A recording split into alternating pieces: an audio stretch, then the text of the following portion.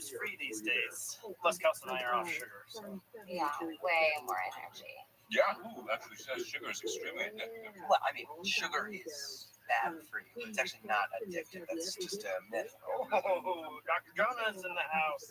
That's so funny because I thought you lied about going to med school for 3 years, but maybe I'm just mixed out. Maybe after lunch you could do some brain surgery on me. I can do it. Okay, I know what I got. Jalapeno margarita. That's too spicy. No, I've had it. You'll love it. Trust me. Trust me, Mom. He only deceived you for 3 years. Trust me, Mom. I'm in med school. Trust me, Mom, Matilda and I are just friends. Miss Jetta? Real talk. That med school life was messed. You both moms are. Oh, are we doing real talk now? No, they're doing real talk. We're doing spicy margs. It's just because I happen to know that Jonah's not the only family member who's lied to Marilyn. Who else has lied? Okay, I may have told Amy some family stuff that she... They're talking about me. Marilyn, I started sleeping with Shelley again. What? I thought that was over. It was, I swear. Absolutely nothing happened for years. I mean, she was a great secretary and nothing more. And then the holidays rolled around, we had a holiday party, and Shelley, they gave this new wig, and I forgot myself. Jesus, Dad. I'm so sorry. This is not at all what I Jonah, did you know that I accidentally texted you instead of Shelley? Oh no, was there a visual? No, Dad, no, I didn't know. When Amy mentioned the line, she was talking about Josh and Rita. What? I don't even know what you're talking about. Come on, the house party, Rita. Yeah, I remember that. She stained the rugs, and then she filled up all the vodka bottles with water, and we found this strawberry gelatin in the shower. No, Dad, Josh and his friends did all of that. I didn't. It's just a quick outsider's perspective. A 60-year-old Colombian woman doing gelatin shots in the shower just seems kind of odd. Okay, well, forget it. It doesn't matter. We obviously have more important things. Wait.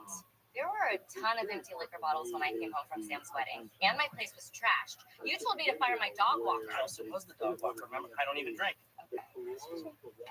Excuse me, Mom. They just wanted to have a nice lunch with my family.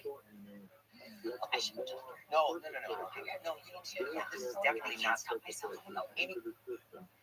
Listen, I'm really sorry. I just got caught up in the felt tips, which are here. Don't look for them, but they are here. Dana, if you're busy, I can just take off. You know what? It might be for the best.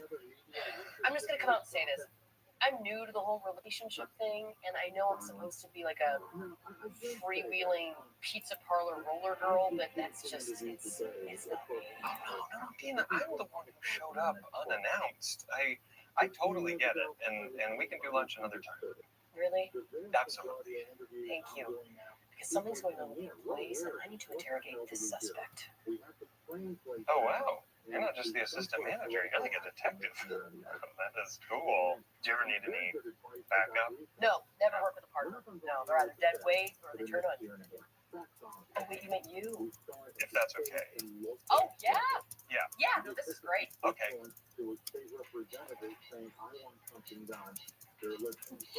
Hey. How you doing? Oh, I'm okay. Richard and I survived Shelley once before, and we will do it again. That's good. But I am sorry about how it all came to light. I didn't mean to upset you or Kelsey, which, by the way, how do you feel? I like her first. Yes, same. Me too. But anyway, it's just that Josh is really hard on Jonah, and I was just getting a little protective. And I get it that the med school lie was nuts, but it was one lie, and it didn't hurt anybody because Jonah doesn't hurt people. He's good. You really care for him. It's really nice. Let's get back out there. Sorry, I got caught up in the moment. I actually really have to. Hey, Sandra. Just wanted to introduce you to my boyfriend, Brian. Brian the vet. So nice to meet you. I've heard so much about you. One thing I bet you haven't heard is that I'm also a veterinarian. That's right, you just said that. Listen, I've got a vet, you've got a messed up cat. Maybe we can help each other out, because I need to know what's going on. What's with all the phones and sneaking around? Tina, please. I can't say. I don't want to get anyone in trouble. Brett just let me follow you on Instagram. Okay, well, it's a shame you won't help us, because this guy loves doing feline lobotomies. And refresh my memory, does Biscuit have lumps? So many. It's like holding a bag of marbles. Happy to smooth that cat out for you. Free of charge, of course. Okay, fine. But I'm only giving you this. Whiteboard. Where? Secret photos, customers, game, $200 prize. That's all I can say. I can't believe she left. Is she serious right now? Not your fault, son. Relationships are complicated. Actually, no. Actually, your relationships are very simple. Mom is crushed because he cheated on her, and Kelsey dumped you because you're a jackass. Jonah. I'm sorry, Dad, but it's true. He's a liar. It happened yesterday afternoon in the city of Industry when a man barricaded himself inside a car wash at a gas station. The standoff lasted about 6 hours. He's in custody. No word as to why. And a $2 billion Powerball jackpot winner has purchased a new Bel Air mansion for $25.5 million. Edwin Castro purchased that winning ticket last November. He still has $600 million in the bank. Southland weather from KL5. Partly cloudy with highs in the 70s for the beaches, 80s to 90s inland. Right now it's 68 in Tustin, 65 in Mission Viejo, with 69 degrees in Long Beach and 64 in Redlands. With a local from the KFI 24-hour newsroom, I'm Bree Tennis. In Costa Mesa, there's a full-day closure for Robot northbound from the 73 to Fairview. All lanes are going to be shut down for road work until 5. In Pyramid Lake, this is on the 5 northbound right before Smoky Bear Road. We have good news. Earlier transit wasn't lanes has been cleared. The drive is recovering in that area. Norwalk, there is a work zone 105 westbound from the 605 to Lakewood Boulevard. Right lane's going to be shut down for road work until 5. Expect delays. Verify the sky. Let's get you there faster.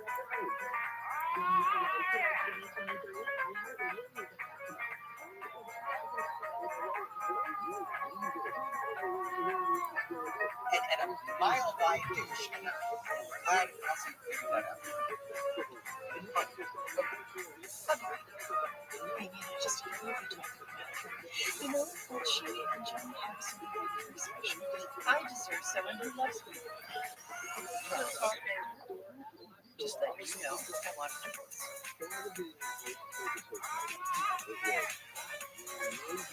Oh, yep. The marks are here. Wait, are we missing people? I'm really sorry. If I would just stuck to the high road, this wouldn't happen. Honestly, I think it's good. She should have left years ago. You mean like the first time Shelly happened? Right around there, yeah. I called my brother a douche to his face. For real? And I missed it? Yep, it's great. Sometimes the low road gets you there. Well, I am really proud of you. And I know Matilda will be too. Brings that up a lot. My take? He must have been a classic projection. I don't think, I mean, none of us want to. Anyway, she's dead.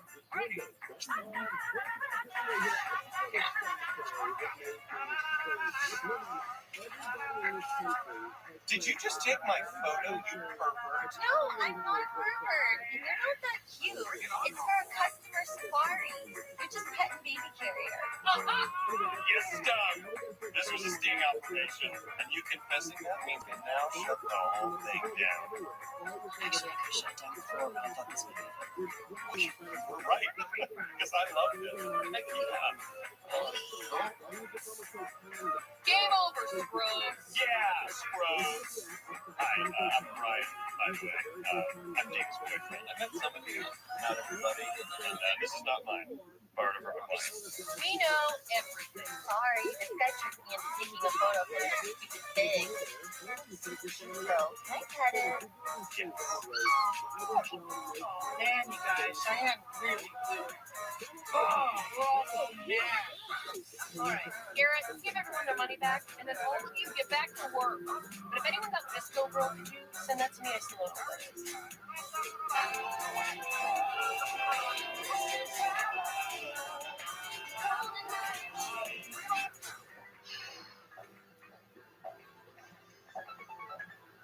Amy, there you are. Sorry, I think Zephyr Crody was just trying to call me. Okay, good. I don't know that, but there's some kind of stolen game going on. I don't know what it is, but I know That's so great. Keep it up. Thank you. You're the best. if it comes up on the call, put it down. I'm sorry, what position is this for exactly? Director of Customer Experience for Cloud9. Or like, I'll talk. Theater headquarters in Palo Alto. Viable takeout of the last team, a glowing recommendation, and we're holding interviews next week. Oh, wow. Okay. So, are you interested?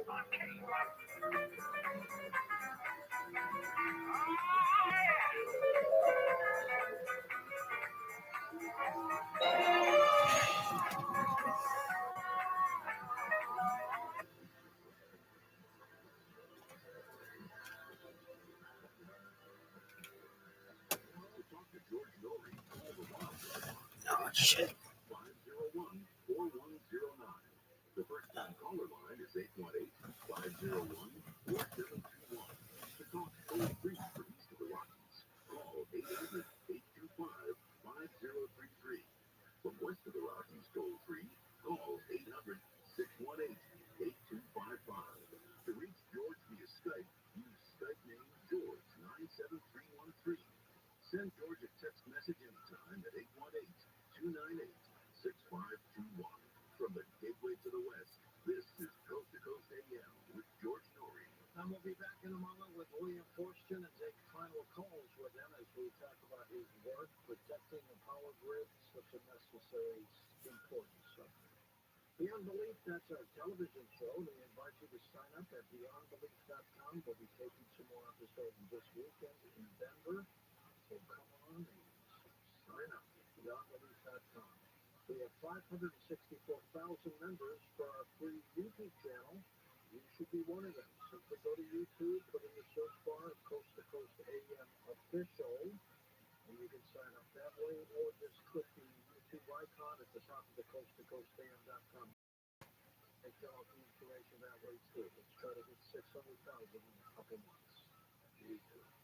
And here's something for you to build up your immune system. HealthyLooking.com and Dr. Alan Lay brings 4 decades of experience in natural products for the exclusive stem cell wellness kit that works with your body's stem cells to assist your immune system. Here's Dr. Lay with more. Whether it's physical activity, obesity, diet, smoking, low on hormones, stress, sleep disorders, or your age, can be supported by reducing inflammation and creating the body to heal itself appropriately. A stem cell Clothing, the wind jackets, the tent, the sleeping bags, all good.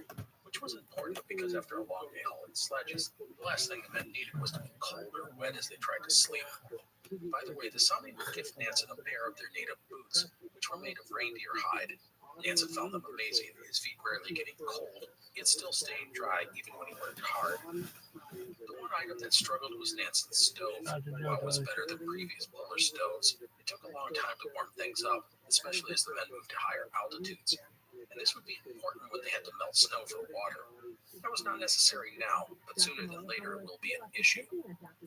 The other problem was food. The men were getting a solid 4,000 calories a day, and while that was not bad, it's not great. They needed at least another 20-25% more calories to maintain their strength and endurance. One of the reasons for this was the pemmican that Nansen had gotten did not include fat, which was the norm. The men thus began to crave fat. Each man was given a small ration of butter once a week. It became one of the most welcomed and relished foods that they had, but it was not nearly enough.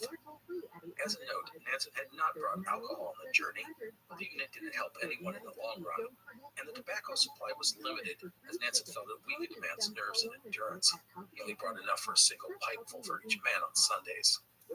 And so up the men went, their progress slow but steady, and soon the upward gradient eased, meaning only 2 men were needed to haul one sledge. On August 20th, they passed the fissured edge of the ice cap, and before the men was the unbroken surface of the interior. It was like a sea of ice, with long frozen waves across the horizon. This was a big moment as the surface was hard and polished and even. A single man could now pull a sledge, no more relaying back and forth. However, 3 days later, the snow would change. It became fine and crystalline and rough. It clung to the iron-shod sledges. Nancy would say, quote, "The going is miserable. The snow became stickier and stickier and deeper and deeper. We sank 4 inches." End quote. The Inuit, by the way, had a method for dealing with such conditions. They would coat the runners of a sled with a thin layer of ice, and it would help it slide along. But Nancy knew nothing of this, and thus the sledges struggled except for in moderate conditions. The team, by the way, was still rising in elevation, just at a more gradual rate. The expedition plodded on as summer waned. By now there was no rain, just snow and harsh winds. Nancy said the grains of snow could be needle-like and slash exposed skin in high winds. It was like being in a sandstorm in the desert. And with no available water, snow had to be melted on the inefficient stove, and dehydration set in. Dehydration saps a person of so much. They get weak and disoriented. They suffer from a wide variety of symptoms, including muscle cramps, headaches, and exhaustion. And there were other issues as well. Both Baltu and Ravna had developed snow blindness. Nancy gave them cocaine-infused eye drops to help with the pain. The men, as you can imagine, were miserable. They had not signed up for this sort of thing. They had viewed the expedition as a ski tour, not a slog up mountains and glaciers. Heck, they had barely used their skis at this point. Of it all, Christensen would say, quote, "My God, how can people wish so much suffering on themselves that they do this?" End quote. Now, being that the team was on the ice cap, the wind was becoming a greater factor, and Nansen experimented with lashing the sledges together and attaching sails to them. However, there was a big problem with this. The winds drove the sledges southwest, not northwest, which was the direction to Disco Bay, and thus on August 27th, Nansen would make a major decision. The new destination of the expedition was now Godhop, which today is called Nuuk and is the capital of Greenland. I will use the latter name for the rest of our story. Anyhow, a journey to Nuuk was not quite as epic of a crossing as if they'd gone to Disco Bay, but it was a sensible decision considering their status, and completing the crossing to Nuuk would still be considered traversing Greenland. The change made the men happy as it cut roughly 100 kilometers or 60 miles off the journey. The men would continue on, sailing the sledges when possible, but hauling them when needed. Up until now, the team had not really used their skis, but it was here that Baltu would break them out and find the going not too difficult. The skis Nansen had ordered were made of birch with thin iron plates and a strip of elk fur down the middle to help them glide in the wet snow. However, the skis struggled going uphill, and the grip was not very secure, but several of the men gave them a go. The rest of the team turned to using snowshoes. Nansen had brought big Canadian-designed shoes, which no one had really used. The Sami refused to try them and stuck to their skis. After some fits and starts, the rest of the men soon figured out how to use them effectively. On August 31st, the men were essentially on Greenland's ice cap. They no longer could see any land. There were no mountains or ridges protruding up out of the ice pack, just a sea of ice and snow. They were at an elevation of about 2,500 meters, or 8,200 feet. They had spent 17 days plodding upwards to get to this point. In short order, all the men would be on skis, and progress would be much smoother and steadier. However, this high up, the cold and wind got brutal. On September 4th, the temperatures dropped to negative 18 Celsius, or 0 degrees Fahrenheit. The wind chill was a balmy negative 50 degrees Celsius, or negative 58 Fahrenheit. And thirst was even more of an issue as melting snow became extremely difficult. Luckily, the clothing and tent kept the men warm and dry. Here's a crazy story I wanted to share with regards to the extreme temperatures. On a bright day, Nansen took the temperature of the shady side of the tent. It registered negative 40 degrees Celsius. The Fahrenheit equivalent is negative 40 degrees as well. Nansen then took the temperature on the sunny side of the tent. It registered at 40 degrees centigrade. Not negative 40, but 40. That's 104 degrees Fahrenheit. No matter, as long as the weather was okay, the men were making around 15 kilometers or 9 to 10 miles a day. Nansen said the motto was, quote, "Death or the west coast of Greenland," end quote. However, the cold, snow, and wind would persist. On September 6th, the men would wake to find their entire tent nearly buried by drifting snow. They used whatever they could to prop up the tent walls so it wouldn't collapse. The wind had been so fierce during the storm that if the men had to go outside, they had to crawl, otherwise they would simply get blown over. But when the weather cooperated, the team would move forward. The next day, they reached an altitude of 2,720 meters, or 8,920 feet. They had reached the summit of the Greenland ice pack. The main thing about reaching the summit was that after going up, you now got to go down, which is much more fun. And so onward the men went. The sails were used on the sledges if possible, but they would be hauled if necessary. When the sails weren't used, one of the men stood in back, holding onto a bamboo pole attached to the sledge, acting as a helmsman. The one major issue was that the sledges got going too fast, and they couldn't be stopped. One time the men had to bring the sledges to a quick halt as they neared a chasm, which was a 100-meter drop, or 330 feet. But things would go well. One day the conditions were perfect, and the men pushed themselves as long as they could manage. They covered 70 kilometers, or 44 miles, in that single day. The sledges were, by the way, proving to be outstanding. One of them did break down and have to be abandoned, but otherwise they slid along the surface at a rate most polar explorers could never imagine. Nansen's vision was bearing fruit. On September 17th, the team would sight a snow bunting, which is a small bird. It was the first living creature they had seen in weeks. It was an encouraging sign. As they approached the western coast of Greenland, the landscape began to transform. Flat surface was replaced by increasing numbers of gullies, chasms, ridges, and crevasses. Progress would slow as the men had to carry the sledges over rocks or find their way around crevasses. Eventually, the gradual decline in altitude became quite dramatic, forcing the men to take off their skis and lower their sledges down steeper slopes. Now, 2 milestones were reached at this time. First, the men, for the first time in a month, discovered fresh pools of water. When they found the water the first time, they rushed to it and pushed their faces in, drinking to their heart's content. It was a big moment, physically and mentally. Dehydration was now removed from the picture. Mentally, it offered the men hope that they were nearing their destination. The second item was that Nansen recognized the mountains that they were approaching. The men were running a little north of Nook, so he shifted his course for the next 2 days. But the fact that they knew where they were and where they needed to go was a huge morale boost. Now, one advantage to the lateness of the season was that most of the streams and ice fields were frozen over. This turned them into highways. Streams flowed to the fjords, which flowed to the ocean. Follow the streams, you reached the coast. On September 24th, the men would lower themselves down the steep slope, their crampons digging into the ice. Inch by inch they went, all the while carefully lowering the sledges so they didn't go flying away. Slowly, surely they went, finally emerging at the bottom of a glacier tongue, and there they stepped onto the earth for the first time in 41 days. Nansen would say this of the moment, quote, "Words cannot describe what it meant to feel earth and rock underfoot. The sense of well-being that rippled through us when we felt the heather give under our soles, and the smell, the wonderful scent of grass and moss." End quote. The team was thrilled. The ice cap was behind them, although they still had another 100 kilometers, or 60 miles, before they reached civilization. The 6 men would now have to abandon the sledges and skis that had taken them across Greenland. They were now backpackers for the rest of their march. Nansen had the supplies divided into 6 equal loads, and the men set off. Down into valleys they went, the vegetation thickening as they did so, and it was not long before they saw signs of the Inuit people. The team would make their way down into a fjord, reaching sea level for the first time in weeks. They had, officially, crossed Greenland. Now, the fjord had high mountain walls on both sides, which the men could not scale.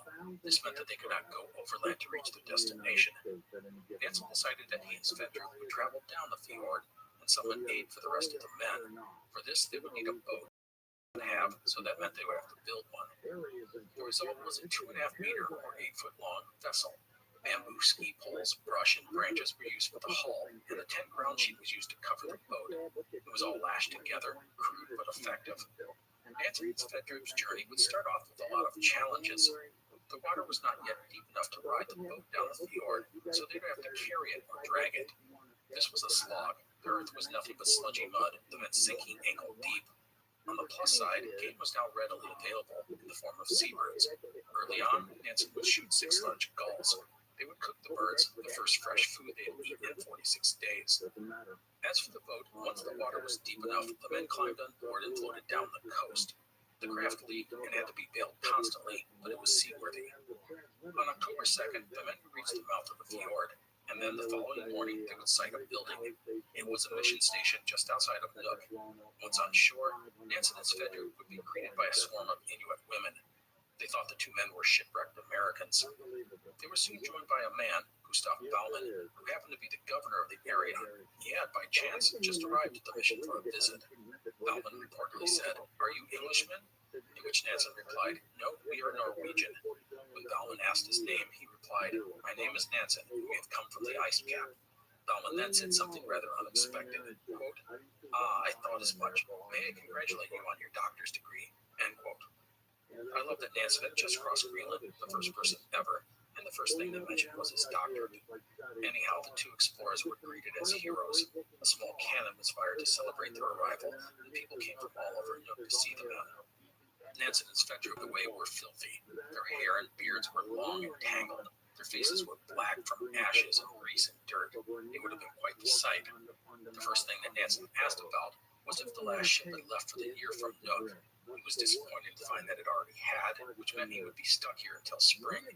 But Nansen wanted to get word to the outside world of his accomplishment. There was no telegraph in Greenland, but Nansen was told that there was a ship scheduled to leave from the port of Igers, about 500 kilometers or 310 miles to the south. The main issue was if the water started freezing, the ship might have to depart early.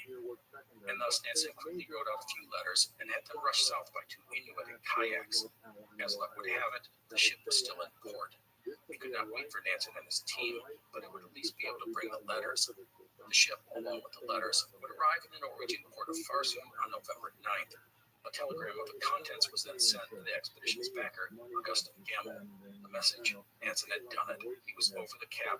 All was well. It wasn't long before news reached the rest of the world. Nansen was now famous. However, Nansen could not reap the benefits of his success sitting in Greenland. He would have to wait for that. Instead, he would organize the return of the rest of the men who were still camped up the fjord. They had been waiting anxiously for Nansen's return, growing more and more worried that he had not made it. But they would eventually be brought back by the locals. Like Nansen and Svedru, the first thing they did was gorge on food. And so the men would have to wait until spring. Nansen adopted Inuit dress that winter and learned how to survive in a polar environment. He learned to throw an Inuit harpoon, how to use a kayak, and even the language. He found the Inuit to be highly adapted to their world. Now, some of this was Nansen simply being fascinated by something new, but it was also a hint of what was brewing in his mind. Already, Nansen was plotting out his next great adventure, a run at the North Pole. But that will be for next time. Instead, Nansen and his team, most of whom learned how to hunt and fish and kayak with the Inuit, would ride out the long winter. It was not an unhappy time for the men, who found the Inuit friendly and welcoming. When a ship would arrive on April 15, 1889, it was time to pack up and go. Nansen had grown fond of the place, writing, quote, "It was not without sorrow that we left this place and these people, among whom we had enjoyed ourselves so well." End quote. The ship would thus depart with the team, although Baltu was saddened to leave as he had fallen in love with a local girl. However, she was already engaged, and he was thus heartbroken. The voyage that followed would take 27 days to reach Copenhagen. The ship had brought with it a ton of mail. Piles of letters and cards congratulated Nansen on his wondrous accomplishment. Nansen's brother, Alexander, wrote that he was no longer known as Alexander, but as Nansen's brother. Anyhow, the men would arrive in Copenhagen to the cheers of thousands. Augustin Gamel feted Nansen and his team, keeping them there for a week. The press loved Nansen. He was tall and blond and handsome, the image of a Viking. One journalist said he was, quote, "the lion of the moment," end quote. In his speeches, Nansen frequently downplayed the rigors of the expedition, making it sound as though the journey had been easy. From Copenhagen, he was back to Norway. There, people were ready to welcome home their heroes as Nansen fever swept the nation. They arrived by ship in Christiania, where they were escorted into the harbor by hundreds of boats. It was estimated that 30 to 40,000 people had gathered to welcome home Nansen and his team. One story I love from this great celebration involved two of the team members. As they approached the city and saw all the cheering people, Dietrichson asked one of the Sami, Rabbi, about the welcome, saying, quote, "Look, isn't it wonderful with all the people?" End quote. Ravna replied, quote, "Yes, wonderful, very wonderful, if it had only been reindeer." End quote. Anyhow, what followed for Nansen and his men was 10 days of parades and parties and speeches. There would be medals for everyone. After that, the mania faded, and the team, except for Nansen, would board trains and head home. For Nansen, Christiania was home, so he had nowhere to go. However, by this point, he just wanted to be left alone. He was tired of repeating the same stories and answering the same questions. Frankly, it was boring. Instead, he would look to his future, which now offered all sorts of possibilities, including financial security. His boss at the museum in Bergen, Daniel Danielson, wanted him to come back, but Nansen declined. He knew there was more out there for him than life in Bergen. The University of Christiania would offer him the position of curator of the zoological collection. The job had no specific duties or responsibilities. They wanted Nansen's name more than anything. With a salary of 3,000 krona, which was quite generous, it offered him the opportunity to have some security and to do whatever he really wanted. He would accept the position. As for what to do next, well, Nansen would start by putting together an account of the Greenland expedition. The result would be the book, The First Crossing of Greenland, which would come out the following year. The other big thing for Nansen was a wedding, as he would get married just a few months after returning from his now epic journey. But let's hold that story for next time, because we are pretty much wrapped up for today. Fridtjof Nansen had done it. He had become the first person to cross Greenland and was world famous. He had accomplished the feat with a fresh and innovative approach. His use of skis, specially designed sledges and gear, had been a great success, and he had done it without the loss of life, rare for such endeavors. Also, the crossing revealed to the world exactly what lay in the center of Greenland. At 28, Nansen had the world before him, and next time we will get him on the path for his next big adventure, a go for the North Pole. Now, before we end today, I want to visit with a few of the people in our story, because most of them we are done with, but I want to let you know about their fates. Otto Sverdrup, the expedition's second in command, we will hold off on, as he would be on Nansen's next expedition. Olaf Dietrichson, our military officer, would head back into the army and have a long and successful career, rising to the rank of Major General. He would die in 1942. Christian Christensen was invited on Nansen's next expedition, but by then he would have a wife and a family, and he would ultimately pass on the opportunity, even if he was sorely tempted. He would go on to work as a foreman at a timber yard as well as on a farm, before spending most of his life working for a shipping company. He died in June of 1943. Regarding our Sami, neither of them was done with exploration or adventure. Ola Nielsen Ravna would apply to be on Nansen's next expedition, but was passed up due to his age. However, in 1905, at the age of 65, he went back to Greenland as part of a team looking at the possibility of setting up a reindeer farm around Nuuk. He would return to Norway, but die the following year. The last member of our team was Samuel Baltu, the excitable Sami whose good humor had been a great source of relief on the Greenland expedition. While Baltu would go on to write a book on the expedition, it was honest and interesting and provided us with a lot of great insight into the endeavor. Nansen would even use some of Baltu's text in his book. In some ways, Baltu struggled to adapt to life after the expedition. His home in the north was now very small after having done and seen so much. He wrote Nansen about coming on his next expedition, but his lack of sailing experience, plus his unpredictability, made him ill-suited for such a large endeavor. His offer would be declined. Baltu would spend some time in Alaska, helping expand the reindeer herds brought from Siberia. He would also do some gold prospecting. Baltu would ultimately return to Norway and get married. He died in 1921. Side note relating to Baltu. In 1925, diphtheria broke out in Nome, Alaska. 20 mushers and 150 dogs were organized to carry the medicine across Alaska to save the city's population. The lead dog on the final stretch of the journey was named Baltu in honor of our Sami explorer. Baltu the dog would go on to become one of the most famous canines in the world. And so that wraps up the story of Fridtjof Nansen's 1888 Greenland expedition. It had been a great success and thrust Nansen onto the world stage. Next time, we will follow Nansen as he develops his plan to reach the North Pole. That is it for today. I hope you've enjoyed the show. Please take care, stay healthy, and I will see you next time. The Explorers podcast is part of the Airwave Media Network. Go to airwavemedia.com to find other independent podcasts such as Big Picture Science and Clever. You're listening to an Airwave Media podcast.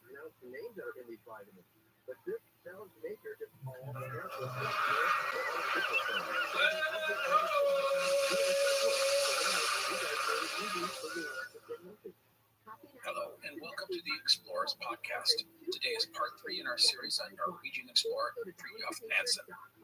Last time, we got Nansen home from a successful crossing of Greenland, making him the first person to ever accomplish that momentous task.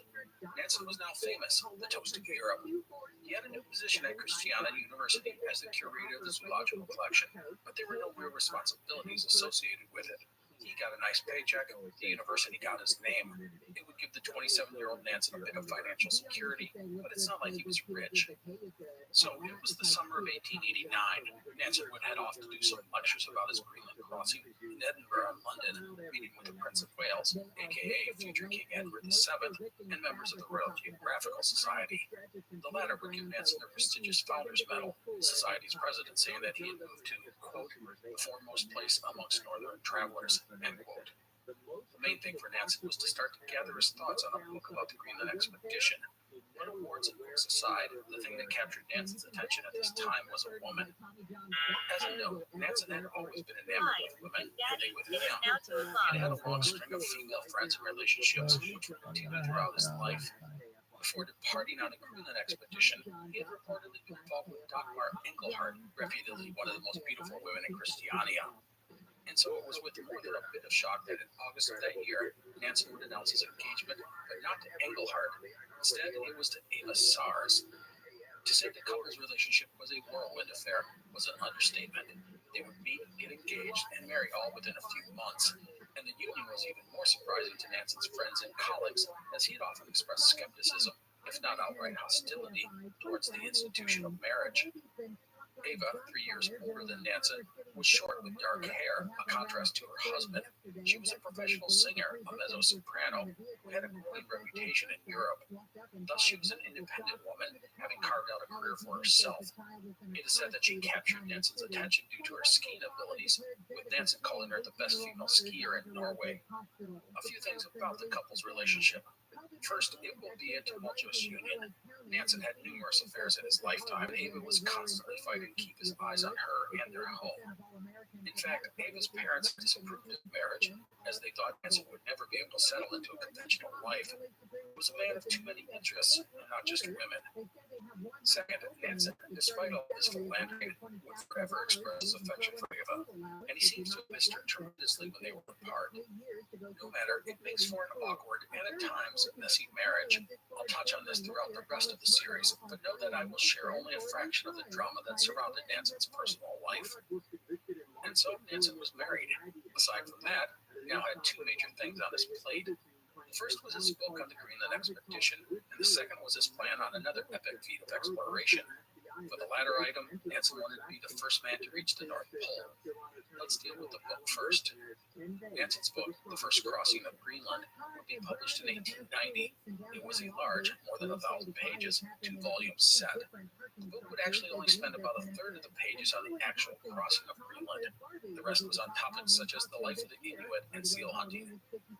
As a note, Samuel Baltu, the Sami who had been with Nansen on the Greenland crossing, would write his own book about the expedition.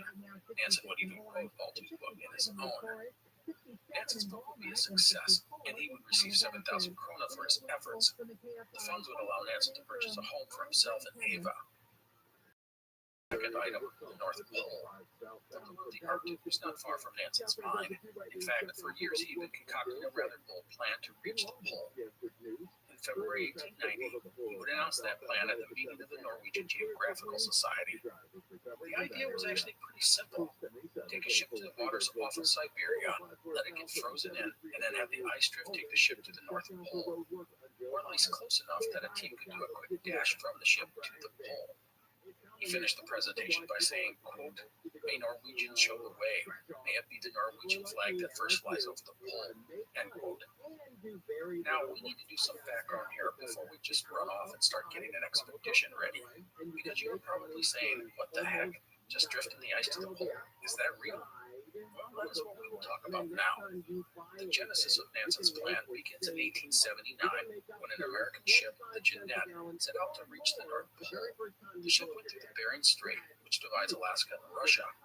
The ship would get trapped in the ice and drift west for 2 years before being crushed off the Siberian coast. 20 of the 32 crew would die. Side note here, I will cover the Jeannette expedition someday as it's a great story. Side note done. So the Jeannette sinks, and that's the last we heard of her, correct? Well, no, and that's because in 1884, 3 years after sinking, items from the ship would be found on the southeast coast of Greenland. This was thousands of miles from where the Jeanette had gone down. How was this possible? Well, the theory that was proposed was that there was an east-west current that carried across the Arctic Ocean from the area where the Jeanette went down, which was the East Siberian Sea, to Greenland. This theory is actually correct. There is a specific current, now called the transpolar drift stream, that goes from the waters of northern Russia to Greenland. Our thing here is that the drift doesn't go directly over the North Pole. You get close, but in reality, it skirts north of the land masses, mostly archipelagos of the area. This includes the New Siberian Islands, the Severnaya Zemlya Islands, the islands of Franz Joseph Land, and Spitsbergen. I put a map of all this on our website, explorerspodcast.com. So what Nansen and others were suggesting was that if you let yourself get frozen into the ice at the right spot, the natural drift of the ice would take you close to the North Pole. Now, some big questions here. First, this assumes that there is no solid land in the north, like at the South Pole, as a continent doesn't drift. But based on the information available, Nansen believed that the Arctic was only a frozen pack of ice, not a solid mass of land.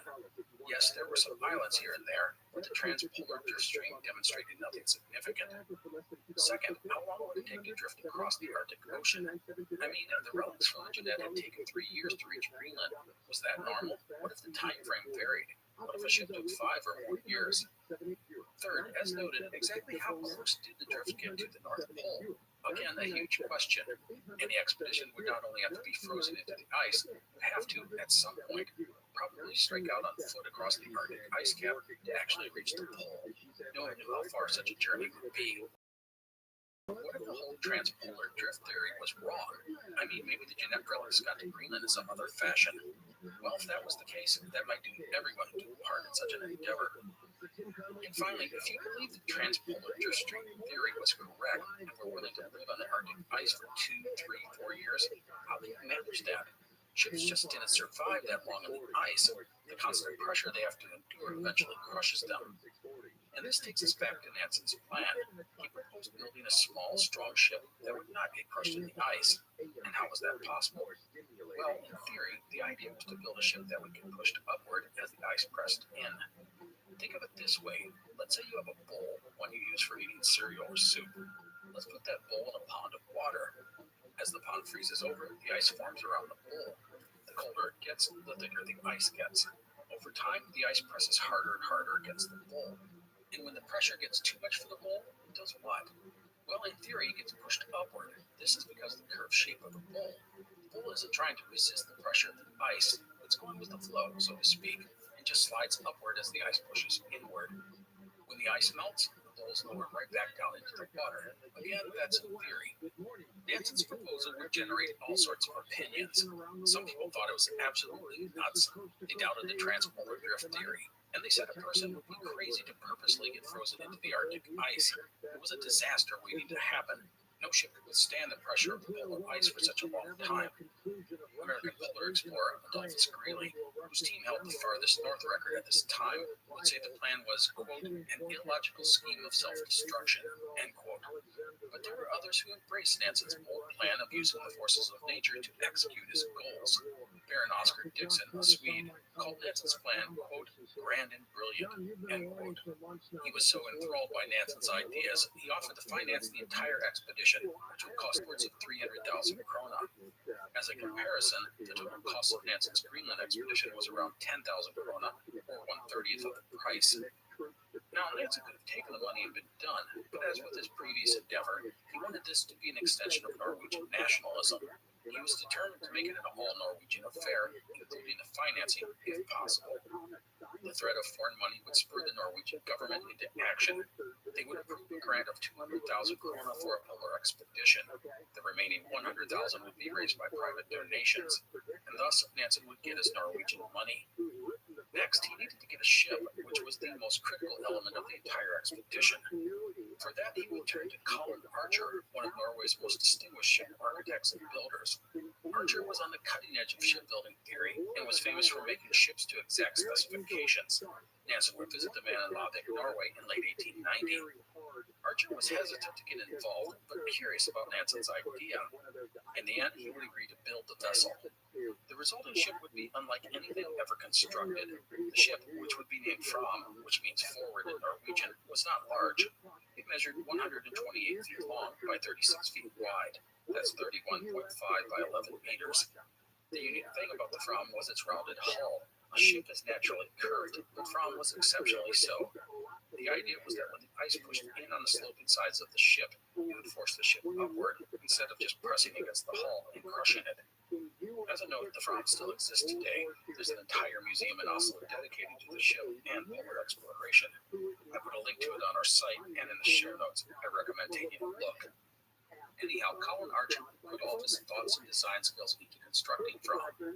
The wood was critical. The keel was made of American elm, the frames of oak, grown to shape and 30 years aged. The stem, which is the curved edge stretching from the keel below up to the upper edge of the ship, was made of 3 massive oak timbers. The deck was of Norwegian pine, while the outer planking was doubled and made of oak. To top it off, the outer planking was sheathed in a layer of South American greenheart, one of the hardest timber types in the world. The ship's thickness ranged from about 2 to 2.5 feet, or 60 by 75 centimeters, but at the bow, which is the front of the ship, it was 4 feet thick, or 1.25 meters. Diagonal braces were used to reinforce the hull internally, and inside there were 3 layers of paneling. They're trying to take away his dog. Look at this one. Yeah, it's fucking rude. That doesn't mean the cooler head should not prevail in this. And I like what I heard from Ramaswamy today. He said Zelensky is outrageous, demanding more cash to hold an election that has been postponed because of this war, asking for more money from the U.S. when he's received over $125 billion. So, yeah, we are in the most that we've been in our lifetime, far worse than anything in the Cuban Missile Crisis. And somebody has got to be able to prevail. Clear head. It's got to be sooner than later, John. Thank you. John Curtis's website, onlinecolumnist.com. The investment bank Goldman Sachs now sees a 15% chance that the U.S. will slide into recession, but that's down from 20% previously as cooling inflation and a still resilient labor market suggests the Federal Reserve may not need to raise interest rates any further. That's good news. Bank of America is shutting down several locations in California, branches in San Marcos, Los Angeles, and Anaheim. They still have banks, of course, but they're closing some. They were joined by Wells Fargo and J.P. Morgan as they were shuttering branches too. So far, more than 1,100 bank branches have shuttered this year from all kinds of banks. Charles Pappas, investment advisor, author of America's Financial Reckoning Day. Is it the internet that's doing it to these banks, Charles? Yeah, it's pretty much. I mean, this is a trend we've seen since 2008 with Wells Fargo, J.P. Morgan, some of the big banks. Love how it's closing. This year we had 3,000 closings in 2022 out of 78,000 branches in the U.S. But some of the reasons are obvious. During the COVID years, there was about a 35% increase in online banking, and the banks are shifting to this and a more digital focus as they face competition with financial tech companies, payment apps, smartphones. 25% of the customers use computers for banking, like I do, and heck, today you can even get a loan online, lock a mortgage or something. I mean, So another factor, I think, is regulatory compliance costs have really increased for the banking sector, just like healthcare everywhere. And about a third of these branches are in low-income communities, I guess, in that area as well. In fact, LA had several closed last month as well. But, the era of low interest rates has really hurt bank profits, and we've seen a lot of bank mergers in the past few years, and this just leads to more banks that are being closed as well, like J.P. Morgan did this year when they took over. But now the Fed's raising rates, and we're having a negative effect on the banking sector, and low-yielding bond portfolios and losses that they've had. This has already led to bank failure. Earlier this year, we talked about we've seen several banks getting downgraded even more, and this is likely to get worse with commercial real estate losses. We've yet more people are moving into cash and money market funds and so on. But some are promoting or predicting the idea there'll be no bank branches by 2034. You know, as the sector moves to more digital platforms and a cashless society. But I think we're already seeing that with the central bank digital currencies right now. I mean, again, during the COVID years, a lot of people started using cryptocurrencies. Banks were trying to maintain a monopoly here and regulate cryptos and so on. That Jim Rickards calls CBDC, Bitcoin's evil cousin. And I just put that in my last newsletter. Because it would force you to use fair legal tender. It would be a complete loss of privacy. They would force negative rates, cards and social credit, back certificates, taxes and fines, illegal control of velocity of money with tokens that might expire and so on. So it's a very bad idea. You know, at the pace these bank mergers are going right now, we could just end up with 5 or 6 too big to fail banks in the U.S. and maybe the world. I don't know. And it would, you know, be a lot easier to adopt central bank digital banking system and so on. I guess that's why I like the privacy of gold and silver, because it has legal tender status in many states now, 12 and 15. And you know, as far as the future for banking in this digital age, I think it all depends on the reliable power grid and infrastructure, and that would be really something if we had an EMP attack, and perhaps that's something that Jeff will talk about tonight or Later on. Thank you, Charles. Always good to talk to you. An exoplanet is a planet found outside of our solar system, and many have already been discovered. In a moment, astrophysicist Joshua Lynn joins us. His work is called The Little Book of Exoplanets. We're going to talk about some space next on Coast to Coast. Stay on.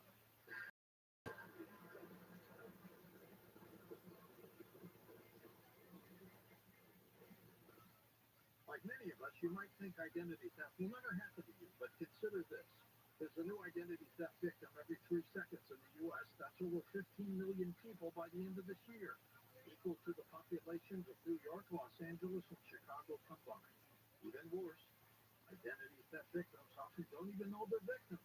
That's why LifeLock Identity Theft Protection alerts you to identity threats, even the ones that don't show up on a credit report, like data breaches, fraudulent bank transactions, loan and credit card applications, and crimes committed in your name. If your identity is stolen, your own dedicated LifeLock US-based restoration specialist will work to fix it. No one can prevent all identity theft, but LifeLock protects you in ways that you simply can't on your own. Save up to 25% your first year at LifeLock.com with promo code George. That's promo code George and save up to 25% at LifeLock.com. Identity theft protection starts here. Real people, real food. I coughed and I coughed until I choked 24 hours a day. I couldn't even walk across my floor without literally coughing until I was down. So I saw 3 different pulmonologists and they could do nothing. Someone had mentioned to me about a product that President Reagan had taken. I ordered it within 1 week. 1 week. My coughing had stopped. Listen to this, girls. Everyone that would come into our store would say, "What happened? Why are you not coughing?" I told him what I'm doing, and he said, "Well, what's it doing then? You got that coughing." I said, "I can't answer that. It just stopped it." 866-836-8735. That's 866-836-8735. Or visit carnivore.com. That's CARNIVORA.com.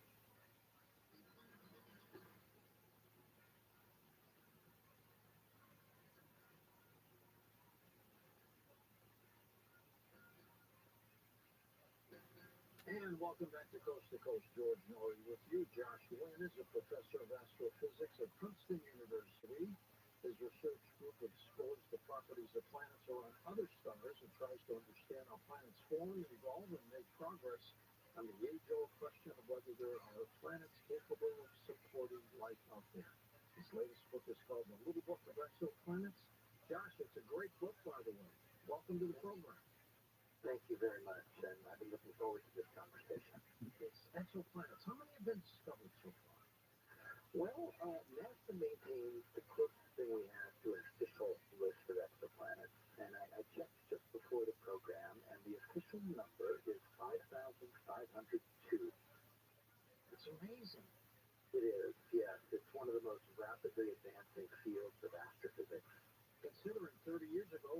solve any of them, right? That's right. Yes, it's a new field. It's very much technology driven. And it was only in the mid-1990s when technology advanced to the point that we could start discovering planets around distant stars, well outside the solar system. What percent would you guess that a star, wherever it may be, would support planets? Yeah, that's a good question. So there are too many stars for us to search them all.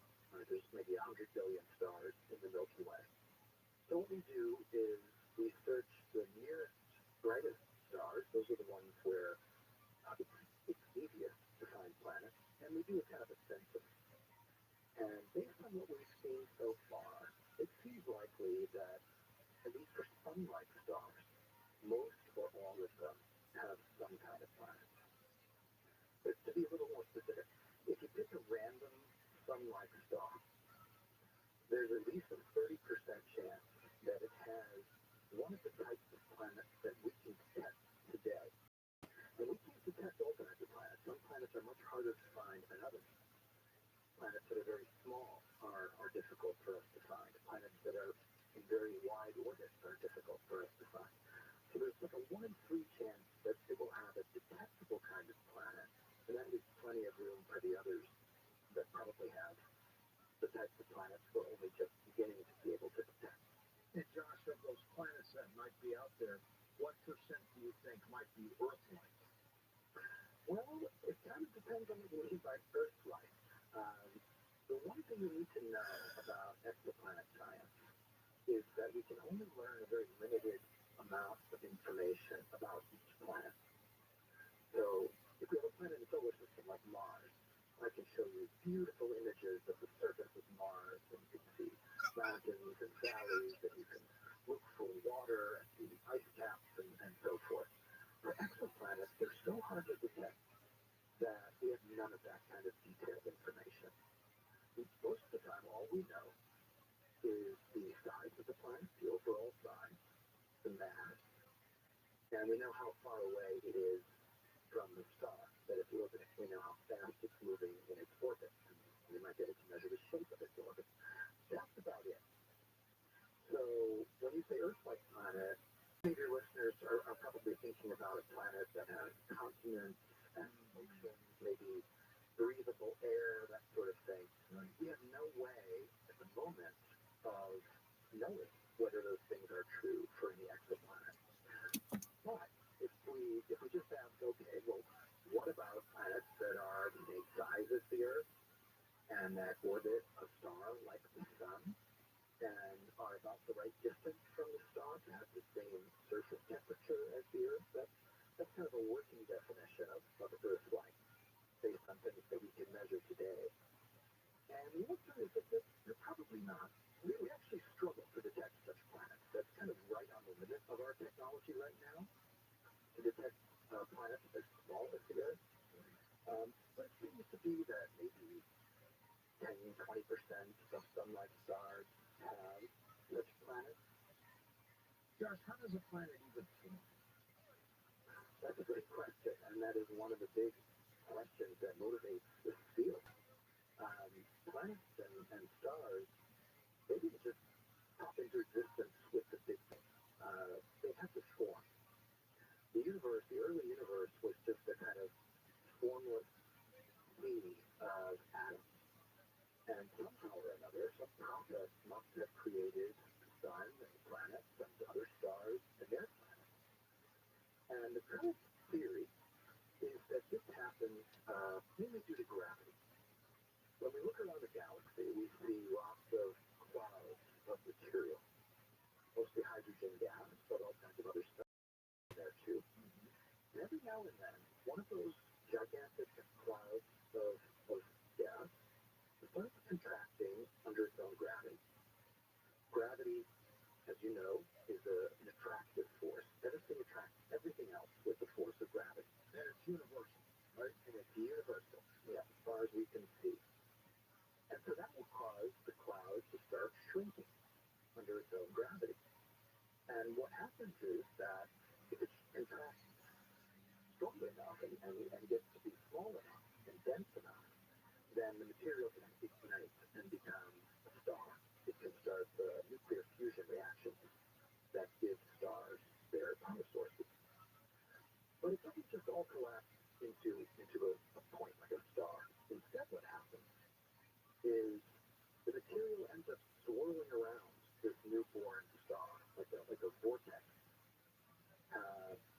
And that spinning pattern of material, that disk of material that surrounds a young star, that is supposed to be where the planets form.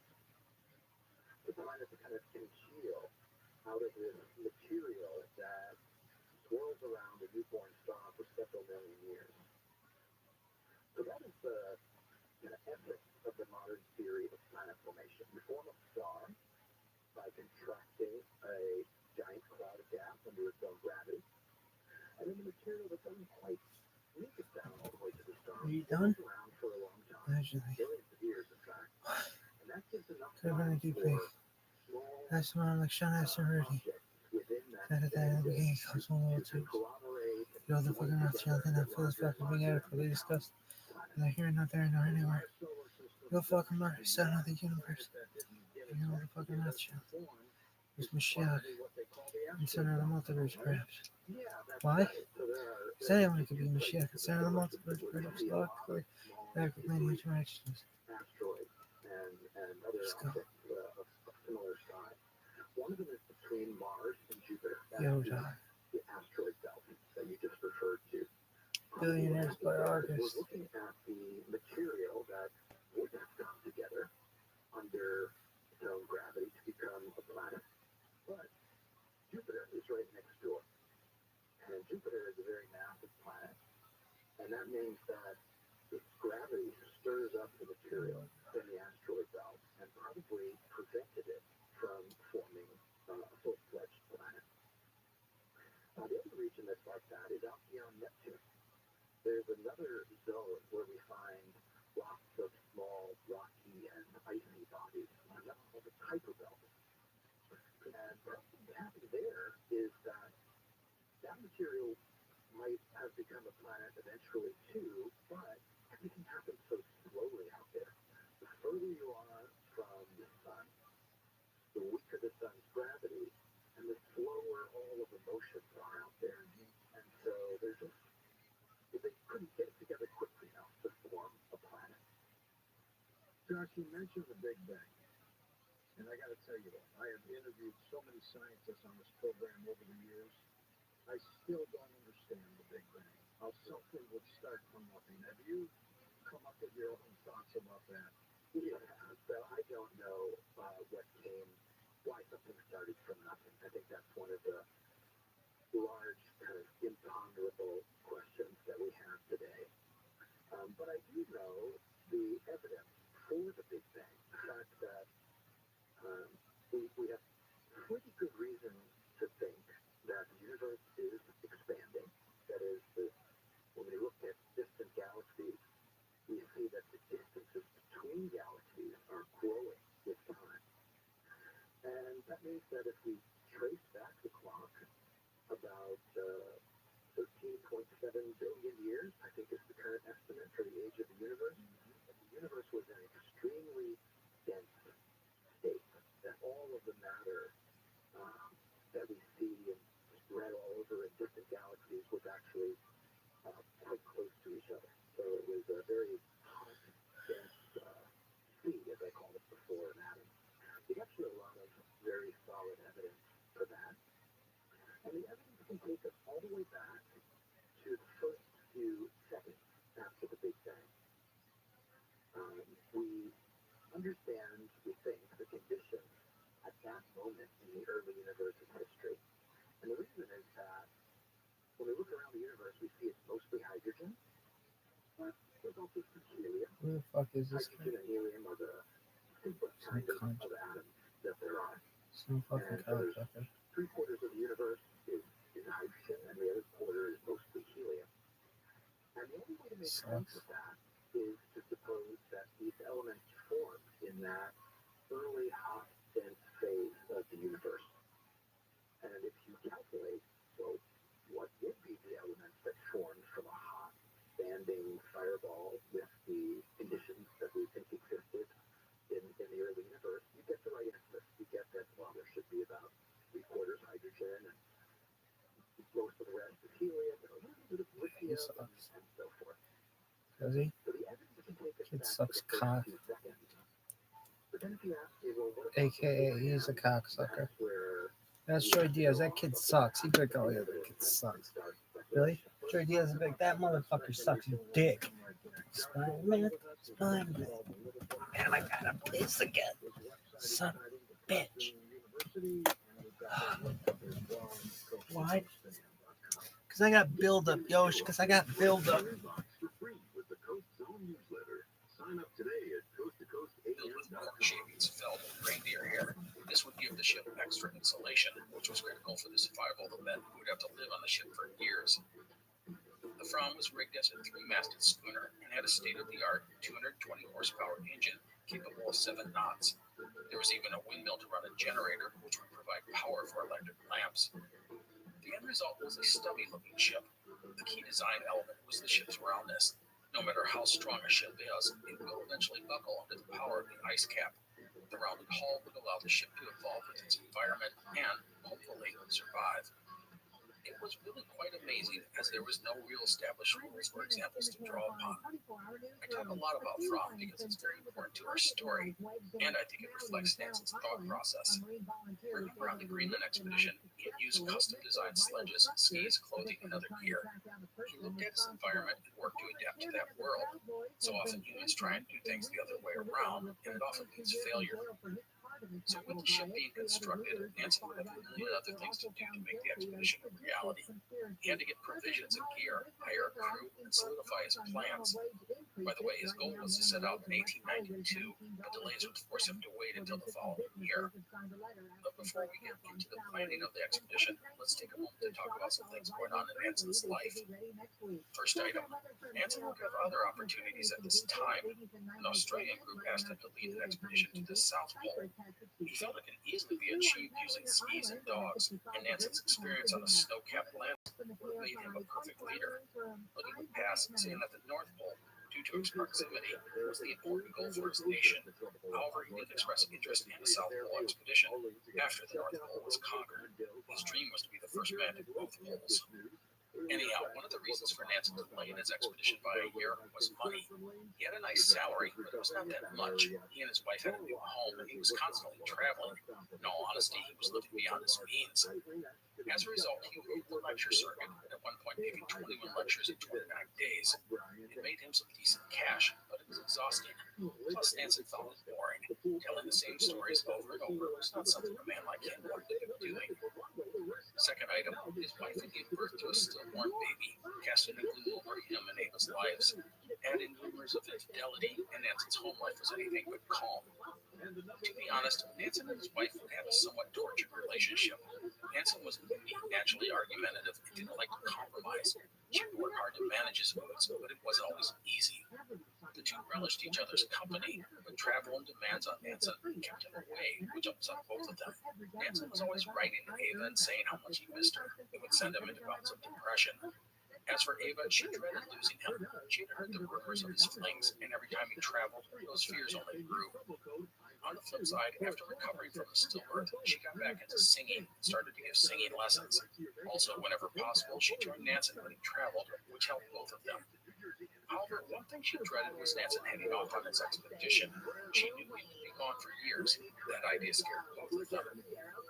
Okay, let's put that stuff aside and get back to Nansen's proposed polar expedition. Nansen's goal was to reach the North Pole. Here are the details of his plan. The team would consist of only about a dozen men, specialists at their jobs. Again, Nansen was eschewing the traditional approach of dozens or even hundreds of men on this kind of endeavor. Now, the initial idea was to sail all the way around South America and come up to the Bering Strait, just like the Jeanette had done a decade earlier. The idea was to follow the footsteps of the ship. But Nansen would make a change to this part of the plan. His ship would instead sail up the Norwegian coast and go east and skirt along the Russian coastline. They would then reach where the Jeanette had been frozen in the ice, just from the opposite direction. That sounds logical, but I want to point out that only one ship had ever sailed that far east along the coast. That was the Vega under Adolf Nordenskjöld, who was the first person to complete the Northeast Passage, which we discussed previously. Anyhow, the idea was a good one, as long as the Fram could make it that far east, which wasn't a given, as the ice was hard to predict. The ship would then make its way north and let itself get frozen in, and then they would wait. With luck, the drift would take the ship close to the North Pole. Just how close was a great question. No one knew for sure. No matter, Nansen was pretty sure he would have to get out onto the ice and make a crossing at some point. For that, he would bring along sledge dogs. The idea was that Nansen would use skis and dogs to make a dash to the pole. The ship would continue to float along with the drift, hopefully breaking out of the ice around Spitsbergen. As for Nansen and anyone else on the North Pole trek, well, once they turned around, they would have to cross the frozen ice to land, likely the collection of islands called Franz Josef Land. From there, they would make their way to Spitsbergen, which was frequented by whaling and fishing vessels. So that was the plan. The theories behind it all were sound, but they were still just theories. As I said, most people thought Nansen was a bit crazy to try such a thing, but as we've seen, the guy never lacked confidence. So Nansen would thus have to outfit his expedition and assemble his team. As with the Greenland expedition, he scoured through books and journals and tried to discern all he could from previous expeditions, anything for an edge. One of my favorite stories involved American polar explorer Robert Peary. If you recall, Peary had initially planned on crossing Greenland in 1888, but had been held up by the United States Navy with surveying work in Central America. Nansen had used that delay to launch his own expedition and steal Peary's thunder. While Peary was more than a little upset by Nansen's eloping on what he thought was his territory, he felt that since he had made an earlier reconnaissance mission, that gave him priority to do a crossing. That aside, Peary would eventually return to Greenland in 1891 and make a rather epic crossing, much further north than Nansen's route. Peary would go across Greenland and back, traveling 4 times longer than Nansen. It was really quite amazing. And while everyone would praise Peary for what he had done, it stung that it was Nansen whose name was in the record book. Now, Peary had used dogs successfully on the crossing. Nansen would thus write to the man and ask him a bunch of questions about the experience. What had he thought of the dogs? What sledges had he used? What kind of food? That sort of thing. Perhaps it was a bit cheeky to go ask the guy who had just bested for advice, but it might have been that Nansen was oblivious to such niceties and traditions. Anyhow, Peary would ultimately respond, but he was clearly not thrilled. In his biography of Nansen, Roland Huntford wrote this, quote, Peary eventually replied that he stuck to pemmican as his staple diet, and that his sledge was based on Nansen's model. His letter was pert and reserved, and saw Nansen as a deadly rival. He was consumed by resentment toward those who, as he considered, had forestalled him in his first crossing of Greenland and robbed him of his rightful due. End quote. By the way, Peary had his own designs on the North Pole and would ultimately claim the prize, but not for another decade and a half, and not without controversy. In the end, Nansen would work hard outfitting the expedition. As before, this was critical to him. He would pick and test the food, the clothing, the gear, pretty much everything. He actually loved the planning part of the expedition. He tested the rifles and guns and ammunition. He tried out all sorts of food options. For skis, he abandoned the telemark style, as he felt it was more for downhill skiing. He would ultimately bring 50 different kinds of skis to test on the ice cap. One fun thing was chocolate. In his book on the Greenland expedition, the chocolate was that they had taken. It had been a great treat anytime it was eaten by the men. Well, the chocolate he had brought was made by Cadbury in England. The company was so thrilled by Nansen's poetic descriptions of their product, they gave him all that he requested for free. One other item I want to mention, as it is very important to this and future polar expeditions, was the Primus stove. The Primus had only been invented in 1892 by a Stockholm mechanic. It was, to be honest, revolutionary. It would be the first portable stove to efficiently burn liquid fuel, paraffin, and produce an intense heat. It was 5 to 6 times better than anything else on the market. It was light, compact, and portable, practically a miracle. It will be a staple on polar expeditions in the future, and Nansen was the first explorer to use it. And so, as the ship and supplies and gear was put together, Nansen would have to settle on a team. The ship would have a crew of 12. All would be men and Norwegians. Well, not quite all Norwegians, but we'll get to that in a moment. As second in command to Nansen, there was no question it would be Otto Sverdrup, his loyal and dependable deputy from the Greenland expedition. He was the one man Nansen insisted on being on the team. Sverdrup had gotten married in 1891 and was hesitant about going, but Nansen agreed to have the man's wife taken care of financially if he didn't return. With that, Sverdrup was on board. Some other key team members included Theodore Jacobson, who was an Arctic veteran. Yeah, we got and the to ship's take first another whiz officer. because I got build up dosing. Lieutenant who conducted scientific observations. Jesus Christ. Yeah, build up. My vast effort, like you read for Yosh. I got build up in my urethra, Yosh. Or toll free at 800-563-3980. That's 800-563-3980. Don't forget to enter promo code George for free shipping. George's stem cell wellness kit at healthylooking.com. That's healthylooking.com.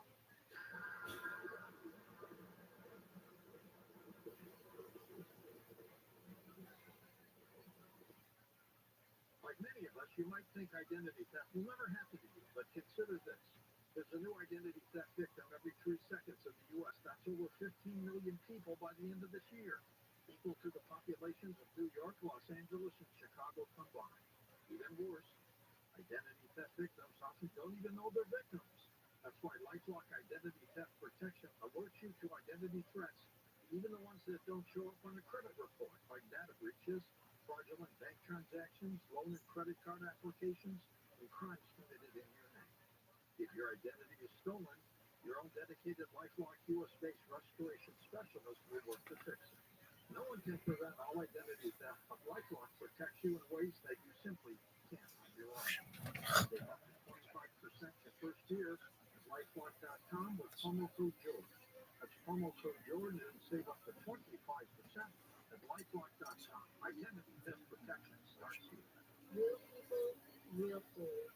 I cough, and I cough until I choke 24 hours a day. I couldn't even walk across my floor without literally coughing until I was down. So I saw 3 different pulmonologists, and they could do nothing. Someone had mentioned to me about a product. I was the person who mentioned this shit. I'm like, woman, you have been coughing all fucking day. Have you ever heard of that shit that Reagan took? And she was like, huh? The rest is history. Everyone that would come into our store would say, my husband, why are you not coughing? I told him what I'm doing, and he said, well, what's it doing that it stopped that coughing? I said, I can't answer that. It just stopped it. So 866-836-8735. That's 866-836-8735. Yeah, I'll call perfect on Or visit carnivore.com. That's carnivora.com.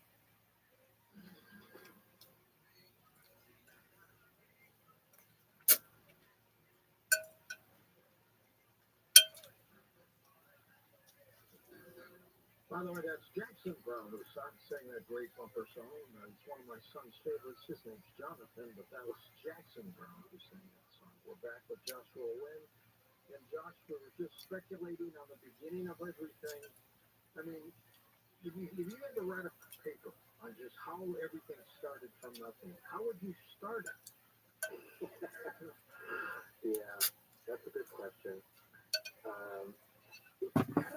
And let's take God out of the equation for a moment. For this? Sure, yeah. But for sure, why? One of the things that you have to do when you're a scientist is you have to tolerate ambiguity. You have to tolerate ignorance for long periods of time. We just don't have a physical theory that can carry us to before the Big Bang or to the very earliest moment, before the first few seconds, like we were discussing a while ago.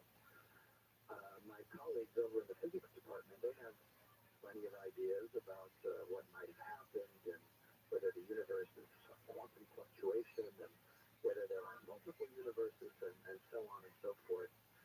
I'm much more of an empiricist. I like to follow the evidence and I like to find new evidence. And it might just be a long time before we have any evidence that will give us clues about what happened at those very earliest moments in the universe. And, I'm thinking chronologically that things must have beginnings and ends. Maybe that's not the way to start. Yeah, I do have a colleague over in physics. His name is Paul Steinhardt. And he thinks, or he has published papers about how the universe might be cyclical. That is, it doesn't have a sharp beginning and a sharp ending, but constantly goes through periods of expansion and periods of contraction and periods of expansion again. And there's some underlying physics behind it that I don't quite understand, to be honest with you. It gives you a sense of how little we know, that we don't even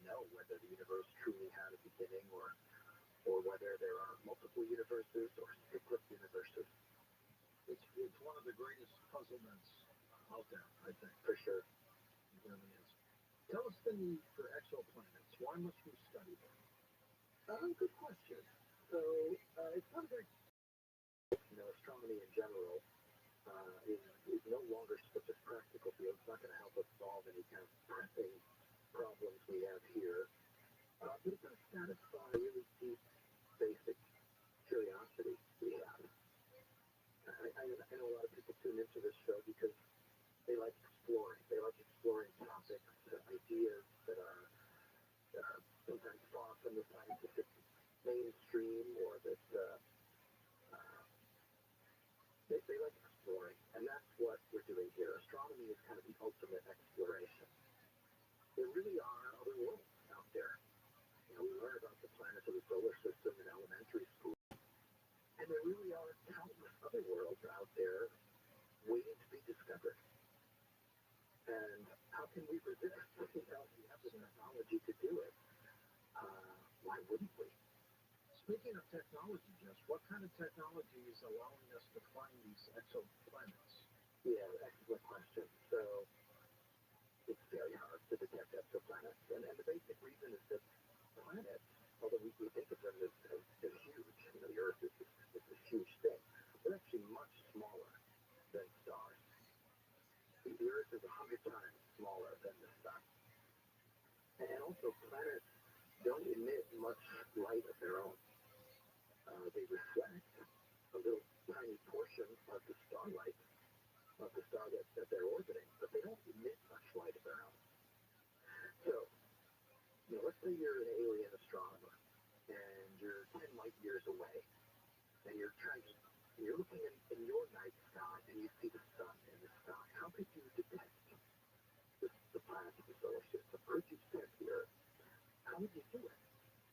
Well, one thing you might do is get yourself a telescope, take a picture of the sun, and then search the picture to see if you can see any planets going around it.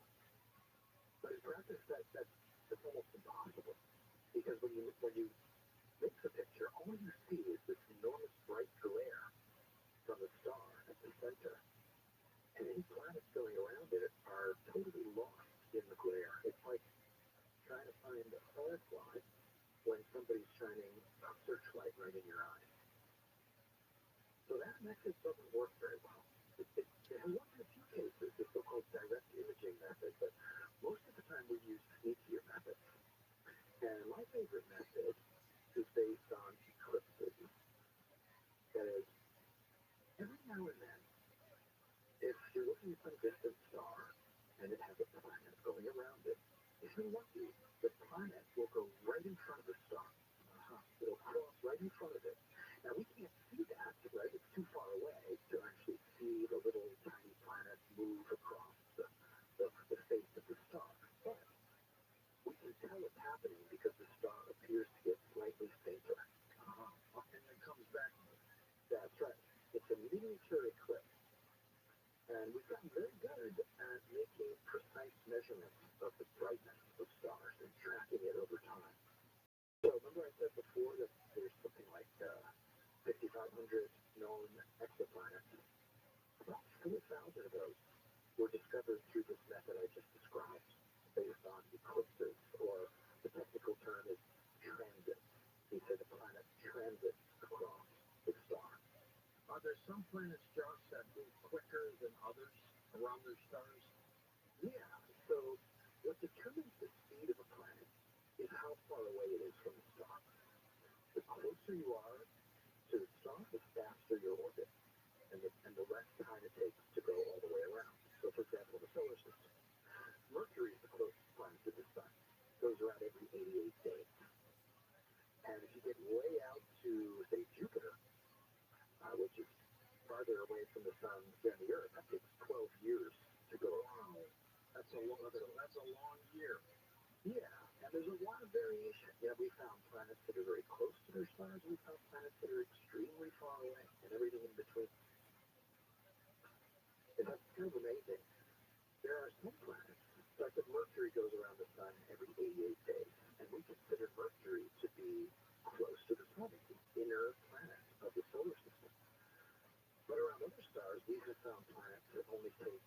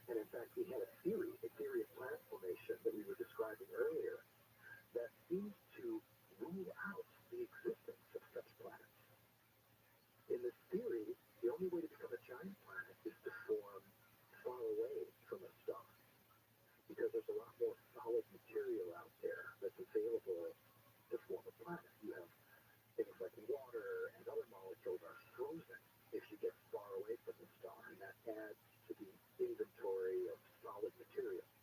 But if you're really close to a star, it's so hot that all of the solid material vaporizes. So you shouldn't be able to form a planet so close to a star, let alone a giant planet. And yet one of the very first discovered exoplanets was a hot Jupiter, where nobody would have expected it. And let me ask you this, Josh. Let's assume there is intelligent extraterrestrial life out there. With high technology, they've had, let's say, millions of years advancement. Would they have been able to spot Earth from their planet outside the solar system and determine the possibilities of life here? Well, I don't know about how technology will develop over millennia or millions of years. That's beyond my imagination right now. But I can tell you that if they have the same technology that we do, and they are located, like I said before, 10 light years away, they would have no problem detecting Jupiter. Jupiter's the easiest planet to detect because it's so massive, and it causes the biggest effect on the planetary system. They would struggle, though, to detect any of the other planets. They might be able to detect Venus. Mercury's too small. And, but that's with our technology. That's with our technology. So that's where we are right now. We're pretty good at detecting giant planets. And we struggle to detect planets as small as the Earth and Venus and Mars and Mercury. Now, give us another few millennia of technological development, and even though what the technology will be, it seems very likely that they would be able to detect all of the planets in the solar system. We've only been doing this for a few decades, and we've gotten as far as we can. Right? It won't take that much longer before we will have much more complete knowledge of exoplanetary systems. Josh, what is the NASA TESS program? Yeah, the TESS is a NASA mission. It's an ongoing NASA mission. And it tries to find planets using this transit method. TESS is an acronym. It stands for Transiting Exoplanet Survey Satellite. So it scans the sky looking for exoplanets. The way it works is it's a spacecraft that has 4 small telescopes on it. And each small telescope is pointing in a slightly different direction. And so together, they can monitor a big patch of the sky, about, say, a 30th of the entire sky at once. And so, for long periods of time, all that the spacecraft is doing, it's automated, is making images over and over again of that part of the sky. And then we use that data to measure the brightness of all the stars in the image. Maybe it's 6,000 stars this time. Looking for those rare events when the star gets fainter, usually for a few hours, because a planet goes in front of it. And that's one of our main engines of discovery right now, is the TESS spacecraft. It was launched in 2018 by a SpaceX rocket, in fact. And it's in an interesting orbit around the Earth. It's in a elliptical orbit. So it's on one end of the orbit, it gets close to the Earth, and that's when we can send all the data back to the ground and analyze it. And at the other end of its orbit, I think it's about 2/3 of the way to the moon. So it really goes far out there. And that's because it's really useful for a space telescope to be far from the Earth, so that the Earth doesn't get in the way of the view. And because the Earth is bright, and so that sometimes the glare from the Earth ruins our images. We've had some guests on our program who have talked about an extra planet in our solar system. They call it Nibiru, and they say that it's on a 3,600-year elliptical orbit, since you brought up elliptical. Yeah. And that it comes in close and then goes way out, and every time it gets close, it has some kind of havoc on our planet, Earth-wise conditions and stuff like that. But is it conceivable, Josh, that there is another planet like that in our solar system? We just haven't found it yet? So it is conceivable that our solar system has another entire planet that we have not yet discovered. But like I said, planets are small, and they're generally very faint. So there could be a planet in the far reaches of the solar system that has not yet been detected. If it were Jupiter size, would it be easier to find? Yeah, if it were Jupiter size, I think we would have found it. But there is room for a planet, say, the size of the Earth, or even a few times more massive than the Earth. As long as you put it out at hundreds of times farther than from the sun than we are, it would be faint enough and inconspicuous enough that we might have missed it. And in fact, that is a topic of a lot of current interest. Now, the theory that you described a moment ago about this planet that is on a, I think you said every 36,000 years it comes in. 3600, yeah, 3600. Honestly, I have not seen any evidence for that kind of planet. But there is indirect evidence for a planet that is called Planet 9. It's called the Planet 9 hypothesis. And the evidence is interesting. We don't see the planet, not yet at least, but we do see something funny going on in the Kuiper belt. Interesting. Remember a little while ago I said that you mentioned, in addition to the asteroid belt, which is between Mars and Jupiter, there's this outer belt of debris and small bodies, rocks, and junk device called the Kuiper belt. And so a lot of people, a lot of astronomers like to find objects in the Kuiper belt and track their orbits as a way of learning about these early events that took place in the solar system. Hold on for a second, Josh. We're at the top of the hour. We'll come back and I want to talk about this Planet 9. We've heard that it is also Planet X. And then we'll take calls with Joshua Wynn. His book is called The Little Book of Exoplanets.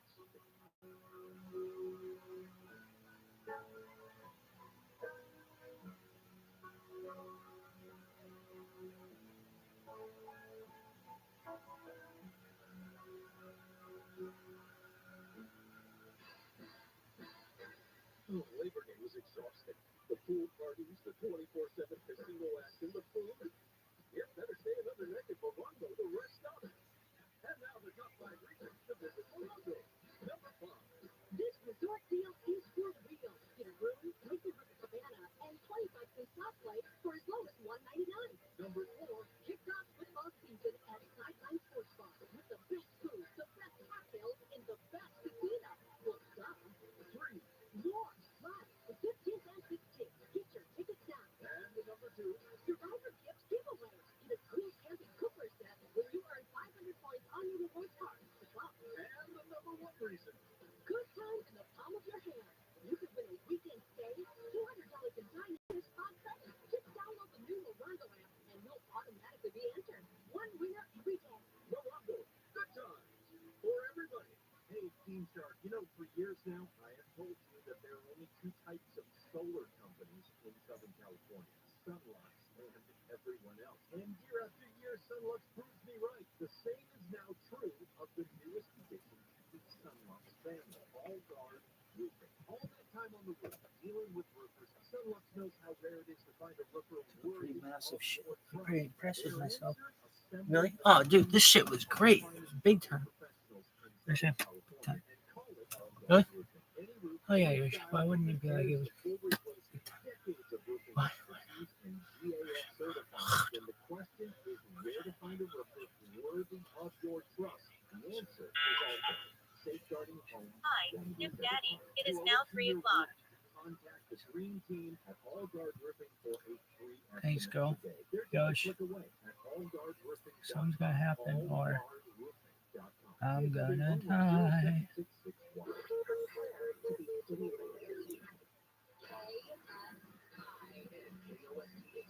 Los Angeles, Orange County. Live everywhere on the iHeartRadio app. Target fire. Ivory tenants in the KFI 24-hour newsroom. A fire inside a Target store in Buena Park prompted evacuations yesterday. It broke out in the children's section. Firefighters say a store employee attacked the blaze with a fire extinguisher. Overhead sprinkler system also went off.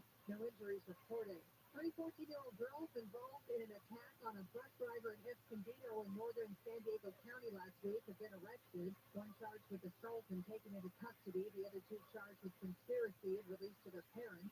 Investigators say some students on the bus were causing a disturbance that caused the driver to shut the bus off and call his supervisor. Cameras were rolling on 3 students when they pushed the bus driver to the ground, punching and kicking him. Riverside has declared an emergency over a toxic dump site. Officials say flash flooding on September 1st caused a breach of a retaining berm. This happened at the Lawson dump site on Torres Martinez tribal land near Thermal. Leakage of an unknown material prompted evacuation warnings for 3 nearby mobile home parks. Officials are now testing the water. Residents are advised to avoid all contact with rainwater and runoff until further notice. A man polluted after a deputy-involved shooting in East LA. Witnesses say deputies opened fire when they saw the man pull a gun after they were chasing him. When he was running away from the cops, and that's when they shot him. It happened really fast. The man was reportedly involved in an armed robbery and alleged assault with a deadly weapon on Monday afternoon. Sometimes it happens, kids. You get build-up. When he was shot, he was hospitalized, now listed in stable condition. And actor Gary Busey's been accused of a hit and run in Malibu. The incident happened in a parking lot yesterday. He allegedly crashed into another vehicle's back bumper and took off. The woman chased him down and called police. Southside weather from KFI. Highs in the 70s for the beaches, 80s and 90s inland. Right now, 67 for La Palma, 66 in San Clemente. It's 60 in Acton and 66 in Toluca Lake. With a local from the KFI 24-hour newsroom, I'm Bree Tennis. In Westminster, there's a full 3-day closure for my southbound Golden West to Beach Boulevard. All lanes are going to be shut down for road work until 5.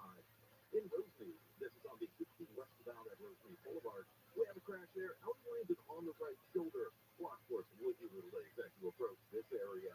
And in Santa Clarita, there is a work zone 5 southbound from Town Grove to the 14. Southbound, there's a 2 right lanes shut down for road work until 6. KFI is the sky. Let's get you there faster. I'm Brian Van. It's complicated. These days, that's how people even describe their relationship status. But when it comes to the latest complexities in your car, it's gotten really complicated.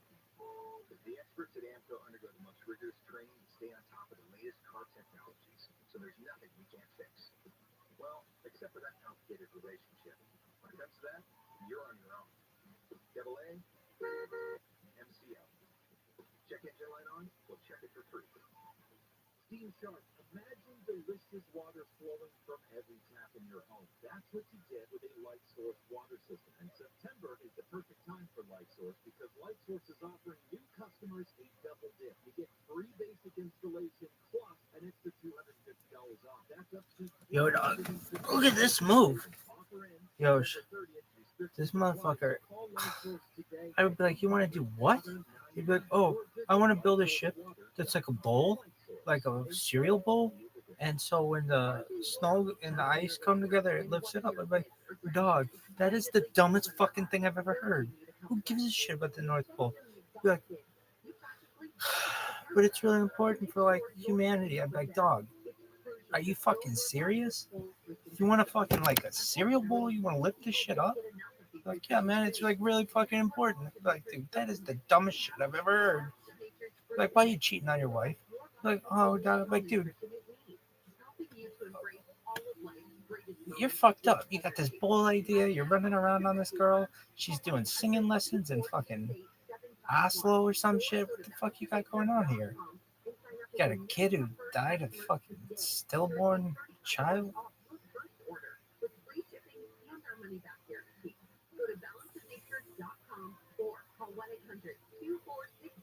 Like, couldn't you have been happy enough? You already crossed Greenland.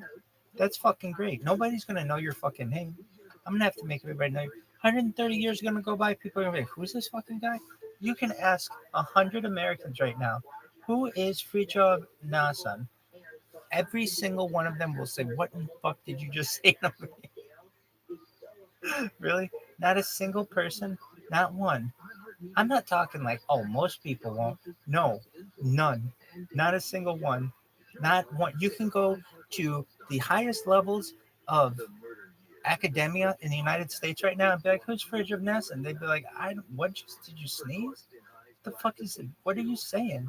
Be like, I'll give you 30 guesses. Who is Frigid negative? They'd be like, I don't know. Did he win the biathlon in the '94 Olympics in Lillehammer? Like, no. I don't fucking know, dog. He win Iditarod. Be like, that's a good guess, but no.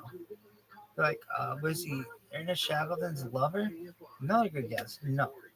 Like, dog, I'll give you 60 guesses. I'll take the rest of the fucking afternoon. And no one is gonna. What is this motherfucker's name? Oh, you mean Fridtjof Nansen? Who? People are gonna be like, who are you saying? Fridtjof Nansen? Who the fuck is that? You could ask. I'm gonna do one of those like Jimmy Kimmel things. I'm gonna be like, all right, or like Man on the Street, more like Jay Leno and jaywalking. I'm gonna do 100. Gonna find 100 people. They'll be like, what? And I'm not talking like the people they pick that are like stupid, like not stupid, but like just like inexperienced young people and like tourists who don't know what the fuck they're doing.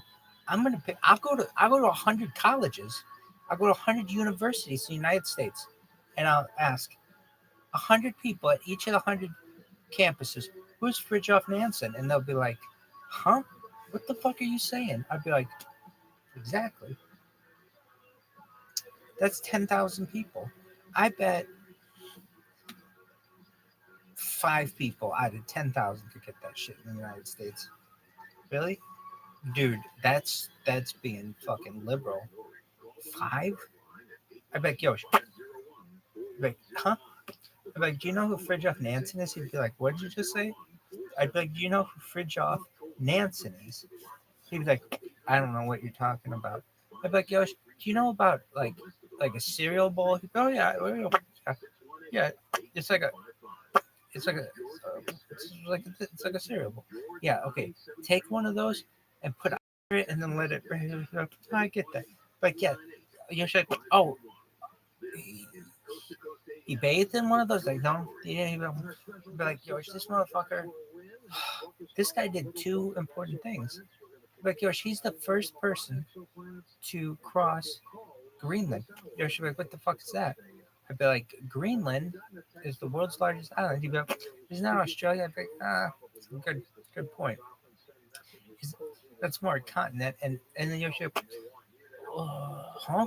Like, yeah, basically, you're making a good point. All continents are basically islands. You're mind blown. I'd be like, dog,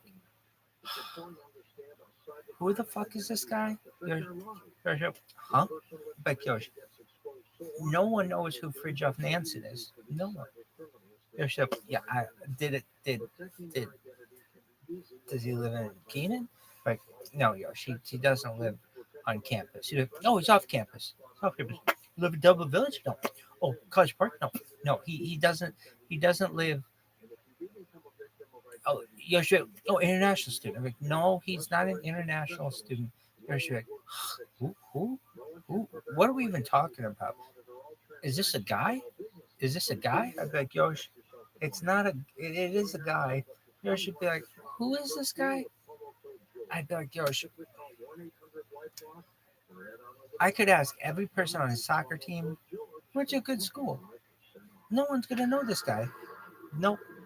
I bet I could ask 100 Norwegians, and they wouldn't be able to tell me all the shit he did. But especially Americans have no idea who this motherfucker is.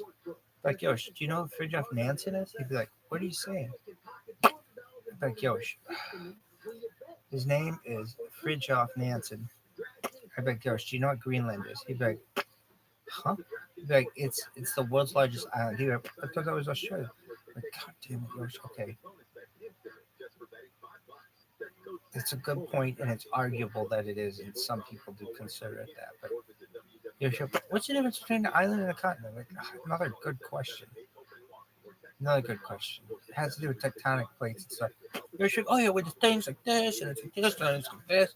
Like, yeah, Yosh. It's like all of that. Oh, okay. I'd be like, Yosh, you know what Greenland is? He's like, huh. I'd be like, okay. Yosh, you know what Santa Claus is? Like, oh yeah. like, well, not technically where Santa Claus is supposed to live, but like, I don't know. I don't think anybody ever had a really good map of that whole place. You should be like an elf. I'd be like, yeah, yo, you know where Elf lives? Like, yeah. Like, okay, where Elf lives. This guy was the first, close enough. I know it's not the real North Pole, but you should be like, huh? I'd be like, you should, no, Elf's at the real North Pole. I'd be like, no, she's at the real North Pole. Okay, but you got to understand, think of the North Pole as being on an island. You should be like, palm trees? Like, no, not with palm trees. God damn it. Okay, think of a snowy island. You should be like, oh, it's snow with the palm trees. Like, no, it's no snow. There's no fucking palm trees. You should be like, what? Why not? Like, God damn it, there aren't any fucking palm trees. Okay, Yosh. This is, I beg Yosh, I'm going to tell you a quick little detour story, a little aside here. They tried to have one palm tree from where I am, or from where I grew up, and it died within 1 year. Couldn't make it through the winter. You're like, huh? Like, it's just a thing. That's how cold it is that a palm tree couldn't survive. You're like, huh? Like, Yosh, okay. Back to the world's biggest island. You're like, yeah, Australia. I'm like, God damn it, not Australia. Okay, back to Elf. You're like, all right, North Pole. I'm like, yeah, ish. Okay, so imagine, Yosh, if you couldn't fly to the North Pole, how would you get there? Or I should be like, Batmobile? Like, no, you can't take the Batmobile to the North Pole, Yosh, okay? Come on. You know that. You should, God damn it, Yosh, you can't take the Batmobile to the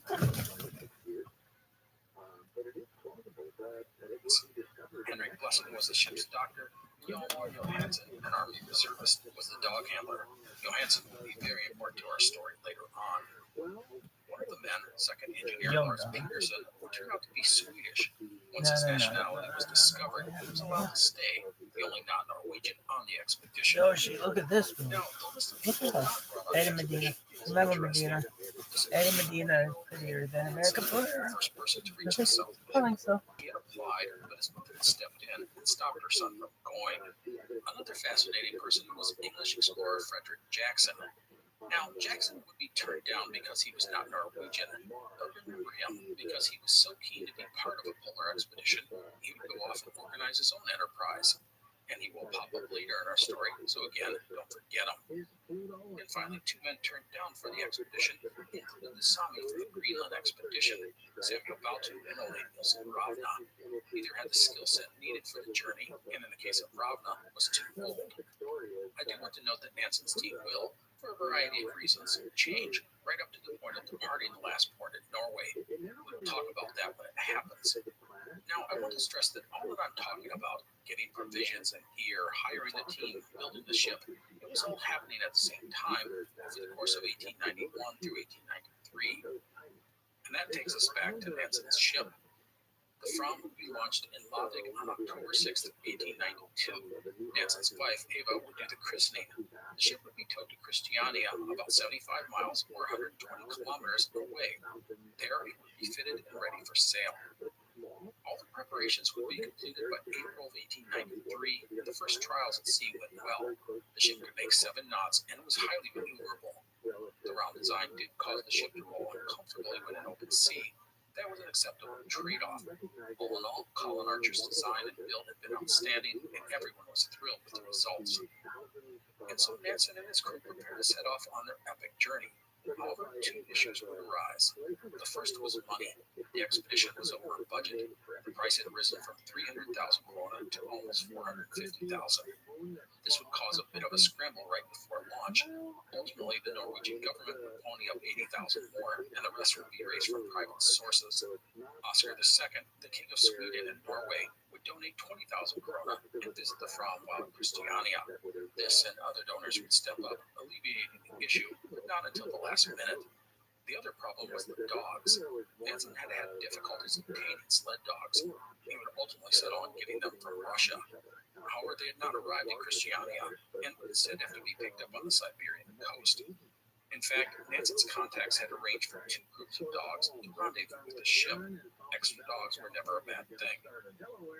All of this was troubling as it was something out of Nansen's control, and the dogs were an important part of his plan.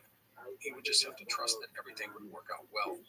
So that gets us up to June of 1893 as the Fram prepared to depart Christiania. For the 32-year-old Nansen, leaving now was a troubling proposition. His wife, Ava, had given birth to a baby, a girl, in January of that year. The idea of leaving his wife and infant daughter was almost unbearable. It put him in a dark mood much of the time. But there was not much that could be done about things at this point. The ship was ready, the men were ready. As a reminder, the ship would sail up the Norwegian coast and push toward Russia. The good part about this is that there were ports all along the coast, which meant they weren't quite heading off alone, at least not yet. On June 24th, 1893, the Fram departed from Christiania. The ship stopped in Bergen for a spell before continuing up the coast. In reality, this part of the voyage was one long, drawn-out farewell. Fram would stop at various ports, each town celebrating their brave native sons as they headed out into the wild. On July 12th, the ship reached Tromsø, a key port on the northern tip of Norway. It was a major center for whaling and sealing ships. A few things would happen here. First, some last-minute gear and supplies would be brought on board. This included boots, sleeping bags, and other clothing made by the Sami people, much of it from reindeer fur. Second, anyone on board not heading into the Arctic waters would depart. This included someone I have not mentioned in today's episode, and that is Christian Christensen, who'd been on the Greenland expedition.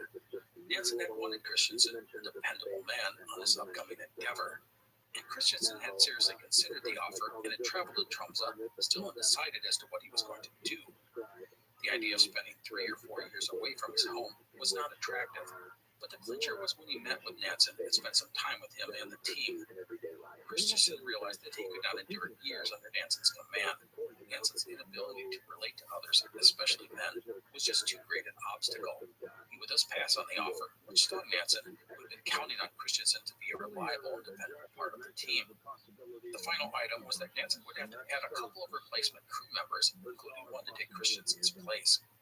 So, with things filled up, Nansen decided to leave Tromsø on the morning of July 14th, but he would have to delay departure for half a day because the men had went out the night before and got more drunk. On July 18th, the ship would reach Vardø, the last port of call in Norwegian territory, and the final bit of civilization on their itinerary. Nansen would get a telegram from his wife at the last moment. He would write her back saying, "I kiss it and you 1,000 times, and depart thinking of you with bright, cheerful thoughts." End quote. But honestly, bright, cheerful thoughts were not easy for Nansen. He knew he would not see his wife for several years, and he had an irrational fear that Ava would die while he was at sea. That thought put him in a dark frame of mind. Anyhow, the locals would give the men a big farewell party, but the men would, again, get wild and drunk. This forced the ship to delay the departure by another half a day. Once out at sea, Nansen unloaded on his crew. He never liked drinking that much, and he was furious at the men's behavior of the past few days. And it wasn't just the getting drunk part. It was delaying the ship's departure twice, and some of the men, while drunk, had stolen beer and food from the ship's stores. The rebuke was an unusually harsh one. The men were heading out into the ice, preparing for being away for years from their family and friends, not to mention risking their lives. That they went off as they did should not have been unexpected. Nansen's fury may have been related to the pressure of getting Fram underway, and the anxiety of leaving behind his wife and young daughter. It put everyone on edge, and it was a sign of things to come. The truth is that Nansen understood little about these men, and they didn't understand much about him either. He was a self-righteous, argumentative, prickly jerk who thought he was better than all of them. Of course they disliked him. Anyhow, we will explore the relationship between Nansen and the crew in our next episode. And so, the Fram was underway on what would be a milestone voyage of polar exploration. The next step was to reach Siberia and pick up the dogs. After that, it was north into the Arctic Ocean, where the Fram would be frozen in for a very long time. So that is it for today's episode. I hope you enjoyed it. I want to say thank you to everyone who supports the show. Your contributions help make Big Sports Podcast a reality. I want to thank our upper tier patrons, including Dave, Donnell, Thor, Eric, Jesse, Robert, Rudy, Adam, Elizabeth, Andrew, Benjamin, Cameron, Catherine, Christopher, Collier, Craig, David, Michael, Eamon, Eileen, George, Gregory, Peter, Philip, Ralph, and all the rest of our patrons and donors. Thank you so very much. If you are interested in helping out the show financially, please visit explorerspodcast.com. Otherwise, thanks again for listening. Please join us next time for part 4 in our series on Food Nansen. I will see you then. Please take care. The Explorers Podcast is part of the Airwave Media Network. Go to airmedia.com to find other cool podcasts, including the Daily Meditation Podcast and The Constant. You're listening to an Airwave Media Podcast.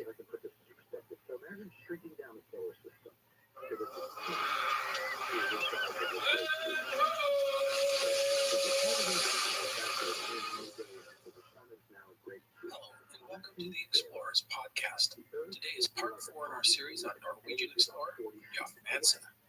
Last time, we left Nansen as his ship departed from the northern settlement of Vardø, Norway, bound for the Siberian coast. They were now truly in the wilderness.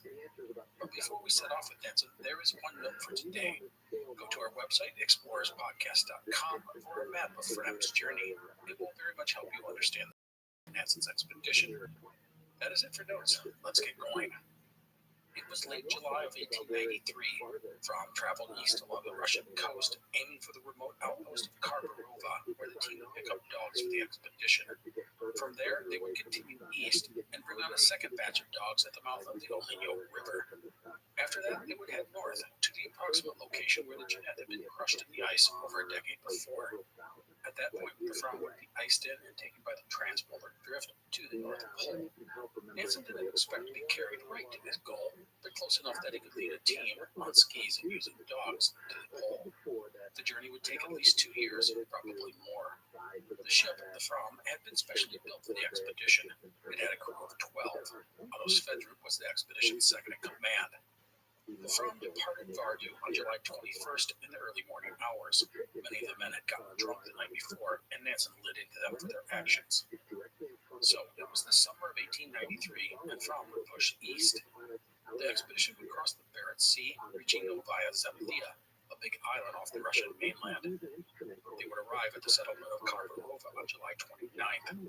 It had been a roughly 700-mile or 1,130-kilometer voyage from Vardø. Waiting for the Norwegians were the dogs. The sled dogs had been procured by a Latvian agent, Trondheim.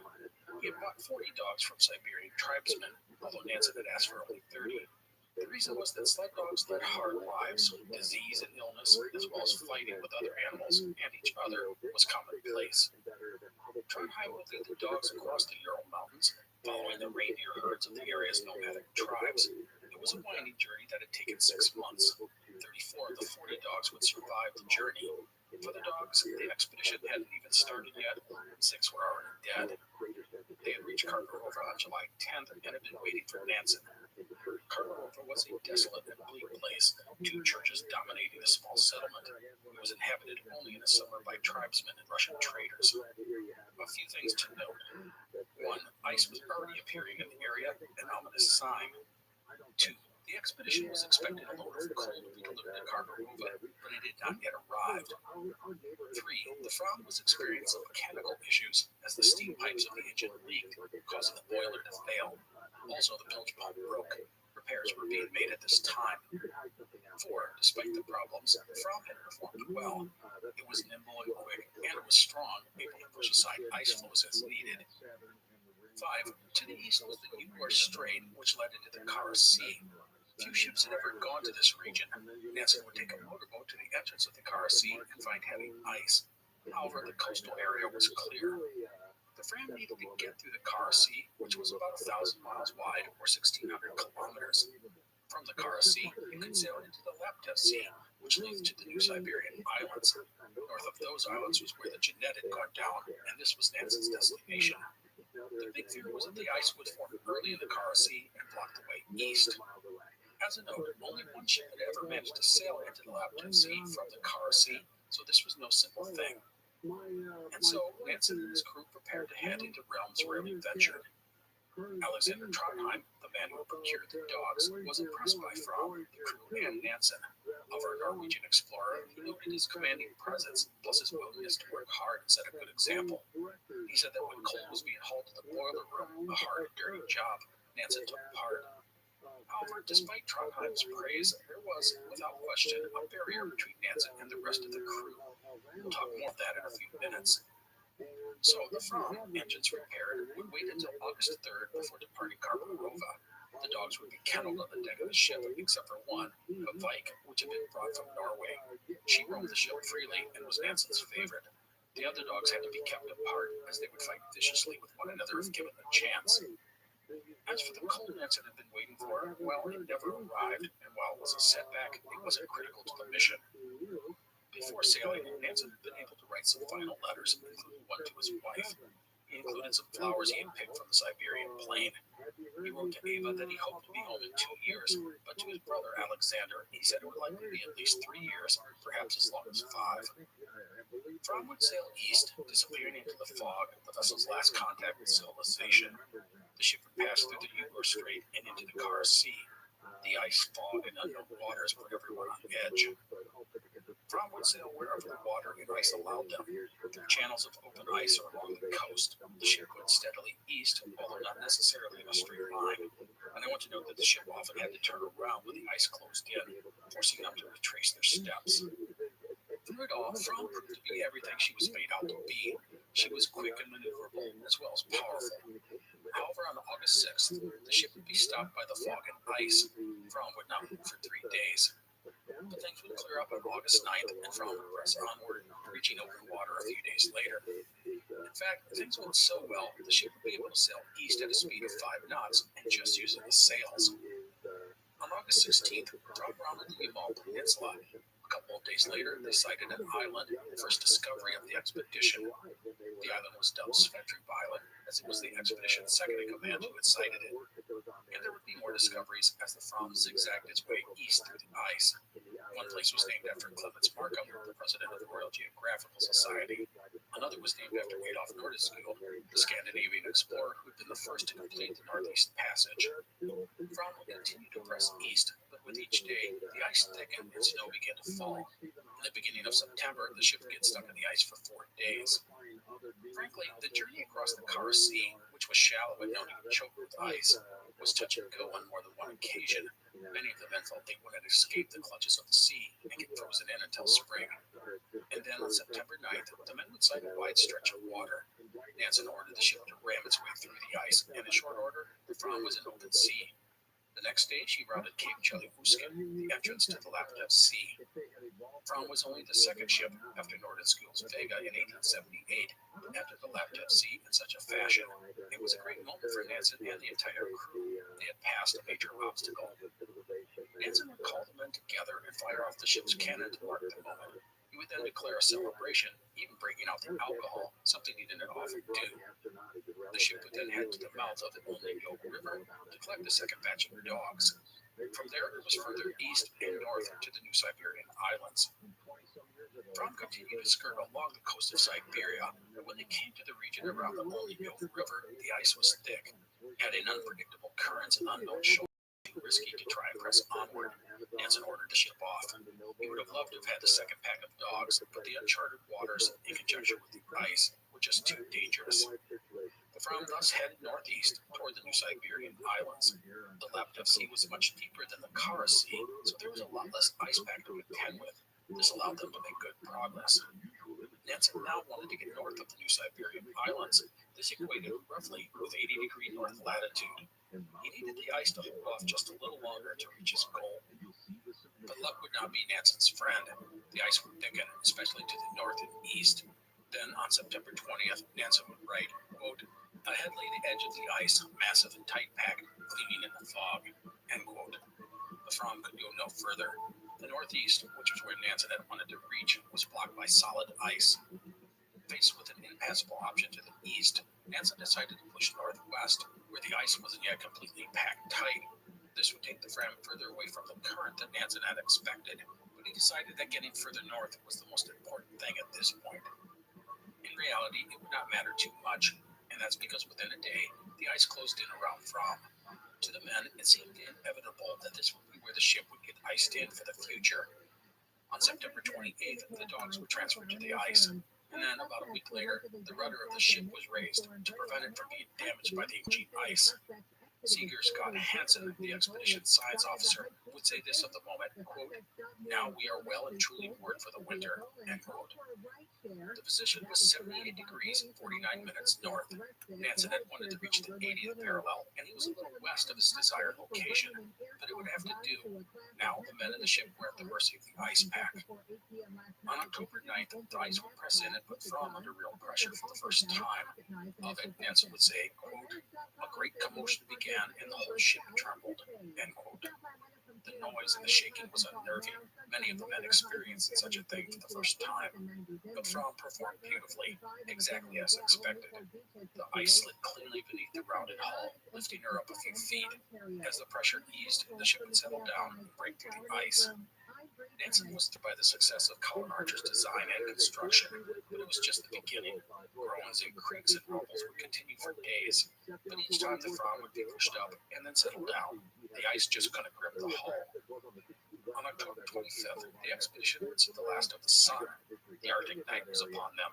The ship had a windmill, which powered a generator, which powered a set of electric lamps. The lights were strung throughout the ship, and while they were weak, especially compared to today's lights, they were a much appreciated amenity. As we've seen on any expedition that spends a winter in the polar regions, the darkness can be oppressive, even debilitating. The small lamps that ran through the ship kept the gloominess at bay, even if just for a bit. Fromm would move with the ice pack, but not necessarily in one direction. As we've talked about, ice packs are unpredictable. They are subject to the tides and currents, which were unknown to Nansen and his team, and thus the Fromm would drift in all sorts of directions, north to south, east to west, and everything in between. If you look at the map of Fromm's route, it is nothing at all like a straight line. By November 19th, the Fromm would actually be further south than when she had been frozen in. But now, the biggest issue facing the men of Fromm was boredom, plus the prospect of not seeing their homes for 2 or 3 or 4 years. To battle the gloom, the ship maintained a standard watch, and duties were assigned and completed in a regular fashion. Scientific readings were taken, laundry was done, repairs were made. The idea was to keep the men occupied and engaged. Also, each man on the ship had to undergo a medical exam every month under the eye of the ship's doctor, Henrik Blessing. Look Each at man this was one. tested for Yoshi. watch for signs of scurvy. The latter was a common problem on polar expeditions. At the time, no one knew that scurvy was caused by a lack of vitamin C, but it was known that certain foods helped battle the disease. This included oranges and limes. The latter, limes, had been a staple on English ships for 100 years, and that, my friends, is why Brits are often called limeys by Americans. However, the Scandinavians had a scurvy-fighting solution that dated back to the days of the Vikings. This was the Arctic cloudberry. The cloudberry was only found in the northern regions of Scandinavia, and it was rich in vitamin C. Nansen had been told by the explorer Adolf Nordensville that he had brought cloudberries on his Vega expedition, and so Nansen, for his own endeavor, had purchased a half-ton of cloudberry preserves. Nansen had not thought the cloudberries to be the key to fighting scurvy. He actually believed that scurvy was a bacterial infection and went on the theory that a variety of foods was essential to keeping the disease at bay. As such, Nansen had brought more than 50 kinds of tinned foods. Many of these items, such as red cabbage, were high in vitamin C. Much of the nutritional value. Luckily for Nansen, he had brought the cloudberry preserve to keep the men from scurvy. The ship, by the way, was well outfitted with food. Oddly, Nansen had not brought along a dedicated cook. We have seen in other stories about polar exploration how important a smart, innovative chef can be to the crew of a ship. To not eat the same food, prepared in the same fashion, for months, even years, was critical to the morale of the men. The crew had enough problems already, and you didn't want them constantly grumbling about the food. It could provide a rallying point for the disgruntled. Luckily for Nansen, a few of the men would emerge as cooks and bakers, and the variety of foods he had brought helped avoid such discontent. Side note here. Years ago, I got to spend a night on a docked World War II era submarine with my son. We did a tour of the sub, and the guide told us that, with regards to the health of the crew, the two most important people were the doctor and the cook. The doctor is understandable, but why the cook? Well, the cook touched everything and everyone. If the cook got sick, it was the easiest way for something to spread throughout the rest of the crew.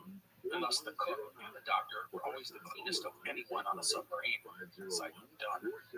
And this takes us to another item that I mentioned earlier, and that's Nansen's relationship with the rest of the crew. As I said before, Nansen had little in common with most of the men of the Fram. These were sailors and outdoorsmen and military men. He was an academic and a scientist, and prickly and moody. Sir Scott Hansen, the chief science officer and navigator, wrote this about the boss. He is an odd character, sometimes serious and scientific and aggressive in discussions, and then one fine day extravagant and cheerful and pleasant. End quote. He said that Nansen wanted to be the dominant alpha male, but in doing so, he just came across as an insufferable know-it-all. And even worse was Nansen's inability to listen to others. In the diaries of the crew, this is a common frustration. If it wasn't Nansen's idea, it wasn't right, and if someone had a suggestion, he just wouldn't listen. For the most part, the men just wished that Nansen would lead them to do work, but he was a meddler. Scott Hansen said Nansen, quote, had a sheer mania for interfering with everything, end quote. Nansen never really connected with the men, and this only isolated him even more. The closest person he had to a friend was Peter Hendrickson, a hard cleaner. The two would often take walks, Nansen able to speak freely with the man. Now, two things about all of this. One, it is not as if the men despised Nansen every waking moment. They respected him in many ways. He worked hard and shared in the burdens of life on the ice. He was funny and engaging when the mood struck him. And when he learned how to do something better, he did it. We have seen that in Nansen. But his moodiness just drove the men crazy. They were always on edge, wondering what version of Nansen was rowing the ship. And that brings us to a second point, and that is Otto Sverdrup, the expedition's second in command. Sverdrup was a quiet and stolid man. Although he displayed little emotion, people said he had a unique sense of humor that would emerge in quieter moments. Sverdrup had Nansen's trust, and more importantly, he knew how to do things without threatening Nansen's status as the ship's top dog. And he had the natural ability to work with the rest of the crew. Unlike Nansen, he did not let his emotions erupt in the heat of the moment. He was an even, trusted, and calming presence, which was sorely needed on the ship to counter Nansen's mercurial nature. Roland Humford, in his biography of Nansen, would say this about the two. Quote, Nansen was a man with drive. Sverdrup had the talent to command.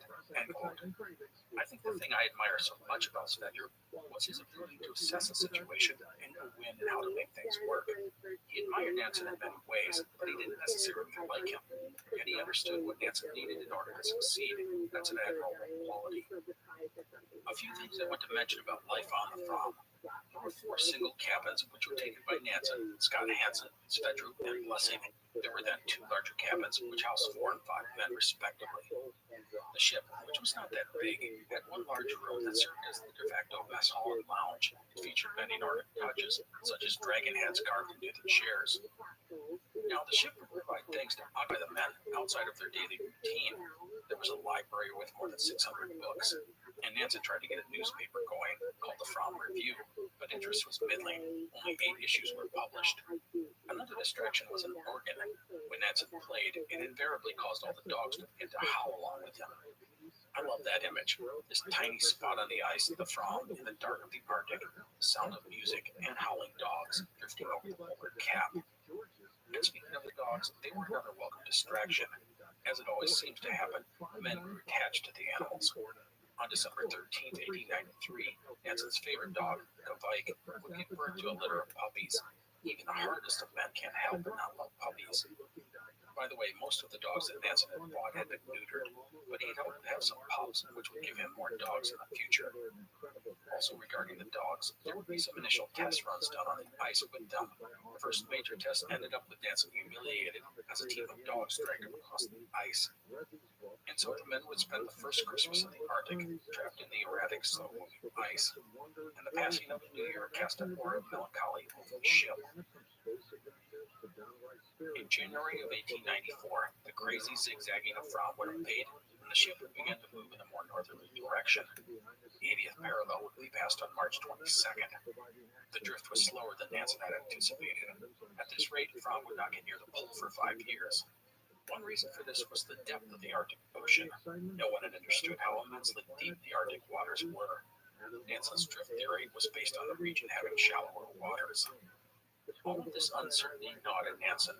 He saw himself as a man of action, and he was stuck, powerless to do anything about it. He would write, quote, I feel I must break through this deadness, this inertia, and find some outlet for my energies, end quote.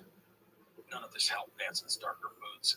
In his diary, he brooded over the slow progress of the expedition, and he pondered if he had wasted his life on such a maddening endeavor. But he would have to endure it all as the Fram slowly drifted northwest. In May of 1894, the ship was only moving about a mile a day. Nansen knew sooner or later he was going to have to make a go for the pole on skis and with the dogs. Before making any decisions, he decided to wait until summer to see exactly how far Fram would drift. And so, as summer came and went, Nansen began to prepare for the inevitable. In September, he set out testing the sledges and skis and dogs. He ordered everyone to practice 2 hours a day on skis. Now, I want to note that this wasn't all related to the North Pole attempt. This was for the very real possibility that Fram would never get out of the ice. Despite the innovative design of the vessel, she would not last forever in a pack. With that in mind, Nansen wanted the men to be prepared in case they had to abandon the Fram and make a go across the ice to reach land. So, regarding the dogs, Nansen was not a natural with them. He lacked the patience and empathy needed. Yet while he struggled with them, he worked hard to get better at it. But everyone knew that Nansen wouldn't be going to the pole himself. He would take at least 1 or 2 others along with the dogs. The obvious choice to be part of the sledge team was 26-year-old Hjalmar Johansson. Johansson had signed on the expedition as a stoker, but it was really for his expertise with the dogs that he'd been hired. In addition to knowing how to handle dogs, Johansson was an outstanding skier and athlete, as well as a champion gymnast. He could be gloomy at times, but unlike Nansen, was modest and unassuming, and thus popular amongst the crew. Another thing, Johansson was a follower. He wanted to be led and had no illusions of overshadowing his boss. That appealed to Nansen. On November 16, 1894, Nansen would unveil his plans to the rest of the team. Once the ship reached the 83-degree north mark, he and one of the men would set off for a run at the pole. On the return, they would make their way for the islands of Franz Josef Land. From there, they would make a crossing to Spitsbergen, where they would find a sailing vessel which often visited the region to bring them home. Nansen would offer Johansson the opportunity to accompany him to the pole. Johansson immediately did. Of Johansson, Nansen said he was, quote, unquestionably best suited in all respects, end quote. The two men's relationship would end up being, well, let's just say awkward. Johansson despised how Nansen treated him, and most everyone else, like a child. His condescending attitude grated on Johansson, and his journal was filled with daily complaints about his boss. However, Johansson was not the kind of person to challenge Nansen, especially at first, but in time there would be some clashes between the two. No matter, the push to the pole was now on the table, and it meant the entire crew was dedicated to the enterprise in the winter of 1894-95. Training was done with the dogs and on skis, and the sledges were tested. It was determined that the men would not have to ride on a sledge. Instead, the dog teams would instinctively follow the lead skier and didn't need a driver. This meant the sledges could carry more supplies. The sledges themselves were refined to work better on the ice, and Nansen went through the many skis he had brought and settled on a design. Something that had to be constructed was a pair of kayaks. This was because on the return journey, there was a good chance the two explorers would need to take to the water to reach Spitsbergen. For this, 2 kayaks were built. They were called the North Pole kayaks by the men. They were shorter and stubbier than a traditional kayak, so they could be carried on the sledges. Made of bamboo and covered in canvas, they weighed about 18 kilos or 40 pounds. Now, as all the preparations for Nansen's departure were made, some things happened that I want to talk about. When 1895 rolled around, the Fram had been at sea for about a year and a half, and the ship had performed well. However, in the first week of the new year, an incident occurred that nearly doomed the entire ship. The men would wake up one night as Fram was rocked by violent tremors. Everyone thought it was being crushed. And then the source of the tremors were revealed in the dark of the Arctic winter. A wall of ice far bigger than the ship was pressing toward the vessel. Nansen described it as a wave of ice, and it was approaching the ship. The big danger was that the wall of ice would collapse on top of the ship and block the exits, trapping them in below. The wall would approach the ship and press against the port side, causing the ship to list to the starboard. The men had rigged a canvas awning on the port side of the ship, and it was the only thing keeping the wave of ice from crashing down on the Fram's deck. Serious preparations were made to abandon the ship. Provisions and gear, as well as the dogs, were all moved to the ice. Each man had his personal bag ready to take to the ice if necessary. The men could only watch in negative 20 degrees Celsius or negative 4 Fahrenheit, cold as the Fram, already covered in ice and snow, was threatened by the wall of ice.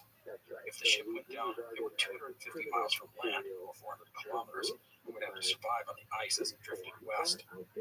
And so the men waited. The wall of ice hovered over the ship, but did not collapse. At night, due to the intense cold, the men slept on board, fully clothed and ready to abandon the ship at a moment's notice. And then the ice would let go. Fromm was pushed up several feet and broke away from the wall of ice. The ship was clear of the danger. Nansen would write, quote, "We are like tiny dwarves in the struggle with titans," end quote. It is a reminder that Fromm was not going to last forever in the ice, no matter how ingenious the design was. With that crisis averted, the ship would reach a milestone on January 8th. It was here that the expedition reached 83 degrees and 34 minutes north, setting a record for farthest north, besting Adolphus Greely. No matter what happened going forward, Nansen at least had that record in the bag. Nansen targeted departing for the pole in late February. Even to the last moment, he was tweaking things, which drove the men nuts. And the closer they came to departing, the more manic Nansen became. He was combative and fussy, insisting his ideas were the best, often ignoring the suggestions of others. Unbearable is a common way to describe him. Johansson would write, quote, "My friends on board predict it will be a miserable tour with him," end quote. The truth is that Nansen was overwhelmed, which is understandable, but his inability to compartmentalize his feelings and anxiety made him unpleasant to be around. Now, despite it all, the work continued. The sledges had to be reconfigured. They would be with false maple runners attached over them. The wooden runners would be removed when the temperatures got warmer and the snow changed. On February 14th, Nansen and Johansson slept out on the ice to test things out. The temperature would fall to negative 43 degrees Celsius or negative 45 Fahrenheit. They found the two sleeping bags were not warm enough. Thus, more insulation was added, and they were combined into a single bag that the men would share. The dogs were also ready for the journey by being fed as much food as they wanted. This included a steady diet of polar bear blubber. By the way, the ship had, during its time on the ice, run into bears on several occasions. These moments could turn deadly, as dogs would die in these encounters. Nansen prepared by reading everything he could find about Franz Josef Land, which would be his target on the return journey. There was, however, not much information about the islands, which had not even been discovered until 1873. One positive was that it was known to be home to bears and seals, so food would not be an issue once they returned to the area. Nansen and Johansson would set out on February 26th. The day before, there'd been a farewell dinner and photographs were taken on the ice. The two men would take 28 dogs and 4 sledges, and 7 dogs per sledge. Nansen's dog, Like, would lead one of the teams. Nansen would take the point, with the dogs following. A group of men on skis from the ship would travel with them for a while. The team did uneven, flat surfaces, but it quickly became obvious that the sledges were inadequate for the task at hand. They came to a halt when presented with obstacles, and they were hard to get going once they had stopped. One sledge would break when it tried to go over a small ridge called a hummock. Another was damaged. Nansen would have to turn around and return to Fromm. The problem was the weight. The sledges were overloaded. Thus, Nansen elected to take 2 more sledges, reducing the weight of the load from 280 to 200 kilos, or from 615 to 440 pounds. The dogs would work in teams of 5 or 6. Also, the sledges were reinforced by having boards fitted to the underside. Nansen would set out a second time 2 days later. The results were not good. The sledges were still too heavy, so 150 pounds of pemmican was abandoned. The other issue was the dogs worked better in larger teams. In the end, there were too many sledges and too much weight. By March 3rd, they had only made 8 miles or 13 kilometers. Nansen elected to return to Fromm and regroup. It would have been an embarrassing moment for Nansen, seeing his carefully laid plans blowing up in his face. But let's not forget, the man wasn't an idiot. And while he was stubborn and opinionated, he knew he had to adapt, and thus he would start again. The first thing he did was to go with just 3 sledges. These were reinforced to withstand the rougher landscape, and the weight of everything was carefully calculated, and some things were cut from the provision list. As a note, Nansen had been, oddly, really cavalier with regards to weighing things. He had sort of eyeballed the loads of the sledges before, but now the men meticulously weighed each item. In the end, the average load per dog was loaded from 42 to 27 kilos, or from 93 to 60 pounds. The provision list included 100 days of supplies for the 2 men, 80 days of food for the dogs, plus the kayaks and remaining gear. Nansen even adjusted the clothing for the journey, as the wolfskin outfits he had planned on using got stiff and froze when a man sweated. He would go back to wool. third attempt to set off occurred on May 14th, 1895. The day was sunny and the sledges were now pulled by teams of 9 or 10 dogs. The ship was at 84 degrees 4 minutes north. The Fram would fire off its cannon again, and the dogs were off, this time for good. Several of the crew would travel along with Nansen that day, but the next morning everyone shook hands and Nansen and Johansson were alone. The two men had before them a journey of 660 kilometers, or 410 miles, to the North Pole. Nansen calculated they needed to cover 13 kilometers a day, or 8 miles. That's roughly a 50-day journey, and we can't forget they have to come back. And that, my friends, is where we will leave things for today. Nansen was off on what he hoped to be an epic run for the North Pole. We will follow him and Johansson in our next episode. And we won't forget about the Fram. The ship, now under the command of Otto Sverdrup, was still in the clutches of the Arctic ice pack. We will keep tabs on them as well. So that is it for today. I hope you enjoyed this episode. Please come back next time, and we will continue the story of Fridtjof Nansen and the Fram expedition. Thank you for listening. Please take care. The Explorers Podcast is part of the Airwave Media Network. Go to airwavemedia.com to find other great podcasts, including the Daily Meditation Podcast and Everything Everywhere Daily. You're listening to an Airwave Media Podcast. Africa is a land with endless stories to tell. From epic battles, brilliant rulers, and the dramatic rise and fall of civilizations. Join us on the History of Africa podcast to learn the too often unknown stories of the African continent. From the sands of Cairo to the plains of Zimbabwe, and from the mountains of Ethiopia to the forests of the Congo. Find the History of Africa podcast wherever you listen to your podcasts. Thank you very much.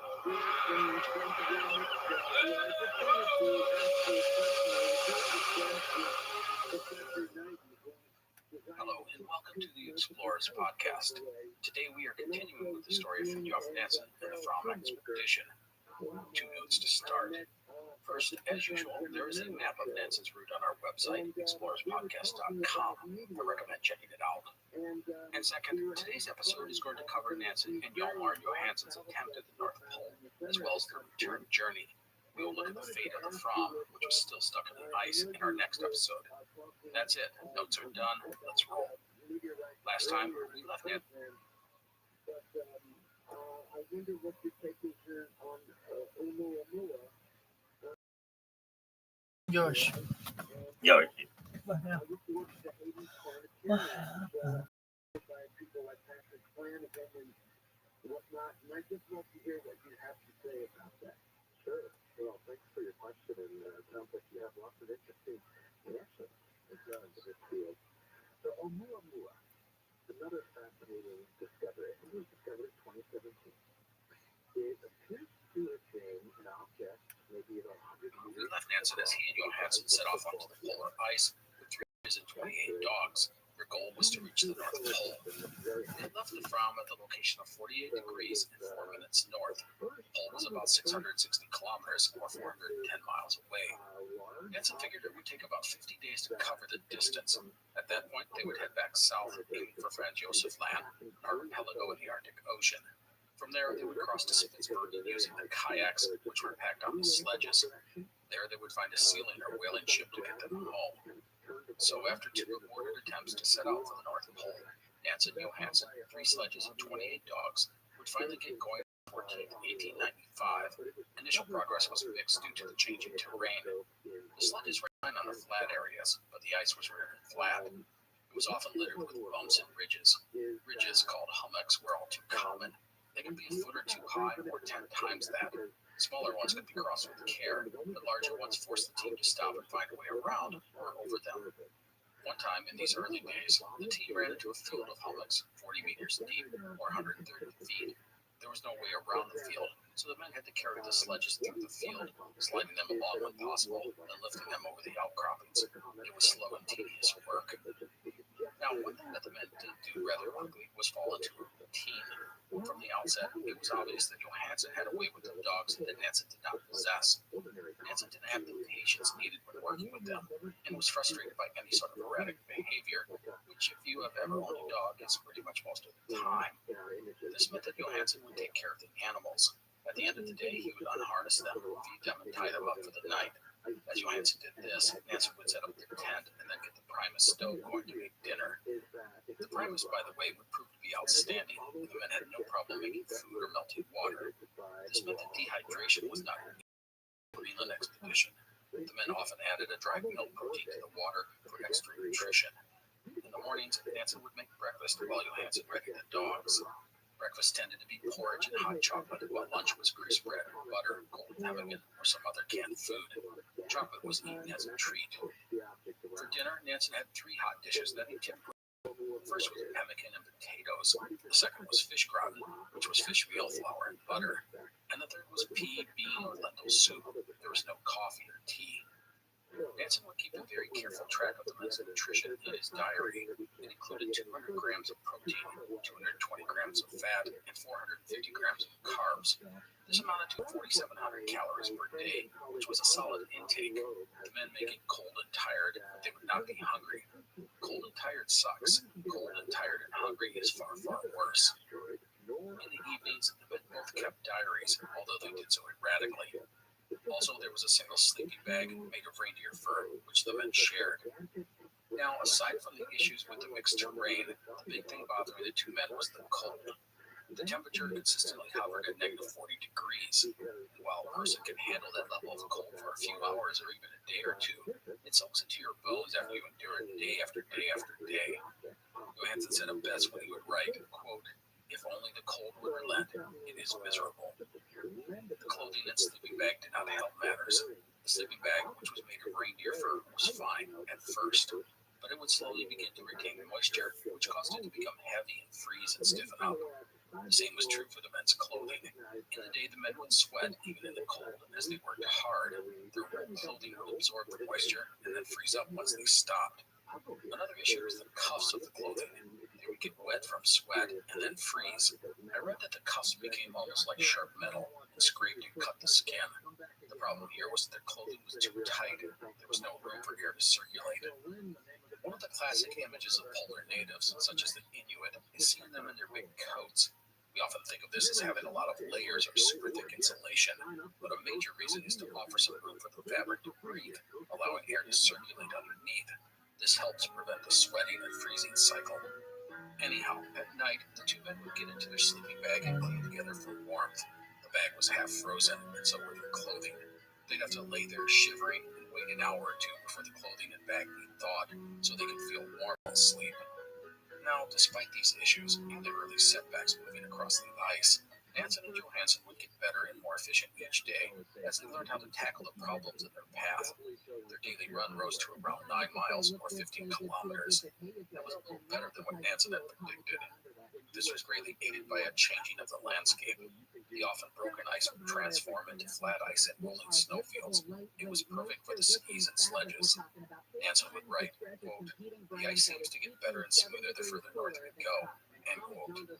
And with regard to routine, the dogs figured out their routines after a few days as well. They were bred for the cold weather and hard work, and they trotted along with the 2 skiers, following dutifully throughout the day. Nansen would go first, one of the teams, led by Kavike, following him. The other 2 sledges were tended to by Johansson. The dogs knew that at the end of the day, they would get fed, so they did their jobs knowing that rest and food was waiting for them. We should note that the dogs were not perfect. They would get into fights, and many of them seemed to take it as a challenge to escape their harnesses. Escapees often were ignored, as catching them took too much time and energy. Instead, Nansen and Johansson would just continue on, and the dog would eventually join them. But in the end, the use of the dogs, along with skis, was revolutionary for travel on an ice pack. And so the dogs and men fell into routines, and the ice got better for travel. On March 22nd, 8 days into the trek, they covered 11 miles, the best distance thus far. Also on that day, Nansen took his first astronomical observation. They had reached 85 degrees, 9 minutes north. In doing so, they had covered about a sixth of the way to the pole. That was good progress, and the men were confident. Johansson wrote, quote, "It's going gloriously." He could have added, other than the cold, which refused to let up. I think the toughest part about the cold for the men was that it made it hard to sleep. When someone doesn't sleep, they suffer fatigue and headaches and are more prone to making mistakes. Now, in addition to the intense cold, there were a few other signs of trouble. First, the team's sledge meter, which is basically an odometer connected to the sled, fell off and was lost. Thus, Nancy did not have a simple way of telling how far they had traveled on any given day. And second, around this time, a couple of the dogs started to show signs of ill health. The problem was their workload. Sled dogs can work long hours, pulling heavy loads in extremely cold conditions. The main thing they need is food, which they were getting, and frequent stops so they could rest. And this latter item was the main issue. Nansen and Johansson, once they got on their skis, did not want to stop. They got into a rhythm and a routine, and they wanted to take advantage of the smooth sailing. But sled dogs need to rest often, and if they don't get that, they start to break down. On March 24th, the first of the dogs would have to be put down after it collapsed. The dog would be butchered and fed to the other animals. So the team made steady progress north, the day becoming a permanent fixture in their world. And then in late March, the ice began to change. It went from smooth and open to choppy frozen seas. It became so uneven, the men removed their skis and plotted ahead on foot. On March 29th, Nansen took a reading to determine their location. The results were confusing and disheartening. They had advanced only 47 miles, or 75 kilometers, in the past week. At this rate, they wouldn't reach the pole until May 4th. Nansen felt they should have been closer. The issue that he was confronted with was that the Arctic ice pack didn't stay still. It moved with the winds and currents, and thus the team was facing the problem of the ice pack drifting south. They might travel 10 miles north in a day, but if the ice drifted 4 miles south, the net gain was only 6 miles. Nansen could only hope that the drift would favor him and Johansson. On March 31st, the team would have some welcome relief when the temperatures rose above 10 degrees and the winds faded. This made a huge difference. However, the warming temperatures meant the men would start experiencing, including open water. One time, a gap of water suddenly opened, separating Nansen and Johansson. Johansson would actually fall into the water, and while he got out quickly, he would spend hours trying to find a way across the gap. He would then have to thaw out in his sleeping bag. Now, I want to note that when ice was spotted, it's not as if it was deep water. They were still on the ice pack.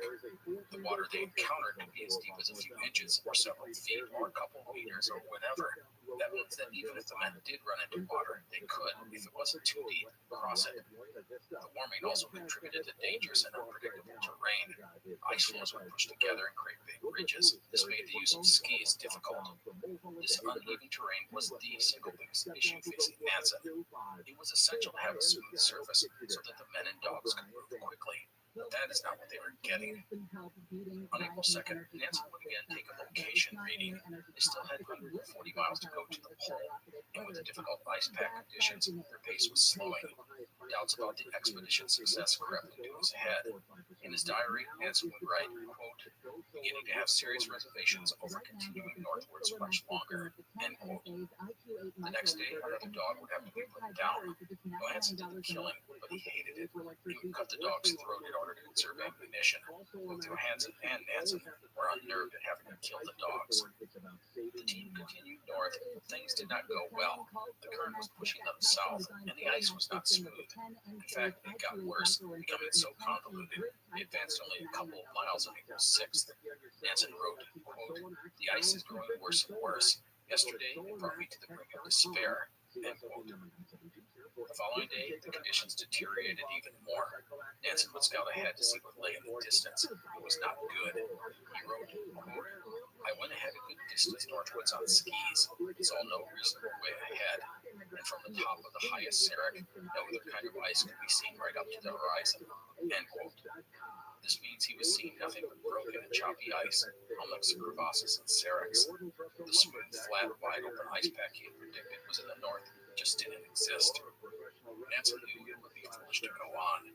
They were still 230 miles or 370 kilometers from the pole. They could push north and gain a bit more ground, but with this terrain, there was no way they were going to make it to the North Pole and return alive. It was time to turn around. That day, Nansen and Johansson would have a farthest north celebration, feasting on hot stew, chocolate, and pudding. They had reached 86 degrees, 13 minutes north. It was the biggest single advance to farthest north in 400 years. They set up 2 flags, a Norwegian one and another of the Sweden-Norway Union. Now they had to get back to civilization. For that, they had to make for the archipelago called Franz Josef Land, which had been visited by only a handful of people in the annals of history. Little was known about it. They didn't even know it was an archipelago.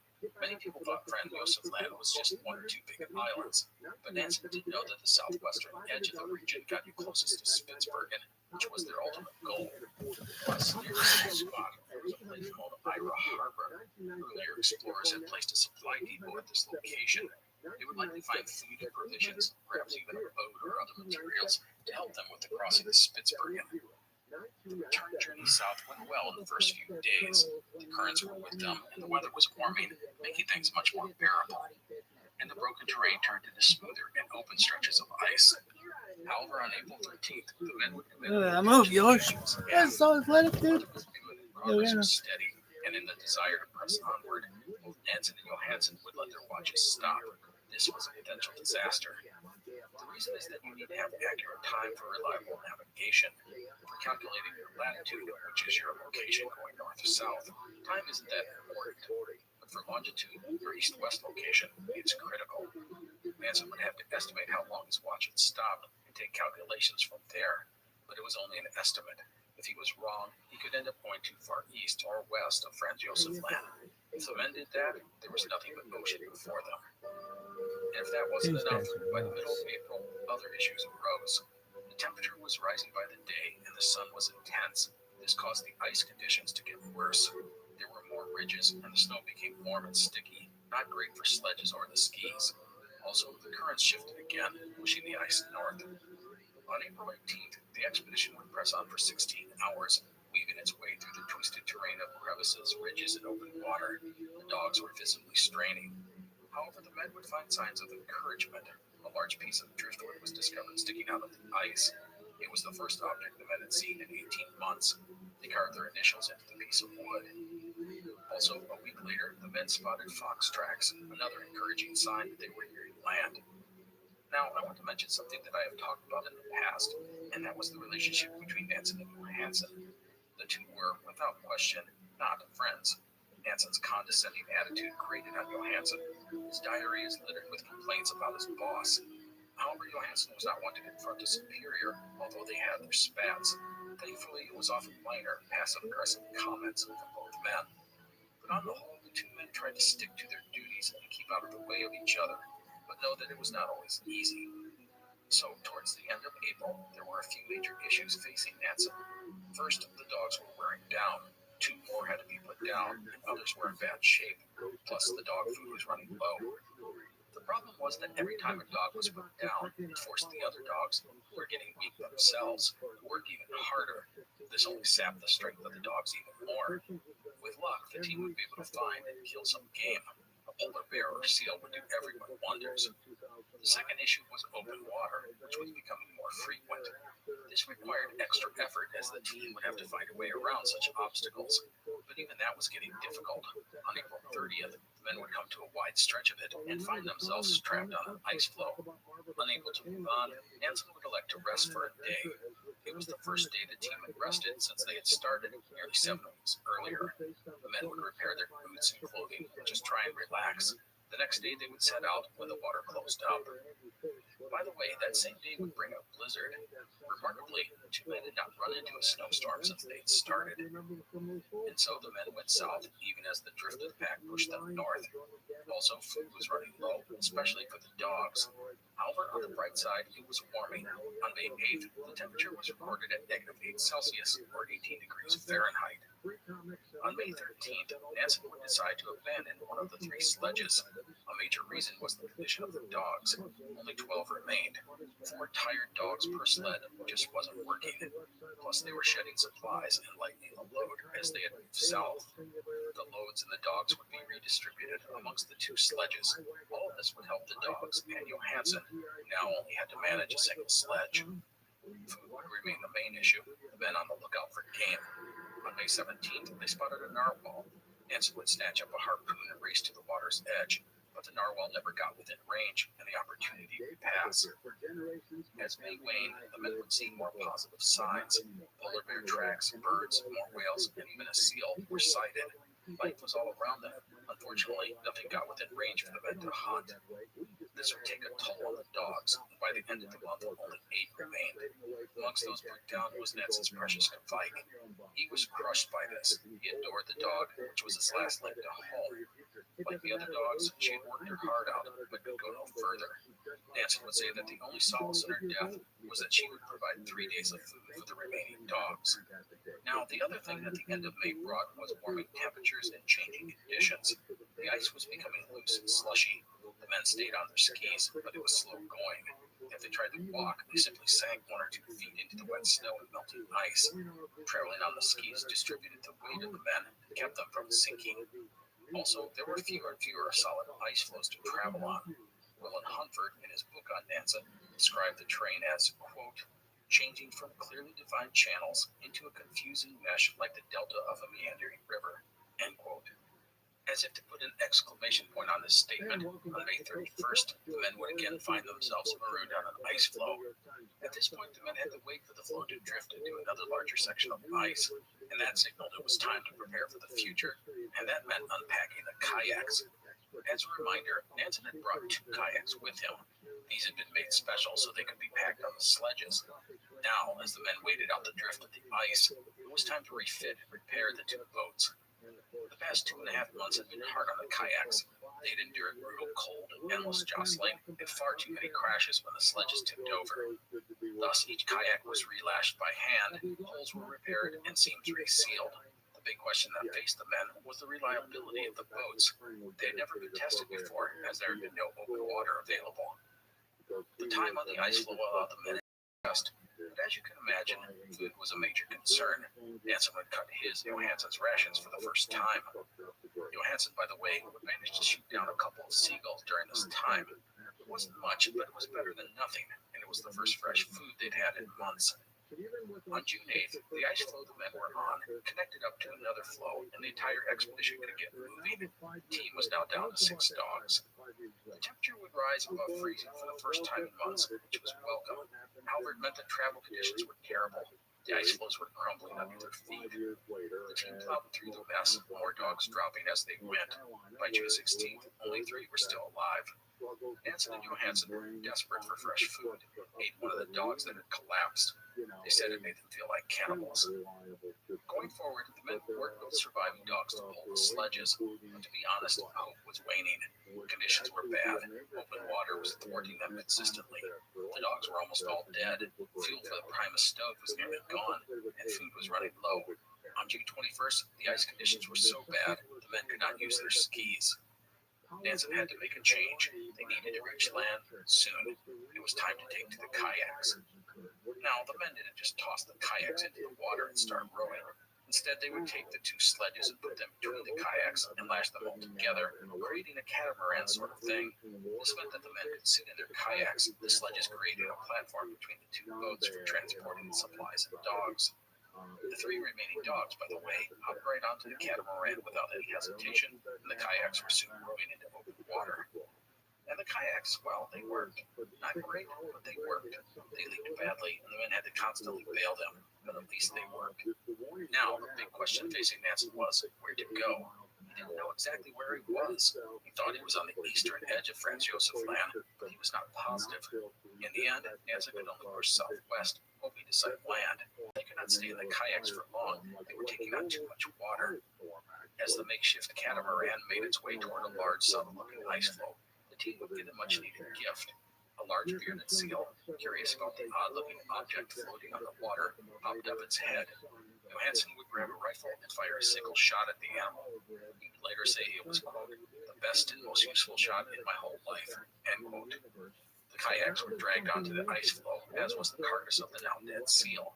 Nansen said that he and Johansen did a celebratory dance around their prize. The shooting of the seal was a boon to Nansen, Johansen, and the surviving dogs.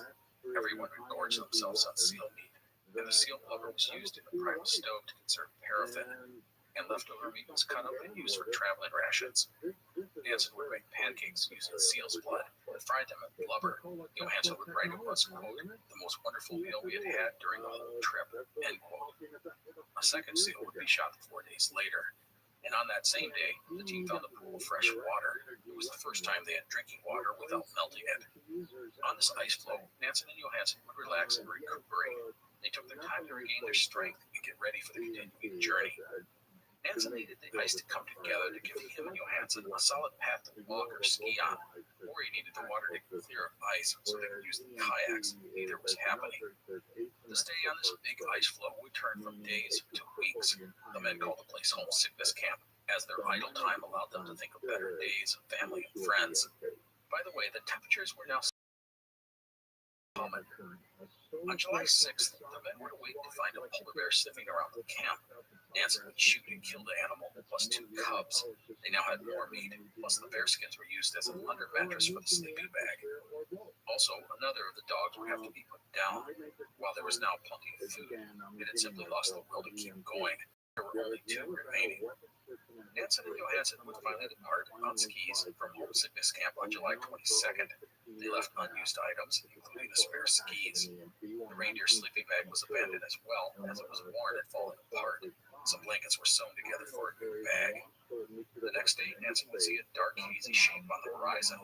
He would get out his telescope to investigate. It was land. Of the moment, he would write, quote, "At last the marvel has come to pass. Land, land, and after we had almost given up our belief in it," end quote. Now, getting to that land was not so simple. Nansen estimated it was 5 to 10 miles away. The distances are deceiving on the ice, and it was actually closer to 20 miles. At this point, they needed to continue across the ice to the edge of the pack, where they could then try their kayaks again.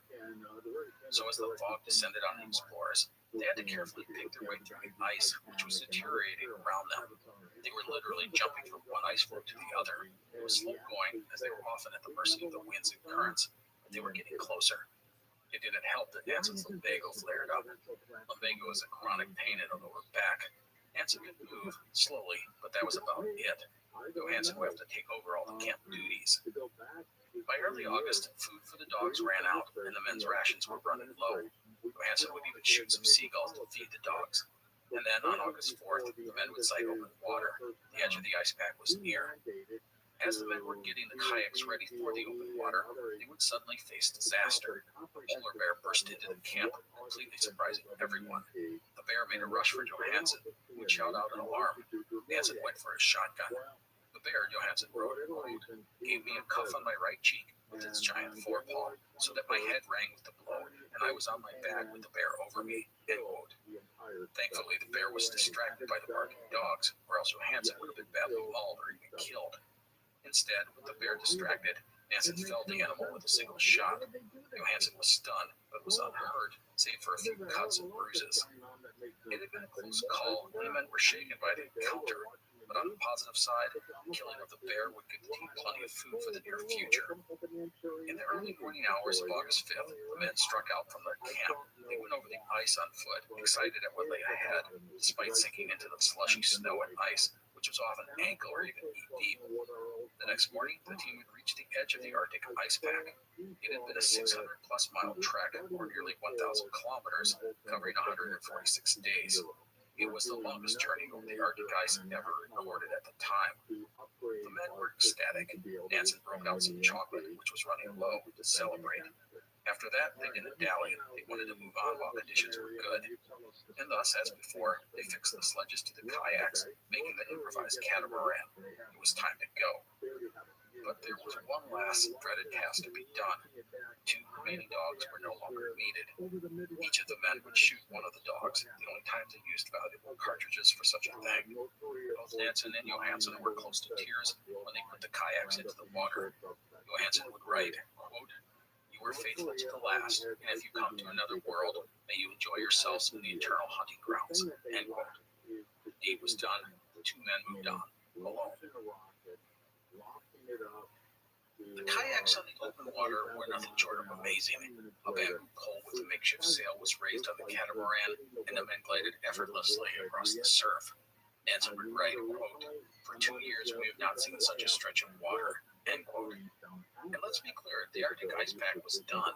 This water they were on was open sea. There were still plenty of ice floes and bergs around them, but the ice pack was behind, and land was on the horizon.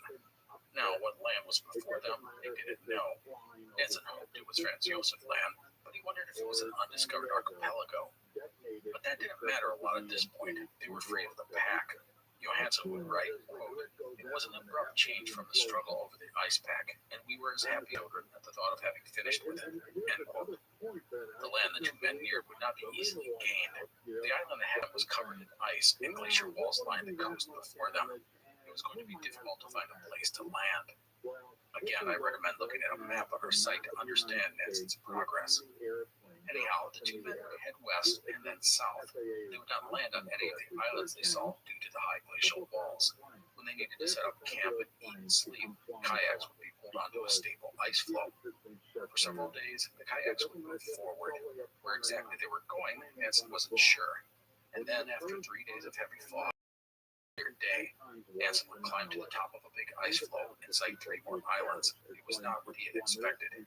He was now coming to the realization that Franz Josef Land was a collection of islands, an archipelago, not one big island. As a note, Nansen, despite his doubts, had indeed reached Franz Josef Land. He was in the northeast corner of the region, and his suspicions that Franz Josef Land was an archipelago were correct. It actually consists of nearly 200 islands. In normal times, the sighting of previously unknown islands would have elicited some excitement. Discovering stuff was cool, but now Nansen was focused on where he needed to go, and that was the western edge of these islands.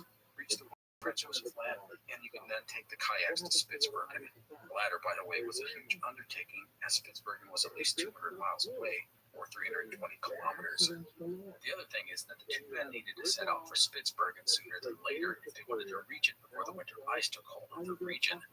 Once it got too cold and the ice set in, the ships stopped coming to Spitsbergen until spring. Thus, there was a sense of urgency to move on. By the way, one note for you. I mention Spitsbergen often in this story, and I want to point out that Spitsbergen is the biggest island of the Svalbard archipelago.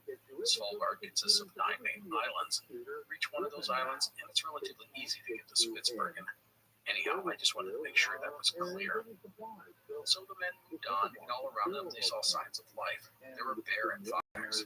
Birds were everywhere. They could hear and see whales. They saw seals all the time. Walruses were often viewed basking in the sun on passing ice floes. This was encouraging, as it meant the men wouldn't starve. However, the latter animal, the walrus, would prove to be a threat to the travelers. The walrus is the most aggressive animal in these waters. The walrus, upon seeing a catamaran, was not averse to chasing it, a way to enforce territorial borders. And it was not uncommon for the walrus to get close to the catamaran and even attack it. In just a couple of days, the men would shoot at 2 attacking walruses. One would flee and the other would be killed. So by the middle of August, the dropping temperatures and shortening days would signal the end of summer. Also, the paraffin would run out, and the stove parts would be used to make some blubber lamps, which, as you can imagine, ran on blubber. These lamps were not as efficient as the primus, but they did produce enough heat to cook food and give off some warmth. On August 15th, the men would reach 2 milestones. The first was they were able to pull the kayaks up on actual land. It wasn't much, but it was significant to the men, as it was the first dry land they had stepped onto in nearly 2 years. Nansen was almost overjoyed at being on land again. In his diary, he described the landscape, including the flowers. Nansen and Johansson would raise and reach a flag to mark the occasion, plus they would have a special meal. The second item was actually the day after, when the men would round a piece of land that jutted out into the ocean and see nothing but water on the western horizon. They had reached the eastern edge of Franz Josef Land. Nansen would write this of the moment. At last we rounded the promontory, and our hearts jumped for joy. Only water to the west. End quote. And even more important, Nansen was pretty sure he knew where he was. He identified the headland as Cape Felder, which had been visited by earlier explorers. At this point, Nansen had 2 options. The first was to sail directly west towards Spitsbergen. This was a distance of about 300 miles or 480 kilometers. Such a long ocean voyage would be immensely risky. The second option was to follow the western edge of Franz Josef Land, which goes southwest. The advantage to this is that it eventually gets you quite a bit closer to Spitsbergen. Plus, we can't forget that there was a supply depot at Ira Harbor at the southern edge of the islands. Getting to those supplies would make the crossing much more manageable. But let's be honest, there really wasn't much of a choice. Trying to cross the ocean now was a non-starter, and thus Nansen would head southwest down the line of islands of the archipelago. Progress Progress would be erratic at best. Storms kept the men in one location for days. During that time, ice packed in around the coast. Any dreams of getting home that year were now dashed. Still, the men held out hope that they could reach Ira Harbor before winter set in. The existing structures and supplies would make for excellent living quarters. But it was not looking good. The ice was thickening and the winds were picking up. On August 21st, a polar bear tore through the tent wall. The men had to shoot the animal. And there would be other attacks made by walruses who came after the men's kayaks. Luckily, the rifles would keep the big animals away. On August 26th, the team came to a spot that, the men judged, would serve as a good winter's quarter. Nancy would take it. The Arctic winter was coming, and preparing to survive it would require time. Johansson would say they were preparing for, quote, the third and worst polar night, end quote. They now needed to gather food and build a shelter. For food, there was plenty of game. Within days, they would kill 6 polar bears and a pair of walruses. The walruses were such easy pickings when caught on shore, Nansen felt like it was murder. However, they were so large that they could not be moved and had to be butchered where they had been shot. Next was shelter. The men had limited tools, so they had to adapt to what they had for the task at hand. A pick was made from a walrus tusk, and a spade from a walrus shoulder blade, and a crowbar was fashioned from a broken sled runner. The winter quarters would be based on the stone huts of the Norwegian uplands. The men had to dig up and carry each stone, one by one, to the construction site. The stones were piled up to make a rectangular wall about a meter or 3 feet high. The men also dug down into the earth about 3 feet, meaning the height of the structure was around 6 feet or 2 meters. As for the roof, that was the tough part. They found one log on the island, which provided support for the roof, which was made of walrus hides. By the end of September, the hut was complete. It measured about 10 by 6 feet or 3 by 2 meters. The men could stand in the hut, and there were no windows. It was called the hole by the men. The final thing that Nansen and Johansson did was to get more food for the winter and fuel. They would shoot 5 more bears and 2 more walruses. This would add a ton of meat for the winter ahead. Also, the blubber would provide fuel for the lamps the men had put together from parts from the grimy stove. On October 15th, the sun sank beneath the horizon. The Arctic winter had arrived. Outside in the dark, the snow drifted up around the hut, only the roof exposed. It was like living underground. A bearskin served as a hatch so the men could exit the structure. Animal hide, moss, and snow were used to plug in drafts. Inside, the men set up a cooking corner with a blubber lamp and saucepan. A spot above was open for smoke to escape, a chimney constructed of snow and walrus bones. In the center of the hut was another blubber lamp, which was always lit. This provided heat and kept the middle of the hut from freezing. For platform with bearskin mats. The blanket sleeping bag the men had been using was woefully inadequate, but in time, from bearskin. There was plenty of food and fuel for the winter, and scurvy was not an issue, as the fresh meat provided traces of vitamin C, enough to keep the disease at bay. Nansen and his companion would thus fall into a routine that winter, boredom the greatest enemy. We can't forget, this is not 7 or 8 weeks, this is 7 or 8 months, and it would not be easy. They would cook and clean, write in their diaries, tend to the lamps, ruminate over their fates. They would often think of home. Nansen's thoughts dwelled on Ava and his daughter. As long as the weather wasn't too bad, the men left the hut to walk and stretch their limbs, plus to get away from each other for a spell, and there were daily readings done with a thermometer and barometer. Nansen and Johansson seemed to have gotten along pretty well despite their cramped quarters. Perhaps it was that Nansen had little to be concerned about and didn't need to constantly be ordering Johansson about. 2 men had always been very formal together. They addressed each other as Professor Nansen and Mr. Johansson. Now they fell into a first-name basis. The men also slept a lot. They were lethargic, like any other hibernating animal. One problem that did plague the men were the foxes. They would visit the hut regularly, often just chewing on the bear carcasses. However, they made a nuisance of themselves when they would steal things, which they loved to do. That winter, the foxes would make off with a sail, a ball of twine, a thermometer, a harpoon line, and more. The men would take some shots at the animals to frighten them off, but the results were mixed. The new year would bring thoughts of escaping their winter quarters. The men began to make new bearskin mittens and leggings, as well as the aforementioned sleeping bag. In late February, the birds would return, a sign the winter was coming to a close. But everything nearly ended when, on March 8th, Johansson would climb out of the hut and be greeted by a polar bear. Johansson would yell out an alarm and fling himself back into the hut. The bear, a big male, tried to follow him in. Johansson would scramble for his gun and take a shot at the bear. The great beast fled. Johansson would follow and shoot and kill the animal on the beach, or so he thought. He would turn and start to walk away when he heard another shot.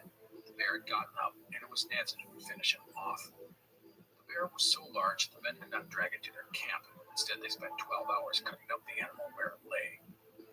The next couple of months would give the men time to prepare for the next phase of their journey. With the weather warming, they began to make new clothing from the blankets and discarded sleeping bag, and the kayaks were repaired and waterproofed using blubber. New lashings were made from walrus and bear hide. Bears, by the way, were always a danger, but the pesky foxes were gone as they took to hounding the nesting birds on the cliffs as they were easier pickings. By May 12th, the men were ready to depart. The weather was warming and they had food and fuel. They knew they would need to hunt as they moved on. After a few delays, they would finally set out a week later.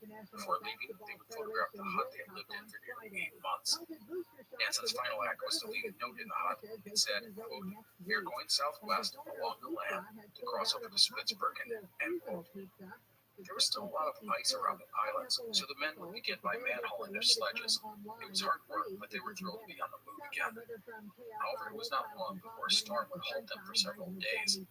By the way, the men had no tent. The old one had essentially disintegrated. Thus, they would park their sledges side by side, but with enough space in between for the two men to lay down. Skis and ski poles were placed across the sledges, then a sail on top of those, all of it making a simple tent. It was crude and not very warm, but it worked. When the men continued, they pressed southwest in the kayaks or on skis, but the weather often slowed them or forced them to take shelter. The slow progress gave Nansen time to contemplate the situation. He still had doubts about his location, and the men had to reach Spitzbergen this summer. He didn't know if they could survive another winter in the Arctic. In late May, a storm would pin them down for over a week. Food was running low. And on cue, on June 3rd, the men were able to shoot and kill walrus. Walrus meat was not a favorite, but it was better than starving. On May 12th, the men would cross a wide strait and reach open water for the first time in more than a week. They were taped to the kayaks. Later that day, they would moor their kayaks next to a high ridge of ice. They would climb to the top to get a good look around. It was then that disaster nearly struck.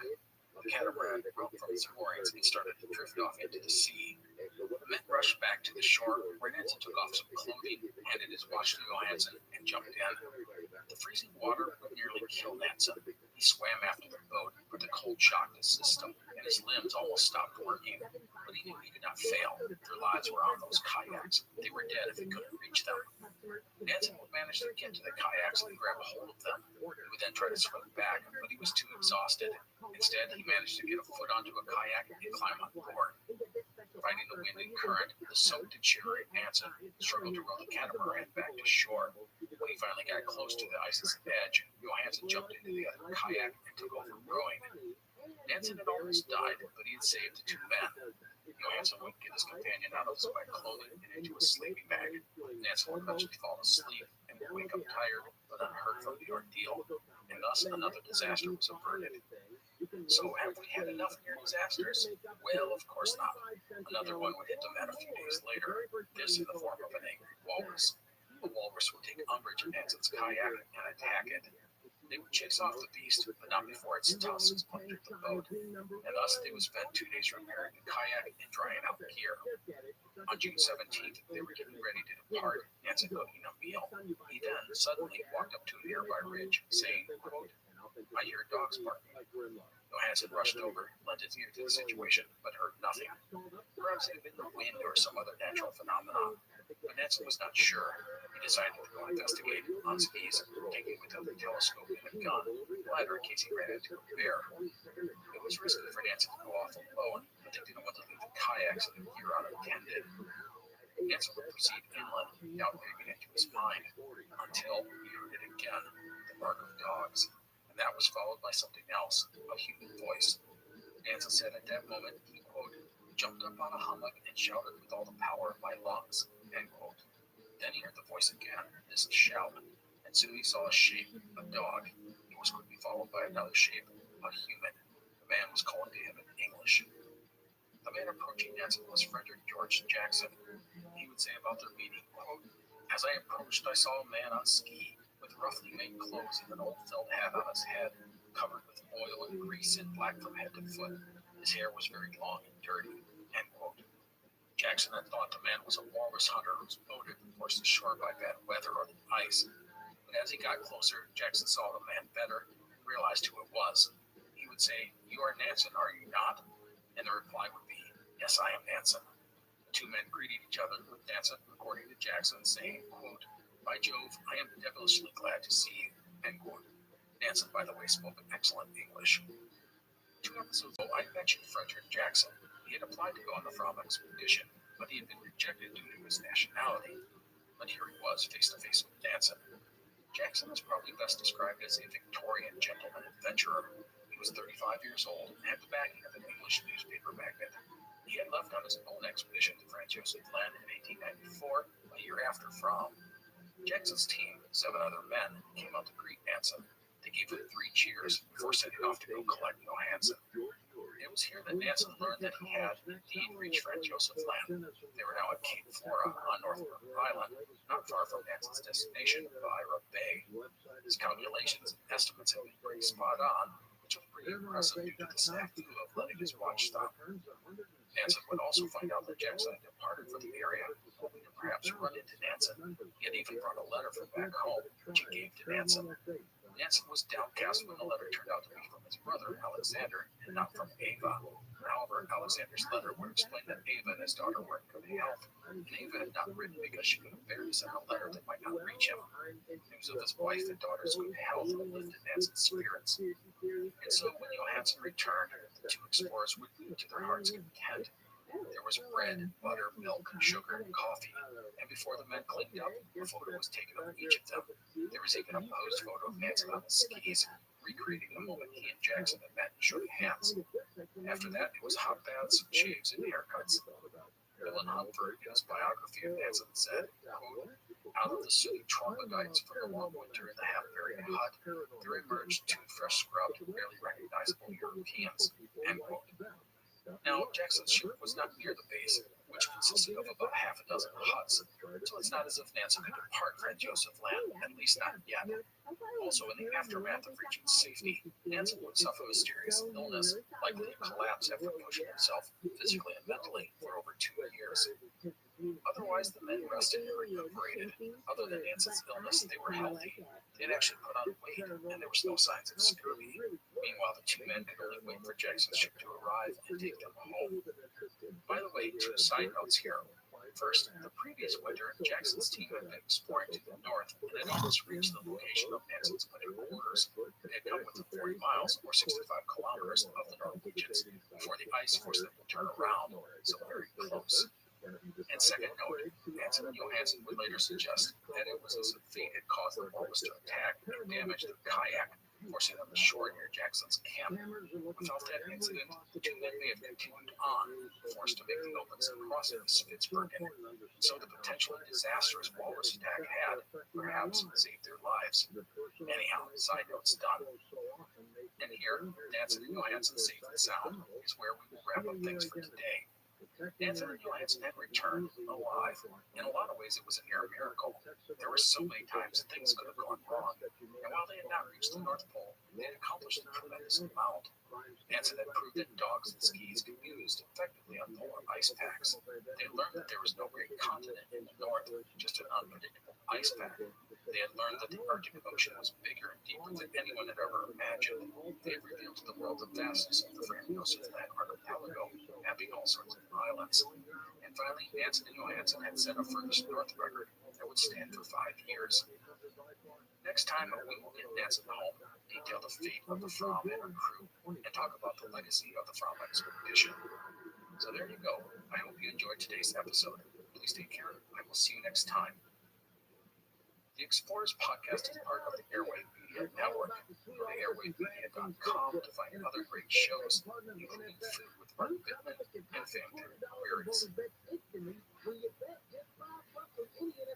You're listening to an Airwave Media Podcast. Download the DraftKings Sportsbook app now and use code SNAP to sign up.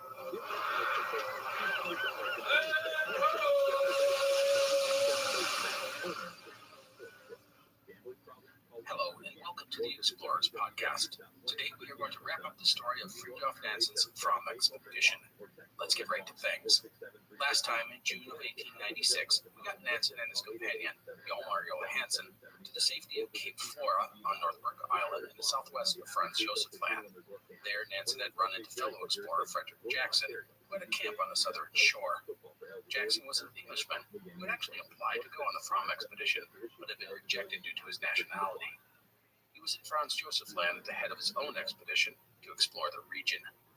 Nansen was safe now, but he was stuck with Jackson and his team as their camp was iced in.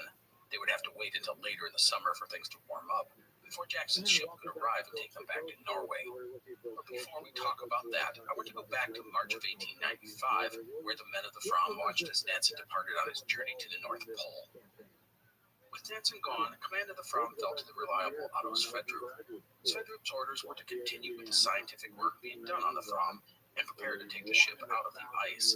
The men were to stay with the Fram unless some sort of disaster struck. But the most important thing was to get the men safely back home. By the way, if you want to see the route of Fram's drift, there's a map on our website, explorerspodcast.com.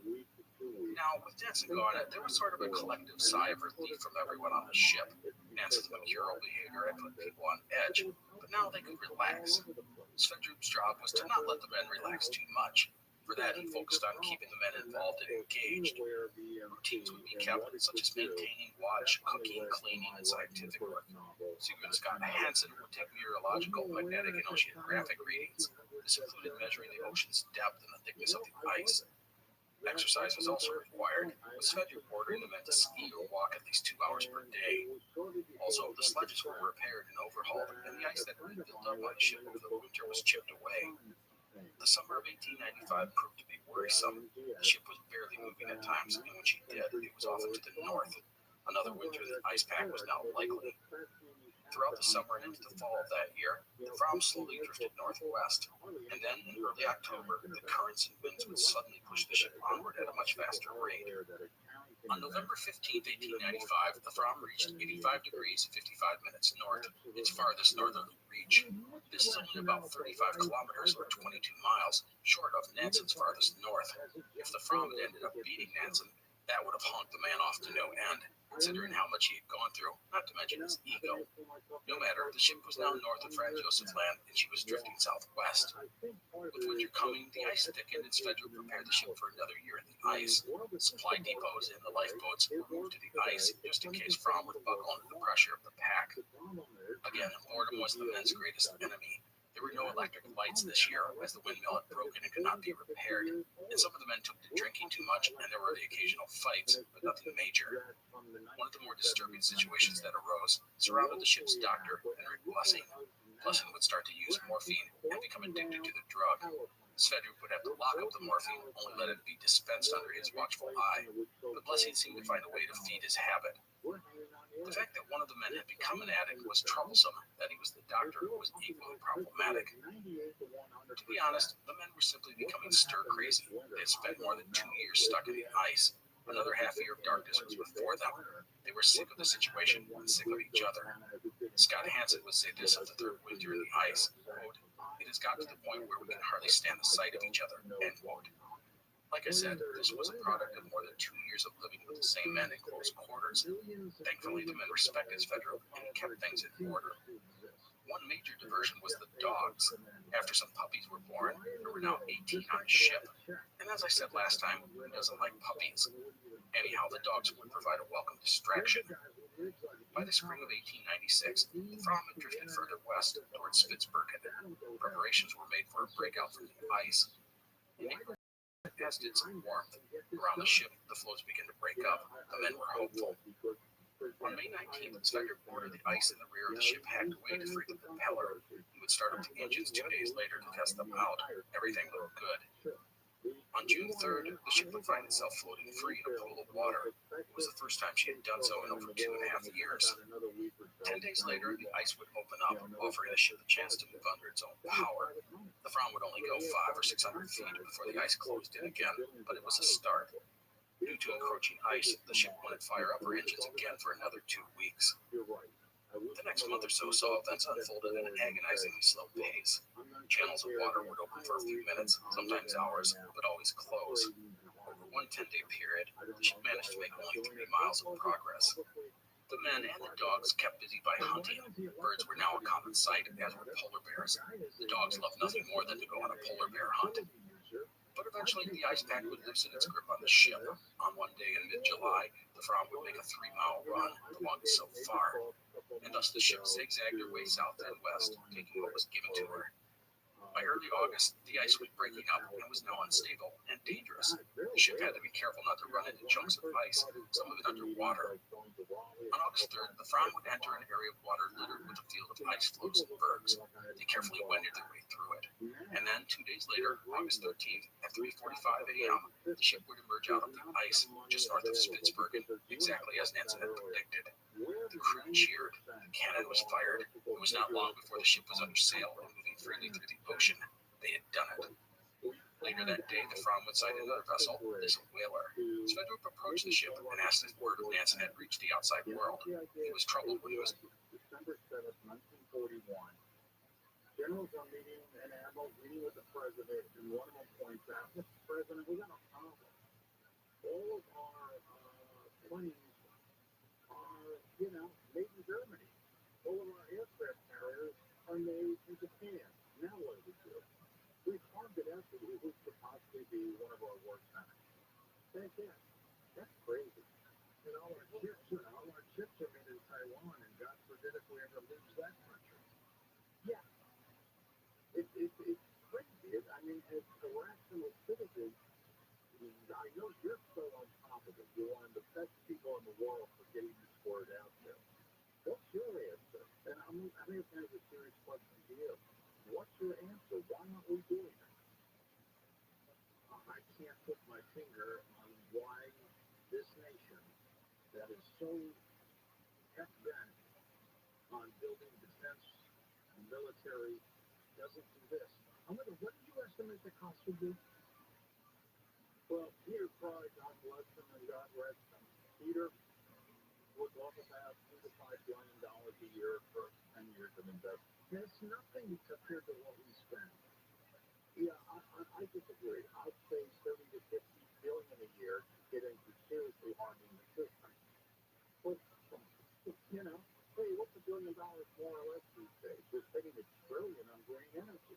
Green energy, which is even more susceptible to an EMP strike. We spent more than that on COVID relief deals and stuff like that. Yes.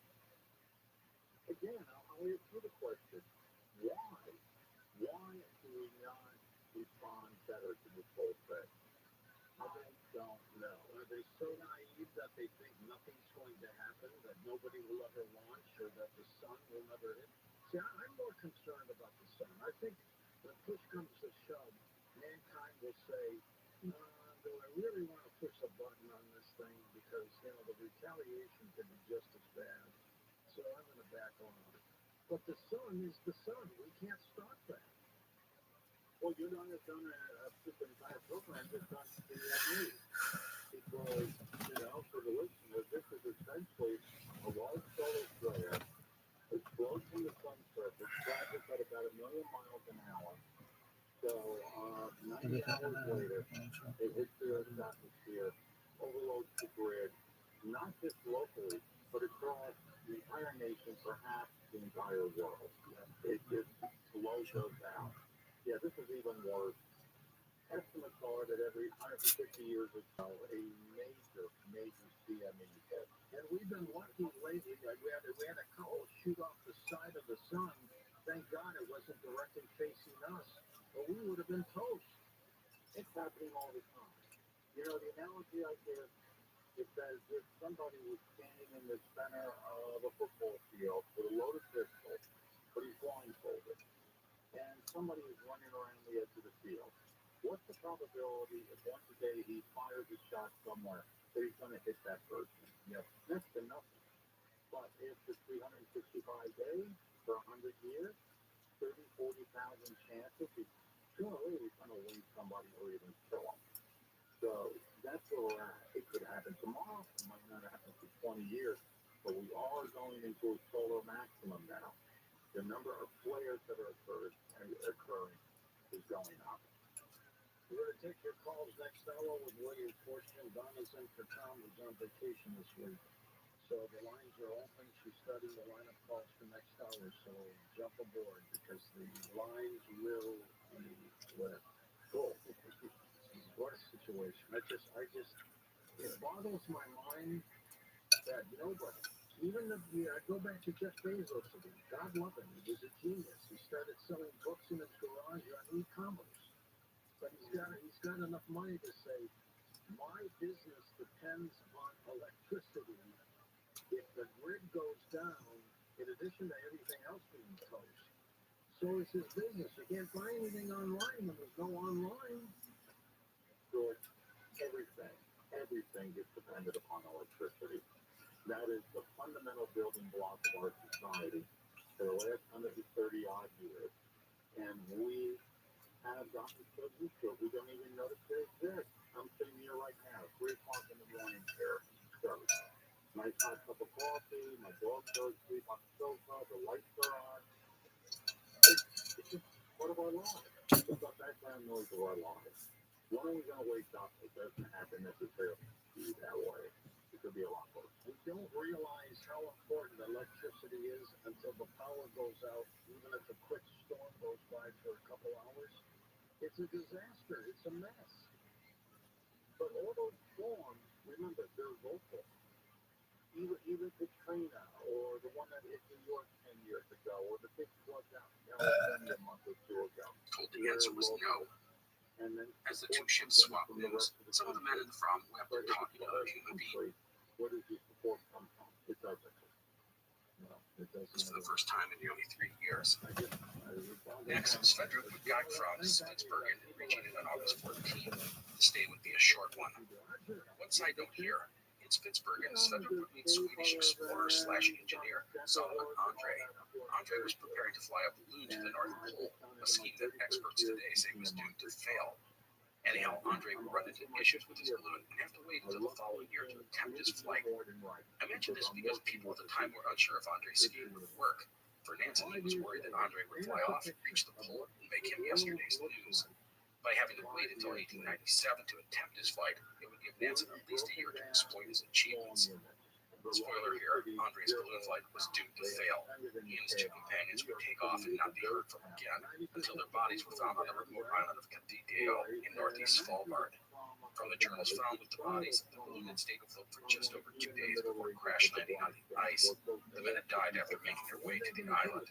Anyhow, that is another story for this podcast. Side note done. The From would thus depart for Norway.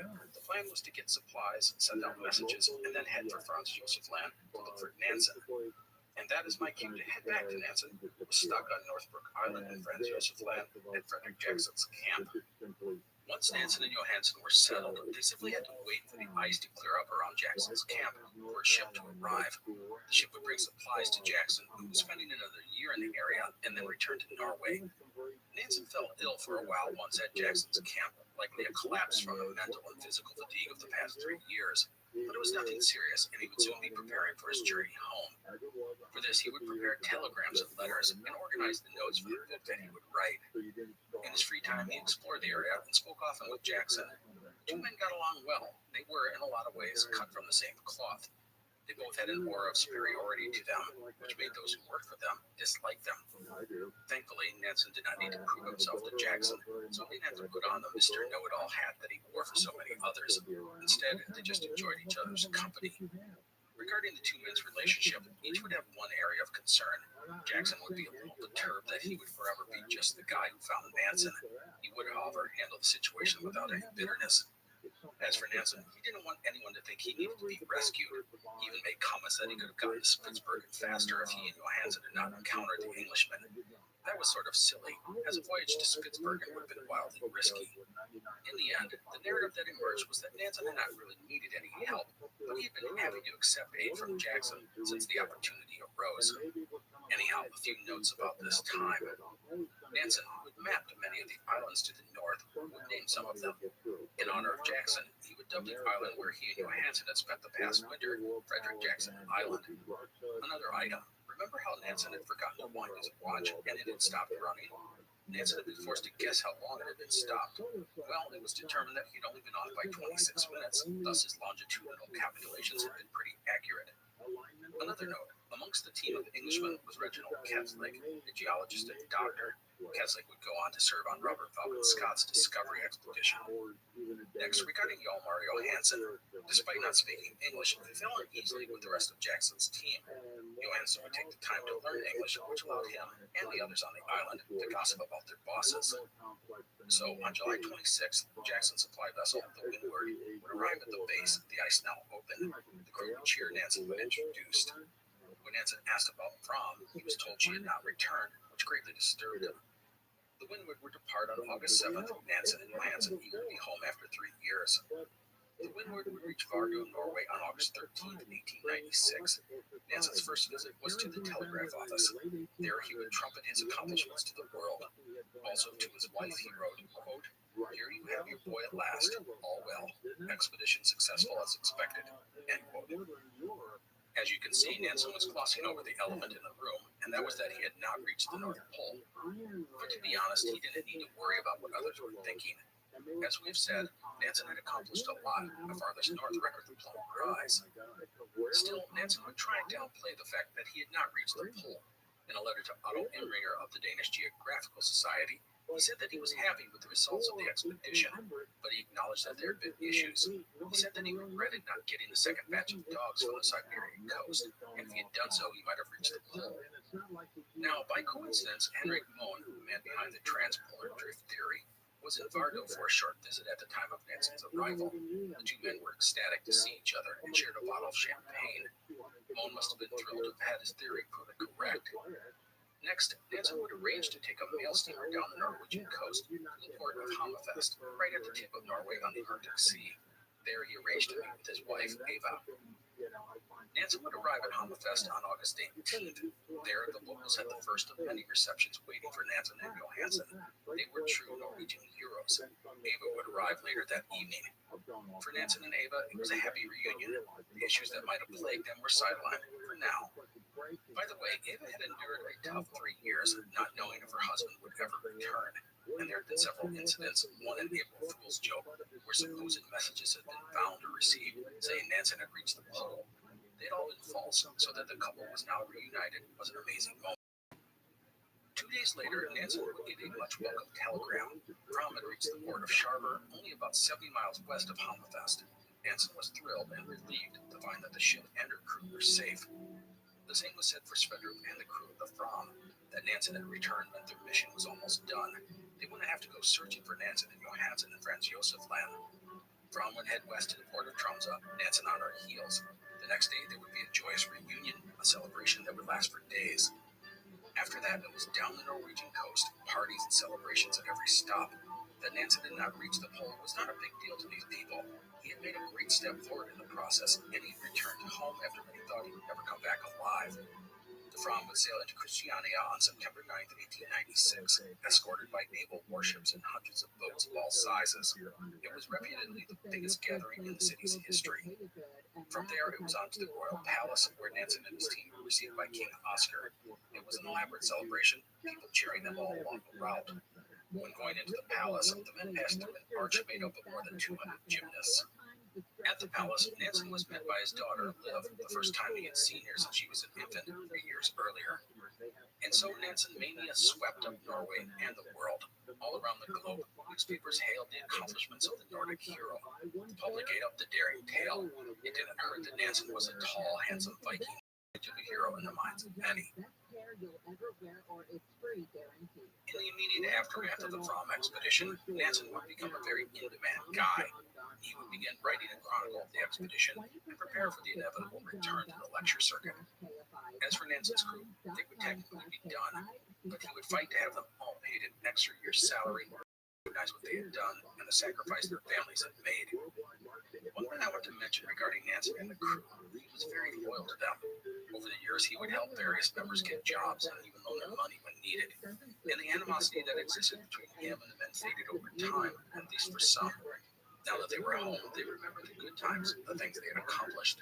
One of the ship's officers, Sigurd Scott Hansen, would later write this, quote, "There was a time when I hated Nansen to such an extent that I almost dare not think of it, but now the feeling has faded to a memory, vague as a fog of a dark period, and has given way to an ordinary sympathy, which makes me concentrate on the good aspects." End quote. Hi, We I'm will Daddy. talk about It some is of the now key 5 crew o'clock. members before we finish today. Now, for Nansen, the big thing he wanted to do was take financial advantage of his expedition. In addition to a book and lectures, he would sell the rights to the story to various newspapers. The Daily Chronicle in London paid him £2,250 for his story. Regarding the book, his Norwegian publisher gave him an 88,000 krona advance. That was astronomical. It's like 10 times what the Greenland expedition cost, and 25 or 30 times the annual salary he got from Christiania University. His English publisher would give him another £10,000. The book, by the way, would be a 2-volume set titled Farthest North. It would be a huge success with the public and the critics. The first printing of 40,000 copies would sell out. The book's success would essentially set up Nansen financially for life. And one other thing, Nansen vowed to his wife, friends, and the public to never do such a crazy expedition again. He was now 8 years old, had a family, and that sort of thing was behind him. At least that is what he said. Anyhow, that is the immediate aftermath of the Throm expedition. Now I want to focus on the legacy of the endeavor. The first thing I want to talk about regarding Nansen and the Throm expedition are the failures and issues that arose. We can start with the obvious item, no North Pole. I mean, that had been the goal. But I'm not going to lie to you. While it was disappointing that Nansen had not reached the pole, it wasn't a deal breaker. Nansen downplayed it, and so did the press and the public. I think a big reason was the totality of the story. Remember, a lot of people thought Nansen was crazy, and when he came back after 3 years, it was a huge surprise. A pleasant surprise, but still a surprise. And then when people read about all that the ship and Nansen had accomplished, the near-death experiences, the things they had overcome, it was just a great story. Surviving such a thing makes for great drama, and people loved it. It didn't hurt that Nansen would go on the front page of the newspaper. The second item I want to mention is a piece of criticism that was leveled at Nansen from various quarters, and that was his decision to head to Franz Josef Land on his retreat from his farthest north location. I want to remind you that Nansen's push to the North Pole lasted. He had budgeted 50 days for the journey. Some felt that he should have tried to go back to Fram. He was the leader after all. It was his job to stay with the ship. Nansen was sensitive to accusations he had abandoned his team. People said that he had taken an easy way out by heading for Franz Josef Land. Personally, I can see both points of view. However, the big issue I have is that if Nansen had tried to reach Fram, he didn't know exactly where the ship was. Remember, we're on drifting ice. That makes finding the ship a bit dicey. Now, perhaps it wouldn't have been that hard, but it seems like an obvious flaw in the idea of trying to return to Fram. No matter while I understand the argument, I can certainly see and agree with Nansen's ultimate decision. And with that, let's talk about the positives of the Fram expedition, which were many. First and foremost, Nansen and Johansen had achieved a new farthest north record, 86 degrees and 13 minutes north. They had bested Adolphus Greely by nearly 200 miles, or 320 kilometers. That was a big leap. The record would stand for 5 years. Next, with regards to polar travel, Nansen had demonstrated that dogs and skis were the most promising way to conduct travel over the ice. Nansen set the template for such expeditions. Use small, skilled teams, traveling light and fast.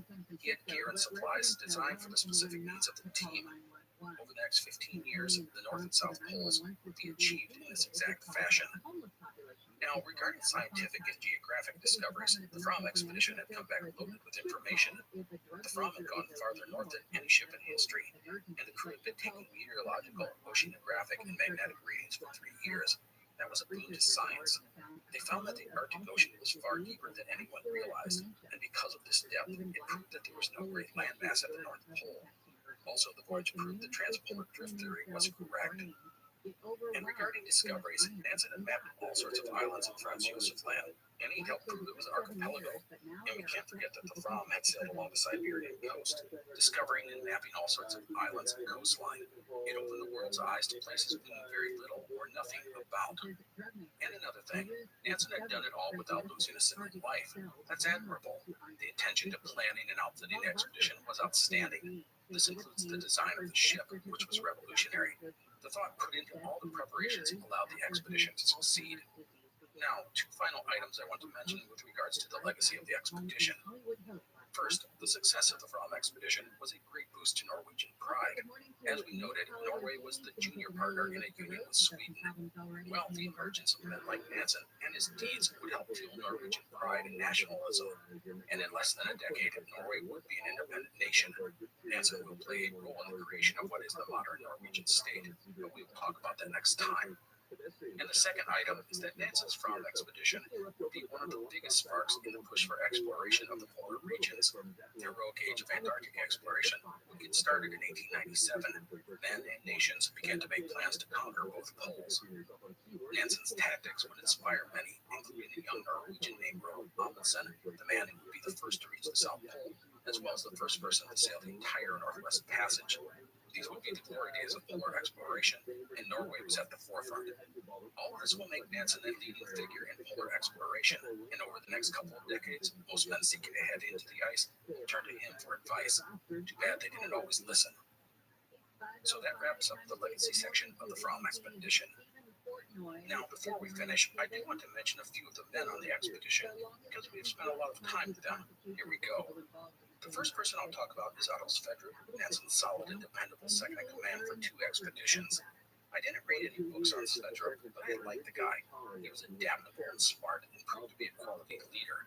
He was not the most dynamic man, but he was trustworthy and respected by the crew. It was very important. In the aftermath of the Fram expedition, Sverdrup would go on another expedition with Fram as well. In 1898, he would head to the Canadian Arctic and spend 4 years exploring and mapping, adopt Inuit ways, and overwinter in the Arctic for 4 straight years. He and his team would chart a total of 260,000 square kilometers of the area, more than any other polar expedition. Sverdrup would return to Norway as a national hero, but remain mostly unknown throughout the rest of the world. There would be more expeditions for the man. In 1914-15, he would go to the Kara Sea along the Siberian coast in search of 2 lost expeditions. A final voyage took place in 1921, with Sverdrup leading 5 ships into the waters off the Siberian coast in order to expand northern sea routes. After that, he would retire. He died in 1930 at the age of 76. Today, you can find a couple of statues of the guy in Norway, and in 2008, the Norwegian Navy launched an Otto Sverdrup and Nansen-class frigate. In Sverdrup's life, he received numerous honors, including awards from the Royal Geographical Society and the Norwegian Geographical Society. He also received the Grand Cross of the Norwegian Order of St. Olaf. Also, as I mentioned in the last episode, there's Sverdrup Island in the Kara Sea. In addition, in Nunavut, Canada, there's a collection of islands that are called the Sverdrup Islands, in honor of the man who had mapped them. As I said, I like Sverdrup, and I knew nothing about him before coming into this series. I hope to someday give him his own series. The second person I want to mention is Nansen's sledge partner, Hjalmar Johansen. To be honest, Johansen's life story ended up sad. He would suffer from depression, which contributed to a drinking problem. After the Fram expedition, Johansen sort of slid into the background. He was not, by any means, an extrovert, and he was forgotten while Nansen was showered with honors and praise. This stung Johansen, who was frustrated by a lack of acknowledgement of what he had done for the expedition. And let's be clear, he had been essential in the push for the pole. Nansen may not have survived with a lesser partner. After the expedition, Johansen would join the army and rise to the rank of captain. However, he struggled to settle into the military and married life. His heavy drinking would ultimately cost him his career and his family. Over the years, Johansen returned to Nansen for help. Often this was for money, but it was also for work. And in 1910, Nansen would give Johansen a position with Roald Amundsen's South Pole expedition. It was a great opportunity. However, things did not go well. Johansen would save another man's life during a blizzard, but he would clash with Amundsen over the incident because he felt that Amundsen had put the lives of his men in jeopardy. It would ultimately lead to his dismissal from the team. Upon his return home, Johansen's drinking and depression would spiral out of control. He would commit suicide in 1913 at the age of 45. Johansen was, sadly, forgotten by most people. But as I said, he had been immensely important to the success of the Fram expedition.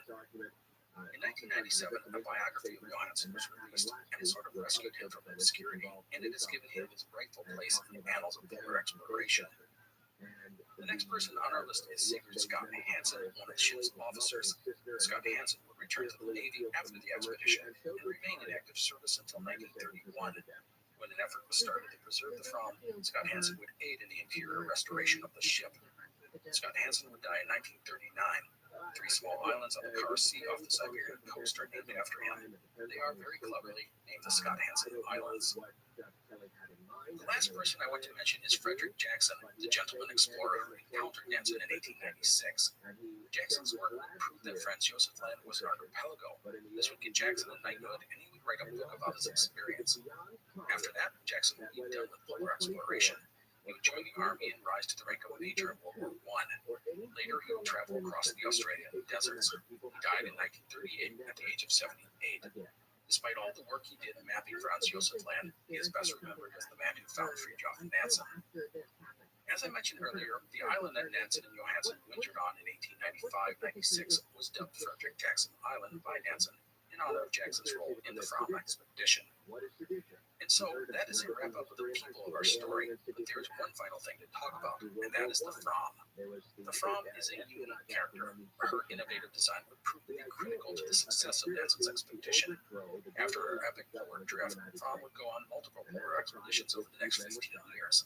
This includes Frederick Geer's long stay in the Canadian Arctic and Amundsen's South Pole expedition. The ship would go into storage in 1912 and fall into decay, and then in the late 1920s, an effort was started to preserve the historic vessel. Otto Frederick was one of the men who helped get the preservation efforts going.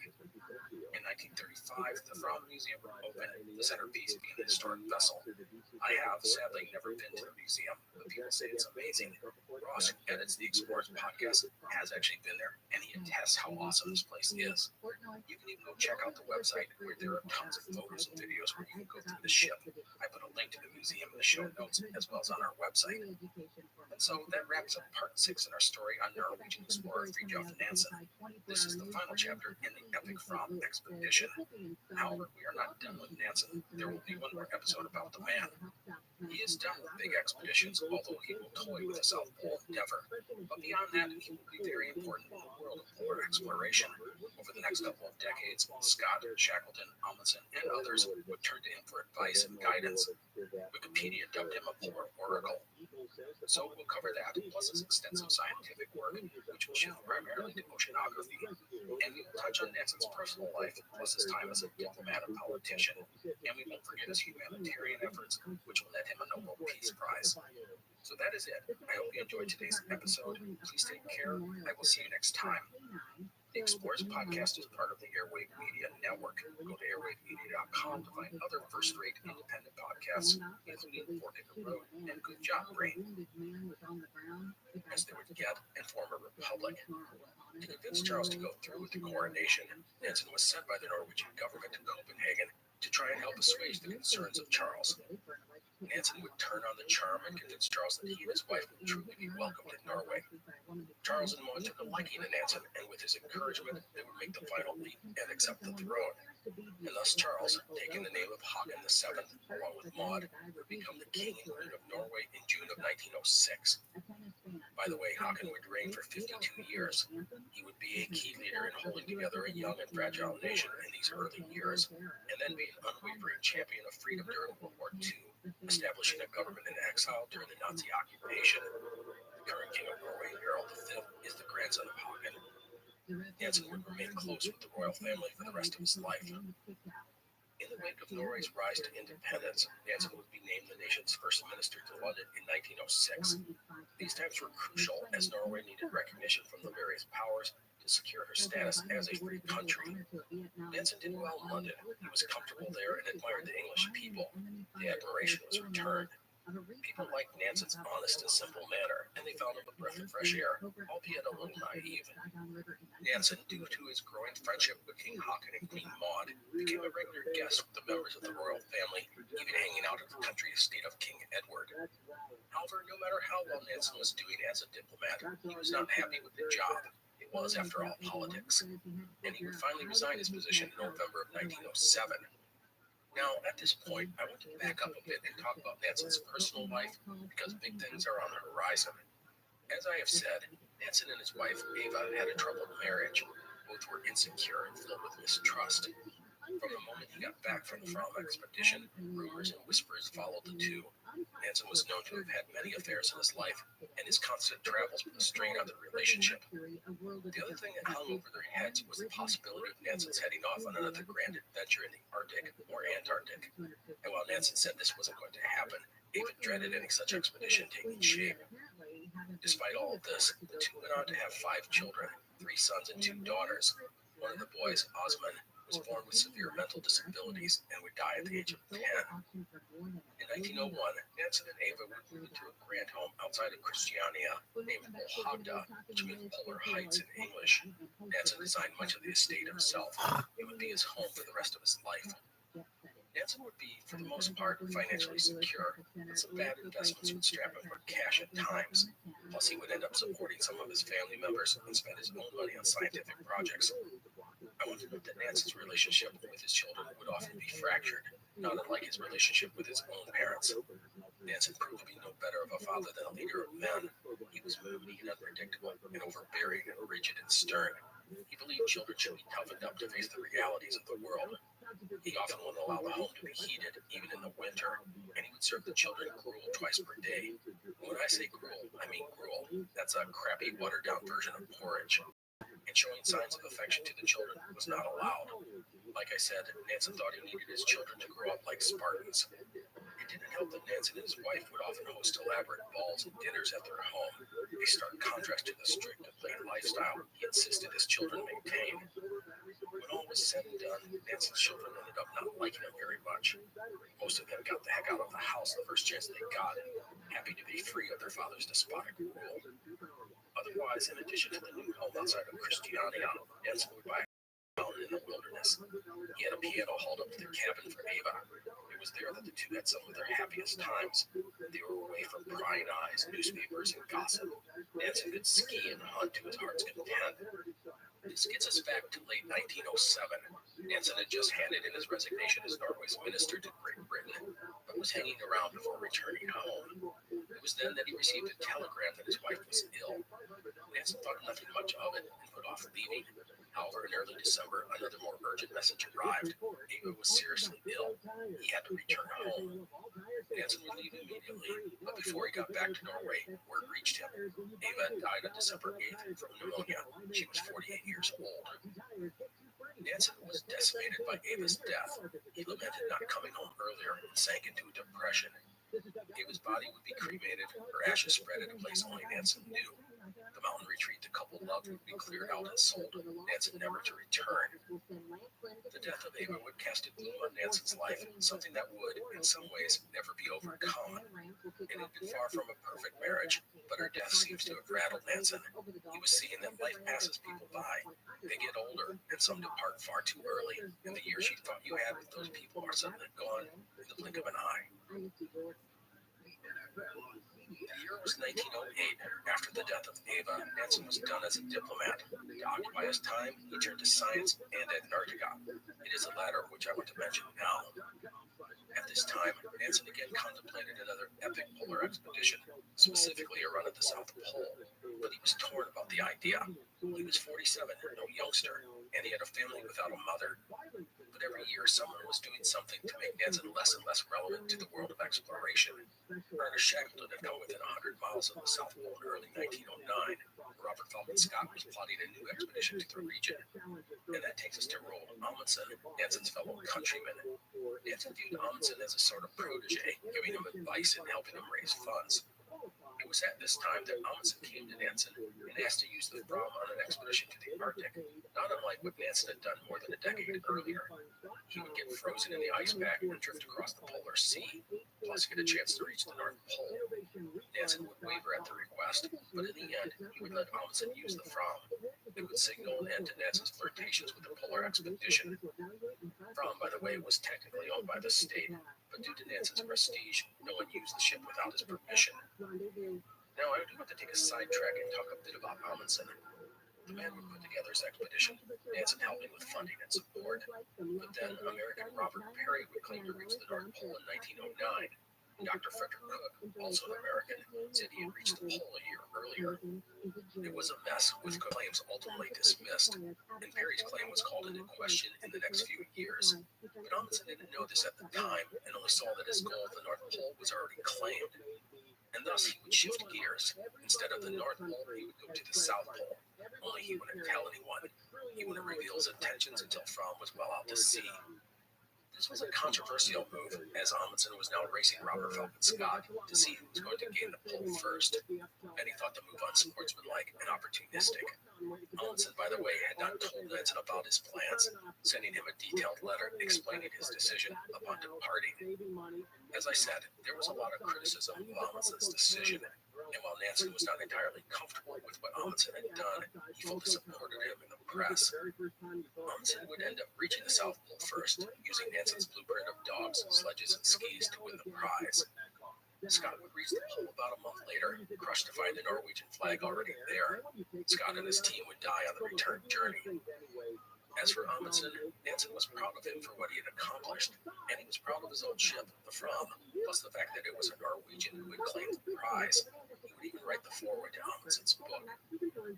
But in some ways, there was a fraying in relations between the two men. It was all cordial on the exterior, but Nansen felt a bit betrayed by Amundsen's decision. However, I would argue that Nansen was wounded, as now it was Amundsen who was the preeminent polar explorer in the world, not himself. That, no doubt, stung Nansen, an immensely proud man. And so, after Nansen's diplomatic work, plus his flirtation with another polar expedition, he would focus on science, not that he'd ever abandoned his scientific work. In 1909, Nansen would publish a paper with Bjorn Helen Hansen titled The Norwegian Sea, Its Physical Oceanography. It was based on the information gathered on his 1900 voyage to Iceland and Svalbard. Between 1910 and 1914, Nansen would be part of numerous oceanographic expeditions. This included research in the North Atlantic in 1910 and at Bear Island in Spitsbergen in 1912. By the way, at this time, Nansen would design and test new equipment. One item he developed was dubbed the Nansen bottle. This allowed a person to take deep water samples. Nansen would also produce, at the request of the Royal Geographical Society, a 2-volume history of the explorations of the northern regions beginning in the 16th century. Some other adventures of Nansen included a return to the Kara Sea off the Siberian coast in 1913. There, Nansen investigated possible trade routes between Europe and the Siberian interior. Nansen would do some extensive travels in Siberia, documenting the life and culture of the Russian people in the region. Some personal notes regarding Nansen during these years. First, his son Osmond would die in 1913 at the age of 10 after a long illness. Second, there were rumors that Nansen had a romance with Kathleen Scott, widow of British explorer Robert Falcon Scott. Biographer Roland Humford says Nansen begged her to marry him, but she turned him down. Others have dismissed the story, pointing out that Nansen had many relationships with women, some platonic, some romantic. If those rumors are true, we really don't know. The two were friends, that is not in question, but we don't know if there was anything more. No matter, Nansen, even as he passed 50, continued to enjoy the company of women throughout Europe. With Kathleen Scott out of the picture, Nansen would ultimately marry again, this to longtime friend Sigrun Muth. The two had been in an intimate relationship even before Ava's death, and they would remain an item on and off until they married in 1919. The marriage brought some brightness to the Nansen home, but in time, the relationship would sour.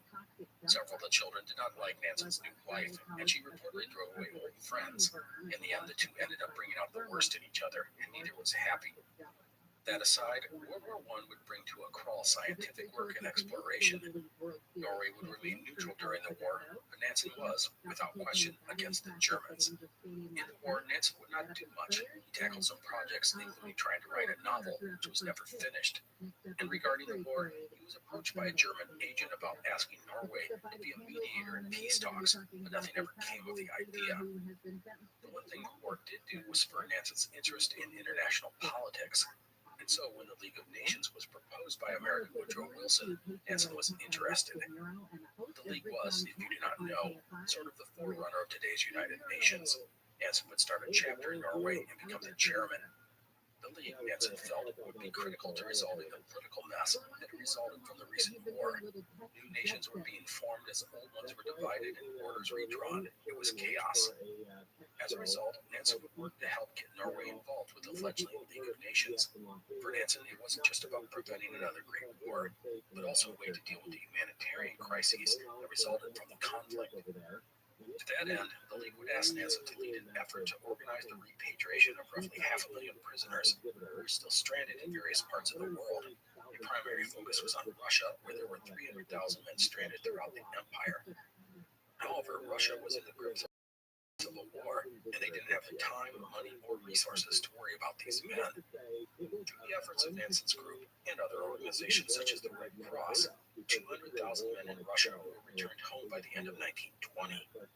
Of it all, Nansen would say, quote, "Never in my life have I been brought into touch with so formidable amount of suffering," end quote.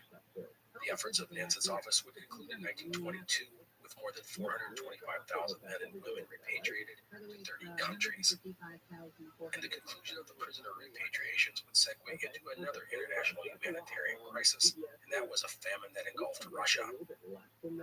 Nansen would be tapped to head the League of Nations Relief Initiative, along with the Red Cross, to meet the crisis. The idea was to provide food and essentials to Russia and the Ukraine.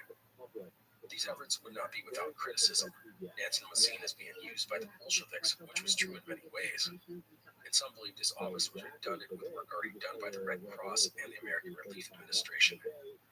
Nansen was often highly critical of the aid provided by various governments to his office, which was lacking. Instead, the efforts were often financed by private donations. Nansen despised the narrow-mindedness of the world leaders, and it made him dislike politics even more than he already did. In all of this, Nansen was seen as naive and easily manipulated by people on all sides. But in the end, he very much believed in the work he was doing, even if it didn't always pan out. There would be other humanitarian efforts by Nansen in the 1920s. He helped broker the resettlement of hundreds of thousands of Greek refugees back to their homeland. At the same time, 500,000 Turks in Greece were returned to Turkey.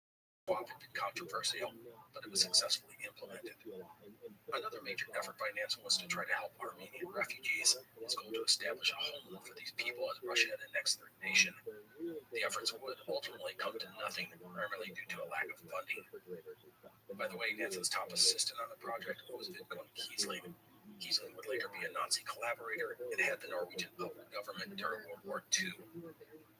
Now, one other thing I want to mention about Nansen was the creation of what would be called the Nansen Passport. The moment Nansen and his colleagues began to work with refugees and displaced peoples, they recognized that many of them lacked documentation that proved their identity or nationality, and without proper papers, a person often couldn't go anywhere.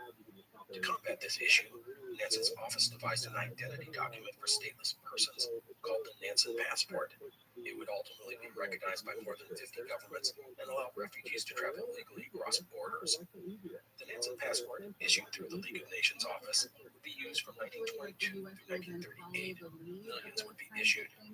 Some people who had Nansen passports included composer Igor Stravinsky, pianist Sergei Rachmaninoff, writer Vladimir Nabokov, ballerina Anna Pavlova, and Colonel Tom Parker, who would go on to be Elvis Presley's manager. For his humanitarian efforts, Nansen was awarded the Nobel Peace Prize in 1922. Not everything Nansen did was a big success, but the work he spearheaded affected millions of people during a chaotic time. And so, as Nansen's international work wrapped up, he would return to Norway and write several books and papers about his time in Russia and the Near East. Also, he would, again, dabble in politics in the late 1920s. Nansen feared the growing socialist and communist waves would consume Norway, and he would lend his voice in support to a right-wing anti-communist party founded in 1925. Some people even proposed Nansen had a new right-center coalition, but Nansen quickly quashed any such idea. Now, one last thing I want to mention about Nansen. In the mid-1920s, he would consider one final venture to add to his portfolio, and that was the idea of flying to the North Pole in an airship. He poked around at the idea, but funding would not emerge. And then in May of 1926, Roald Amundsen would fly over the North Pole in an airship in Norge, the first person to ever do so. With that, any thoughts of such an excursion were done. Regarding Amundsen, a man would disappear in the Arctic in 1928 while organizing a rescue party for an airship that had crashed. Amundsen had been on a plane out searching for the downed airship when it disappeared. His body has never been found. Nansen would speak at the memorial of the man, saying, quote, "He found an unknown grave under the clear sky of the icy world, with the whirring of wings of a eternity through space, end quote. As the 1920s came to a close, Nansen would slow down, suffering from a variety of illnesses, some big, some small. There was a minor heart attack in 1928, and then a blood clot in his lung. He still enjoyed getting out into the wilderness, hiking and skiing, his love of the land never abating. Nansen died on May 13, 1930, as a result of a heart attack. He was 68 years old. He was given a non-religious state funeral, his body cremated. The ashes were laid under a tree at his home. Amongst the pallbearers were Otto Sverdrup, his second in command on both expeditions, as well as Olaf Dietrichson from the Greenland expedition. There were no speakers at Nansen's funeral, just music, Schubert's Death in the Maiden, which his wife, Eva, used to perform. And so that is the life of Norwegian explorer Fridtjof Nansen. The man was a towering figure in his time, but was later surpassed by others in the eyes of the public. He never had the glorious accomplishments of Amundsen, or the memorable death like Scott, or the spectacular deeds like Shackleton. At the time of his death, and even today, he is revered in Norway. Nansen, even with his aristocratic manner, resonated with the people of Norway. He was an outdoorsman, a skier, an adventurer, and he was a professor and a scientist. To the young nation, he brought fame and pride and accomplishment. Regarding his legacy, I think we covered a lot of that in the other episodes. If anything, I think for us at the Explorers Podcast, he can best be described as a pioneer of polar travel. How Nansen crossed Greenland and the Antarctic ice pack with dogs and skis and sleds, it pretty much is how things are done today. That's quite amazing. The thing that is tough about Nansen is that he was, in some aspects, not very likable. He was stubborn and snotty and a jerk. He lacked the ability to connect with others, something so abundant in other men, such as Shackleton. But he was also generous and passionate and brilliant. You can argue that he was more successful as a scientist, even more than that of an explorer. A few notes about the man.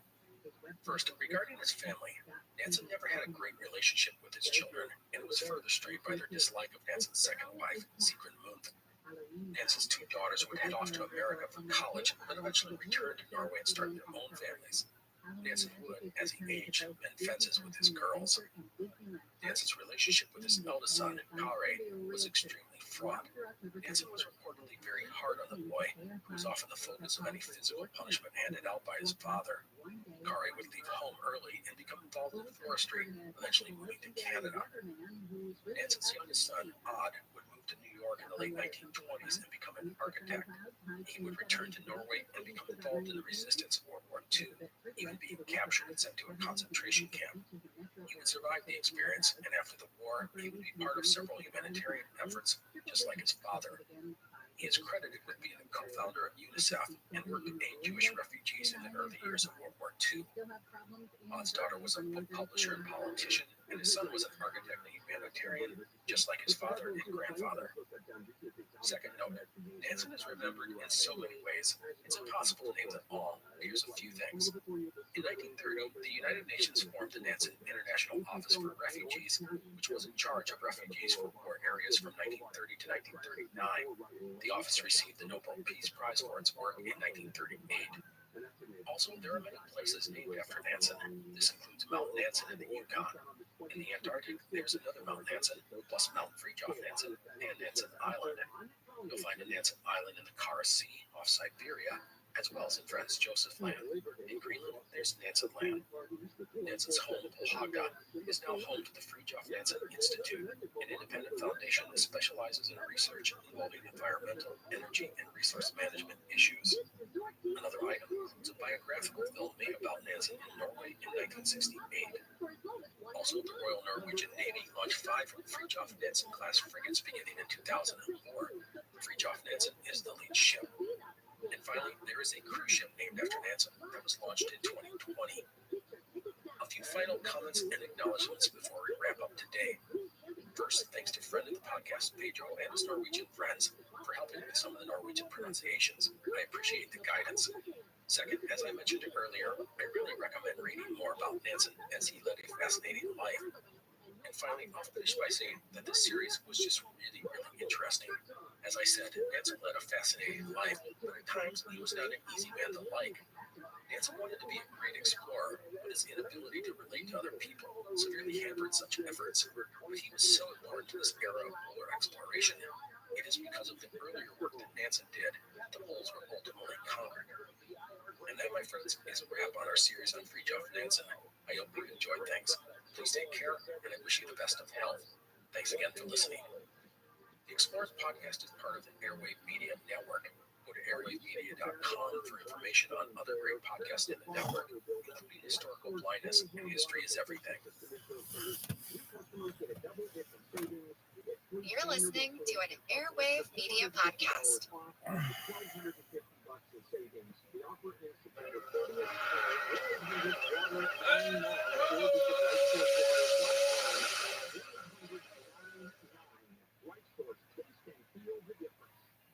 Hello and welcome to the Explorers podcast. Today's episode is going to be something rather unique. It's an interview with Alice Morrison, a modern-day adventurer and explorer. I've had many opportunities to interview people on the show, including individuals we today might call adventurers and travelers. But I really liked Alice because of her unique experiences, how she got into the adventuring business, and the way she approaches her life as the Indiana Jones for girls, as one reviewer described her. Let me give you a little background on Alice Morrison. She was born in Edinburgh, but grew up in Africa in the Middle East. She studied Arabic and Turkish, and after college taught in Cairo while exploring the region. Hitchhiking on military trucks into the desert and sleeping with stray dogs in Luxor. After that, she moved to London to pursue a career in journalism. Her knowledge of Arabic in the Middle East led to her various jobs producing content for and about the region. After some time as a news editor for the BBC, she became the CEO of a media company. However, in 2011, after 10 years, her company was merged with another organization, leaving her out of a job. And thus, Alice decided, at the age of 48, to start a new phase of her life, which would turn into quite a career. She entered the Tour d'Afrique, a 100-day, 12,500 kilometer, or 7,800-mile bike race from Cairo to Cape Town. Bitten by the adventure bug, she then took part in the Marathon des Sables, which is 6 marathons in 6 days across the Sahara. She had never run a marathon prior to entering, much less 6 of them. After that, her life as a traveler and adventurer was set. North Africa, the Himalayas, South America, Central America. It's all pretty amazing. In 2019, she became the first woman to walk the Draa River in Morocco, trekking 1,500 kilometers, or nearly 1,000 miles, across the desert and the mountains. Through all of this, Alice has produced 4 books about her travels, as well as a BBC show titled Morocco to Timbuktu, an Arabian Adventure. She chronicles many of her travels via podcast as well as on her social media channels. What I love about Alice Morrison was her approach toward traveling and exploring. Her early exploits were participating in extreme races and contests, but that's not really the case anymore. It's not about beating records or doing something no one has ever done, or trying to push herself to the limit. Now, Alice is an explorer. She loves to walk in the footsteps of early explorers and travelers, discovering a world that is not that much different than it was hundreds of years ago. And through this all, Alice displays a rare joy and love of learning, as well as experiencing the world around her and the people that she meets. I was also fascinated by Alice's desire to become a traveler and adventurer at the time in her life when many of us are trying to figure out how to retire, much less cross a desert on a camel. So please take a listen to Alice and enjoy some of her wonderful stories. You can learn more about Alice Morrison by going to her website, alicemorrison.co.uk. I put a link to her site on my own website, explorerspodcast.com, as well as in the show notes. I hope you enjoy my conversation with Alice Morrison. Hello, I want to welcome to the Explorers Podcast, adventurer and explorer Alice Morrison. Alice is joining us from Morocco, which is the first time I have ever talked to anyone from Africa. So, Alice, welcome to the show.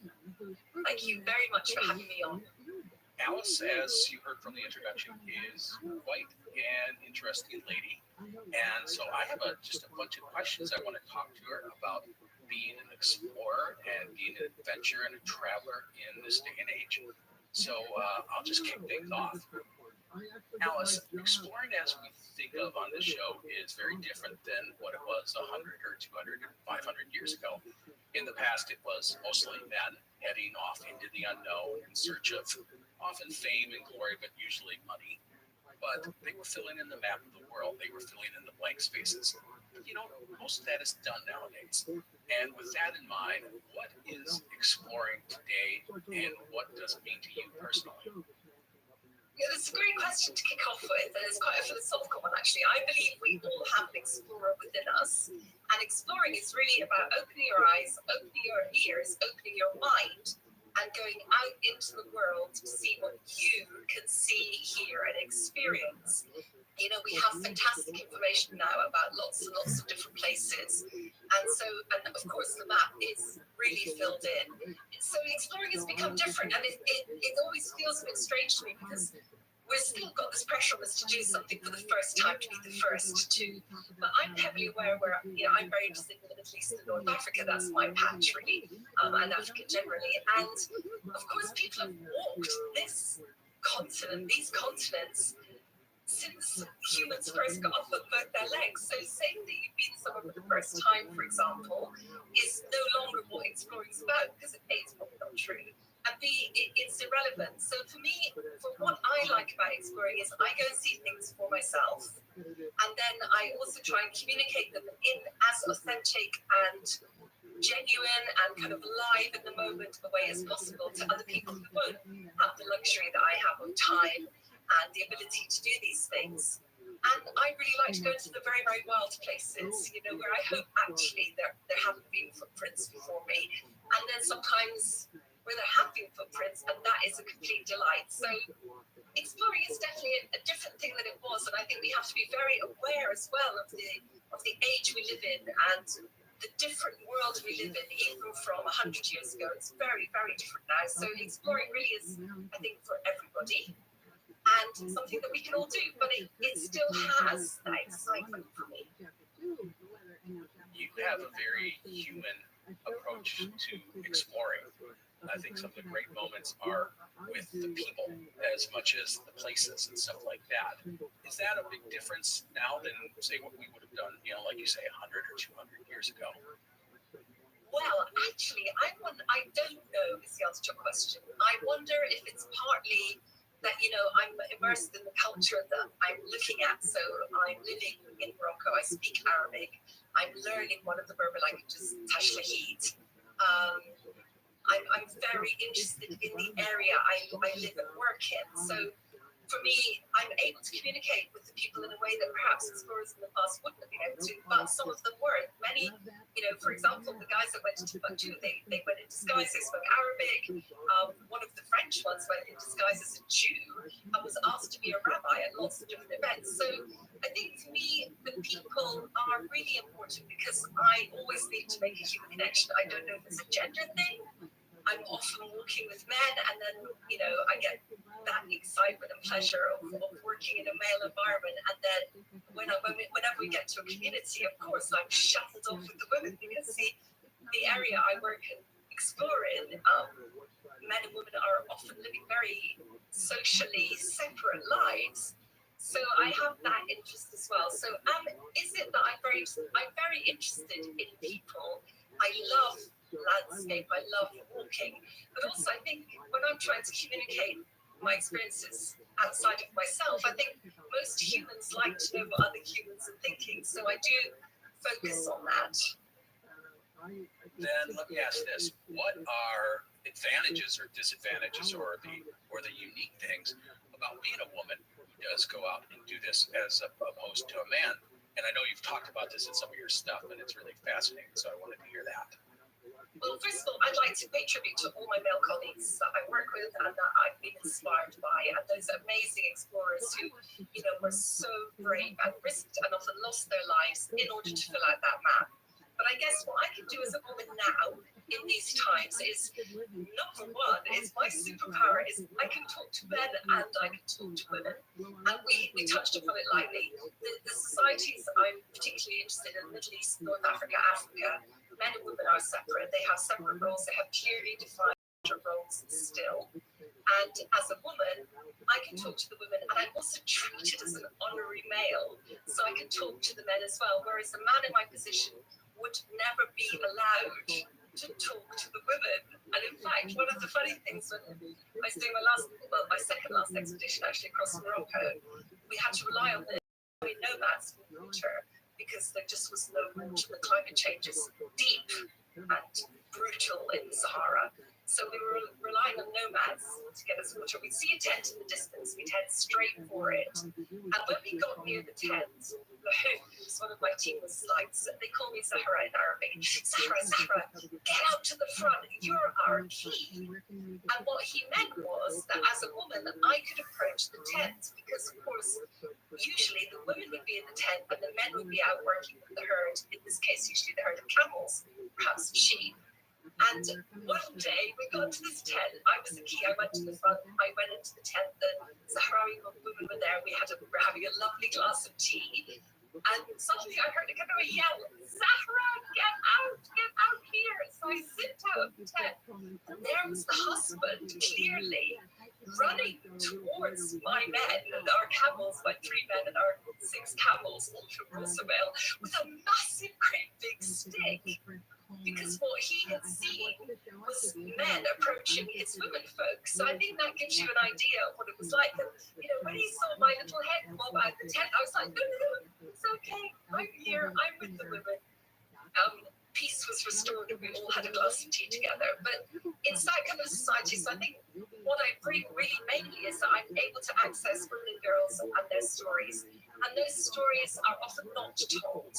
Historically, they're not told. These are small domestic, well, they're not small, but they're domestic stories, and I find them fascinating. I don't know how much you know about the Lewis and Clark expedition back in the early 1800s in the United States. For a long stretch of it, they brought with them a 16-year-old Shoshone woman, Sacagawea. And according to the stories, when people would see her, many of the native tribes would see her, they'd go like, oh, those people aren't a threat because war parties don't go running around with women. And so it's sort of the same thing, where you're not threatening because you have this lady.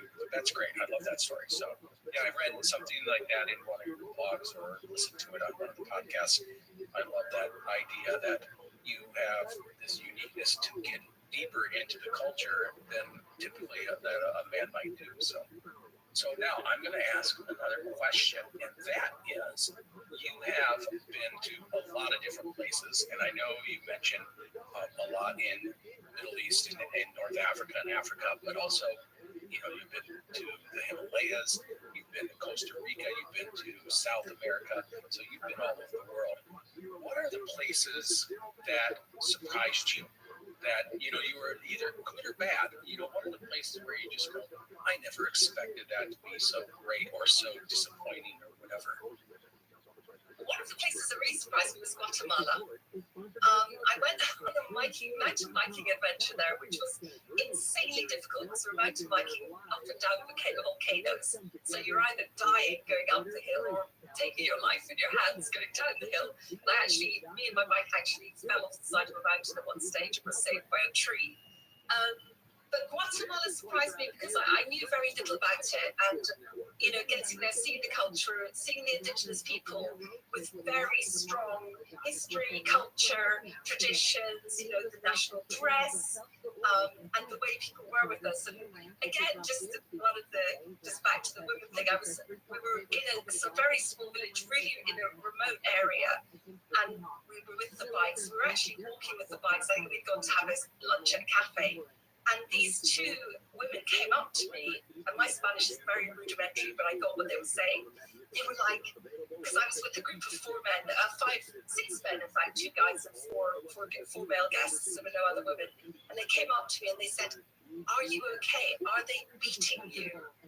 Because I was so covered in bruises from falling off my bike. So I had to reassure them that no, these were very nice men and they were not beating me. And what was nice about that was that kind of solidarity. I thought how lovely these women are actually, and they were very beautifully dressed in traditional Central American clothing, Guatemalan clothing. But they took the time to come and make sure that, one of the sisters was okay, even though I must have looked so weird to them. There I was in lycra and bruises, but I think that surprised me. This is a kind of a similar thing. Is there any place or experience in your travels that is just your favorite? The place that you just say, this was just amazing for me?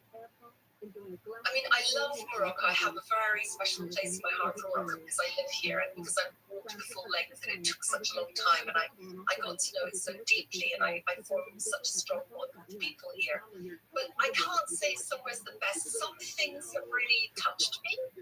For example, when I was a girl, I lived in Uganda, the foothills of the mountains of the Rwenzori, looking out over to the Congo. And I remember as a child, a young child, probably 6 or 7, my father training to walk the Rwenzoris, and he'd run up and down the escarpment and come back bright red and sweaty. And then something like 40, possibly a bit less, 35 years later, I went back and did the same walk in the Rwenzori Mountains as my father's still alive, but his memory's gone a bit. But I went and did the same walk, almost as a tribute to my parents, my father, and a kind of a remembrance of childhood. And when I got to where the mountain guides are, the Rwenzori National Park, I brought my dad's old receipts and his photographs with me, and I showed them to all my African guides, all my Ugandan guides, and they recognized some people that was like their uncle or their grandfather giving portraits in my dad's time. So that experience certainly has stayed with me as one that I find very moving. That's really great. I love that story. I think when people hear your personal story, they're, I mean, it's impressive, but I also think people are going to be a little jealous. And I say that because you're doing things a lot of people dream about, or they think like, oh, I wish I could have been one of these people and had this challenge in my life. And I think that I didn't get to be this person that they see in history, and you have. And the amazing thing is, you didn't start doing this until later in your life, until you're in your late 40s. So how did that happen? It happened, it was really a progression. So I think there's a few things, if you like, if you think about seeds in the soil. So my soil, if you like, there were a few things that predisposed me. One, I'd been brought up a lot of my life in Africa and the Middle East, so I have a love for different places. My parents had never taught me any form of you can't do it because it just never came up. So everything was always all. I had never wanted to get married and have children. I always really valued my freedom for whatever reasons from a very early age. So, if you like, I reached 48, 49, and I was untraveled. I was free. And I'd also been very successful in my career, fortunately. I had some lucky breaks and I'd worked hard. So I had a kind of a backdrop, if you like, of security and some level of financial security. And then when I was 48, I was the chief executive, 47 actually, 47, I was the chief executive of a media company. And for various reasons, we had to fold it into a larger company. And that was very difficult psychologically. If you've ever had to be made, what we say in the UK is made redundant. If you've ever been sacked, your job no longer exists, or you've had to sack, your job no longer exists. It's a very, very bruising process. We call it being made redundant. So this all happened, and I just thought, I want to do something different, so I'm going to cycle across Africa, from Cairo to Cape Town. It'd been in my head for a bit, and now I have time, and I had a little bit of money, so I did it.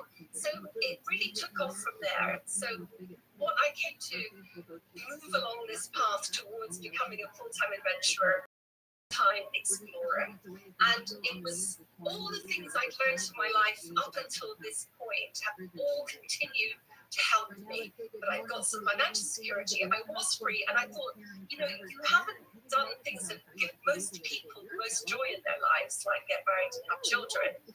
So why don't you give yourself the joy of really using your freedom? And I think that was like the spur. And then, of course, I started discovering things, and my feet went down one path, and then they found a fork, and they went down there. And I literally started almost exploring my life as much as, and my opportunities, as much as exploring countries. Like I said, people I think will hear this and be jealous because I get, one of the most common comments people get to me is they say things like, I wonder how I would have reacted in this situation and so forth, and I wonder if I could have done this. So it's really amazing that you have done this, and you've done it at a time in your life where you'd be thinking well, how do I retire at this point, as opposed to how do I go and abuse my body and so forth. So it's a great thing. I do want to talk a little bit now about some of the things you've done, and you have done some cool stuff. You have crossed literally thousands of miles of nothingness in some places at a time. You've gone on mountains and deserts. You've ridden camels, and when you are out doing this, obviously it's a very different world in 2022. But how is it not that different anymore? You're riding camels. That's the same thing that was done 2,000 years ago. Absolutely. So I think the interesting thing is actually how tied we are to our past and how many connections there are. History is not some kind of dead, inanimate subject. As everyone who listens to this podcast is probably a history buff knows, we live our history. We are part of it. And it's always fascinating to me how we develop history. But what I find wonderful is, for example, when I'm on the expedition, when I was on an expedition in Morocco, I had to train 6 camels. I had 3 amazir, which is the correct word for Berber guides. So there's the 4 of us, 3 men, me, they're all Muslim, I'm Christian, we've got the 6 camels who are all male, and on heat for several months of the expedition, which was a nightmare. And we're literally walking across the world. And for several weeks, not just like for an hour or a day, but for several weeks in the Sahara, there's very little to see. You are literally, we're walking at about 5 kilometers an hour because that's the rate the camels had. And once you've loaded them, you're going to do your bivouac and unload them because you don't want to put them under unnecessary stress. And we were doing exactly what people have done for centuries in this region, for centuries and centuries. And I loved that feeling. We were doing exactly the same thing. Our camels were carrying our water. We were constantly on the lookout for water. And that was quite difficult. That was quite stressful. But we were constantly on the lookout for water. We had to get from A to B. Brahim was navigating using the sun and the wind. And then, as I say, we had several weeks in the Sahara when the wind was blowing into my left ear strongly every day. It was a nightmare. I got to the stage where at some points I was counting ants just to see something alive. But we were in this rhythm. So you're in this very natural rhythm that I think, we know that humans migrated at the earliest times, to fill the world. So it felt very much a natural and fantastic thing to do. But you have to strip away. There's nothing. There's you. There's your companions. There's your task for the day, and then there's keeping yourselves alive and well in a very hostile environment. And that is what explorers have done since time immemorial. And in fact, if you go back to earlier man, hunter-gatherer, and to the pre-humans that walked from Africa to Europe, that's what we've always done. So I felt that strongly, and just one thing that happened that always really came back to me was one day we were walking through Sahara, we had no water, and we came across, almost like a miracle, in the middle of the dunes, a pool of fresh, clean water. And it's got a special word, it's called an abda in Tashkent, which is one of the Berber languages that the men use. So we came across this abda, and of course we're all like ecstatic, because first of all, we filled all of our water carriers, then the camels all were sucking up this water, because you know how they do that. And then it was shaking their heads and showering, and me and Rabbi, we all got our feet and our hands in. And I was actually, at one point, I was just taking big mouthfuls of this fresh water, and I looked over at one of the camels and having a big wee right up. So I was like, look, well, never mind, I'm sure it won't do you any harm. But we camped that night I'd say about 150 meters away, maybe 200 meters away. We just camped in the sand. So it's sand with a few amrad, acacia trees, which the camels like to eat. So we're camped there, we're all happy because we've got water, we've had a wash, things are good. And in that bivouac, we found loads of Stone Age tools. They were I've got a spoon, a knife, and we did things like cuts, we used the knife to cut our cords and just try it all out. And that's part of it. So history is this thing where when you feel that connection, that really vibrant connection to you, it's very exciting. That's great. That's actually going to lead me to that's going to lead me to my next question. You have been described as Indiana Jones for girls, which is a very cool moniker.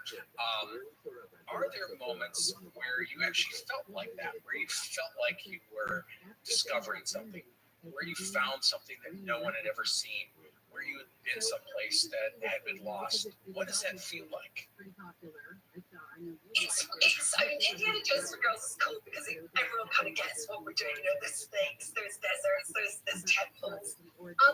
In my last expedition in the Atlas Mountains, we found dinosaur footprints that were completely unrecorded, uncharted. So I can only assume, you know, people may have seen them but not known where they were because the village we were in, they didn't know about the dinosaurs. They didn't know about the footprints. They were like, "What are you doing?" We were telling them, you know, this could be really good for your business because people can go out and see with their own eyes this panoply of different footprints clearly from different animals, from some of the huge herbivores, some which were clearly, you know, those enormous birds of prey with the forked feet. That's a terrible description. And that feeling was one of true excitement. And it's about finding it yourself, to be honest, and about being that close up and personal, and about, you know, you're out in the middle of nowhere, usually you're climbing up something ridiculous, and you still have to get down, which is always a bit intimidating, and then you find something, you think, oh, is it a dinosaur footprint? Then you think, is there a trail of them? Is there more than one? Does it look like one? And you're doing all this kind of analysis. Now, I don't know. I think some of them weren't very clear, but it's that excitement of discovering for yourself, I think, and investigating for yourself that is the thing that's very motivating. When I cover historic explorers, one of the things I love to try to understand is why or why not things work. And I found preparation is such a key thing. And when you are preparing to head off into a desert or on a mountain or whatever, what are the things you really focus on to help make what you're doing a success? Get the right team. Some of the male explorers who come before me are very good at stuff that I am not good at all. Like I'm embarrassed to say this, but I'm really bad at navigation. Number one, I don't actually have a sense of direction at all, so I have to really concentrate. So I make sure I've got a really good team with me who can do the things that I can't do, and then I do the things that I can do. So for me, all the explorations are a team effort, and the people who are with me are always credited and talked about. That's perhaps again why you say I like people, because they're such a big part of it. So yeah, that's my key, and definitely to prepare, find people who know a lot more about where you're going than you do, and then off you trot. The thing I will say that I the preparation, and it's not necessarily a thing so much as a skill, and that is communication. And you say what you bring to the table, you have the ability to communicate in a lot of the places that you go, and so many times failure happens because people just can't talk to each other. And that's interesting. Like I say, I'm always fascinated by why does this thing, you know, why are these 42 people dead or whatever, you know? And, you know, it's just great. It's interesting to see what you guys do. Well, it's very interesting that you talk about danger, because danger is an interesting thing in exploration, because there is danger involved. And, you know, on the one hand, I think we have a bit of a false sense of security about our world, because most of us, myself included, have lived in very urban environments, and I've got access to water and electricity. If it's a thunderstorm outside, I can go into my house, that kind of thing. And then when you're exploring, when you're out really in the wilderness, all of those certainties are taken away. And I've had some quite frightening experiences, and danger is a real thing. And then if you look at political danger, if you like, danger from other humans, that is fascinating to me, because we live in here and now, the area that I work in, of course, the biggest threat is from extremism. I'm afraid it is. It's from particularly Islamic extremism, and the fear of maybe being targeted and picked up. But a lot of the places are safer than they were. Take Timbuktu. I can't remember the numbers, and you probably know this, Matt, but Timbuktu was a huge goal for Western explorers, and there was a big prize ready for the waiting to be won for the first Westerner to get there. And something like 7 explorers died on the way And then finally one made it, got there, and then was killed on his way out horribly. His head, he was decapitated by somebody taking one end of a shawl and the other one taking the other end and pulling it until his head popped. So that kind of danger we don't think exists. And yet when I went to Timbuktu, I did a TV series about it. I went to Timbuktu. We had first of all, I had to do hostile environment training to learn what to do if I was kidnapped, if there were bombs, if there were landmines, and so on. That was very intimidating. Secondly, we had a security consultant with us. We had a procedure for if anyone stormed the hotel where we would go, the safe room, exactly what would happen. Thirdly, we were in Timbuktu. We had both an army and a national militia. Armed guards. I had 8 armed guards. So there's all this lovely footage of me on BBC Two wandering, looking at buildings, and all deep in the thought. And what you don't see is that on each side of the buildings in that street there are armed guards, and they wouldn't let us go into the desert of Timbuktu outside Timbuktu because Al Qaeda are camped there. And I was such a juicy target for what would happen is a gang might come in, grab me, and then sell me to Al Qaeda as a ransom victim. So I think danger and what was and what is, I find it very interesting because the Middle East now, the bits that I love, a lot of it is now completely inaccessible to us. Iraq, Syria, Libya, for example, which are places I would very much like to explore. I actually had a question on Timbuktu. And it's not necessarily Timbuktu itself, but the idea that Timbuktu for hundreds of years was seen by the Western world, by Europeans, as this trading center, this very rich place of money. It was obviously talks. It was a place for gold and slaves and ivory, and it was a learning center.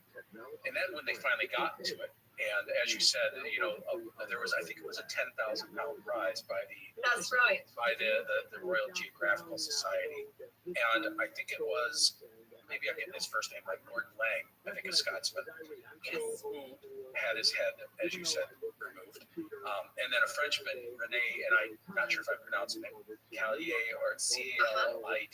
He was the one, and he went disguised as an Arab, I believe, and that's how he was the first person to collect that. But he came back and went like, yeah, it's not much.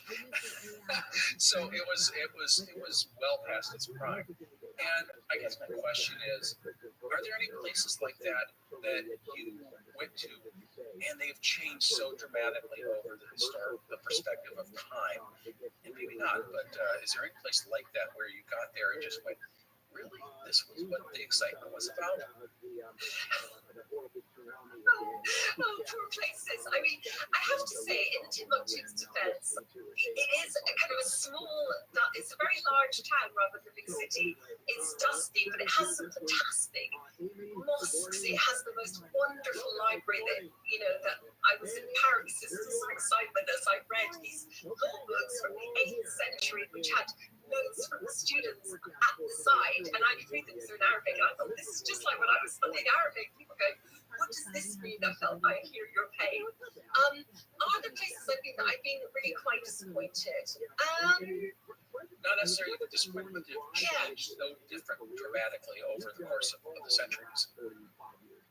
I'm sure there are lots and lots of places exactly that. I mean, I've just been in Rome for a little holiday, and I've never been to Rome before, and I'm fascinated by the Roman Empire, of course. And going there, you go into the Colosseum, which was magnificent, and you more or less have to take a guide, and you go in, and everyone's in their little hats. It's very hot, taking millions of photos. People are queuing up to get the best selfie for Instagram, and it could have been more different from what it would have been in its heyday, but it still retained, I felt, a real spirit of those gladiatorial conquests. I mean, in a way, you go to the Colosseum, and by our standards, it's a terrible, evil, vicious, awful place, but it's still got the drama and the excitement. So nowadays, as I say, we're all there taking our selfies, whereas in the old days, Christians are being ripped apart by lions and gored by bulls.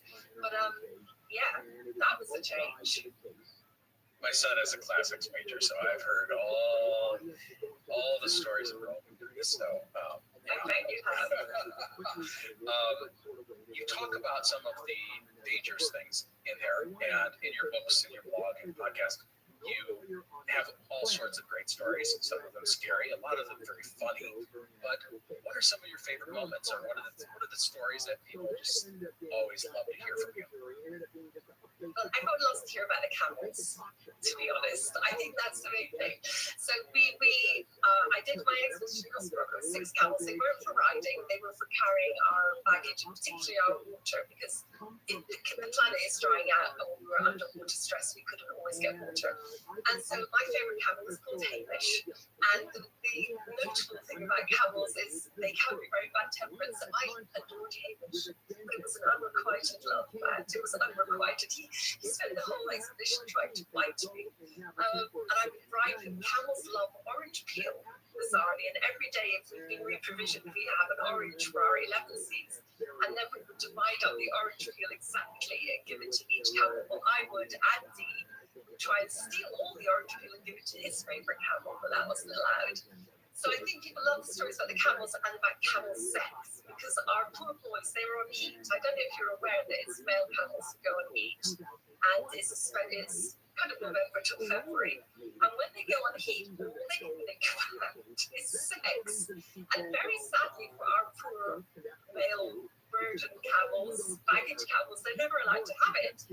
So there was one moment when Hector was full of vim, and you can tell the camels in the mood because they do certain things. They spread their back legs, they pee, and they whirl their little tails like helicopters and flick the pee up onto their backs. That's their aftershave. And then to make themselves really beautiful to the lady camels, they have a big pink bubble in their mouths of skin that they fill with saliva. And when they see a lady camel, they bellow, they roar like lions, or bellow like bulls, and they push this big, it's about the size of a small pink balloon. They push it outside of their mouths and spill the throat. So when you're walking at the front, you get covered in camel saliva. And they're very sneaky. So one day we were all having breakfast, and Hector managed to get rid of his halter, and he'd seen a female camel in the distance, and he galloped over towards her, and Congress was about, she'd couched, she'd kneeled down, which is how lady camels prepare themselves for a sexual encounter, and Hector was like galloping towards her until the Mauritanian herdsman who owned the female camel was like, he had let out a massive bellow, because what happened was, the minute they saw Hector like galloping eagerly towards this lady, and he was really close, all the other male camels broke free and were galloping after him. So we had to stop Hector because it would have been a mass rape of this poor female camel. So Andy and Rabbi leapt. I have never seen them run so fast. They leapt to action, grabbed Hector by his head, by his nose halter, and dragged him off this female camel. And I mean, the rest of the day, he just looked so doleful. You know how camels can look with their big eyes. He was obviously just like, I almost got there. I love of all the places you've been, and it's not the view, it's not the thing, it's the camel. It's the camel, that's wonderful. So I know in some of your stories you talk about finding like the dinosaur footprints. Are there any other discoveries, as you say, that you just went, wow, this was really neat? Well, it's quite interesting, and this is something I think is really good to discuss actually on this podcast, because you can't see me, but I'm putting my fingers like quote marks. I discovered an unmarked, a lost city, and I discovered it purely by chance. But I'm also reluctant to say I discovered it because, of course, nomads occupy all these areas, and they will have been walking over that with their flocks since it fell into ruin, you know. But what happened was I went up this hill. We were camped in a wadi, a river valley, and we were about 5 kilometers from a place called Foodporn, where there were some 4,000-year-old rock carvings, quite famous and absolutely magnificent. If you come to Morocco, do not leave without going to Foodporn. It's exciting, and you can clamber over the rocks and look at everything at your leisure and discover all of these, discover your own rock carvings, as it were. There are thousands of them. So we were camped before that, and I'd gone up this hill. We camped up at the river valley. So it was about I don't know, 200-meter hill, 300-meter hill. I climbed up, very difficulty to get signal. So I phoned my mum. Hadn't heard from me for a few days, and I was sitting on a phone on a stone, WhatsApping my mum in the dusk on top of this hill, high place, and I looked out and in front of me, I thought, that's a building. And I just saw what looked very like an old Scottish crofter's house, a 4 square wall, stone built, another one beside them, and it was quite clearly a dwelling place.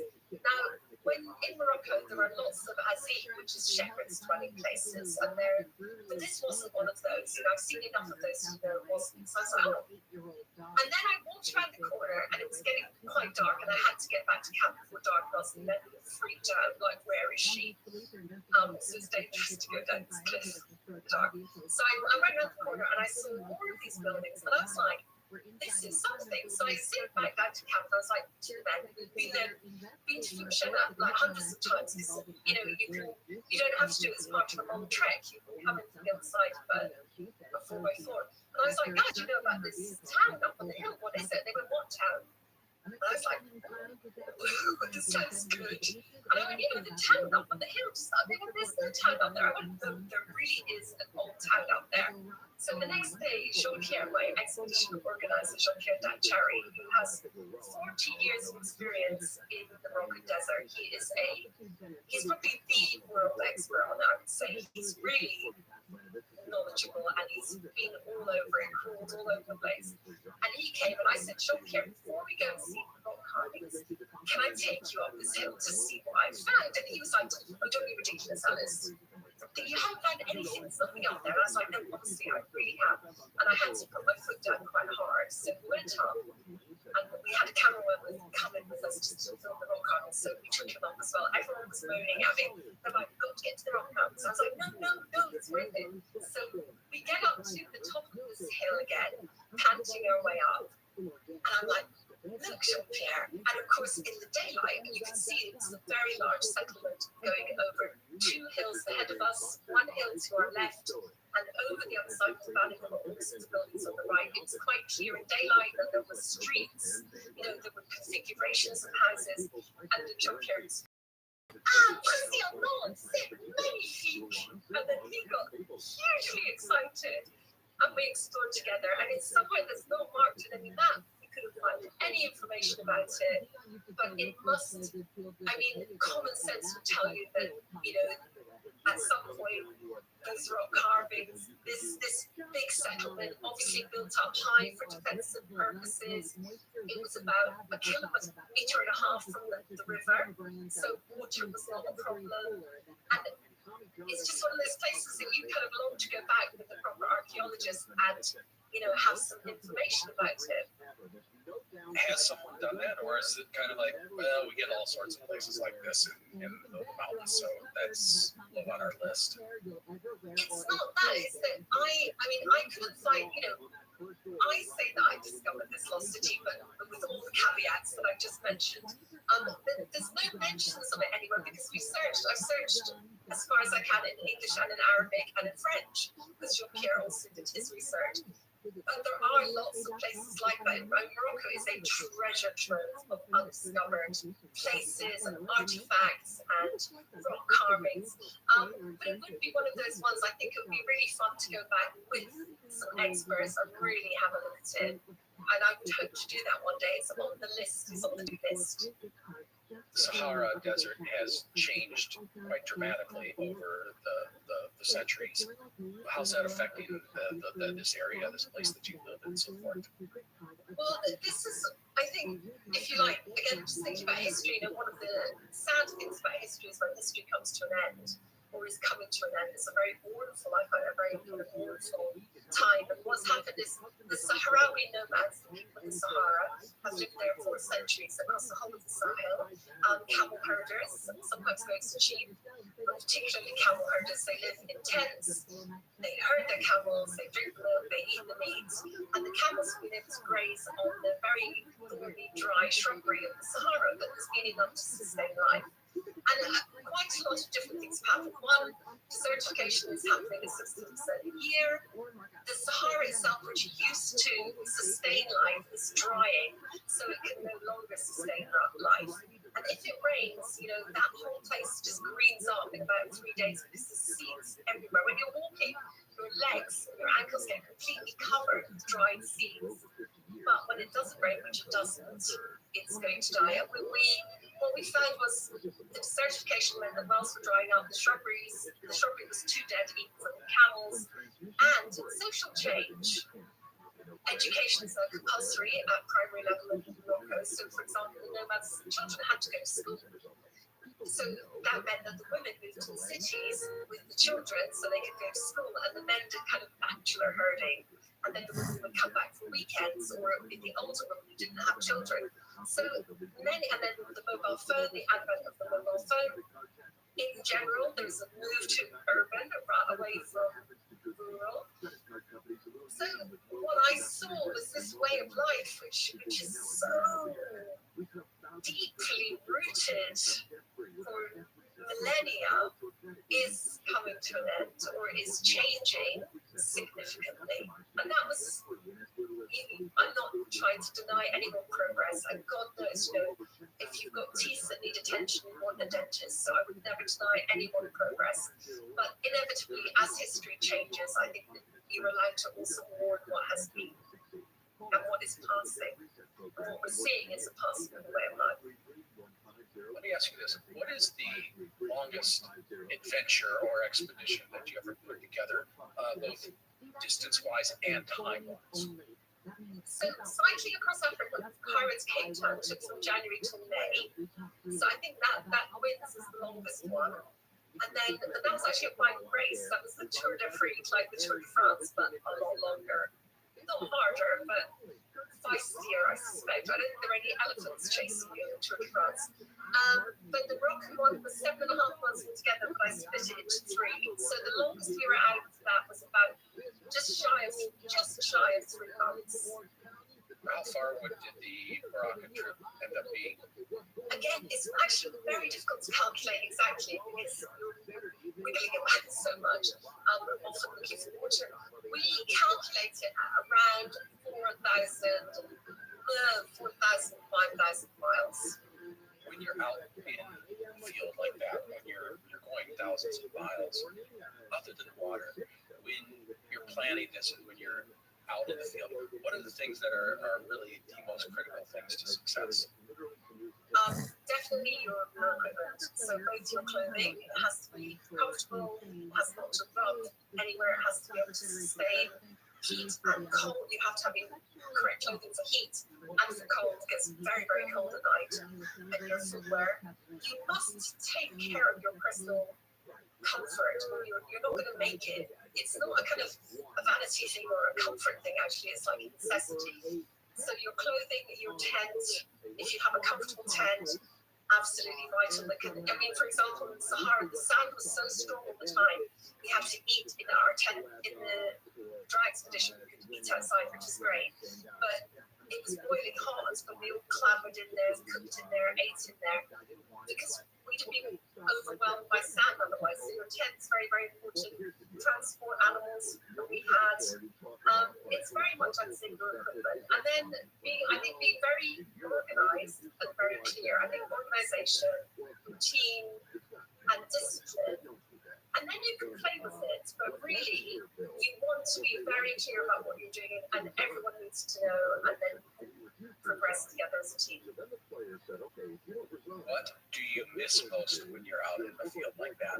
What's the thing that you can't, but you sit there and go, I wish I had this? My cats. I really miss my cats. And I actually thought about bringing them on with a transport. And then I thought, no, they'll be ripped apart by wild dogs. This is boiling hot, and they're lazy, fat animals that like to sleep.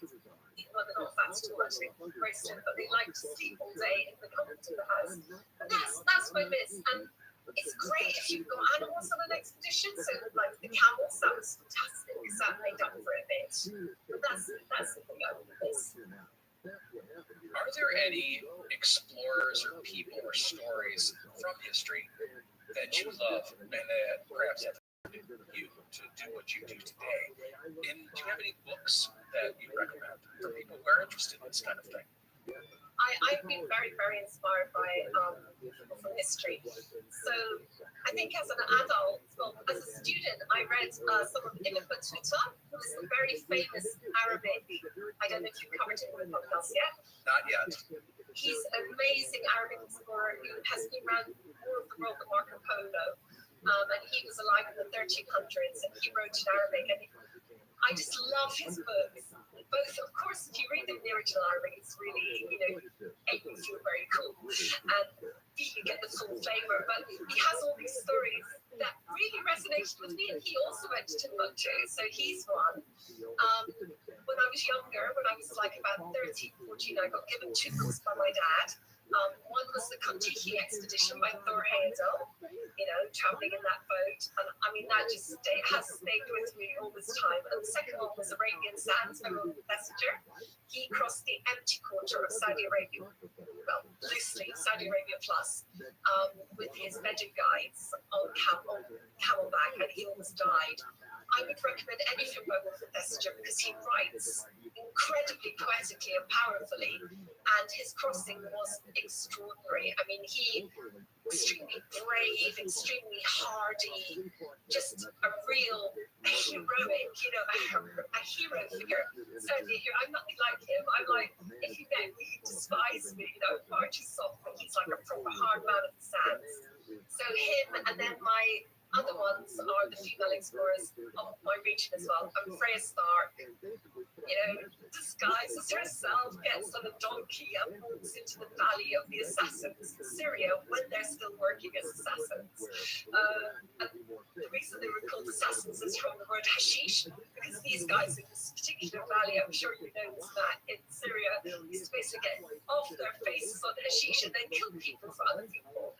She went all over the Middle East on her own. These amazing kind of Victorian plus Victorian female explorers who just, they seem to know no fear. They just zip off and think, what are you doing? They came to no harm, and they've written fantastic books. So I would go Wilfred Messenger, Freya Stark, anything by them, if you're interested in this particular area. That was fantastic. You have a new book out, so I don't know if you want to mention anything about that. Yes, Walking with Nomads, and we haven't sold the American rights yet, but you can get it online. And it's about my expedition across Morocco. So it's not my last expedition was across Jordan, but the books take a while to come out, and I think it's a kind of read where you feel like you're on that expedition with us. So we've done a lot of Morocco and a lot of Africa. And what are your next plans? Do you have any thoughts? Yeah, of course. I have ambitions. So the next 2, I've decided I rather like crossing countries and continents. It pleases me. So I'm hoping, if it comes off, to walk across Palestine. And I say Palestine because I've been in the Palestinian territories. As you know, in that part of the world, you have to be quite careful with your language. I'm hoping to in November, and then my really big aim is to cross Saudi Arabia on foot. I can't promise I'm going to do that. I always feel bad saying it, actually, because it's in the early stages of planning, and it's a really complicated endeavor. You don't focus on one mode of transport, I guess, in your life. You've done biking, you've done hiking, you've done all sorts of different things, mountain climbing. Is there one thing that you really love, or one thing that you find really, really difficult that is just really challenging? Yeah, I mean, honestly, I'm not like the most sporty person or the most, fit person or the slimmest person or the youngest person. So, I mean, the physical side of it does definitely take a toll. But I always reckon, set off, you'll be fine, carry on. And I'm always determined to do more training before I leave. Do I love one? I usually love what I'm doing. So when I'm doing something, I'm like, I love this. And then I change, do something different. But you need a lot of energy for cycling. And walking is easier in some ways. I find running the hardest thing, actually. That's just, I ran around Everest. And that was, I'm just not very good at it. So I think that's hard. I'm not very good at lots of things that I do, and that you've just got to keep strong and keep doing them rather than let that worry you. It's my top tip actually for life.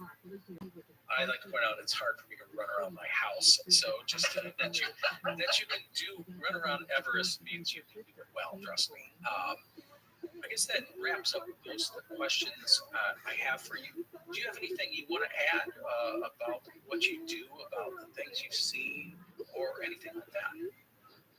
I think maybe just to say that one of the things I'm keen to represent is, how the people, particularly in the areas I work in, Middle East and Africa, gets a bit of a bad rap, if you like, in the Western press, and how much kindness, hospitality, and excitement and interest and joy I personally have found in discovering these regions for myself and communicating them to other places and to other people. And there was a very different conversation to be had than the one that we often see in the press, which politics and war and terrorism, and doesn't concentrate on all the amazing that actually exist also in these regions. I will follow up with something that just kind of popped in my head here, and that is, as I said at the beginning, you're coming to us from Morocco, and you were very kind, and you walked around with your phone and showed me the beautiful hills and valley that you're in. What is it about Morocco that you fell in love with, that you've lived there now for 4 years? Yeah, I've lived in this compound for 4 years. I've lived in Morocco for 8 years. I just fell in love. I say to people, a lot of women especially come to Morocco and they fall in love with the Moroccan man. They're very handsome and very dashing. But I was really greedy because I came to Morocco and fell in love with the whole country. I think the people I feel like they're like me. I feel like we're on the same wavelength. We can have the same sense of humor and laugh and chat. And they're so kind and hospitable that it makes life easy. And everyone here is, not everyone, most people are up for it. So, when you say, oh, let's do this, or you're excited about something, they're excited with you. So I very much enjoy that. I enjoy the values I found in this country, the love for each other, the hospitality, the kind of communal living. And of course, the countryside itself is extraordinary, and it is stuffed full of history. You cannot walk 50 meters in Morocco without stumbling across a piece of history. So it's a very interesting and intriguing place to live. That's fantastic, and I think that's a good place for us to wrap up. I do want to mention that you do have a website. It's alicemorrison.co.uk, and there you can find your blog, information on all your books, links to your Instagram and Facebook and so forth and so on. So is there any place else online that you recommend going for your stuff, or is that pretty much take care of it? I think if you go, and if you can't remember Alice Morrison, just search Alice in Morocco and you will find me. I have managed to become ubiquitous. And I will put a link to the site in the show notes of the podcast, as well as on the website. So on my website for there. So if people are interested, they can definitely find out more about you. So that is it. We have been talking for the last hour or so with Alice Morrison, our favorite adventurer and explorer from Morocco. And so, Alice, thank you very much for being on the show. I hope you had a good time. And again, just thanks for being here. This was great. Oh, thank you. It's been a huge honor for me to be on your show, which I love. So I'm very excited and enthused. Thank you.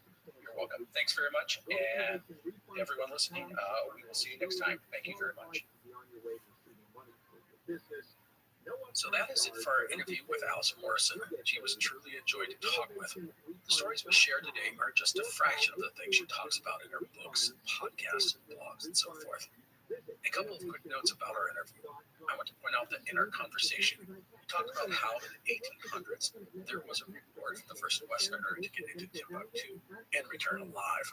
I incorrectly said it was a £10,000 reward offered by the Royal Geographical Society in London. It was, however, 9,000 francs, and it was offered by the Société de Géographie in Paris. Sorry for that boo-boo. So that's it. Again, many thanks to Alice Morrison for being on the show and sharing her life with us. I hope you enjoyed the conversation. You can go to alicemorrison.co.uk if you want to learn more about Alice and her travels. I also put the link on the Explorers Podcast website, plus one in the episode's show notes. Thanks again to Alice Morrison, and thank you for joining us. I will see you next time. The Explorers Podcast is part of the Airwave Media Network. If you are interested in other great independent podcasts, go to airwavemedia.com and find out more about the network, including shows such as Into the Impossible and Investors for Beginners. You're listening to an Airwave Media Podcast. This episode is brought to you by Nike. It's back to school season, and you and your child might be feeling a bit anxious. As a parent, you're the best teammate for your mini-me, and together you can use sport to help overcome anxiety. Try something new as a family, and celebrate even the little wins you achieve on the journey. Create long-lasting memories that will take your kids from class to court and beyond. Go to nike.com/kids to get school ready. Only Murders in the Building is back on Disney Plus. Murder? Yeah, murder. Featuring Steve Martin, Martin Short, Selena Gomez, Paul Rudd, and Meryl Streep. Look at this cast. They're all killers. The Evening Standard has called it the best comedy series of the decade so far. This is so exciting. I'm honored to work with you. Just don't upstage me. And 5 stars is Heat in The Guardian. We're onto something here. Only Murders in the Building. New season now streaming exclusively on Disney Plus. 18 plus subscription required. T's and C's apply. Here to help you take charge of your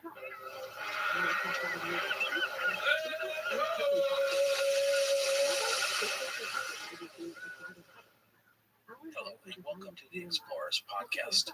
Today we are going to cover the life and times of Abel Tasman, one of the greatest Dutch explorers in history. Tasman is famed for being the first European to reach the island of Tasmania off the southern coast of Australia, as well as New Zealand. His 2 voyages of discovery in the 1640s would be some of the most important and illuminating of the era. So, a few notes to start today's episode. First, I have placed a map on our website, explorerspodcast.com, so you can see the route of Tasman's 2 expeditions. I recommend checking that out. Second, we are, for the first time, dealing with the Dutch language in this episode, and that means I'm going to have some very interesting pronunciations.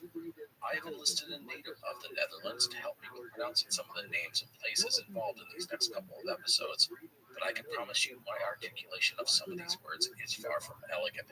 But I will try, and I hope that gets me some points. Special thanks to friend of the podcast, Maureen, and his wonderful mother, who helped with the Dutch pronunciations. Third, the source material of our podcast is partially sketchy. Like any good explorer, Tasman kept a detailed journal and log of his voyages. However, only the logs of his first expedition have survived, meaning we know a lot about the first voyage, but little about the second. With that in mind, for today's episode, we'll look at Tasman going on his first voyage. However, before we do that, we will take a look into European exploration of the Far East, including the rise of the Dutch as a commercial power during the 17th century. This will need some discussion about the famed Dutch East India Company. So, before we talk about Abel Tasman, let's take a look at the exploration of the Far East by Europeans in the 1500s and into the 1600s. This will include some discussion about the political scene in Europe at the time. We will start in the Netherlands at the end of the 1500s. This region was called the Low Country, or Holland. The people are called the Dutch. Today, the Netherlands rests between Germany and Belgium, their northern coast chock full of ports on the North Sea.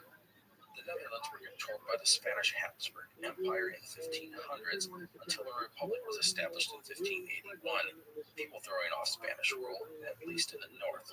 The wars in the Netherlands would go on for nearly a century, the lines often drawn between Catholic and Protestant. The Protestant Republic was in the north end of the region, controlling the coast. As the Dutch Republic emerged, they would soon begin to develop their own empire, and in the process become one of the greatest commercial nations in the world. Catholic Spain would control much of Europe, but it was the Dutch that emerged as the economic power brokers for the rest of the continent. In the 1500s, the Portuguese were the primary European power in the Far East. The Spanish had the Philippines, but almost everything else was dominated by the Portuguese, including the Spice Islands. But things were changing by the end of the 16th century, and the Portuguese grip on Asian trade was slipping. In the late 1500s, various Dutch expeditions headed to Asia, mainly to try and get involved in the highly profitable spice trade. However, many of these expeditions would end up competing against each other, and thus the Dutch government would back the creation of a single company to streamline expansion in the region. This company would be the legendary Verenigde Oost-Indische Compagnie, the VOC. In English, this translates into the United East Indian Company and was commonly known as the Dutch East India Company, or the VOC for short. The VOC was a revolutionary organization. It was the first company to issue stock, and many people consider it the world's first multinational corporation. It had quasi-governmental powers, including the ability to wage war, imprison people, execute convicts, negotiate treaties, make its own money, and establish colonies. The VOC took advantage of chaos in the region after Portugal was absorbed into the Spanish Empire in the 1580s. They would establish an outpost in colony Batavia, modern-day Jakarta, and then target and take control of isolated and weakened Portuguese outposts and forts, including Malacca in 1641. Also, they would become the only European power in Japan after the Portuguese were expelled in 1639 due to their inability to rein in the Catholic missionaries who had converted thousands of Japanese to the Christian faith. And thus, it wouldn't take long for the Dutch to become the most important commercial entity in the Far East. The Portuguese were fading, the English just getting started as a naval power, and the Spanish kept their focus on the Philippines. Now, let us be clear about one thing. Despite establishing some colonies in the Far East, such as Batavia, Dutch interest in the region was mostly commercial. This was about money, and the Dutch were very good at this thing. They captured cities and outposts, struck deals to get officially sanctioned agents put in place at other locations, and they explored, looking for new opportunities.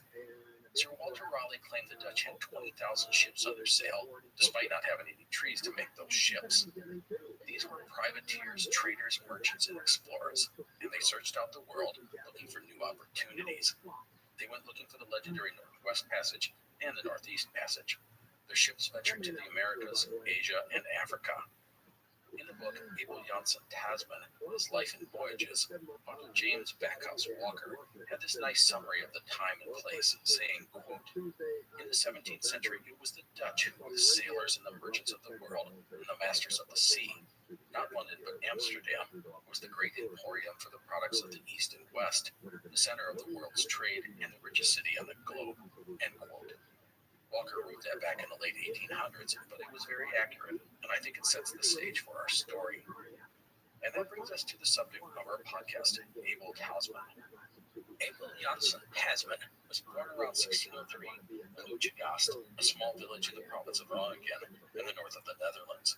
We know almost nothing about Tasman, but he appears to have come from humble origins. But we do know that he could read and write, so he would have had some education.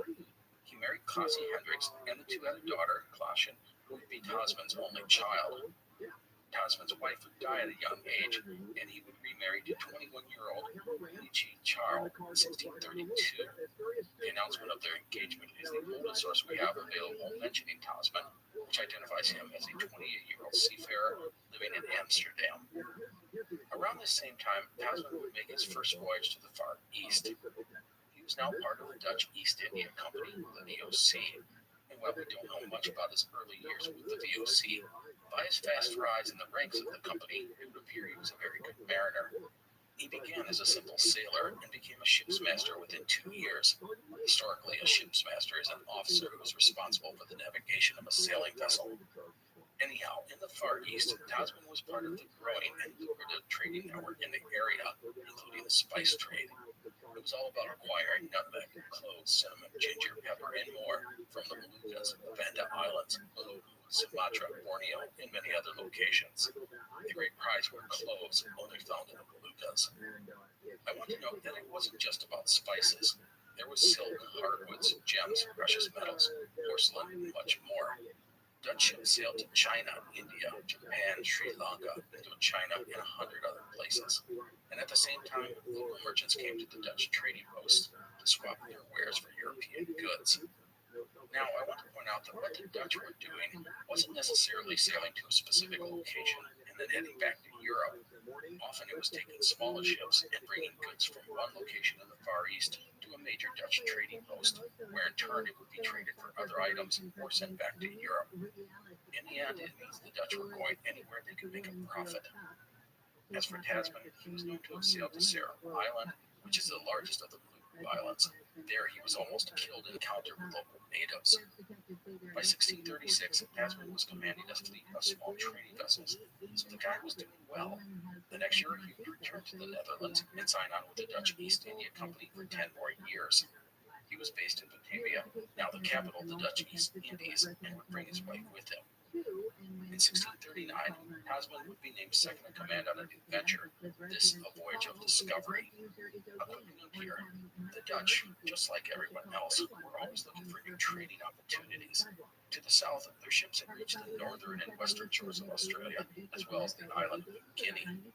Regarding Australia, not much was known about these lands, other than their existence. And as I noted, the Dutch had contact with Japan. However, not much was known about the waters to the east of the Japanese islands.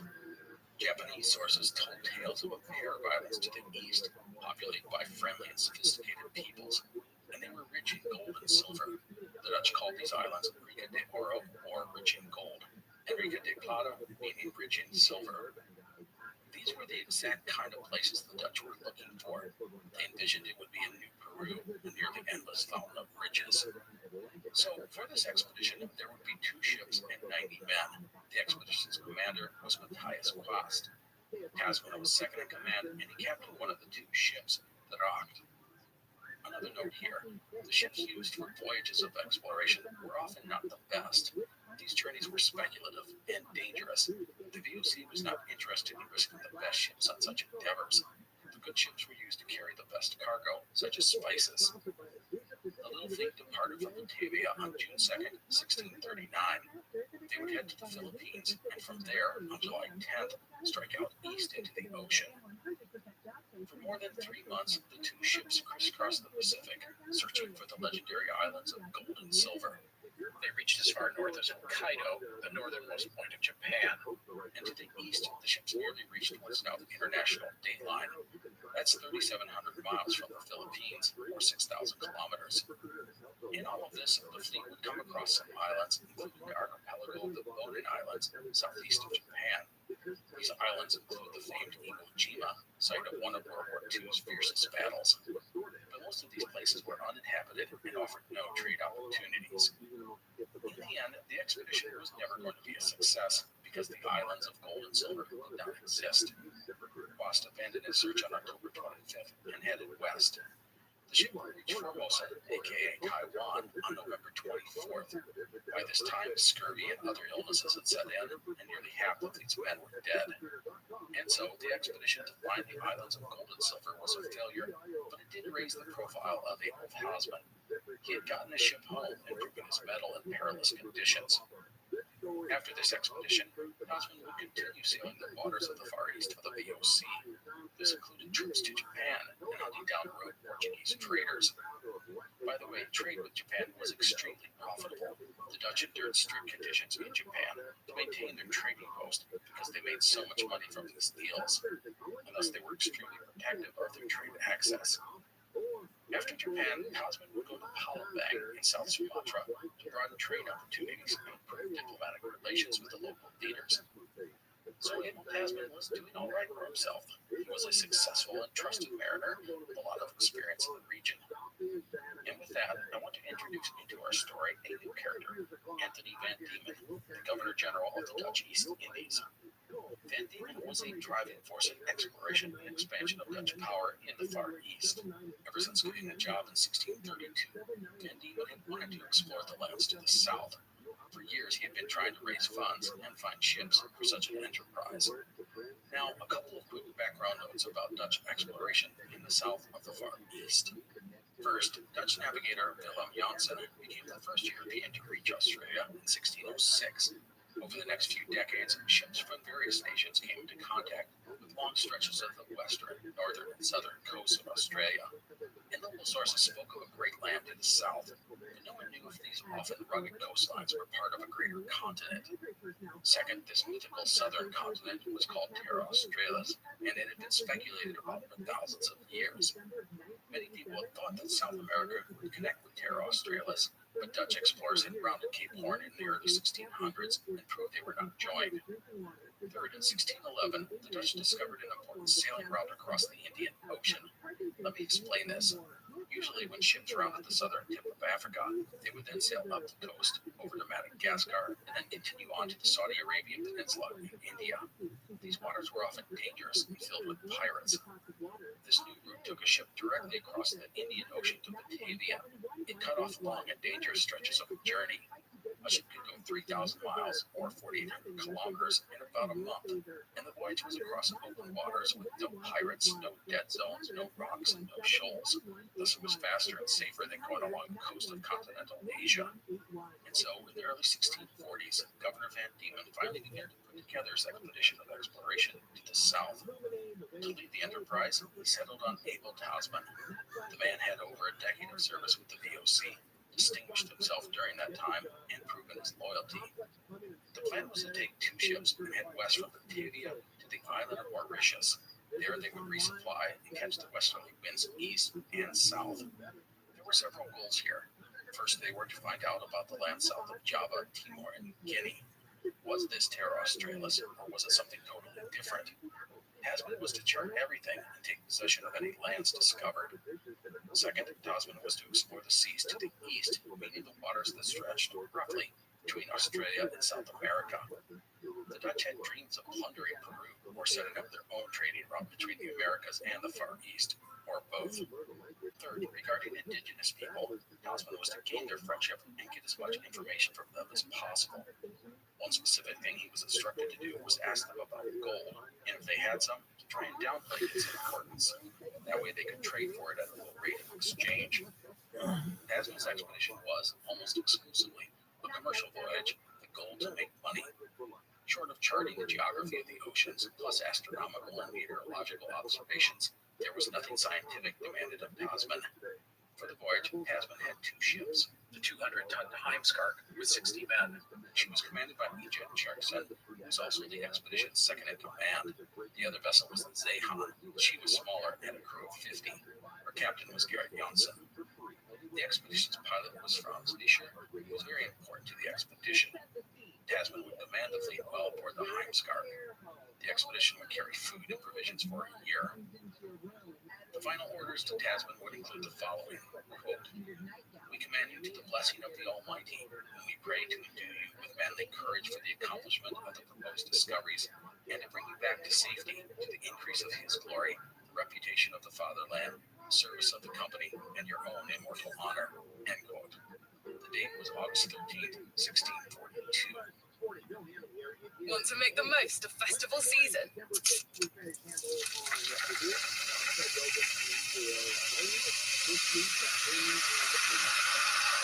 Scan your next Coca-Cola for a chance to win epic, once-in-a-lifetime festival experiences and much, much more. Don't fear missing out. Festival season is on us. Coca-Cola and Coca-Cola Zero promotional packs participate subject to availability. Look for on-pack info and code cap for how to enter and T's and C's. Entrance must be 18+. This episode is brought to you by Nike. It's back to school season, and you and your child might be feeling a bit anxious. As a parent, you're the best teammate for your mini-me, and together you can use sport to help overcome anxiety. Try something new as a family, and celebrate even the little wins you achieve on the journey. Create long-lasting memories that will take your kids from class to court and beyond. Go to nike.com/kids to get school ready. Abel Tasman would lead his 2 ships from Batavia on August 14th, 1642. But things did not go well right from the start. The Zeehan ran aground the first day. Luckily, it would get afloat without any notable damage. After that, it was west for the small fleet, towards the island of Mauritius, about 3,300 miles away, or 5,300 kilometers. Mauritius is about 600 miles, or 900 kilometers, east of Madagascar. The voyage to Mauritius was uneventful. Tasman kept a daily log, although he usually didn't have much to say at this point in the voyage. He wrote down the time of day he recorded things, usually noon, and took note of the longitude, latitude, wind conditions, weather, and distance sailed. The ships would reach Mauritius on September 5th. The island had been uninhabited when Portuguese mariners reached it in the early 1500s. The Dutch had set up a colony in 1638 to harvest timber and plant tobacco and sugarcane. As a note, the island was abandoned by the Dutch after about 20 years due to the poor return on investment. But at this time, there was a settlement, and Tasman went about taking on food, timber, livestock, and water, and repairing the ships. Both the Heimskar and the Zeehan were in bad shape. The rigging needed to be replaced, and the ships were rotting and leaking, especially the Zeehan. Remember, due to the precarious nature of the expedition, the Dutch bosses had not given Tasman their best ships. Tasman would remain on Mauritius for about a month, getting his ships ready for their departure. The plan was to follow in the footsteps of Peter Nels, who had mapped about 1,500 kilometers of the southern Australian coast in the 1520s. Tasman would depart on October 8th, with the ships now shifting course to the southwest. They would use the strong winds, called the Roaring Forties, push east as fast as possible. And the ships did move quickly, sailing across the Indian Ocean, covering roughly 3,300 miles, or 5,300 kilometers, in less than a month. It was then that they saw seaweed, birds, and even a seal. They were all signs of land. Tasman shortened the sails and ordered a man to be constantly on the lookout for land, shoals, and other dangers. There was a cash and alcohol reward for the man who sighted land first. The Dutch were, in reality, about 700 miles or 1,200 kilometers south of the Australian coast. A few days later, the ships would encounter snow and hail, the temperatures dropping. Fog, rain, and gales were now a common companion to the fleet. The ship's pilot, Franz Fischer, recommended that the fleet head east along the 44th parallel and then eventually move north towards the Solomon Islands, whose location, directly east of New Guinea, was known to the Dutch. Tasman, by the way, didn't just rule the fleet as an absolute dictator. When important decisions like this were to be made, a council was called and the options discussed. This council consisted of key members of the fleet, including Tasman, his captains, his master pilot, and a handful of others. I find this fascinating because we have opinions of various people being recorded in the logbook. It's different than what we see on other expeditions, where a captain's word is often absolute. I suspect this feature, a ruling council as opposed to just one man, is because of the commercial nature of the endeavor, which avoids letting a single person risk the profits of the entire fleet. Anyhow, on November 17th, the ships would pass the farthest east point that Peter Nels had reached almost 15 years earlier. The next day, the men would sight whales. And then on November 24th, at about 4 p.m., the fleet would sight land for the first time in more than 5,000 miles, or 8,000 kilometers. It was the first recorded sighting by Europeans of what we now call Tasmania. The ships were about 10 miles off the western coast of Tasmania, north of Macquarie Harbor. They could see several high mountains from their ships. Tasman would name his discovery Van Diemen's Land after Anthony Van Diemen, Governor General of the Dutch East Indies and the expedition's primary backer. A quick note, Van Diemen's Land would ultimately have its name changed to Tasmania in honor of our Dutch explorer.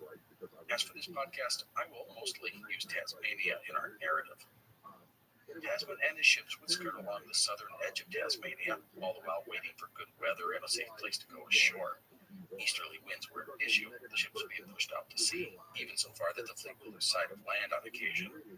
On December 1st, the ships tried to make a landing at what is now called Adventure Bay, which is off the southern tip of Tasmania, but winds would suddenly sweep the ships east.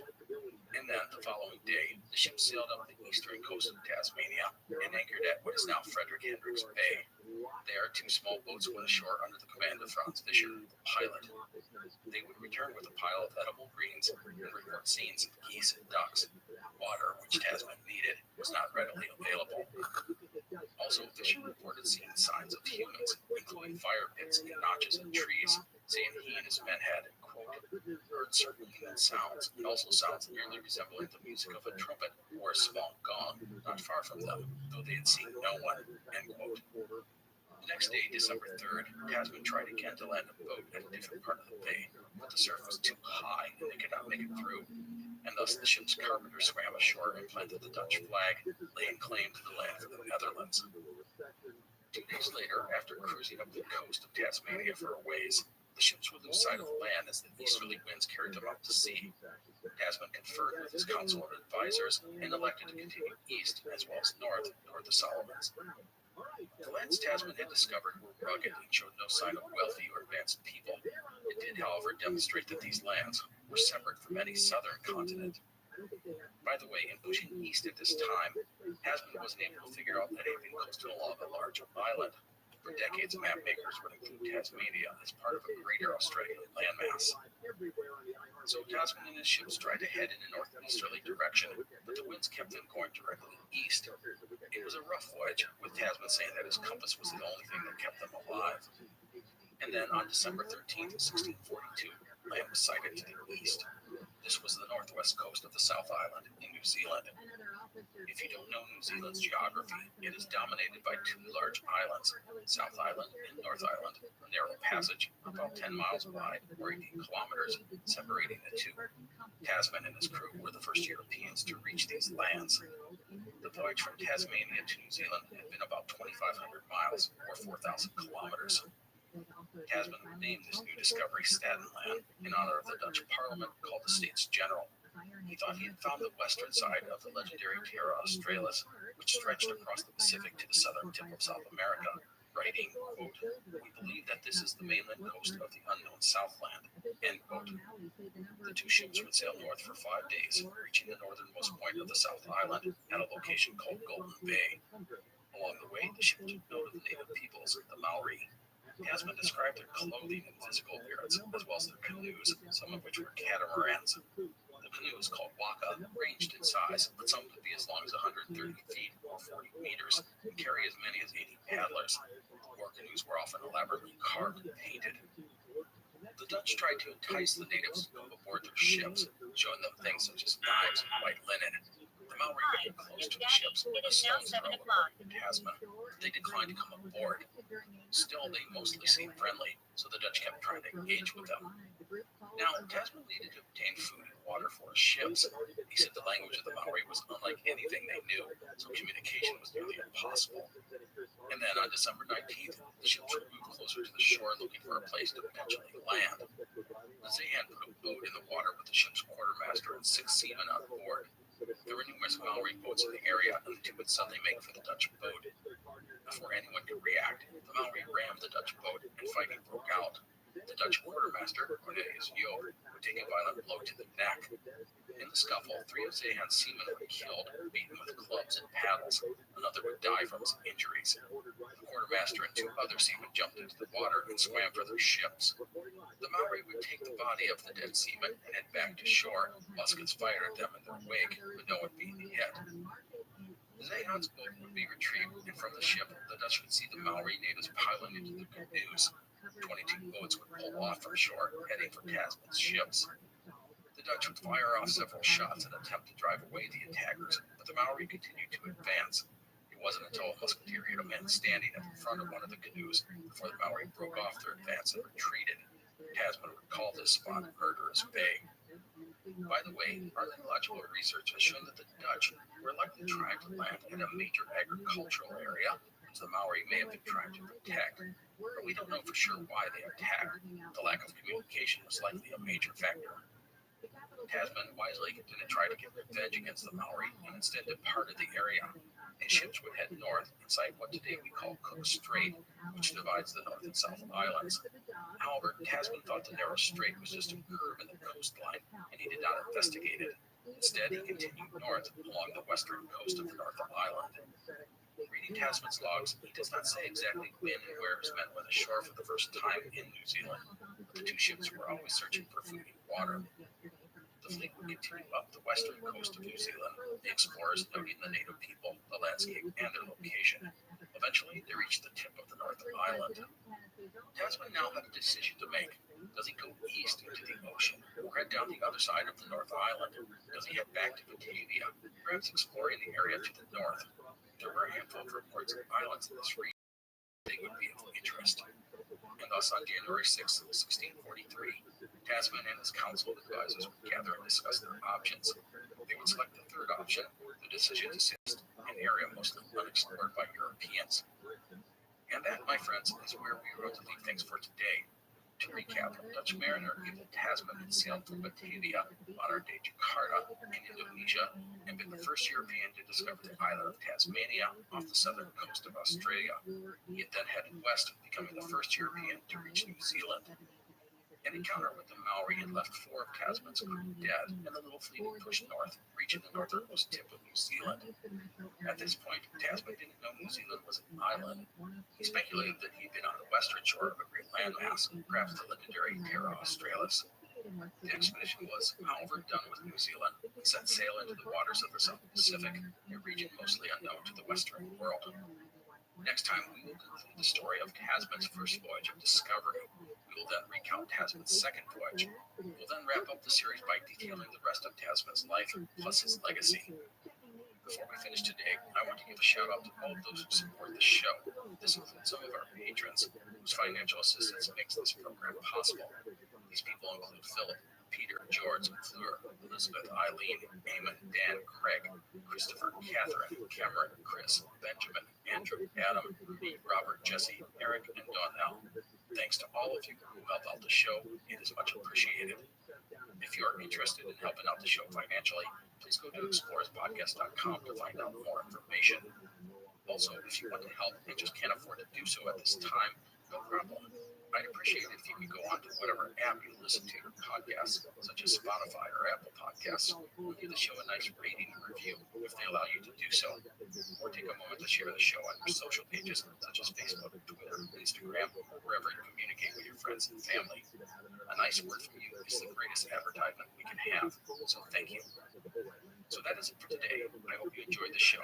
Please join us next time as we wrap up the series on Dutch explorer Abel Tasman. Thank you for listening. Take care.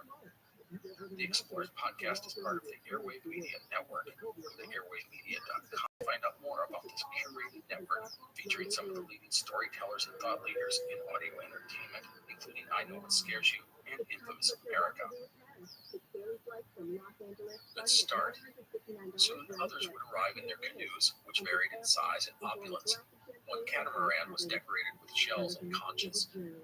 The Dutch gave the natives wine, nails, knives, and other items, getting coconuts in return. The Tongans would come onto the Dutch ships, amazed at what they saw. The crew had to watch their possessions, or the Tongans would try and take anything they could get their hands on. Tasman said they were a thieving people, but pleasant. He also described them as peaceful. One older man, who Tasman took for a chief, toured the ship. He would later send the Dutch a pig, yams, and coconuts as a thank you. Another native was so fascinated by the Dutch, he slept on board one of the ships that night.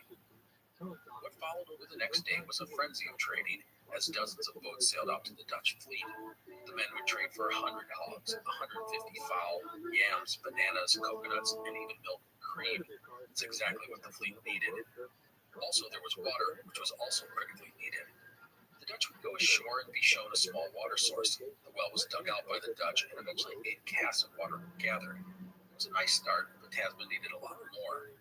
By the way, when the Dutch went ashore, they went with heavily armed soldiers. The Tongans appeared friendly, but after the incident in New Zealand, Tasman was not going to let his men be caught undefended. In exchange for all of this, the Dutch gave the Tongans cloth, nails, wire, and a bunch of other trinkets. They would also fire off one of the ship's cannons, which frightened and amazed the Tongans. Also, they played music for them with a violin and flute. The next day would follow the same pattern as the ships weaved their way north through the Tongan archipelago. Islands were sighted, natives would sail out, trading would commence. Tasman does a pretty nice job of describing the native peoples, who he finds colorful and pleasant. One interesting note in Tasman's logbook was an issue with lacking discipline. The recent friendly interactions with the natives had left the men a bit soft. They had plenty of food, and there was sex to be had with the natives as well. Tasman called the Tongans excessively wanton, which probably thrilled the crew. No matter, Tasman would put down some strict new rules, with flogging and loss of pay the result for sleeping on duty or not reporting to watch. Another interesting story, the Tongan people were, as noted, friendly and non-violent. It was said that they wouldn't even kill a fly, which were a common nuisance. In fact, one of the men in the fleet would swat and kill a fly that was buzzing around him, causing one of the Tongans to get upset. Anyhow, on February 1st, with the ship stocked with food and water, the Dutch fleet pushed northwest. A few days later, they reached another collection of islands. This was Fiji, another archipelago of 300 islands. Tasman would chart about 20 islands in the archipelago, including 2 of the largest. The journey to the Fiji Islands was a dangerous one, and that's because of the weather. There was constant rain, fog, and storms. Tasman wrote in his log, quote, "We could hardly see a distance of 2 or 3 ships' length," end quote. The big danger was trying to find a path through these islands. Remember, none of the men knew these waters. Underwater banks, reefs, and rocks were always a threat, especially as they were not easily spotted in heavy storms. And even if they were spotted, the gale force winds could carry a ship to its doom, despite the best efforts of the crew. In fact, on at least one occasion, the ships narrowly avoided getting tossed onto some dangerous reefs off the northeastern part of the Fiji group. Because of the storms, the Dutch ships were unable to land and gather food or water. The fleet would eventually work their way through the Fiji Islands and head north. The idea was to go clear of the archipelago and then go west, aiming for the waters north of New Guinea. Ideally, the fleet would have explored the waters south of New Guinea. This would have meant looking for a passage between New Guinea and Australia. But these waters were unknown. No one even knew if there was a passage between these lands. Plus, the weather at this time of year was reportedly terrible south of New Guinea. At this point, Tasman's ships were likely in rough shape. They had traveled at least 12,000 miles or 20,000 kilometers, and the weather was not promising as they pressed north. The fleet would essentially sail in bad weather for a month. It was a slow and frustrating voyage, dominated by fog, rain, and heavy winds. But the ships would make it. On May 22nd, they sighted land on some islands about 100 miles or 165 kilometers north of New Guinea. New Guinea, by the way, is the world's second largest island. Today, the eastern half of the island is the nation of Papua New Guinea, and the western side is part of Indonesia. When I talk about it, I'm referring to the entire island. Over the next few days, there were more islands, Tasman says around 15, and eventually, natives would approach the ships to trade. By April, the fleet reached the coast of New Guinea and moved west. Ships traded as they went, obtaining coconuts, fish, fowl, and anything else they could get their hands on. These exchanges were mostly peaceful. I want to point out that other ships that have recorded their journeys through these waters didn't always record such peaceful exchanges. The Dutch, however, did pretty well. Tasman's men seemed to understand the need to be patient with the native people. I do say these exchanges were mostly peaceful. That doesn't mean they were totally peaceful. On May 3rd, one of the ships was approached by some native canoes, and out of nowhere, an arrow was fired, hitting one of the men, although not fatally. The Dutch would grab their muskets and return fire, hitting a native in the arm as they fled. Thankfully, the men of the fleet didn't overreact to the situation. Eventually, the natives would return, and they forced the man who fired the arrow to atone or apologize for what he had done. With peace restored, trading resumed. On May 6th, the ships would arrive at an island off New Guinea and trade for 6,000 coconuts and 100 bunches of bananas as they stocked up on supplies before setting out into the open water. As a reminder, the island of New Guinea is really big, the second largest in the world, and more than 1,500 miles or 2,500 kilometers long, and that's in a straight line. The fleet was probably sailing twice that as they meandered west along the coastline. And progress was slow as they fought the winds, plus they had to be careful of typical hazards such as shoals and reefs. In the end, it would take the Dutch nearly 2 months to cover the land. At that point, they would head into the open waters of the Seram Sea, weaving their way through the many islands of the region. I want to point out that by now, these were waters Tasman and his men knew, so they were confident with each of their steps. The ships would sail south of what is now and pass by the island of Java on June 11th. The only thing of note in Tasman's journal was on June 5th, when one of his men slipped off the ship while anchored off an island. The man had, according to Tasman, done something that would have likely landed him in hot water once back in Batavia. He had thus jumped ship to avoid prosecution. No matter, on June 15th, 1643, Tasman and his ships would reach Batavia. Tasman would take one of the smaller boats ashore to report his arrival. His expedition was over. In his journal, he wrote, quote, "God be praised and thanks for the happy voyage. Amen." And so with that, the first voyage of Abel Tasman was complete.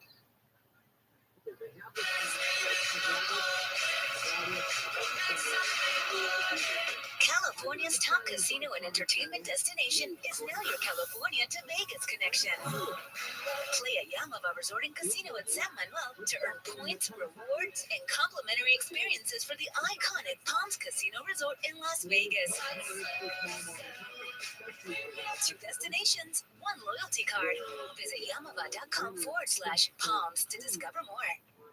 AT&T connects and notes to podcasts. Connect the alarm, change the podcast you stream. Connect the snooze, 10 more minutes to dream. Connect the shower, lather up with the news, sports talk, comedians, or movie reviews. Connect with that 3-hour philosophy show. Change the drive into work and traffic so slow. Connect the dishes to voices that glow. Thank you to the geniuses of spoken audio. Connect the stories, change your perspective. Connecting changes everything. AT&T. Apple Tasman was back in Batavia, his first expedition done. Let's review how things went. First, Tasman had covered at least 18,000 miles, or 29,000 kilometers, and that's just by using a straight line. He likely went way further than that. So kudos to him and his crew for coming back, for the most part, intact. That's pretty amazing, especially considering Tasman was going through so many uncharted waters. It's in these sort of places that ships so often meet their doom, as they get caught by wonky tides or currents, or simply end up their bottoms are down on a submerged reef or shoal. But Tasman had successfully navigated through all these challenges. The second item is that Tasman had opened up all sorts of new places to the rest of the world, including Tasmania, New Zealand, Fiji, and Tonga, and he demonstrated that Australia was not part of a continent to his south. The third point is about Tasman's journal. Kept excellent records, and we are lucky to have them survive to this day. Now, all that said, things were not all puppies and kittens. Tasman had found no gold or silver or any other valuable commodities. He had found a lot of places, but nothing really that valuable with regards to trade. And he had missed the chance to investigate if there was a passage between New Guinea and Australia. A passage into the South Seas would have been valuable to the VOC. Dutch colonial governor Anthony Van Diemen and the Council for the Indies would note that while Tasman's voyage had been remarkable, he had, quote, been to some extent remiss in investigating the situation, conformation, and nature of the lands and peoples, end quote. In the end, Tasman had discovered a lot, but there was still a lot of uncertainty, and thus the VOC would quickly put together another expedition to fill in some of these blanks, in particular what lay between Australia and New Guinea, and what was the nature of the eastern coast of Australia. Tasman would be selected to lead this new expedition, along with Franz Fischer, the pilot major from the first endeavor. Here were the plans. They were to investigate the water between Australia and New Guinea. From there, they were to find a passage between the two landmasses and sail down the eastern coast of Australia, even going as far as Tasmania. This would essentially complete a circumnavigation of Australia. The VOC expected these lands, which they now knew were quite vast, would have gold, silver, and copper. The expedition was also to find what other unknown islands may be situated between Nova Guinea, Nova means new in Dutch, and the Southland, and what treasures, advantages, profitable train connections, and convenient passages may be there available to the benefit of the general company, end quote. As a note, when you hear Southland, that is referring to Australia. So, for the second voyage, Tasman would have 3 ships. The Lemon, with 45 men and 11 soldiers, was the flagship. The Zemu had 35 seamen and 6 soldiers. The final ship, the Rock, was small with only 14 men. In all, the fleet had 111 men and provisions for 8 months. The expedition's pilot would be Franz Fischer, who held the same job on Tasman's first voyage. Fischer would also command the Lemon. Now, I mentioned this in the last episode. The information we have about this upcoming expedition is limited. And that's because all the logs and journals from the voyage have been lost, and thus the second voyage is going to happen much faster for us. Oh well, that happens. And so Tasman and his 3 ships departed from Batavia on January 30th, 1644. The expedition would sail east across the Java Sea and onward into the Banda Sea. From there, they would head to New Guinea. In doing this, Tasman was essentially retracing his steps from the last voyage, but in reverse. However, at the western end of New Guinea, the ships would proceed along the south side of the island instead of the north. The 3 ships would eventually reach Yosodarsu Island, a large island in the center of New Guinea's underbelly. If you look at a map, it looks like a peninsula, but it is actually an island. From there, the fleet would press east, and after about 100 or 200 miles, things got a bit gnarly. And that is because Tasman was now entering the Torres Strait. And with that, let's take a moment to talk a little geography. Australia and New Guinea are separated by only 151 kilometers, or 94 miles, at the narrowest point. This area is called the Torres Strait. In the past, Spanish mariners had landed on the Guinea side of the strait, while Dutch explorers had landed on the Australian side. But no one had actually mapped both sides of the entire strait and what was in between, and thus many people thought New Guinea and Australia were connected. Now, you might think this would be easy to disprove by just going through the strait, but you would be wrong. And that is because the Torres Strait is very tricky and very dangerous to navigate. The reason is that it's very shallow, with a depth ranging from only 7 to 15 meters or 23 to 49 feet. And then there's our favorite underwater obstacles. The strait had nearly 600 coral reefs. And let's not forget about the islands. There are 274 of them in the strait. Cap it off with strong currents and, frequently, bad weather.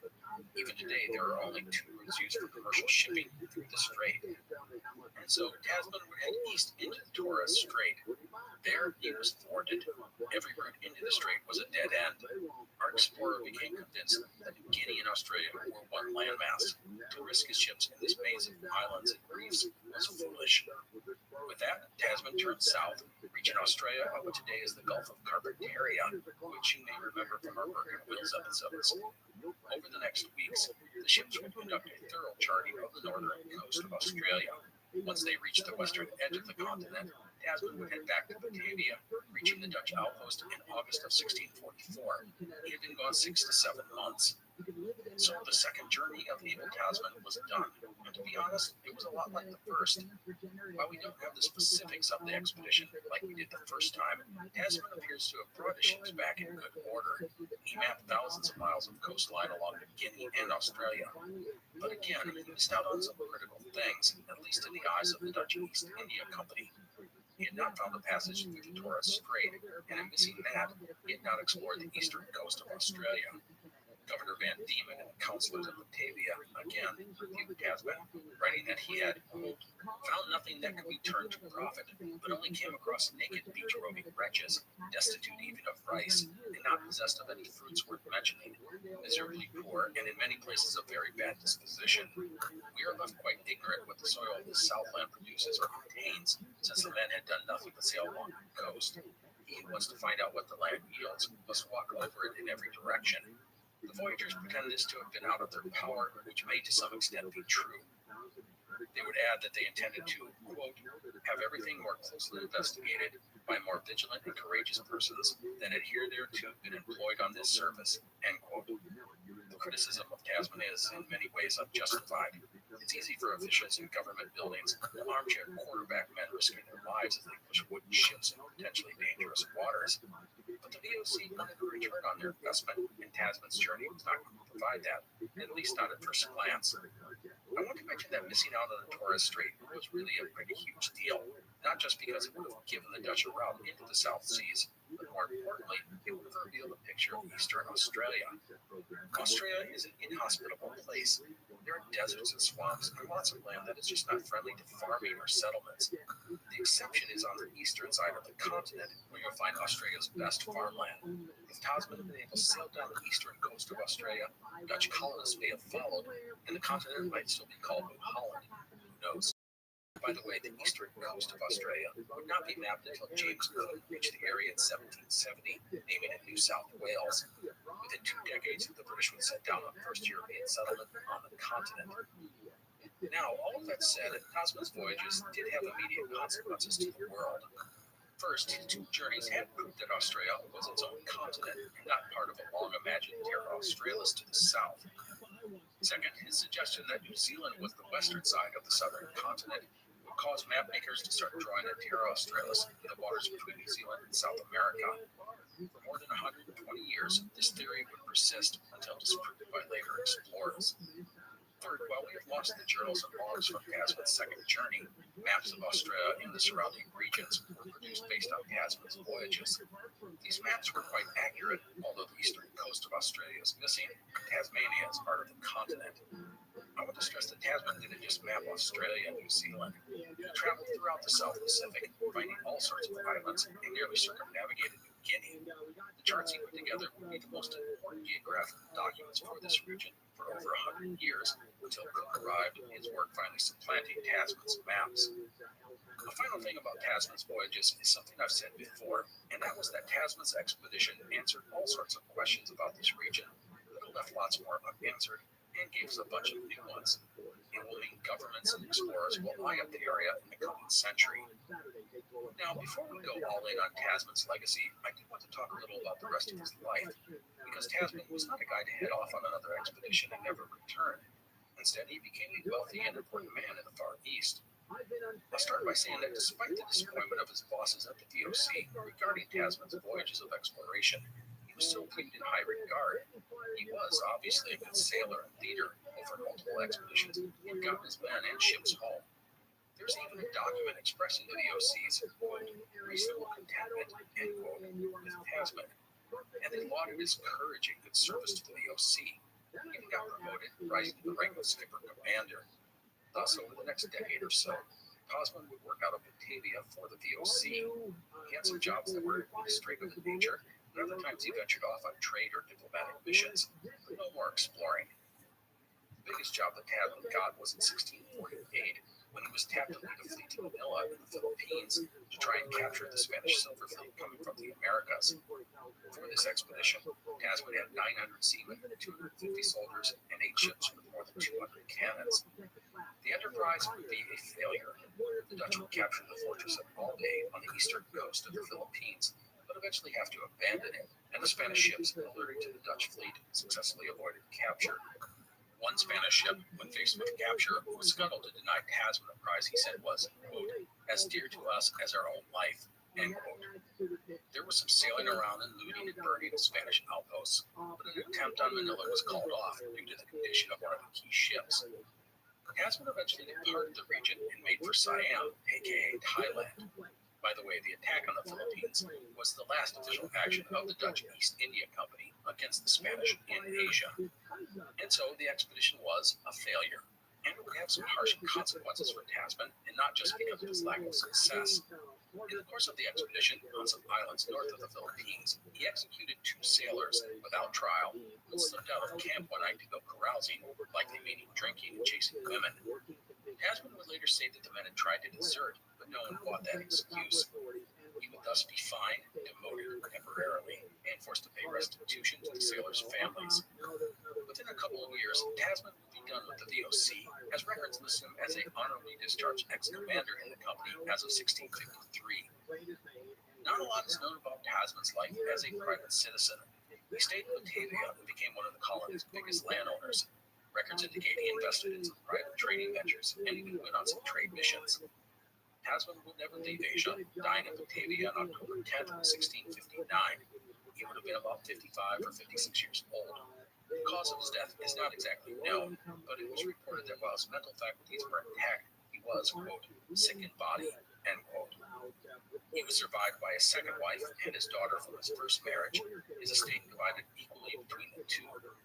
In his will, Tasman did not forget his birthplace, leaving 25 guilders to the poor of his home village of Ludegast. And that, my friends, is the life of Dutch explorer Abel Tasman. Now, I want to talk a bit about Tasman's legacy, but I have one sidetrack for you, and that surrounds the famous Tasman map, also called the Bonaparte map. Let me explain. In 1644, a map was produced of Australia based on the original charts drawn during Tasman's 2 voyages. It is one of the great physical artifacts of Tasman's expeditions. The map is really easy, showing Australia, called New Holland by the Dutch. The map is blank on the east coast, and Tasmania and New Guinea are part of the Australian continent. The map is widely believed to have been produced in Batavia. It was probably a collaboration between Franz Fischer, a pilot on Tasman's expeditions, and Isaac Giselmans, a Dutch merchant and artist living in Batavia. The map is often called the Bonaparte map because it was once owned by Prince Roland Bonaparte, the great nephew of Napoleon. The Tasman map is now in the collection of the State Library of New South Wales in Sydney. Also, in 1943, a mosaic version of the map, composed of colored marble and grass, was inlaid into the vestibule floor of the aforementioned lab. It's really quite cool, and I linked to a photo of it on our website. Anyhow, my sidetrack into map nerddom is done. Let's wrap up with a quick talk about Tasman's legacy. I'll start out by saying that it's easy for people to be forgotten by history, especially if you don't have that special feather you can put in your cap. Tasman sort of falls into this category. Yes, he's the first European to reach Tasmania and New Zealand, plus a bunch of South Pacific islands. And as we noted earlier, Tasman's voyages proved that Australia was its own continent and not part of Terra Australis. But his discoveries did not kick off anything that made the world take note. I say these were great discoveries, just not great in his time.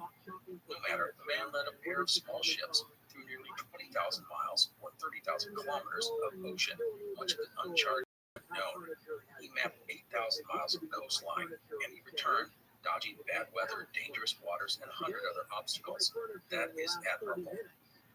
The charts and journals Tasman left behind would be catnip for men of adventure and ambitious governments. It would take more than a century for other explorers to actually top the work that Tasman had done.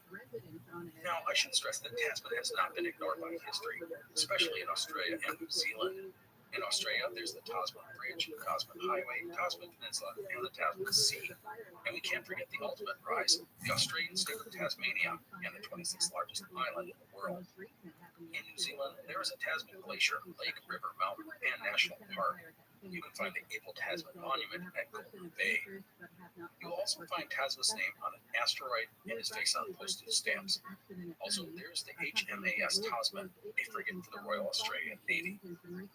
And finally, in the Netherlands, there are streets and parks named after Tasman. And in his hometown of Lugast, there is a museum dedicated to his life and travels. Two final notes for today. First, special thanks to a friend of the podcast, Marine, and his wonderful mother, who helped me with the Dutch pronunciations. The Dutch language is not easy, especially for a dark guy from Wisconsin. So thanks to them and all of you who helped with such things. And finally, I want to mention that this podcast series, while short, is an incredible lead-in to our next series, and that is going to be an epic run at one of history's greatest explorers, Captain James Cook. So stay tuned for that. Otherwise, that is it for today. I hope you enjoyed things. Please take care, and I will see you next time. The Explorers Podcast is part of the Airwave Media Network.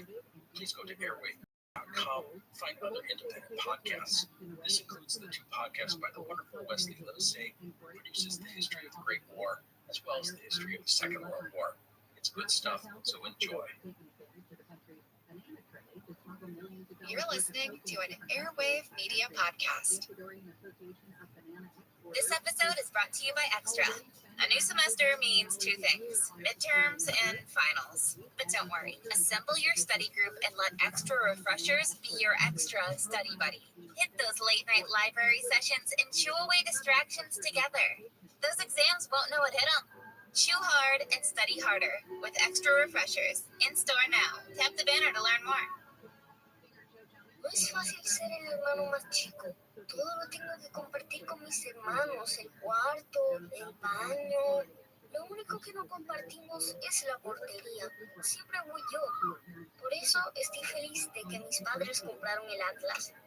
La fila es bien grande. Es toda para mí. Pero no le digas nada a mis hermanos. Si no, la van a querer para ellos también. Nuevo Volkswagen Atlas 2024. Diseño de primera hasta para el límite.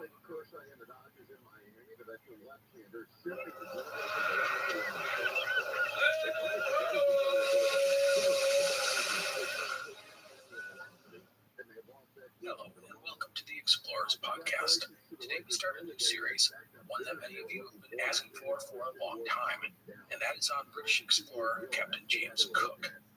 Cook is one of the most famous explorers in history, and to be honest, I don't know if any person traveled as far or mapped as much as our English mariner. He would lead 3 voyages of exploration in the 1770s, mostly in the Pacific, traveling between the Arctic and the Antarctic, his expeditions being some of the most important of the era. Due to how much he accomplished and a lot of documentation, this promises to be a beast of a series, so get prepared for a long run over the next few months. A few notes to start. 1. If you have not listened to the Able Tasman series, I recommend doing so as it really sets us up for our series on Cook. 2. There is a ton of documentation and research about Cook. This includes the man's journals, which are very detailed, as well as a boatload of biographies. With so much source material, please know that we will have some conflicting bits of information. I've done my best to pick out what I think is the best data, but know that you may come across your own info that contradicts what I say. Not a big deal, but I just wanted to give you a heads up in case it happens. And 3, while you don't really need it for today, I have put some maps on our site, explorerspodcast.com, of Cook's journey. Plus, there will be links to resources about Cook, so check that out if you want. That's it. Let's get going.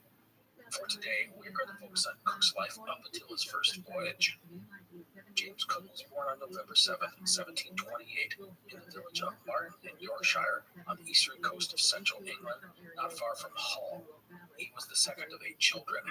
His parents were James Cook, a Scotsman, and Grace Mays. The elder Cook had come to England as a young man looking for work. He found steady employment as a farm laborer and was respected as a reliable and hard worker with good common sense, something his son would inherit. When James was 8, the family moved to Great Ayton, about 50 miles to the north, or 80 kilometers. There, the elder Cook became the manager of a local farm. James would often work on the farm doing chores with his father. The farm's owner, however, saw something he liked in young James and would pay for him to attend school, which he did for 5 years.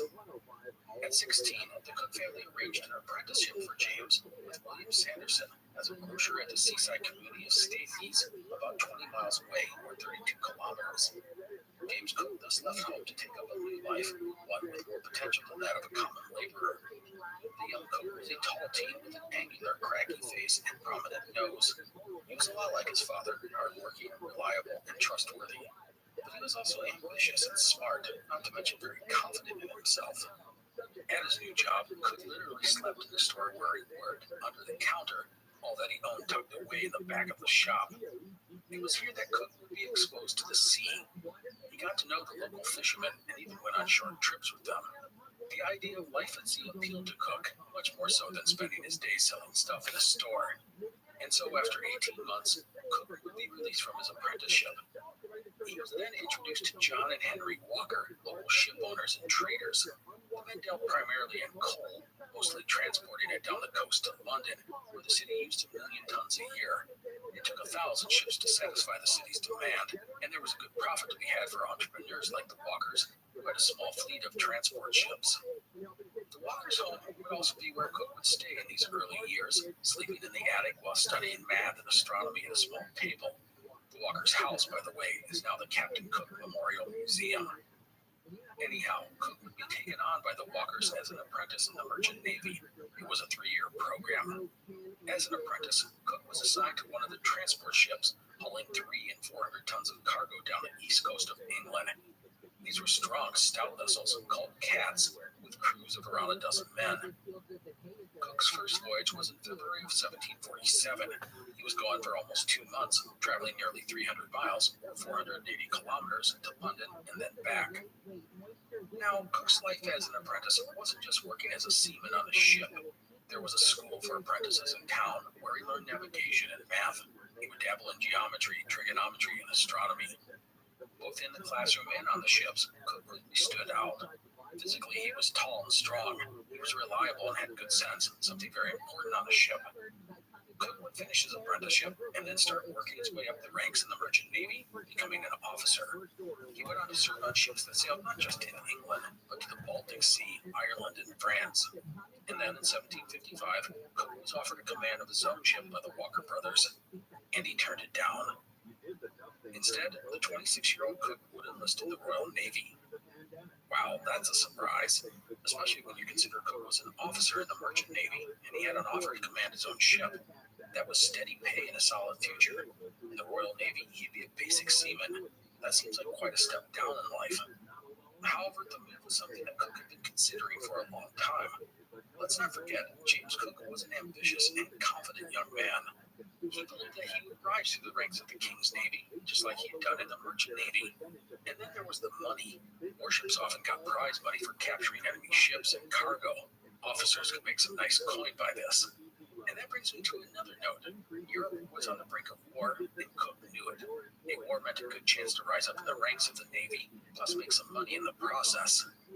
In case you are interested, naval prize money, which was the money gained by capturing enemy ships and cargo, was divided up into 8 shares.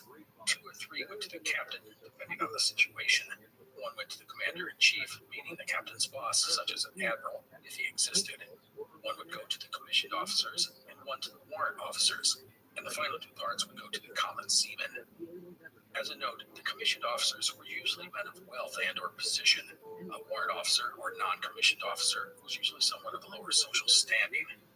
Anyhow, one example of a war prize is from 1762, when two British warships captured a Spanish ship, the Hermione, loaded with booty.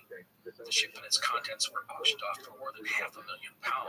The two captains took home £65,000 each. Each seaman got nearly £500. Considering a common sailor was lucky to take home £1 or £2 a month, this was a fortune. Of course, ships rarely netted huge sums such as this, but even a fraction of that total was a windfall for a mariner, especially a warrant officer, which Cook expected himself to be within a few years.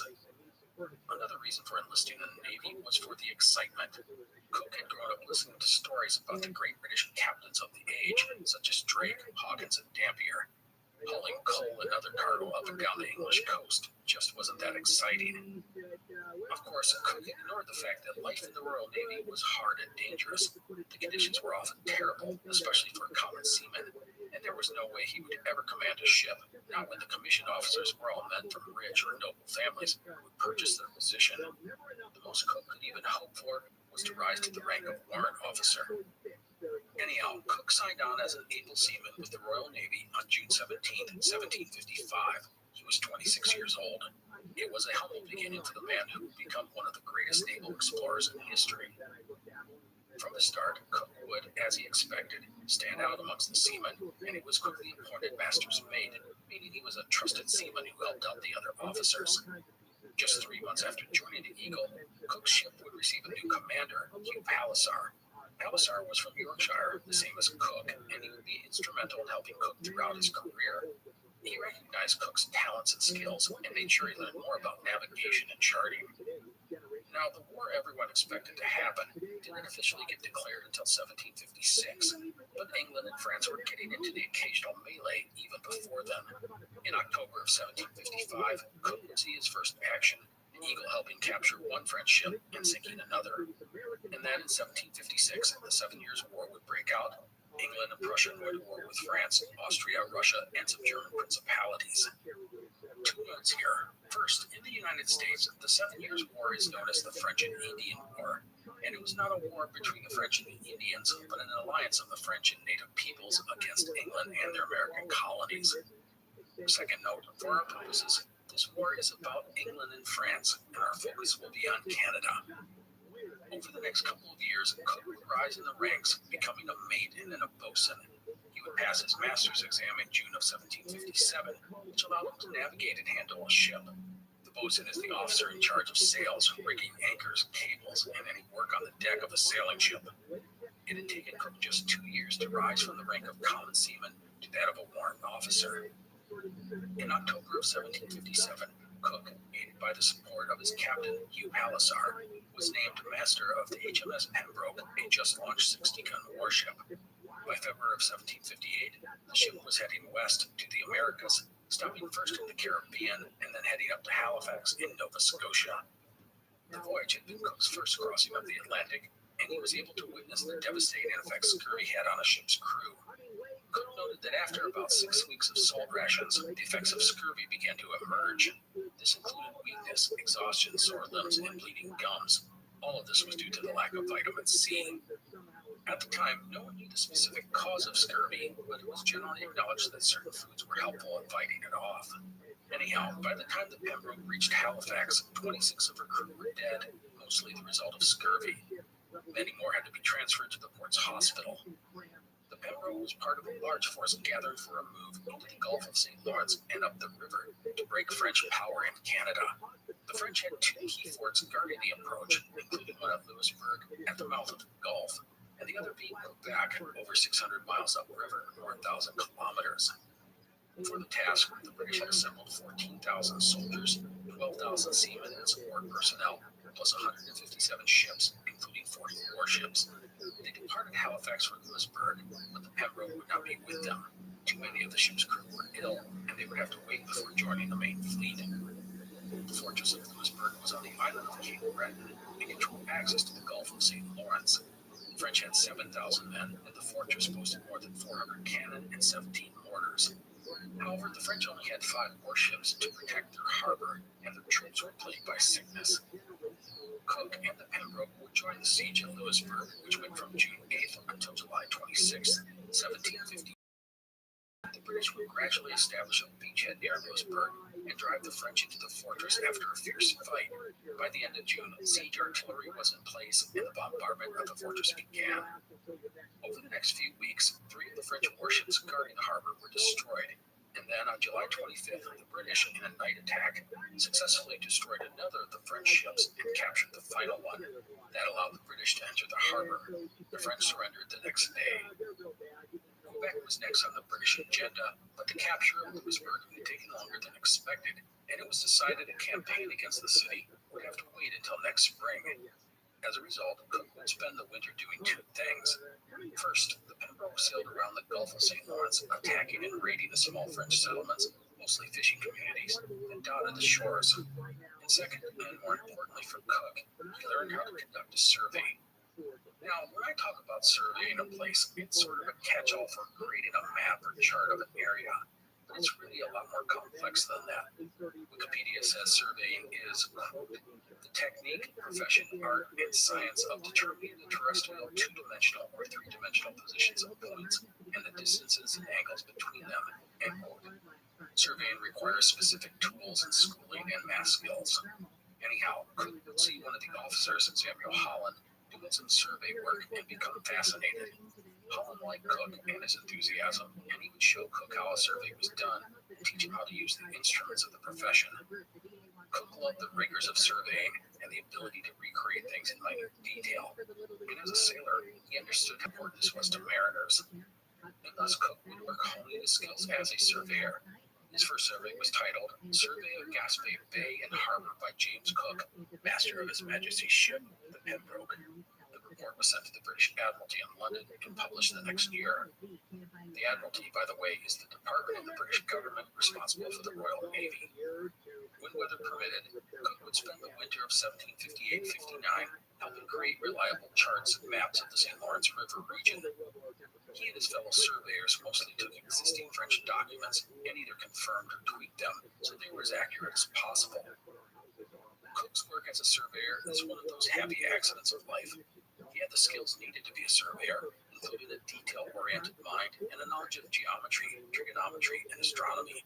That he got into the field was chance, but a lucky one for Cook and the British Navy. So, in the spring of 1759, the British would be on the move again, heading up the St. Lawrence River with 35 warships and 10,000 troops.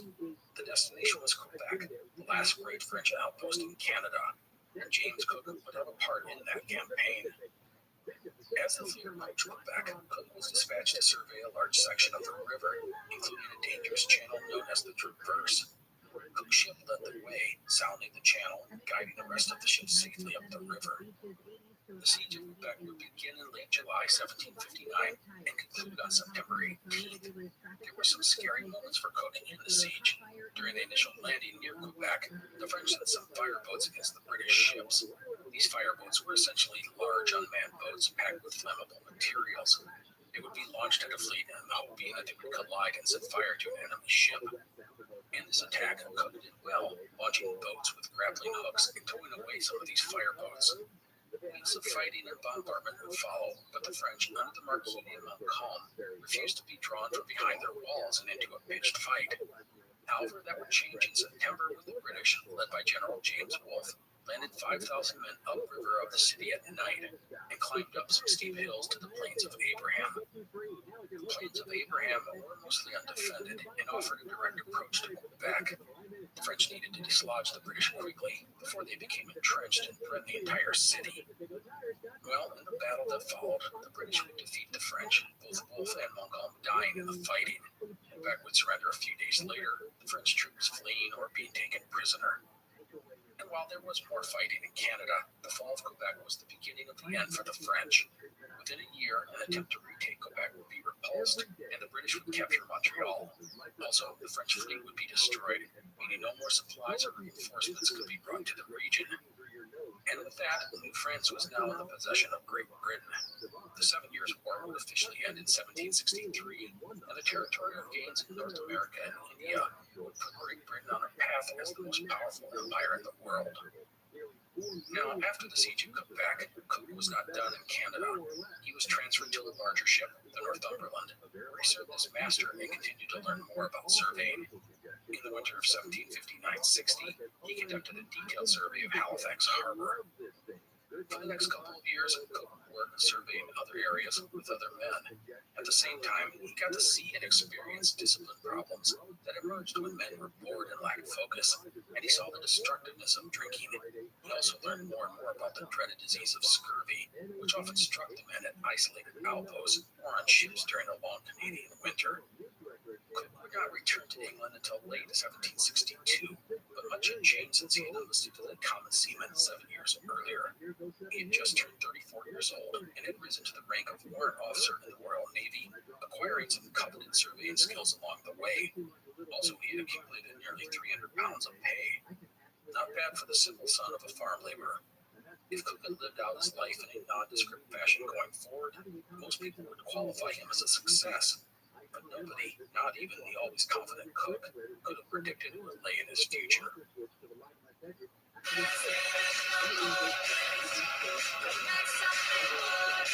California's top casino and entertainment destination is now your California to Vegas connection. Play at Yamava Resort and Casino at San Manuel to earn points, rewards, and complimentary experiences for the iconic Palms Casino Resort in Las Vegas. 2 destinations, 1 loyalty card. Visit yamava.com/palms to discover more. This episode is brought to you by Echo, making mornings more.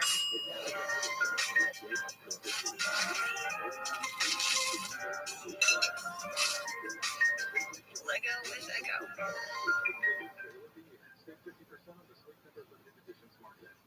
James Cook came home to England with some cash in his pocket and plenty of confidence in himself.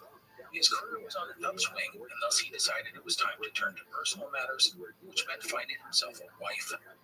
And at stage left, his 20-year-old Elizabeth Batts, the daughter of a well-to-do innkeeper. Elizabeth's father was a friend and mentor to Cook. She was said to be smart and sensible, a lot like her future husband. By all accounts, Cook and Elizabeth quickly were smitten with each other and were married within a few weeks of meeting in December of 1762.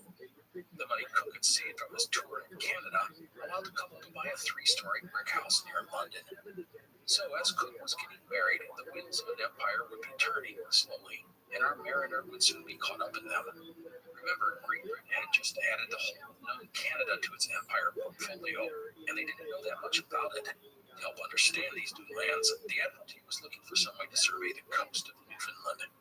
At the time, many of the charts and maps of Newfoundland and the streets leading into the Gulf of St. Lawrence were unreliable.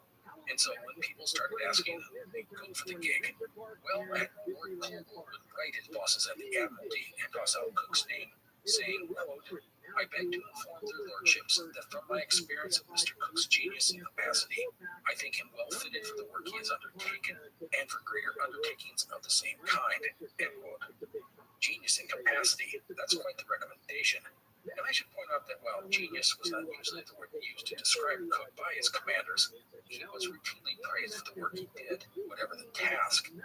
Cook comes across as the guy you can count on to get the job done. Sensible, smart, and pragmatic, and without a lot of unnecessary. Those are the kinds of people you want on your side. Anyhow, Cook was given the job, and he was back to Canada in the spring of 1763, leaving his now pregnant wife behind. For the next 5 years, Cook would come to Canada each spring and leave in the fall. Cook and his team did the jobs out of a schooner, the HMS Grenville. The shallow-drafted schooner allowed him to go ashore as needed or make observations from on board.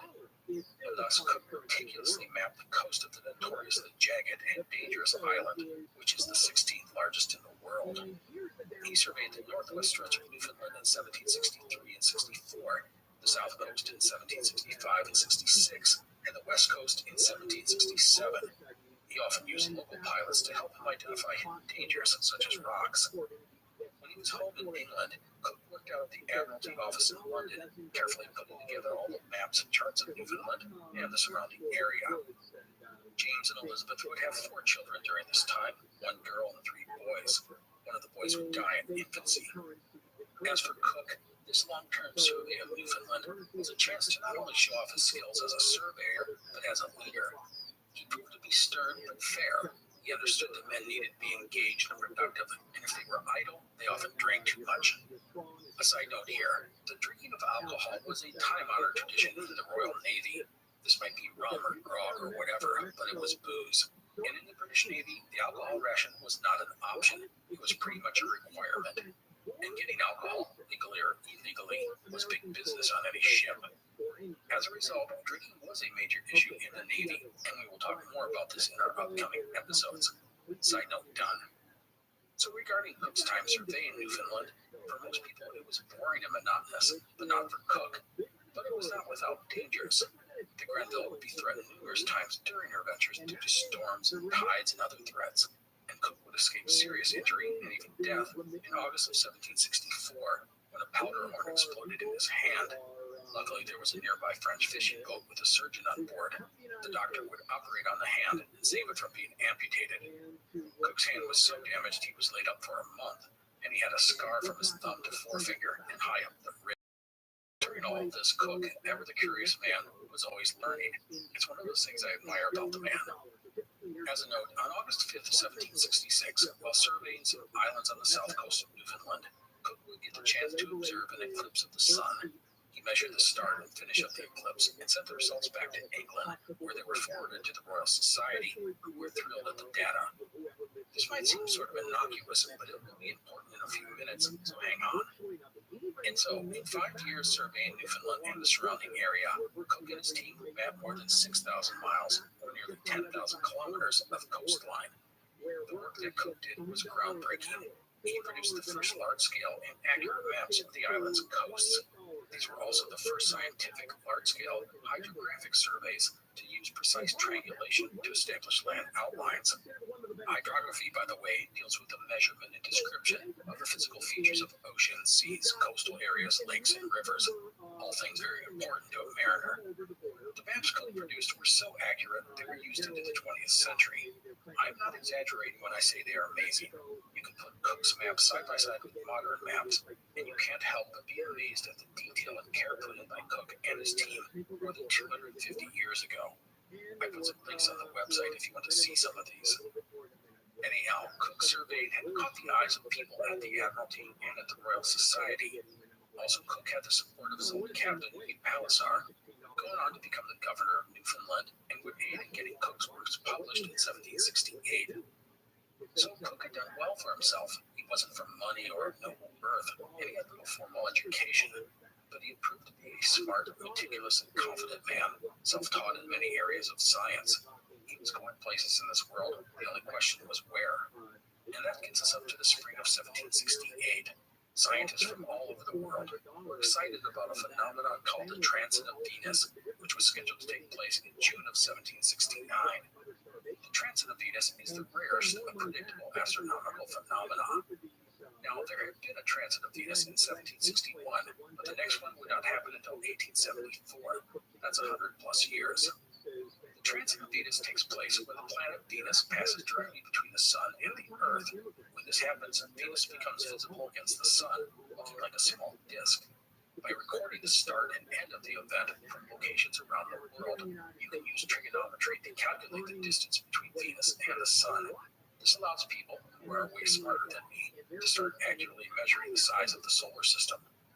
And so this was a golden opportunity for science. The measuring of the 1761 transit had been unsuccessful due to poor weather conditions around the globe the day of the event. The 1769 transit would give scientists another opportunity. Now, one of the key things about the transit of Venus is that to use the data, you need to view the transit from all over the world. And that was when someone in a big room at the Royal Society said, "Hey, why not send someone to the Pacific to make an observation?" And everyone else said, "Great idea." Okay, I don't know exactly who and what and where all this was said, but you get the idea. The Royal Society actually wanted to make observations from 3 locations: Hudson's Bay, Norway, and the Pacific. The latter had never been done before. Other nations would be doing observations of the transit as well. The Royal Society, by the way, was Great Britain's leading organization dedicated to the sciences. The society would make a proposal to the government. For the Pacific venture, they asked for £4,000 and a ship. And the British government was interested. The transit of Venus mission would be a perfect excuse to ship to the South Pacific, do some exploring, and beat out other nations who were moving around the region. One threat already on the table was French explorer Antoine de Bournonville, who had recently departed on an expedition to circumnavigate the world. It was said the South Pacific was a potential area of exploration. With those threats looming, the Admiralty was on board. And so, with funding and a ship secured, the next question was, who would lead the enterprise? The Royal Society wanted Alexander Dalrymple, a Scottish explorer and geographer. Dalrymple had explored the region in question and was a proponent of the Terra Australis theory, which was that there was a large undiscovered continent toward the southern polar regions, and he wanted to go back and find it. And so when the Royal Society approached him about the expedition, he was enthusiastic about the idea. But Dalrymple was a civilian, and when he demanded to be the boss of the expedition, which was a Royal Navy affair, the Admiralty said, yeah, no, that's not going to happen. In fact, the written comment from the Admiralty was that the idea was, quote, entirely repugnant to the regulations of the Navy, end quote. First Lord of the Admiralty, Sir Edward Hawke, said he would, quote, rather his right hand be cut off than see a civilian command a naval vessel, end quote. We will just call that a no. And so, with Dalrymple out of the mix, other names got tossed out onto the table, one being James Cook. No one had anything bad to say about Cook, and there were lots of good things. Hugh Palliser highly recommended him for the job. The Admiralty thought highly of Cook, and so did the Society. The latter had been impressed not just by his survey work, but by the scientific work done when he had measured the eclipse in Newfoundland a couple of years earlier. He was, however, only a warrant officer and not a gentleman. But you know what? Reagan-class snobbery aside, on May 5th, 1768, the Royal Society convened and came to the conclusion that James Cook was the man for the job. Author Martin Dugard, in his biography of Cook, Farther Than Any Man, says no warrant officer in the history of the Royal Navy had, up to that time, been selected to command a British warship or awarded a commission. Commissions were usually obtained by paying lots of money or having really good connections. I honestly don't know if this is true, but that Cook got the job is pretty amazing. Now, regarding all this, I think we take a moment to introduce a man who will be very important to our story going forward, and that is Joseph Banks. Banks was, at this time, a 25-year-old nobleman who had been on the path of becoming a rich, aimless playboy until he became obsessed with botany and the natural sciences as a teen. It was said that at Oxford he had more knowledge of botany than many of his professors. Banks was immensely rich, and he dropped out of the university to chase his passion. He would make a name for himself by participating in a natural science expedition to Canada in 1766, later publishing the first Linnaean descriptions of the plants and animals of Newfoundland and Labrador. This included 34 species of bird, including the great auk, which became extinct in 1844. Well, fast forward to 1768, and Banks was excited about the proposed expedition to the Pacific. Already a member of the Royal Society, Banks got himself appointed head of the scientific contingent for the expedition. He would even pay for 8 other civilian positions. Banks, however, was an ambitious man, and I have read some sources that say he longed to command the entire expedition. That had led to speculation that Banks had maneuvered to have someone of lesser rank to be made commander of the expedition. A Royal Navy officer with noble connections was not someone Banks could boss around, but a warrant officer from the lower classes, that was a different matter. If someone like, let's say, James Cook was the commander, well, Banks could use his social status to lord over the lesser man, making himself the de facto leader of the entire affair. Whether any of this is true, I honestly don't know, but the dynamic between Cook and Banks will be fascinating. No matter, Cook was the man for the expedition. After some debate, he was given a promotion to first lieutenant in His Majesty's Navy. It is said that the Admiralty did not dare give a mere master to command, for fear of setting a precedent and offending the Navy's officer corps. And so, with his command and new rank in hand, Cook was ordered to head to Deptford, a London suburb along the Thames River, and take command of the HMS Endeavour. The intention was to sail to the Pacific to record the transit of Venus in 1769. The ship, which had a crew of about 70, was classified as a bark, almost 100 feet long and 29 feet wide. She had 3 masts and could make 7 to 8 knots when under full sail.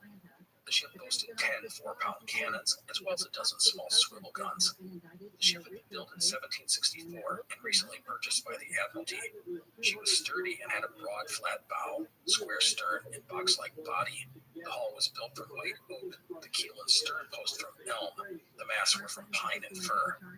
The flat-bottom design meant she could easily move through shallow waters and even be beached for loading and unloading cargo or basic repairs. Locally, the ship had been known as the Whidbey Cat, and if you recall earlier in this episode, Cook had spent years working on cargo ships called cats, and the Endeavour was similar to that design, so Cook was commanding a ship whose qualities he knew intimately. As a note, the Scottish explorer Alexander Dalrymple never forgave Cook for getting the job commanding the Pacific expedition. For years, he would disparage Cook and his work whenever he got the chance. Anyhow, Cook reported to Deptford to oversee the refit of the ship.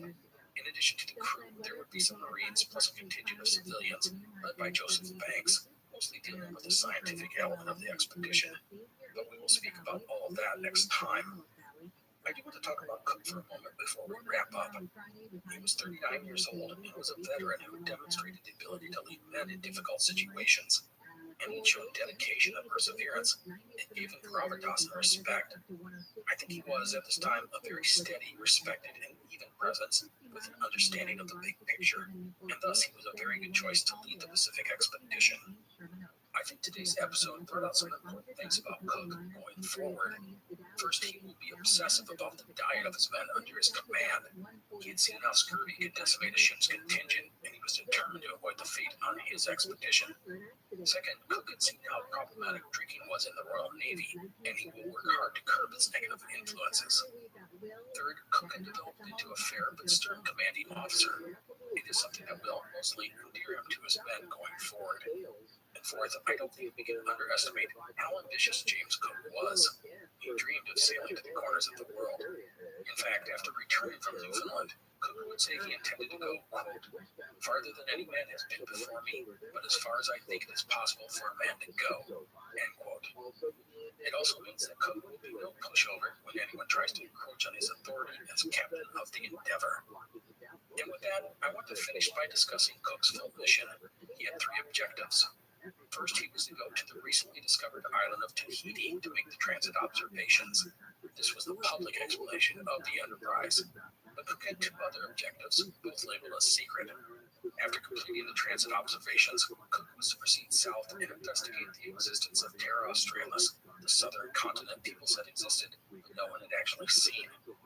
As we've talked about in other episodes, Terra Australis, which means southern land, was a hypothetical continent that had been speculated about for nearly 2,000 years. Some people said a southern continent was necessary to balance all the land masses in the north. The aforementioned Alexander Dalrymple was a big proponent of the existence of Terra Australis, saying as many as 50 million people could be living there. Such a place would offer incredible opportunities. After that, Cook was to head to New Zealand and explore those islands.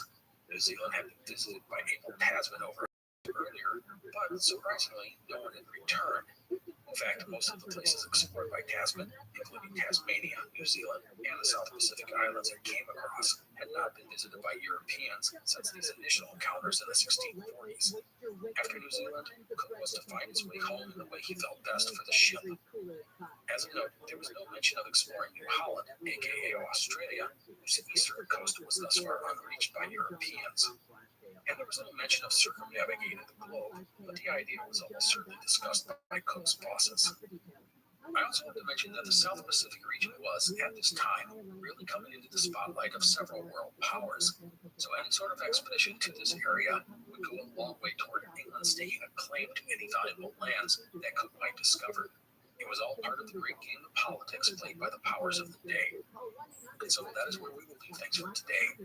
Cook was at Deptford, personally overseeing the refitting of the Endeavour. Time was short as the transit of Venus was only a year away. In addition to readying the Cook needed to get his officers and crew together and obtain provisions and supplies. Also, the civilian side of the expedition had to come together as well. Next time, we will get the Endeavour ready to sail and take off on what will be one of the greatest voyages of exploration in history. Thank you so much for joining us on the podcast. I hope you are doing well. Thank you for listening. I will see you next time. The Explorers Podcast is part of the Airwave Media Network. Go to airwavemedia.com to find other fun and interesting and exciting shows, such as The Labors of Hercule and Kick-Ass News. You're listening to an Airwave Media Podcast. This podcast brought to you by Ring. Save big during the Ring Labor Day sale with up to 30% off select Ring devices, so you can see who's there from anywhere. Hey, sorry I missed you. Easy installation, protection all year. Save up to 30% right now at ring.com. This episode is brought to you by Starburst. Being a pink Starburst is about more than enjoying your favorite juicy treat. It's a mindset. It's about being yourself and embracing self-love by prioritizing your needs and appreciating and celebrating all the things that make you unique. Celebrate what makes you you with all pink Starburst. Tap the banner or visit starburst.com to learn more. And as you would figure, most of the mistakes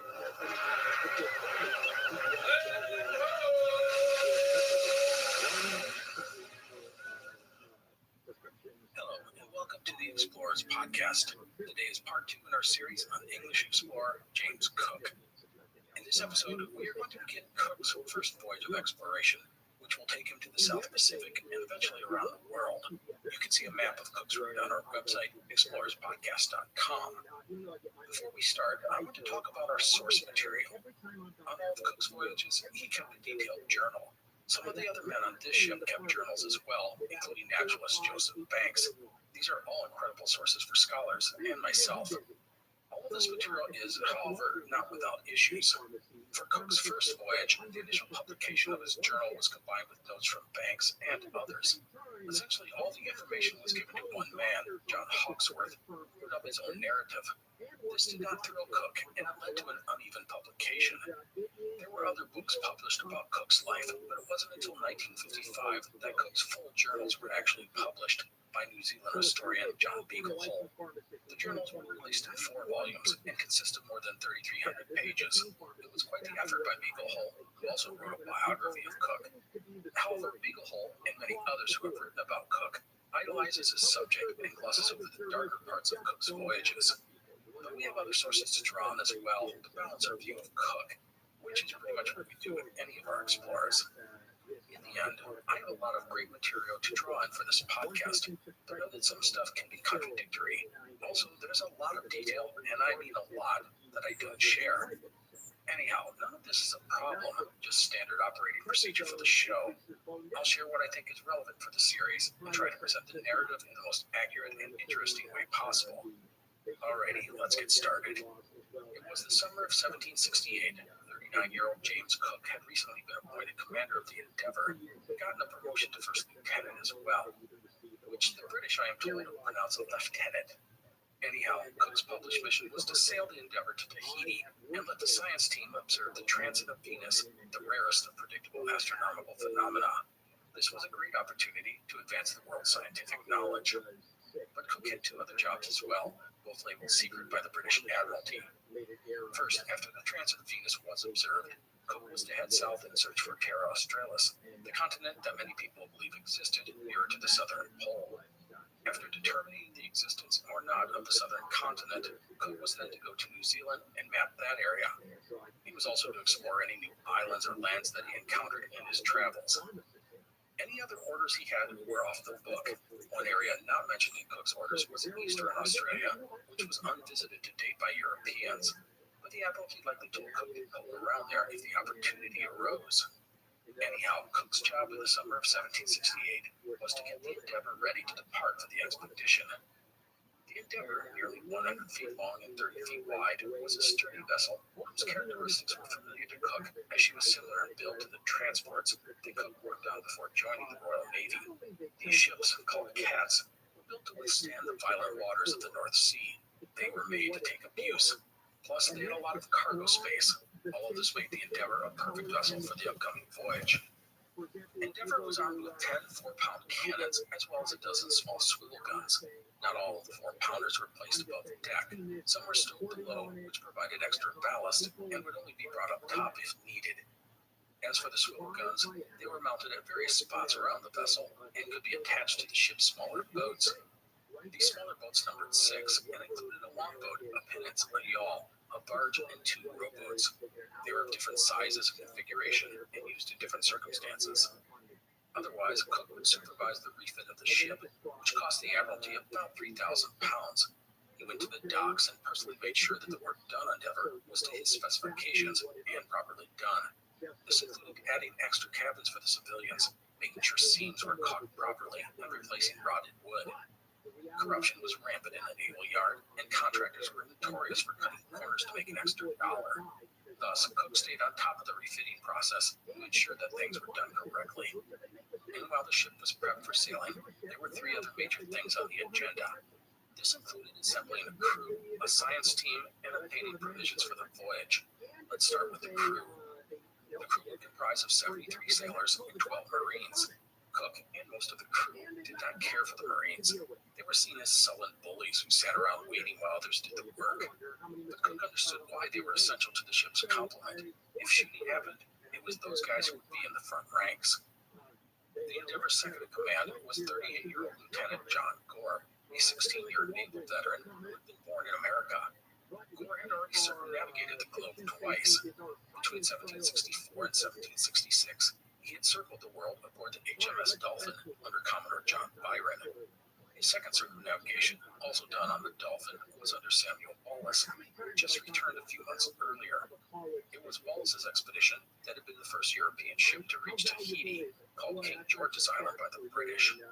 Wallace's reports of the island convinced the Admiralty it was the perfect place for Cook to go to record the transit of Venus. Gore was a perfect complement to Cook. The latter had crossed the Atlantic 10 times, so he knew his stuff, but Cook had never been to the Pacific, or would thus be an outstanding resource for the upcoming expedition.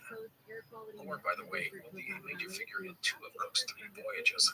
He and Cook were similar in age and got along well, and the crew, like Gore, was a cheerful, enterprising, and efficient officer. The expedition's third in command was Lieutenant Zachary Hicks, a 29-year-old with command experience. Some other men of note include Robert Molyneux, the ship's master. Molyneux had circumnavigated the globe with Wallace and was considered good at his job, but he liked to drink, and thus Cook did not completely trust the man. Another person I'll mention is Seaman Isaac Smith. Just 16 years old, Smith was the nephew of Cook's wife, Elizabeth. Smith was also an apprentice surveyor. Perhaps ironically, one man that Cook objected to being assigned to Endeavour was the cook, John Thompson. Thompson only had one hand, and Cook thought he would be a liability. Cook's request for a replacement was denied, and Thompson would have no problem performing his assigned duties. There were many other men on the Endeavour, but I'll wait to introduce them until they arise in our narrative. But note that the crew was a tough lot, but on the whole, good by Royal Navy standards. The reason for this was that England was at peace, and men were eager for steady work. A 2-year expedition to the Pacific promised that, and it didn't hurt that the men from the Dolphin, who had just got back from Tahiti, were telling tales in the local taverns about an exotic land filled with beautiful women who wore hardly any clothing, and were eager to make love with even the most wretched-looking sailor at the drop of a hat. And so that's a bit about the crew of Endeavour. Next, let's talk about the civilian contingent. These men were known as superluminaries and led by 25-year-old Joseph Banks, a naturalist and botanist. Banks, who was rich, was essentially funding most of the scientific part of the expedition, reportedly to the tune of £10,000. He also brought with him 4 of his servants and some hunting dogs, a pair of greyhounds. Banks was a fascinating man. While young, rich, and charming, he was also extremely passionate about botany. He had gone to Newfoundland on a natural science expedition, collecting countless specimens. One of the officers with that party, Lieutenant John Phipps, said this of Banks, quote, "He works night and day and lets the mosquitoes eat more of him than he does of any kind of food, all from eagerness," end quote. Banks, by the way, did not care a whit about the transit of Venus. He was a naturalist and botanist, and he wanted to get his hands on plants and animals. He didn't care about the stars. He was, however, very interested in Terra Australis. The idea of discovering a new continent and all the cool stuff it would have was a dream for the man. Along with Banks, some key people I'll mention include Charles Green, a famous astronomer, Daniel Solander, a respected Swedish naturalist and botanist, and a close friend of Banks, plus artist Sidney Parkinson. I mention Parkinson because he was a young, talented artist, and he would make literally thousands of drawings during the upcoming expedition. His work is truly outstanding, and I put a link to some of his drawings on the site. Otherwise, there are a couple of other botanists, a secretary, an assistant astronomer, and a second artist. Cook, by the way, had no say in the makeup of the supernumeraries. He was told, these people are coming with you, make do. And Cook would make do, although he would have some minor headbutting early with Banks, as the latter tried to exert his influence on how the expedition was going to be run. When he boarded the ship for the first time, Banks was shown to his cabin and announced it was too small, and said he would sleep in the ship's great cabin. The great cabin was where the ship's captain and officers met and pored over maps and talked about whatever officers talked about. It was often a hub of activity on the ship. Cook agreed to Banks using the great cabin as his sleeping quarters, but made it very clear that it would be taken over by the officers when needed. No matter, next on our list is supplies, gear, and provisions. For the science team, there was a pair of telescopes, thermometers, an astronomical clock, a barometer, artist supplies, and all the stuff needed to catalog and preserve the many plant, insect, and animal specimens they intended to gather on the journey. As for the rest of the ship, there would be provisions for 18 months. This included 250 barrels of beer, 6,000 pieces of pork, 4,000 pieces of beef, 9 tons of bread, 5 tons of flour, 3 tons of sauerkraut, a ton of raisins, and varying amounts of cheese, peas, oils, sugar, and oatmeal.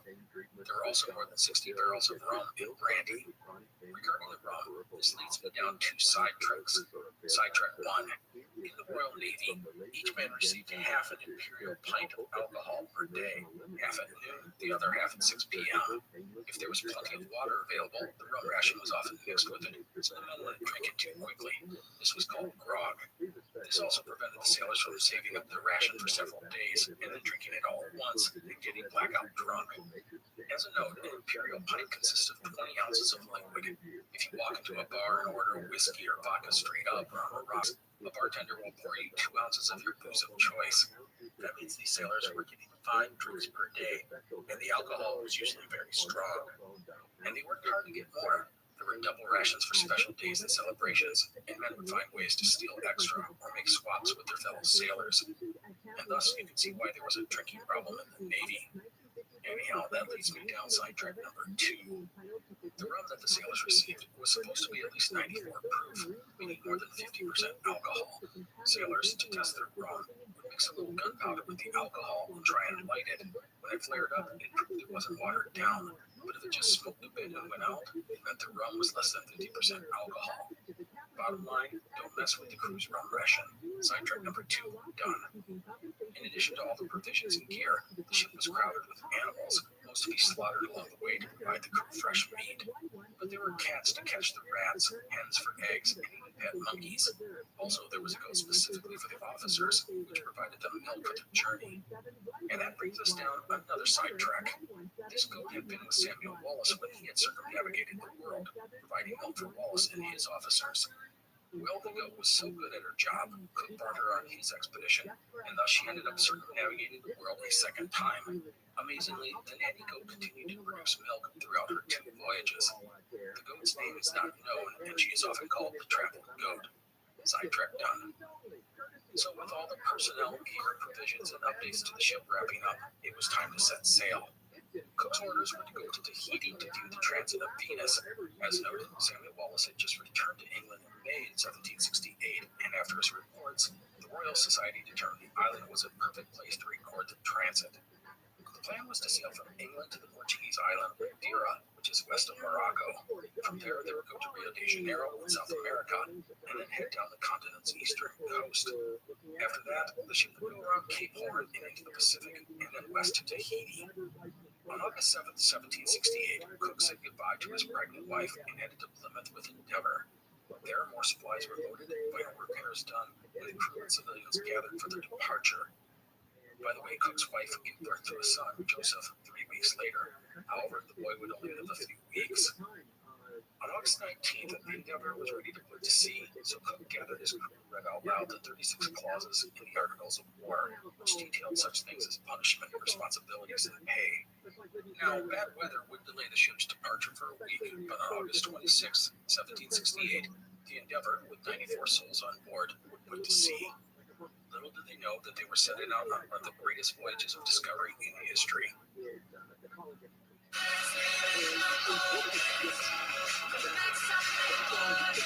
California's top casino and entertainment destination is now your California to Vegas connection.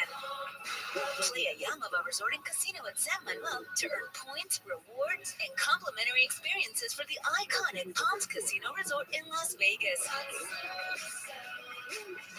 Two destinations, one loyalty card. Visit yamava.com/palms to discover more. A busy airport may not be the best way to ease into vacation mode. But when you're an American Express Platinum Card member, the vacation starts in the Centurion Lounge. Hi, welcome to the Centurion Lounge. That smells so good. Must be one of the chef's local specialties. And as you sit back and relax, you think to yourself, what'll be on the menu for your Miami layover? See how to elevate your travel experiences at americanexpress.com/withAmex. Don't live life without it. Terms apply. The voyage from England to Madeira was relatively uneventful. The weather was not good, but the winds were favorable, and Endeavor made 1,400 miles, or 2,250 kilometers, in just 17 days. Many of the civilians struggled to get their sea legs and spent the first couple of weeks in their cabins fighting seasickness. But by the time the ship reached Madeira, everyone was acclimated to life at sea. On Madeira, Portuguese officials welcomed Cook and his men. The ship took on more supplies, including beef and chickens, 3,000 gallons of wine, 2,000 pounds of onions, 10 tons of fresh water, and even a live steer, which was to be slaughtered later for fresh beef. Madeira also offered the scientific team a chance to do their thing. Banks and the other botanists, as well as the artists, had a field day drawing and collecting more than 700 specimens. It is a sign of things to come, and I can't stress enough that Cook's voyage, for all of its amazing geographic discoveries and feats, will also turn out to be one of the greatest voyages in the annals of natural science. Banks and his team will bring home tens of thousands of plant, animal, and insect specimens, and the artists will produce thousands of amazing drawings of the people, places, flora, fauna, and animals on their journey. Anyhow, at Madeira, the Endeavor would have her sails and rigging repaired, and the hull was caulked and repainted. The ship would also suffer its first casualty when Alex Weir, the ship's quartermaster, drowned after getting tangled up with a rope and an anchor of one of the small boats. The Endeavor departed Madeira on September 19th, heading southwest for Brazil. With a long ocean voyage ahead of them, a couple of notes. First, Cook proved to be very particular about the cleanliness of his ship. He had the men work hard and often to keep the Endeavor as clean as possible. Part of this was to keep the men busy, but Cook also understood that a clean ship would mean healthier men and a vessel with fewer problems in the long run. Second item was diet. Cook was incredibly strict about the diet of the crew, as well as the officers. He was determined to avoid things such as scurvy, aka a lack of vitamin C.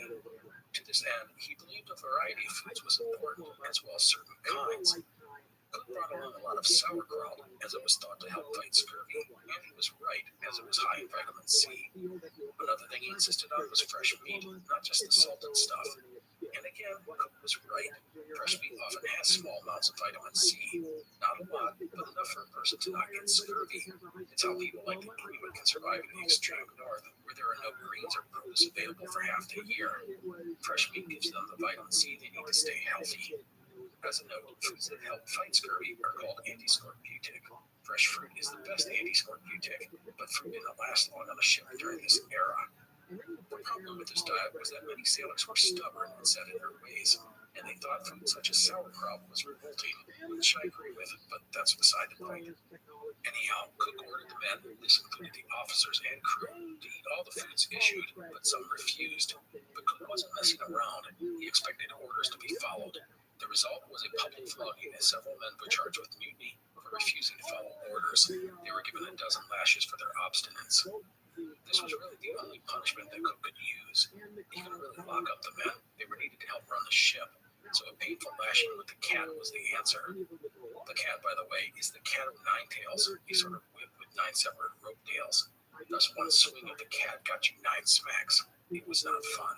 The only other penalty Cook could impose on someone was the death penalty, but that was for murder or mutiny. Anyhow, the voyage across the Atlantic was relatively uneventful. As the ship crossed the equator, the temperature and the humidity soared. Books and leather got moldy and metal rusted. Endeavour would have to endure the doldrums, basically an area with no wind and weak currents, meaning the ship just sits there and roasts in the sun. It was a bit maddening, but bearable as it, thankfully, didn't last too long. One moment of levity occurred when the ship crossed the equator. There was a tradition that said that anyone who was crossing it for the first time had to get hitched to a rope and dumped in the ocean.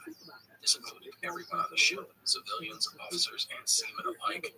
The only way to avoid the dunking was to sacrifice 4 days of grog. Joseph Banks elected the latter, as did Cook. Many of the sailors, however, took the dunking stoically rather than give up their rum.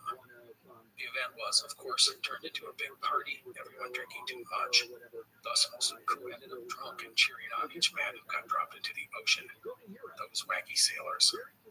The Endeavour sighted the Brazilian coast on November 8th. The ship was greeted by some local fishermen who swapped their entire catch for just under a pound of English currency, paid for by Joseph Banks. Banks turned the catch over to the ship's cooks for a feast that night.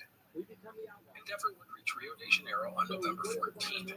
Brazil was a Portuguese colony, and Cook expected a friendly welcome, just like he had received in Madeira. He figured he'd add food, water, and other supplies, and the naturalists would be able to explore the area and collect samples. However, he would have no such luck. Brazil was one of the last colonies of Portugal's once vast empire, and the local viceroy, Marques de Azambuja, had been warned to be suspicious of the British as they were looking to expand their overseas empire. In Cook's story of going to observe the transit of Venus, who sends a warship to do science work? This reeked like yesterday's sauerkraut. Thus, the viceroy treated Endeavour and her men as spies. Although, to be fair, he was suspicious of pretty much any foreigner, not just the British. Cook would end up sparring with the viceroy, trying first to be polite and logical, then frustrated, then outraged. But Azambuja was implacable. English were not welcome. Even Joseph Banks, who was eager to go explore the Brazilian countryside, was thwarted by the viceroy, despite turning out all his charm and playing all his nobility cards. All that Banks and his team could do was go ashore a few times in the night and collect a limited number of specimens, hopefully inadequate in his eyes. And thus the 3-week stay in Rio was not fruitful. No supplies, no chance to relax on shore, just frustration. To top it off, one sailor, Peter Flowers, fell into the harbor from the ship and drowned. Alcohol was believed to be related to his death. He was replaced by a local Portuguese sailor, eager for some adventure and steady pay. Also, one crewman tried to desert, but was caught in the process. He was flogged for his efforts. In the end, Cook headed south on December 7th, feeling humiliated by the Portuguese viceroy and without any additional supplies. Thankfully, the ship was pretty well stocked, so it would not affect the expedition. From Rio, the voyage down the eastern coast of South America was a long one, over 2,500 miles or 4,000 kilometers. Along the way, the temperature slowly dropped until the men on deck were forced to wear jackets due to the cold, and no man was allowed to be on watch for more than 4 hours due to the frigid weather and the storms. We cannot forget about the storms. The further south the Endeavour went, the worse the weather got. On Christmas Day, the entire crew celebrated with extra portions of rum, which got everyone roaring drunk. Joseph Banks would write of the day, quote, "Christmas Day, all good Christians, that is to say, all hands, get abominably drunk, so that at night there was scarce a sober man on the ship," end quote. Banks, by the way, was always persistent regarding his desire to go ashore and collect more plant and animal specimens. But Cook kept his eye on the prize. He needed to get to Tahiti, not linger on the South American coast. Banks had hoped to land in the Falkland Islands, but Cook only took him close enough to see the archipelago, which frustrated Banks terribly. They did, however, get their first sighting of a penguin. Now, Banks would still be able to collect samples from the ship, birds, insects, whatever came his way.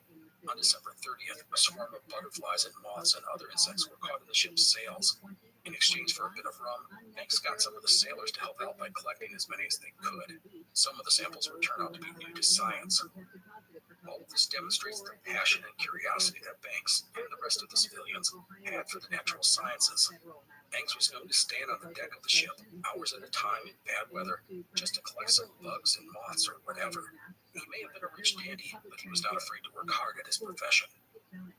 In early January 1769, the Endeavour would approach Tierra del Fuego, the land of fire. Tierra del Fuego is an island, and the Strait of Magellan runs along its northern shore. It is the southernmost point in South America. Cook would lead the ship to the south of Tierra del Fuego. There you find another short channel called the Lumiere Strait. This was a passage between Tierra del Fuego and Isla de los Estados. This channel is not long, only about 15 to 20 miles, and once through, a ship just had to keep going around the tip of South America, aka Cape Horn, to reach the Pacific.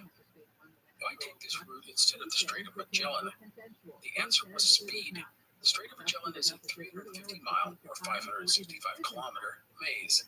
It takes time and patience to make the passage, although it's safer than just going around Cape Horn, which often was racked by storms. Cook had studied the logs of other ships sailing through the Magellan Passage and decided he could save weeks by going around Cape Horn. Thus, Cook would try to get Endeavour through the Lumiere Strait, but the winds repeatedly forced him back. He had never encountered such ferocious waters in his life. Finally, on January 15th, the winds calmed, and Cook made another run into the strait. Endeavour would make it.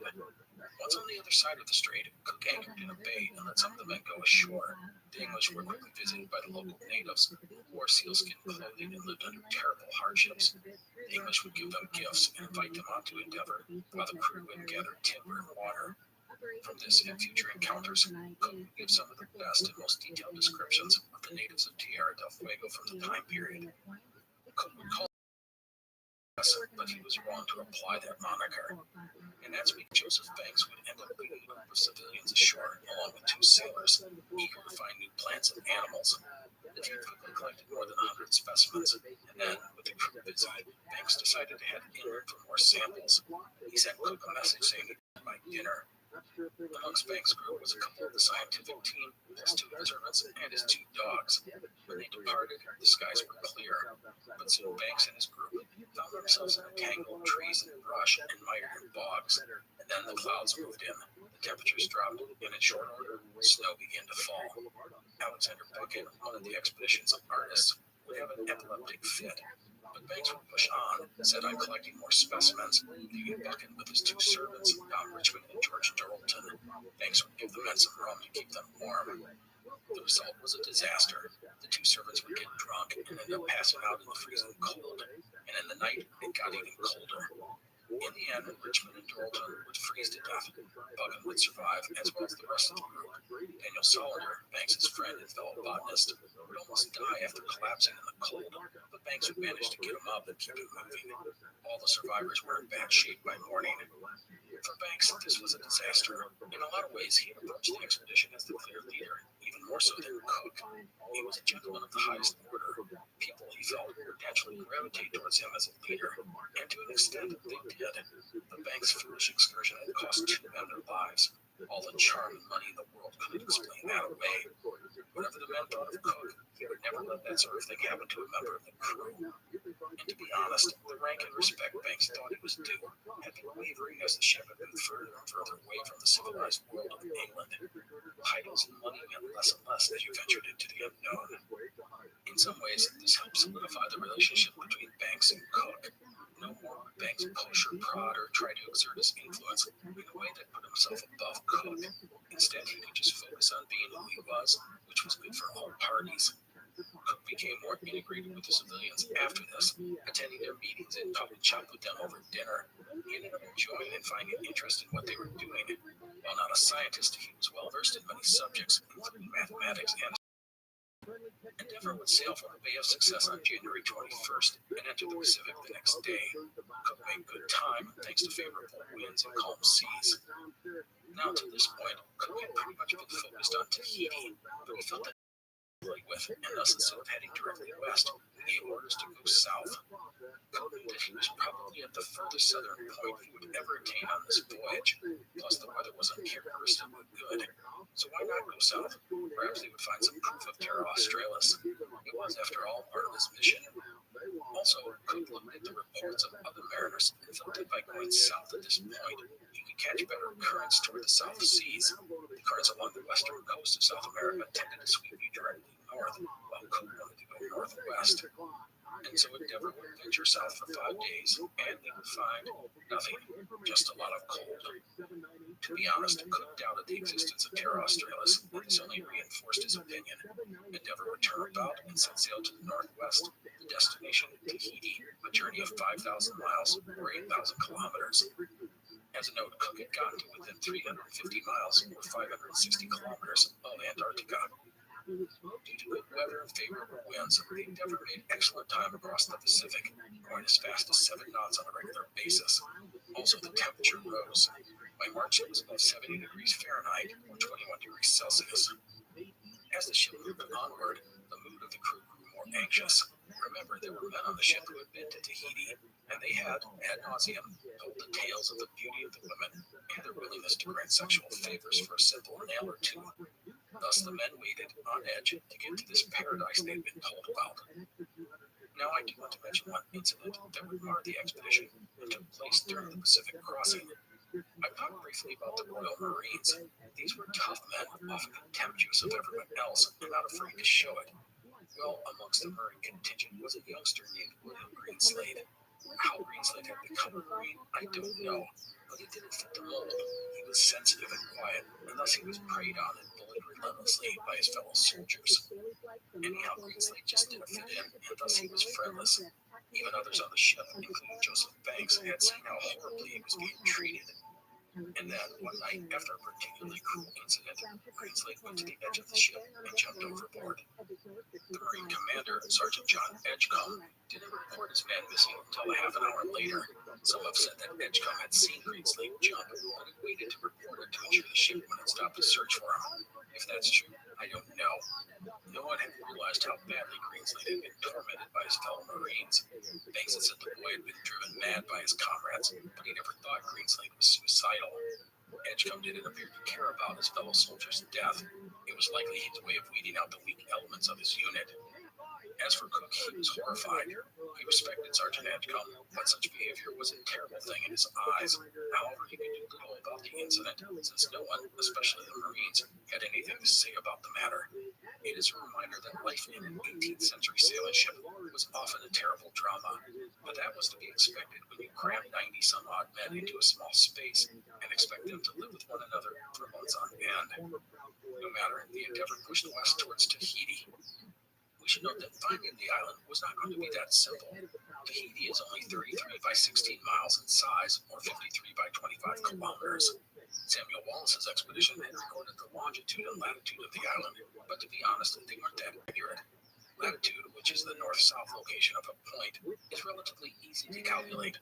You need the correct date and some easy-to-obtain astronomical measurements. From that, you can calculate your latitude. It's pretty simple and accurate. But longitude, the east-west point, is far more difficult. The critical thing you need is accurate time, and the clocks of Cook's age were just not that good. You could try, but it was dicey at best.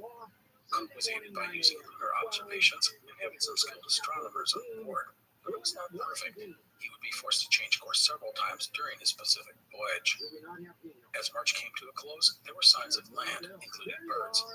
And then on April 4th, 1769, Peter Briscoe, one of Joseph Banks's servants, let out a shout, "Land, first to be seen in 66 days." Briscoe would get a bottle of rum as a reward for being the first to sight land. Now, this was not Tahiti, but Endeavour was getting close.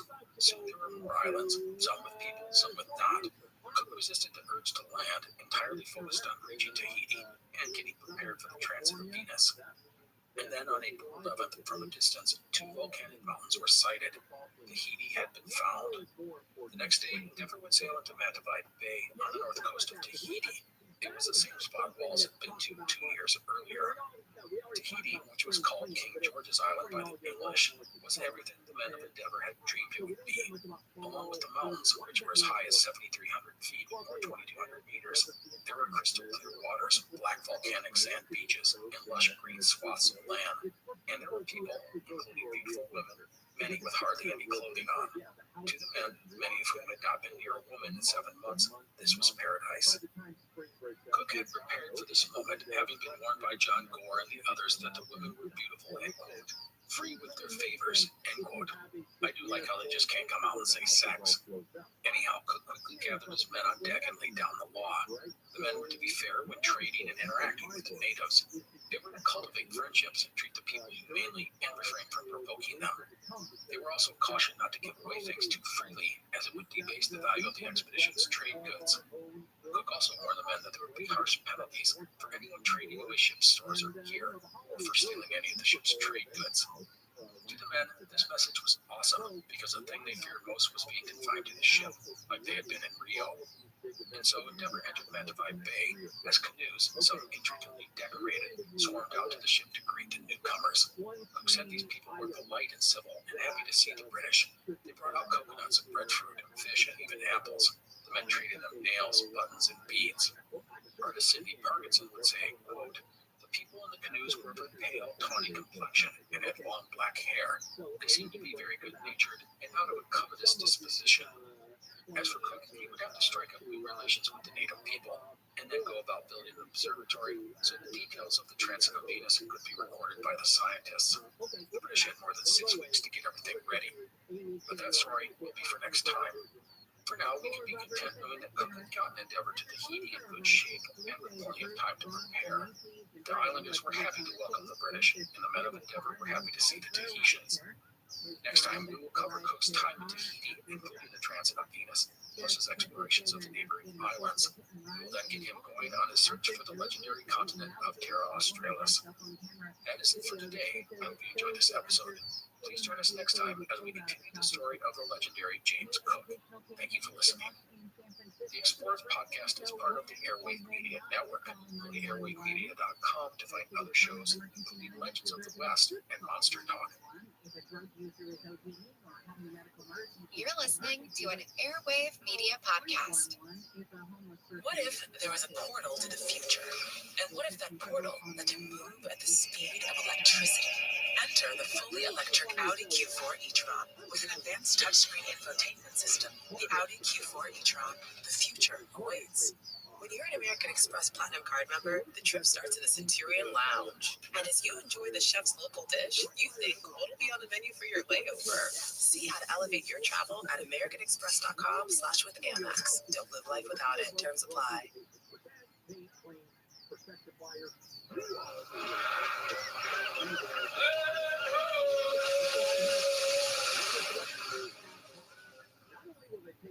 Hello, and welcome to the Explorers Podcast. Today is part 3 in our series on James Cook.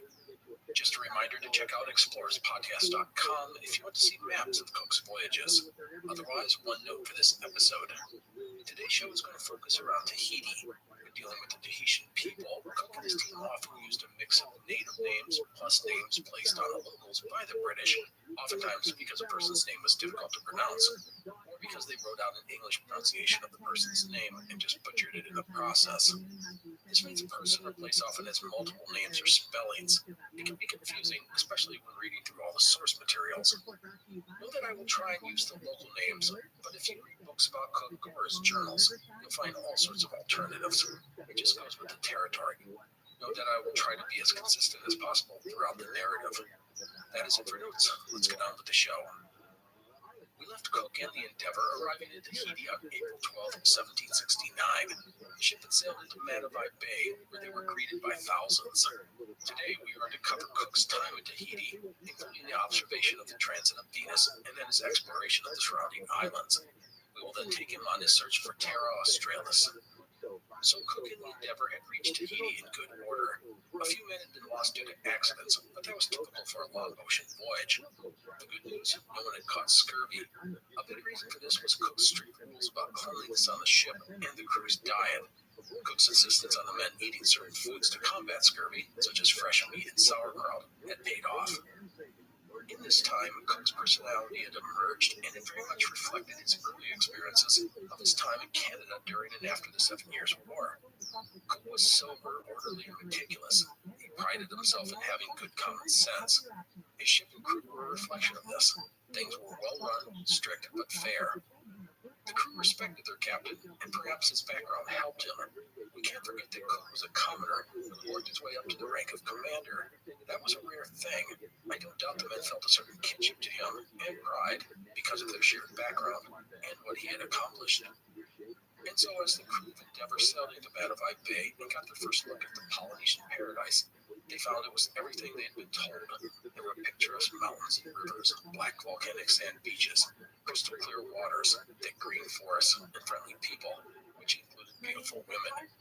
And so, after instructing his men how they were to engage with the islanders, Cook went about his business. He had built an observatory so the science guys could record the transit of Venus, which we talked about in our first episode. For this, he needed the cooperation of the indigenous people. For Cook, this meant his first task was figuring out who was the boss, something not always apparent among the Tahitians. Tahiti was not ruled by a single person, but by a variety of tribes, and warfare amongst them was not uncommon. It is estimated that Tahiti was home to around 35,000 people when Cook arrived, meaning it was a vibrant, complex, and active society. And thus, from day one, Cook took the time to ingratiate himself with the local rulers. By keeping the island's leaders friendly to the British, it guaranteed them food and water, and at the same time, it helped keep the populace friendly as well. If something egregious happened, say the theft of an important item, Cook could count on the local leaders to get that item back. It was a much better policy than using threats and violence, although such things were always an option. In a nutshell, Cook needed friends and allies he could trust, and I should note that this policy, he felt, would help the British beyond the current mission. When he saw Tahiti, he immediately envisioned it as a base for the Royal Navy. Now for Cook, that did not mean colonizing, aka bringing over farmers and so forth. No, Cook was not a big fan of colonization, and he knew what that meant for the locals. Instead, he saw potential for a partnership benefiting all parties. Another thing I'll mention is that the islanders had experience dealing with the Europeans. Samuel Wallace had been here 2 years earlier and spent weeks amongst the Tahitians, and Cook learned that other ships had arrived in the past 2 years. He thought these were the Spanish, but in reality, it was the French under Louis Antoine de Bougainville, who was in the process of becoming the first Frenchman to circumnavigate the world. As a result, the natives did, at least to some degree, understand the capabilities of the British. They knew what they could offer in trade and how to conduct such dealings. Anyhow, Cook would go about dealing with the local chiefs, the initial encounters often involving elaborate ceremonies. This included one man named Tutaha, who the British called Hercules. Tutaha was one of the more important local leaders, and Cook took special care to keep the man happy. Another chief was named Oha, who was one of the first to be entertained by Cook. Oha was an old man, and he had been brought on Endeavour and given gifts and treated with great respect. He would respond by sending Cook a hog and fruit. Another of the more colorful leaders was a man named Lycurgus, who brought his entire household with him to meet the English. This was a common thing, chiefs coming to Matavai Bay to meet the newcomers, and thus set the stage for trade between both parties. Lycurgus took to mimicking the British, how they shook hands and bowed, how they ate, and he loved to row out to the Endeavour in his nice boat and dine with the British officers and gentlemen, copying how they used their cutlery and dishes.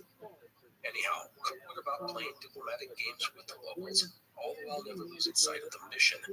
The transit of Venus was scheduled to occur on June 3rd, and he needed to build an observatory. To that end, he selected a place on the northeastern tip of Matavai Bay, right next to a small river flowing into the sea. And Cook wanted to just build an observatory, but a fort as well. This location is, to this day, called Point Venus. Regarding the location, I have read that Cook worked with the locals to make sure it was all right to build the structure at Point Venus, but other sources say he just picked the spot and started to build. Seeing how Cook operated, it would seem odd that he would make such a decision without working with the natives. No matter, Cook marked off the outlines of the structure, and then he insisted that no one was to cross the lines of the fort, and even posted some Marines to demonstrate how serious he was. Everyone was good with it, or so it seemed. Not long after Cook departed the site, one of the islanders crossed the "do not cross" line, grabbed a musket from one of the soldiers, and ran off. The other Marines fired at the man, killing him and scattering the people who had been milling about. Cook was furious. The last thing he needed was war breaking out between the British and the Tahitians. The men all knew that thieving was a potential issue, and we learned not to overreact to such incidents. It was easier to negotiate with the natives to get back stolen items. Artist Sidney Parkinson, who was known to be a gentle and sensitive man, was equally dismayed by the turn of events, saying, quote, "What a pity that such brutality should be exercised by civilized people upon unarmed, ignorant Indians," end quote.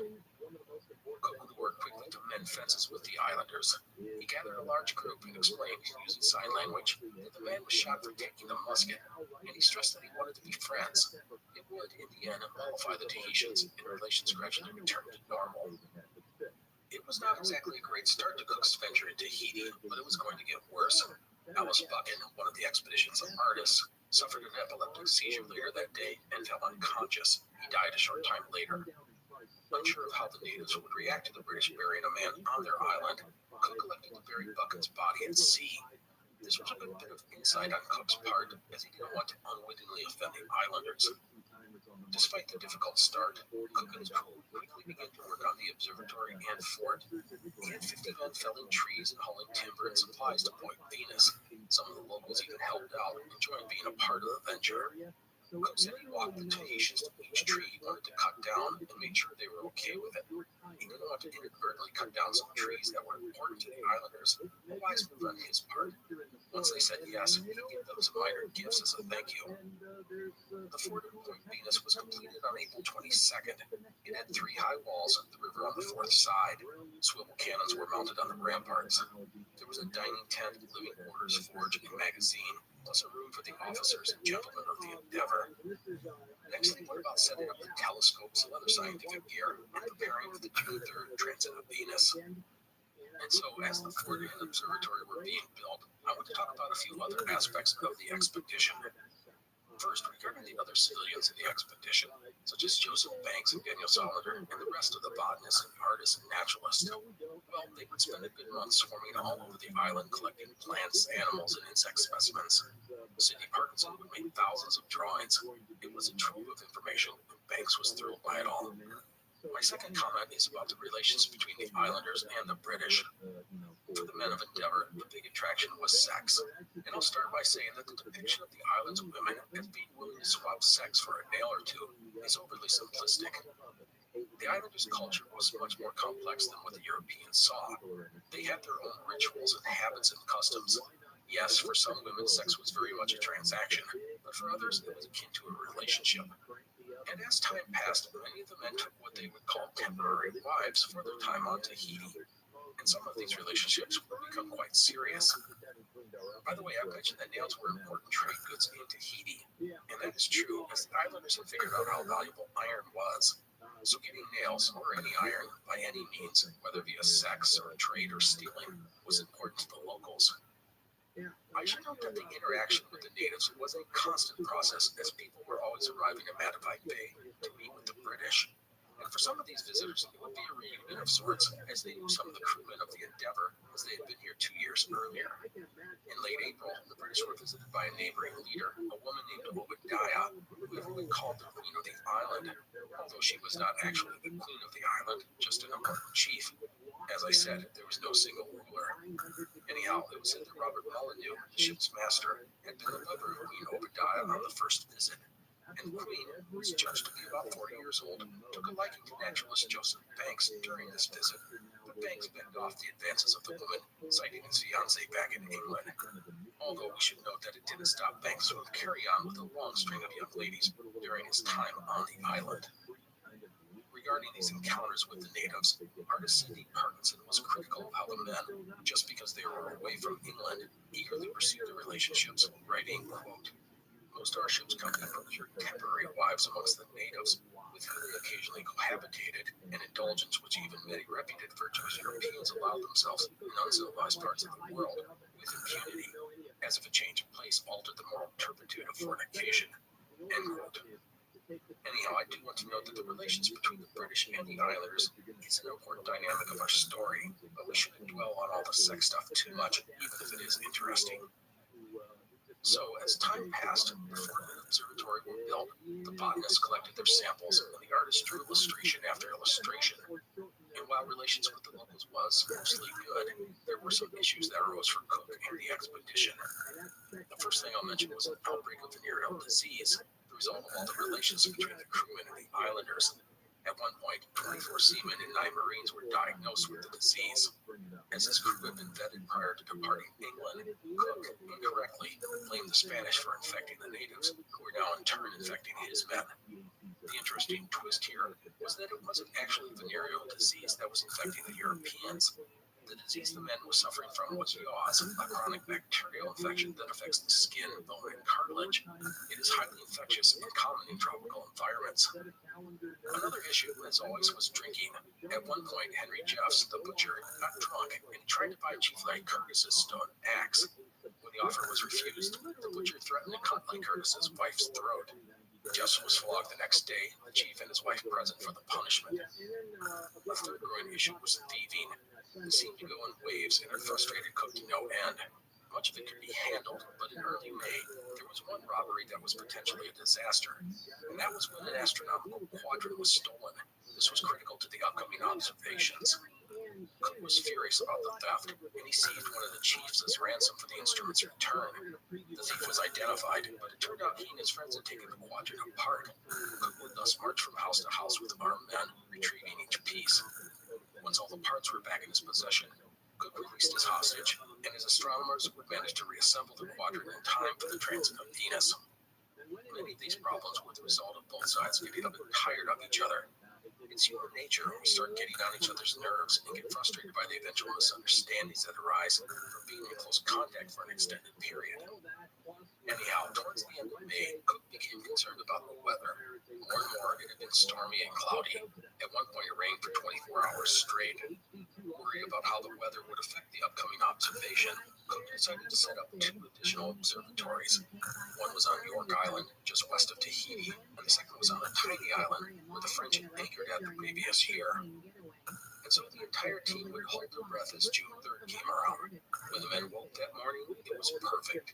Cook would write it was our purpose as we could wish, end quote. A challenge that met that day was the heat. The temperature measured as hot as 119 degrees Fahrenheit, or 48 degrees Celsius.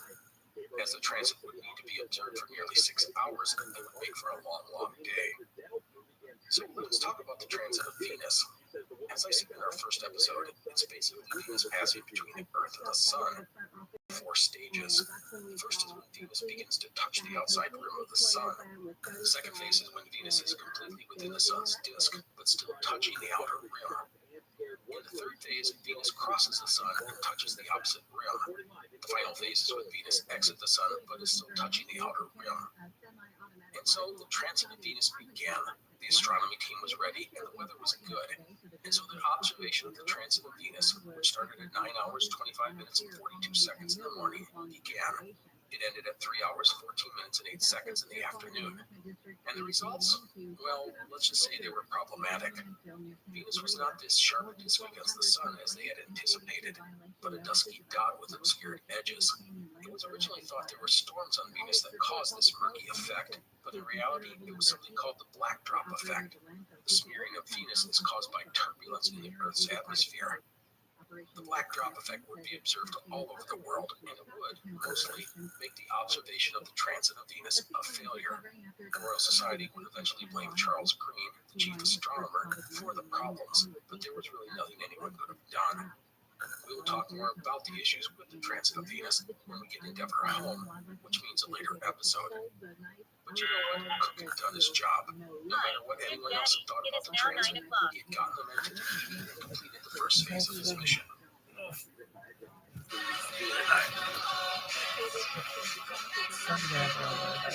California's top casino and entertainment destination is now your California to Vegas connection. Play at Yamava Resort and Casino at San Manuel to earn points, rewards, and complimentary experiences for the iconic Palms Casino Resort in Las Vegas. 2 destinations, 1 loyalty card. Visit yamava.com/palms to discover more. This podcast brought to you by Ring. Save big during the Ring Labor Day sale with up to 30% off select Ring devices, so you can see who's there from anywhere. Hey, sorry I missed you. Easy installation, protection all year. Save up to 30% right now at ring.com. The transit of Venus was complete. Cook now could turn to the rest of his mission. He had 2 primary objectives: head south to search for Terra Australis and explore New Zealand. But he also had a general poke around and see what you can find directive from the Admiralty. But before all of this, Cook allowed his men to relax and recuperate after all the work they had done to get to this point, and then they began to prepare for the departure from Tahiti.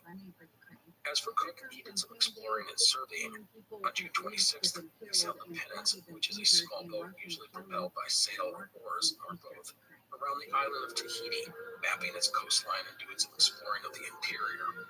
For this, Cook brought with him a crew plus Joseph Banks, as well as an islander named Tupaya. And with that, I want to talk a bit about this man. Tupaya was a kind of priest, originally from the nearby island of Raiatea, and had been part of Queen Obadiah's retinue. Tupaya had been forced to flee from his home some years earlier after it had been invaded by warriors from Bora Bora. The man had a vast knowledge of the surrounding islands and peoples and was a talented artist. He had befriended Samuel Wallace on his voyage 2 years earlier, and he had attached himself to the British at this time, primarily through an association with Joseph Banks. Tupaya would be a translator, navigator, and artist for the expedition.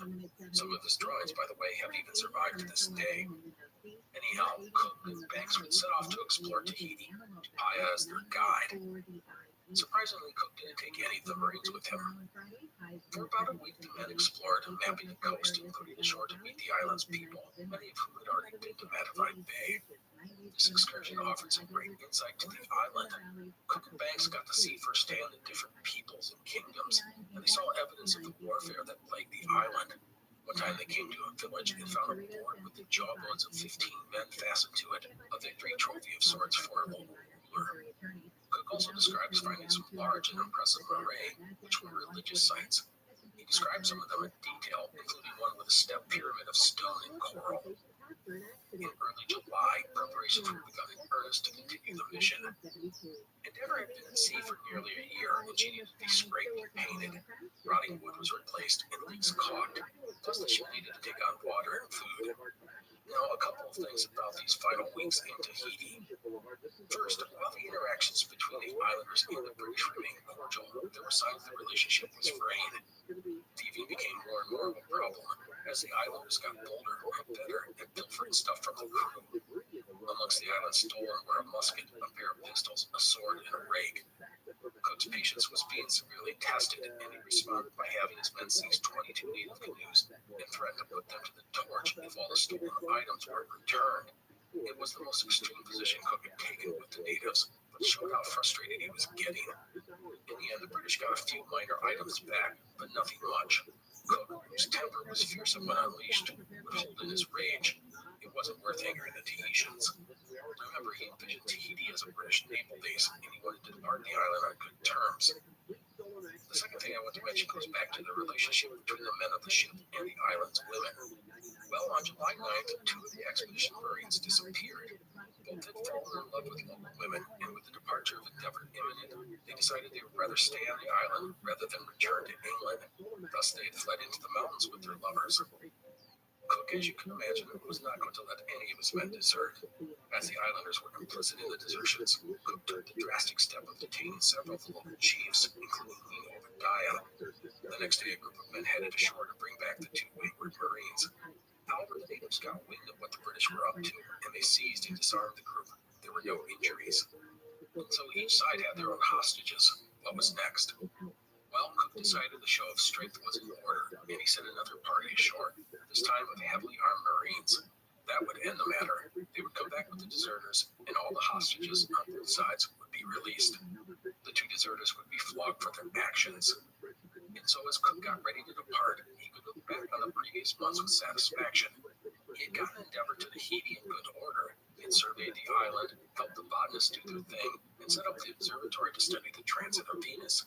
He also kept pretty good relations with the local people, although he had gotten pretty close to unleashing his fury on them a few times.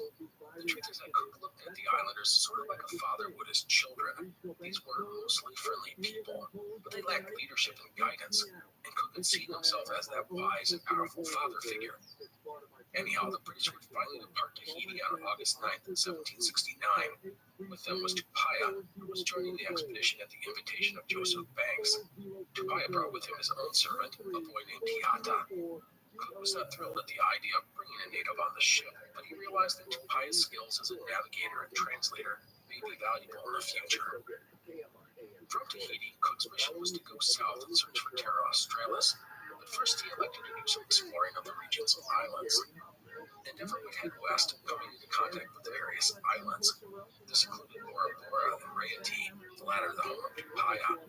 Today we call these islands, which include Tahiti, the Society Islands. There are 14 of them. At Raiatea, the native people were initially aggressive towards the English, but with Tupaya interpreting, the two peoples eventually came to an understanding and all was well. On Bora Bora, the islanders were enthusiastic to trade and interact with the British. No matter where they went, Banks and Solomon would go ashore and collect specimens for the growing collection. And Sidney Parkinson broke out a sketchbook and recorded all that he could see. Also, Cook would inquire with the natives about any lands to the south. No one could give him a firm answer. Now, not every island proved to be friendly to the British, and Cook steered never clear of any locations where the natives were threatening. Once Endeavour sailed past the Society Islands, it was time to turn south and search for Terra Australis. We've talked about Terra Australis on this podcast on numerous occasions. The idea of a hidden southern continent dated back nearly 2,000 years. The theory of Terra Australis was that the land of the northern hemisphere should be balanced by the land in the southern hemisphere. No one had ever been to Terra Australis, although men had claimed to have had glimpses of fog-shrouded lands to the south.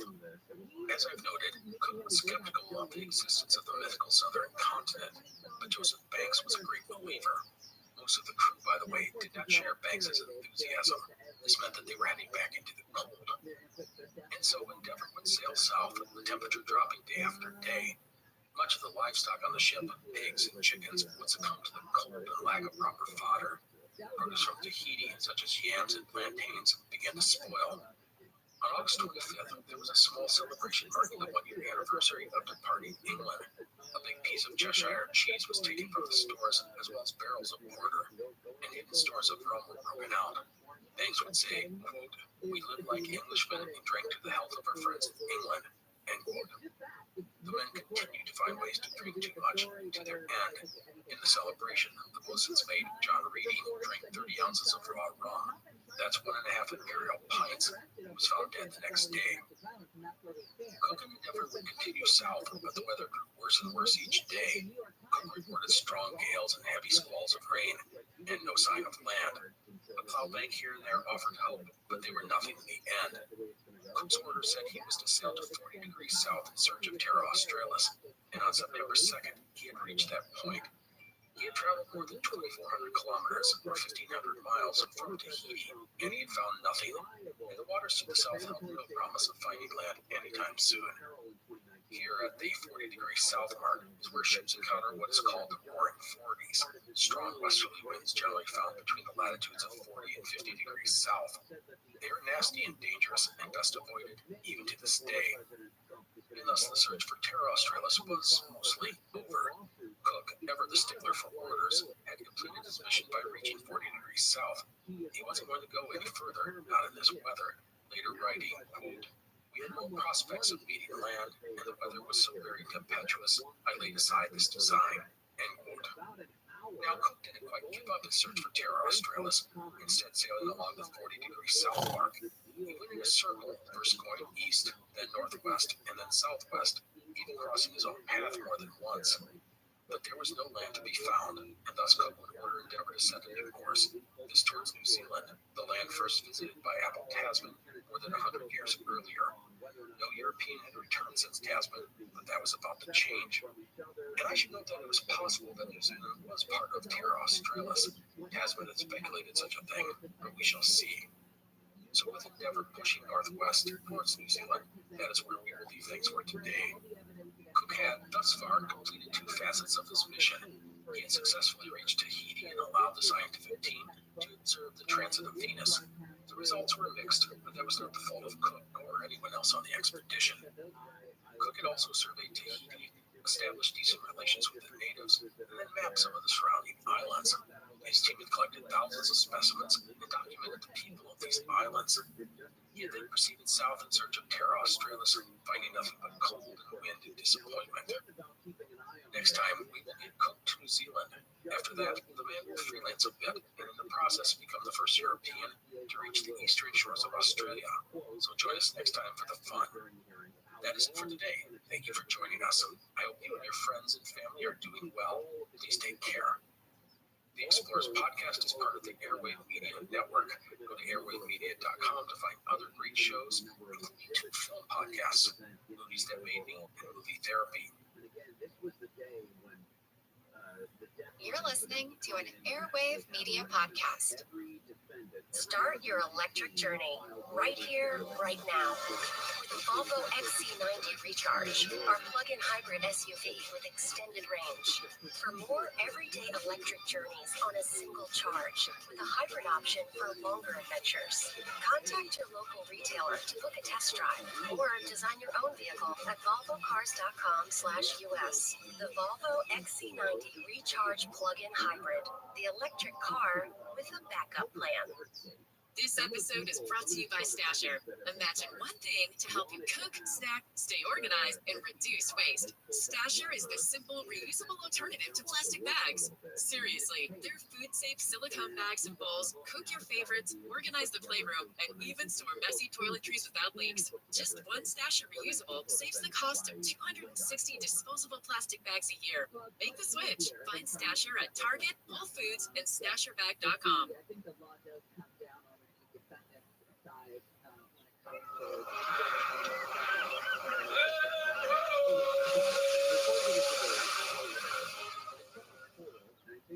Greetings and welcome to the Explorers podcast. We are currently into our series on James Cook and knee deep into his first voyage, in which he will circumnavigate the world.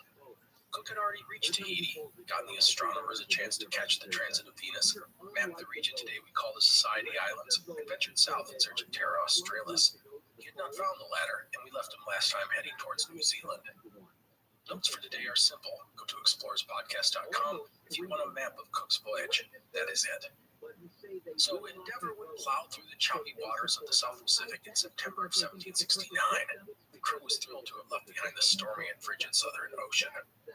On October 5th of 1769, Lookout Nicholas Young sighted land, the first the crew had seen in many months.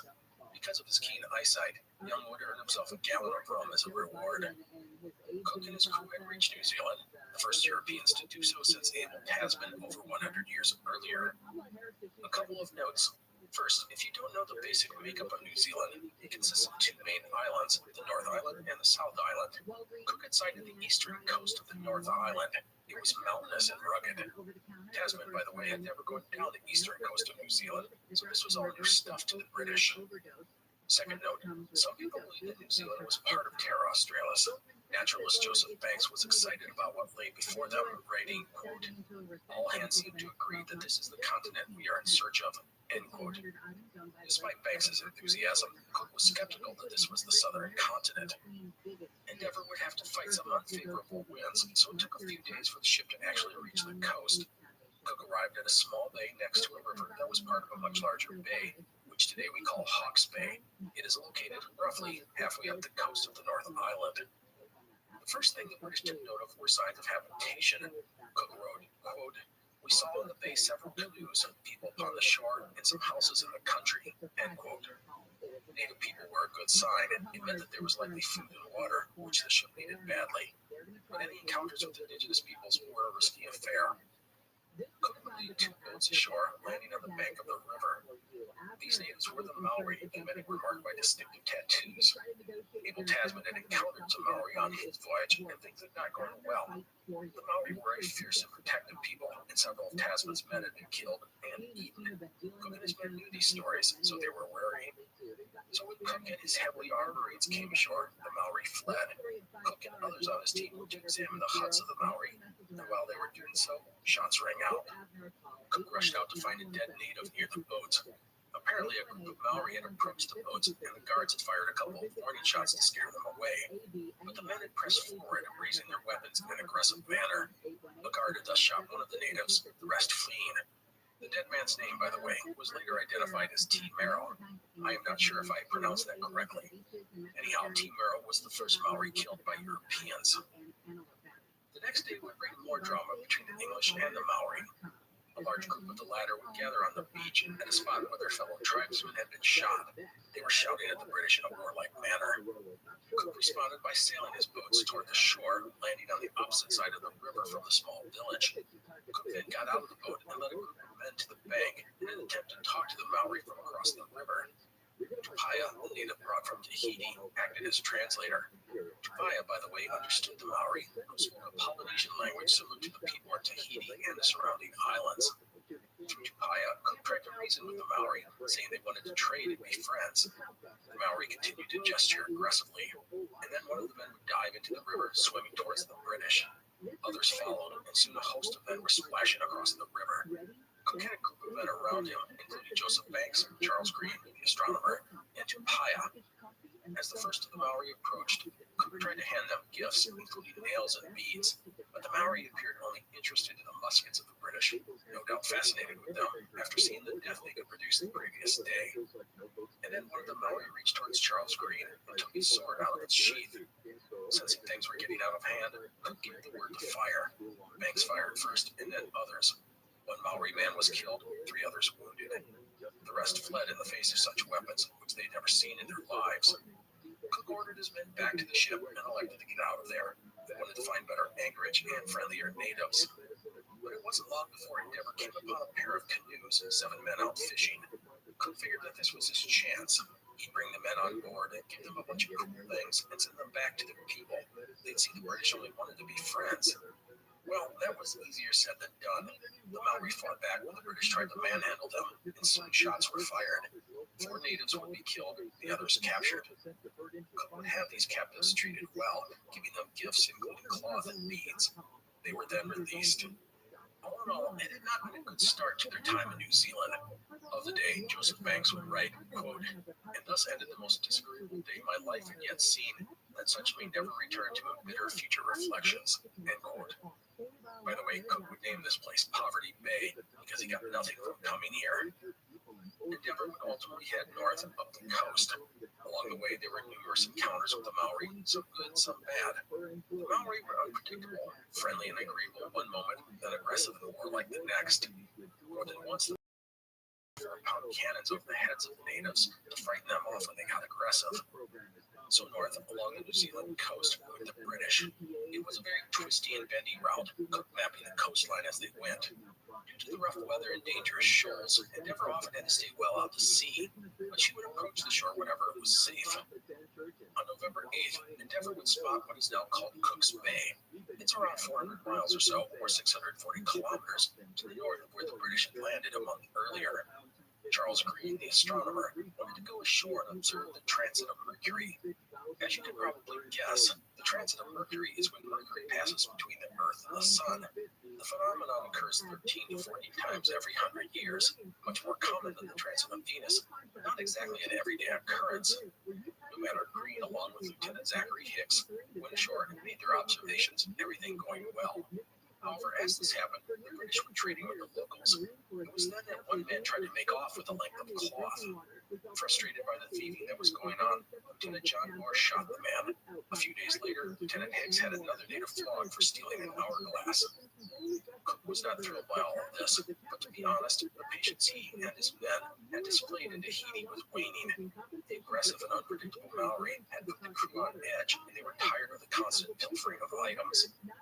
It was noted that grape shot was now the rule when dealing with unruly natives. Grape shot, in case you didn't know, consists of small metal pellets. It's often used in cannons and can be very effective when used against infantry. In muskets and pistols, it wasn't that deadly, but it could kill. At the least, getting hit with some shot would leave a nasty mark on a person.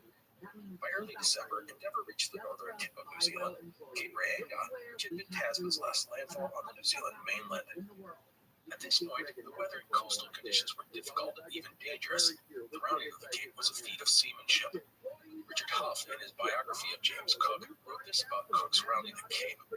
Quote, "At this doubling of the northernmost point of New Zealand, we see Cook the navigator at his finest. In fearsomely high seas, the rollers pounding in from the west, and gales, and for a while a full hurricane of like of which he had never before experienced, and with rain driving horizontally, and with so many torn sails that the sailmakers could scarcely keep up with the arduous work, it took all of Cook's skills to keep the Endeavour from foundering.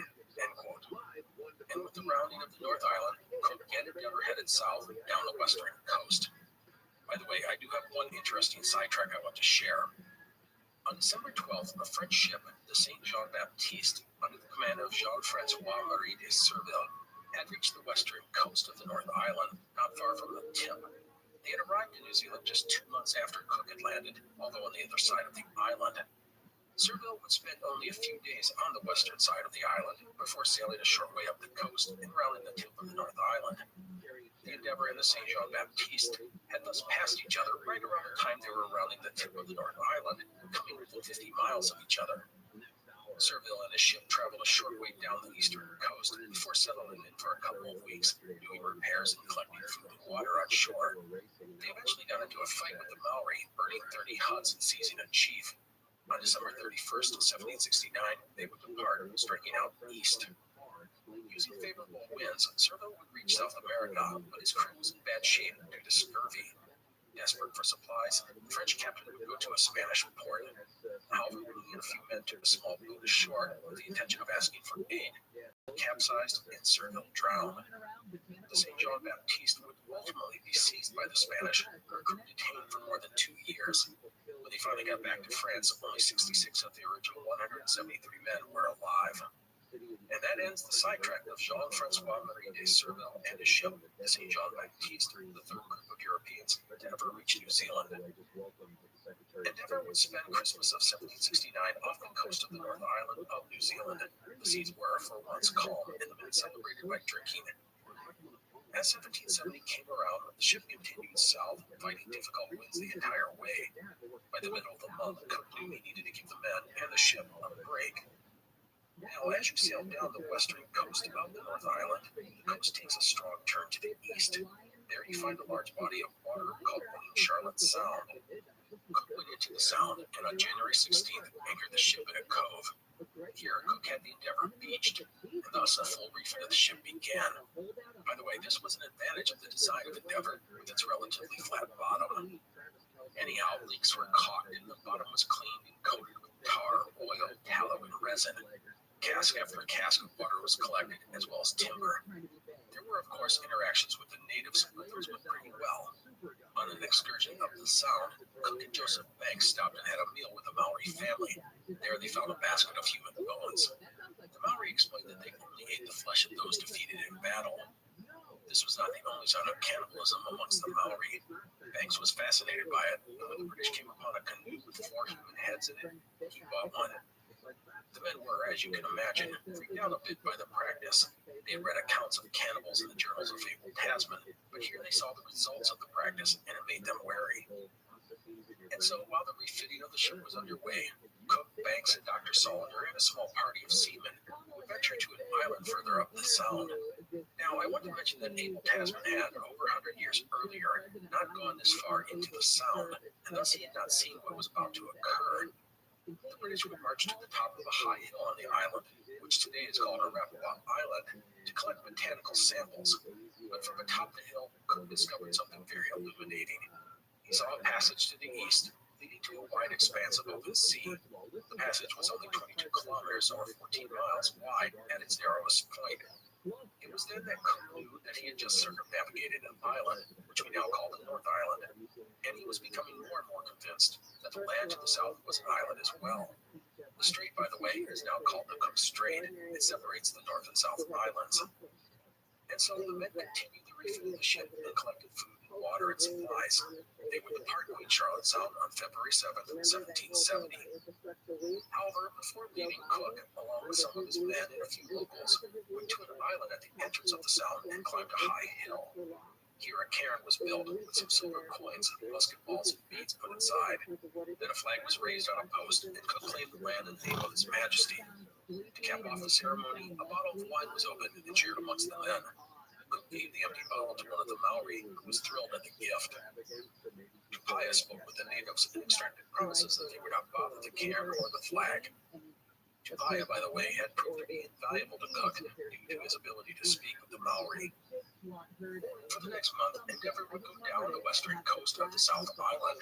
The weather got more tempestuous and temperatures dropped. The shoreline was rugged and uninviting, even by New Zealand standards.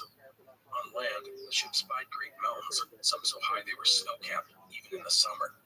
And then, on March 4th, the coastline turned east. Endeavour would follow the coastline, and then on March 10th, she would round the southern tip of New Zealand. For Cook, the answer was now in. This was not Terra Australis. New Zealand consisted of two major islands.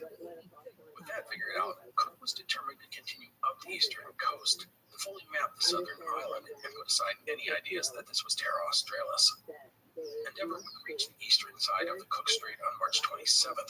Cook had now circled most of the North Island and all of the South Island. And with that, Cook had essentially completed his mission. He had gotten to Tahiti, he had searched for Terra Australis, and now he had uncovered the mysteries of New Zealand, including charting almost its entire coastline. It was time to head home.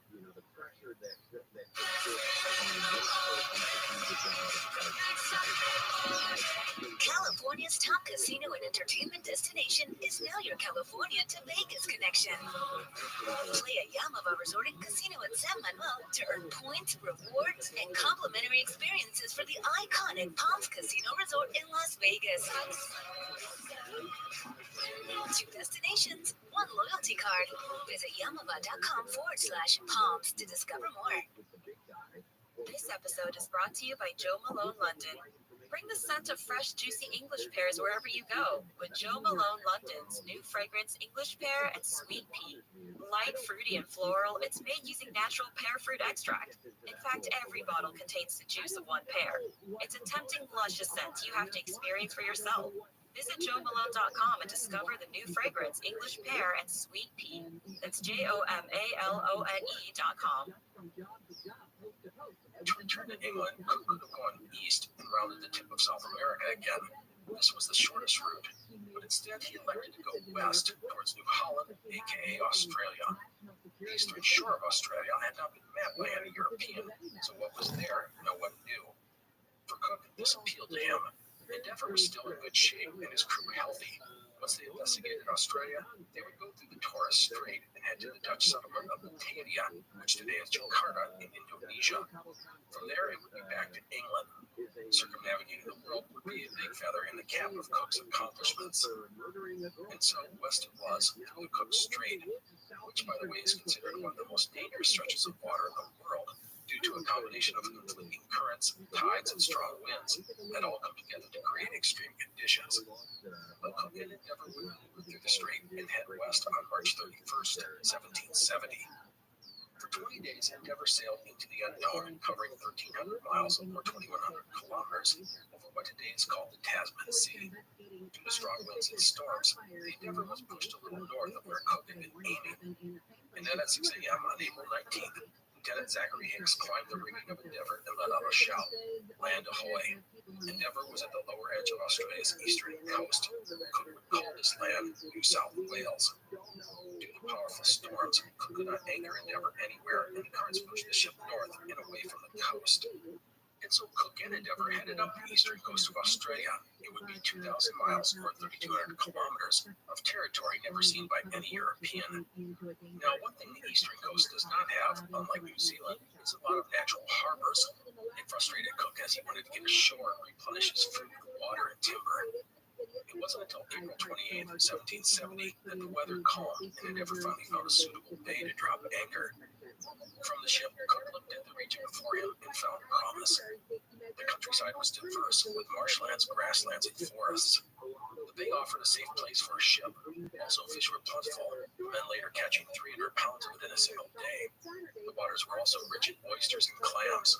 It was a sharp contrast to New Zealand, which was rugged and mountainous. Of it all, Cook wrote, quote, "The whole country, or at least a great part of it, might be cultivated," end quote.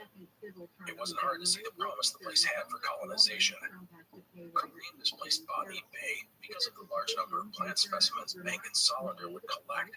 About a decade later, Joseph Banks would recommend the area to be used as a penal colony, and thus would become the first European settlement in Australia in 1788. The actual city that grew up around the bay is Sydney. Of course, Australia was far from empty, and Cook knew it from the start. He and his men spotted smoke, an indication of habitation, and it wasn't long before people were seen as well. The crew was surprised to find the natives, the Aborigines, to be dark, almost black. In fact, at first glance, Cook wasn't sure if they were black or just wearing black clothing. Turns out they were almost completely naked.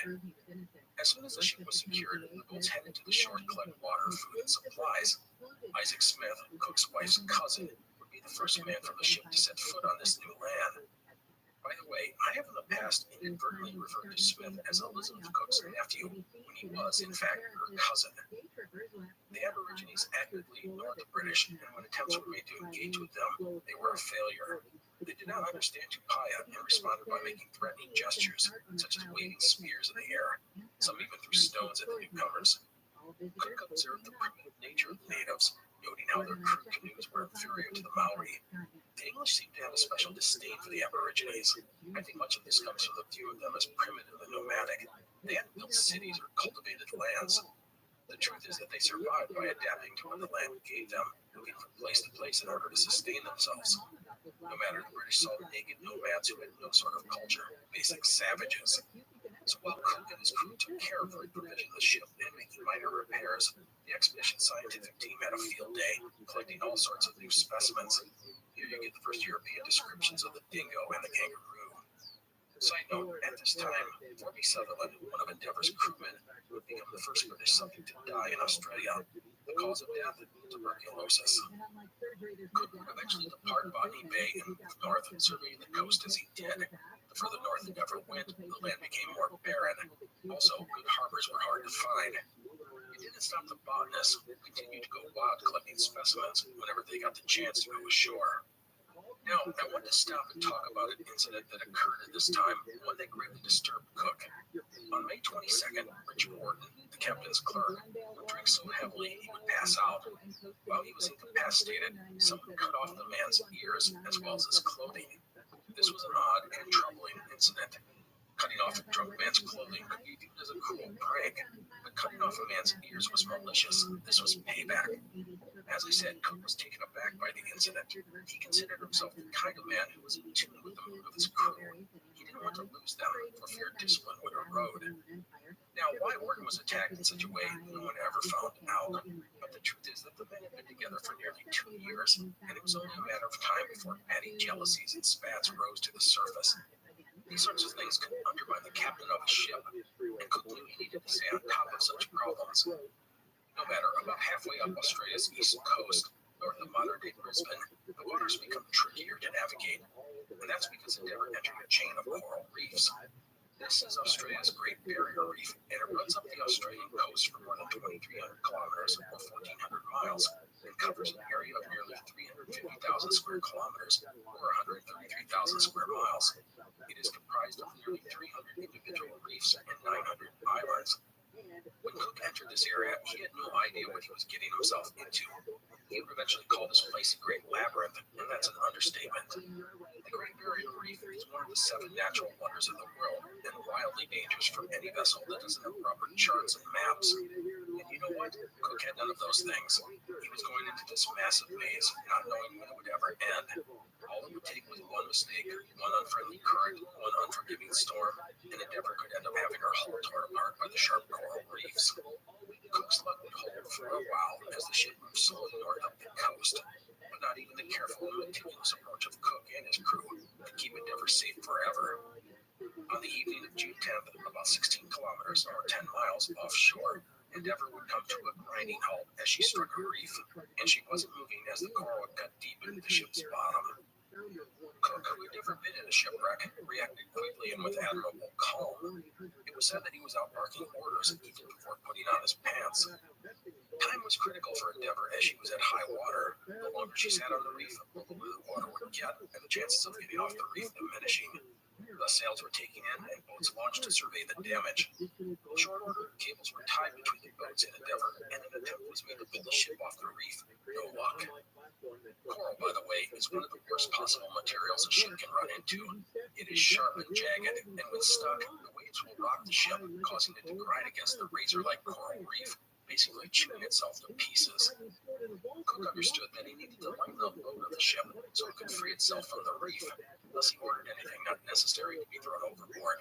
The crew worked feverishly into the next day, getting rid of empty casks, iron ballast, old cargo, stored water, and even 6 of the cannons. 50 tons of stuff went overboard, or 1/7 of Endeavor's weight. The morning high tide came around 11 a.m., but it was still not enough. Endeavor could not free itself from the reef. They would have to hope conditions would change by the evening tide. Cook began to fear the worst. The ship was 10 miles off the coast, and it was leaking, forcing the team of men to operate 2 of the ship's pumps non-stop in 15-minute shifts. And Cook knew that there would be no help for a ship out here in the middle of a big blank on the map.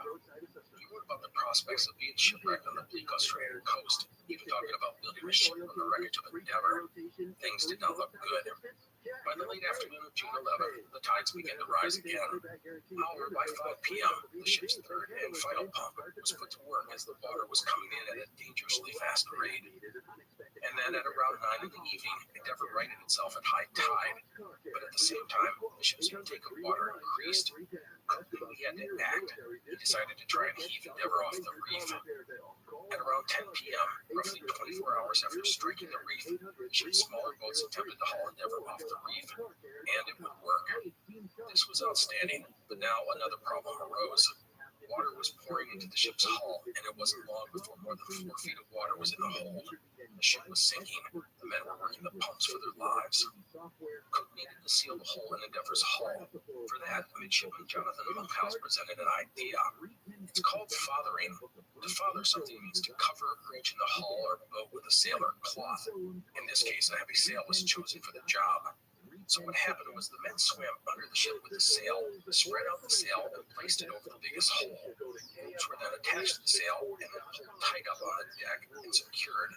It's like putting a surgical mask over the hole. Once the sail was placed over the gap, globs of oakum were pressed into the breach between the sail and the hull as a crude sort of caulking. Oakum is a tarred rope used on ships for this exact purpose. All of this does not stop a leak, but it can slow it tremendously. Monkhouse's plan worked beautifully, and Endeavour was out of danger, at least for the time being. If it had not worked, the ship would likely have gone down, the men taking to the smaller boats and making for the Australian coast. But that was not the case due to Monkhouse's fine work. It does, as noted, mean the ship wasn't taking on water. Just now the leakage was much more manageable. Of it all, Cook, who really gave praise in his journals to his men, would write, quote, "He, meaning Monkhouse, executed it very much to my satisfaction," end quote. As I said, that's high praise from Cook. So yay, the hole in the ship was plugged. That means all's good, right? Well, no, of course not. And that's because it was time for storms to hit. Endeavour would have to endure high winds and rains for several days, and it was nearly impossible to get closer to land. When the storms finally broke, Endeavour made for the Australian coast. The ship could not survive much longer at sea in the condition she was in.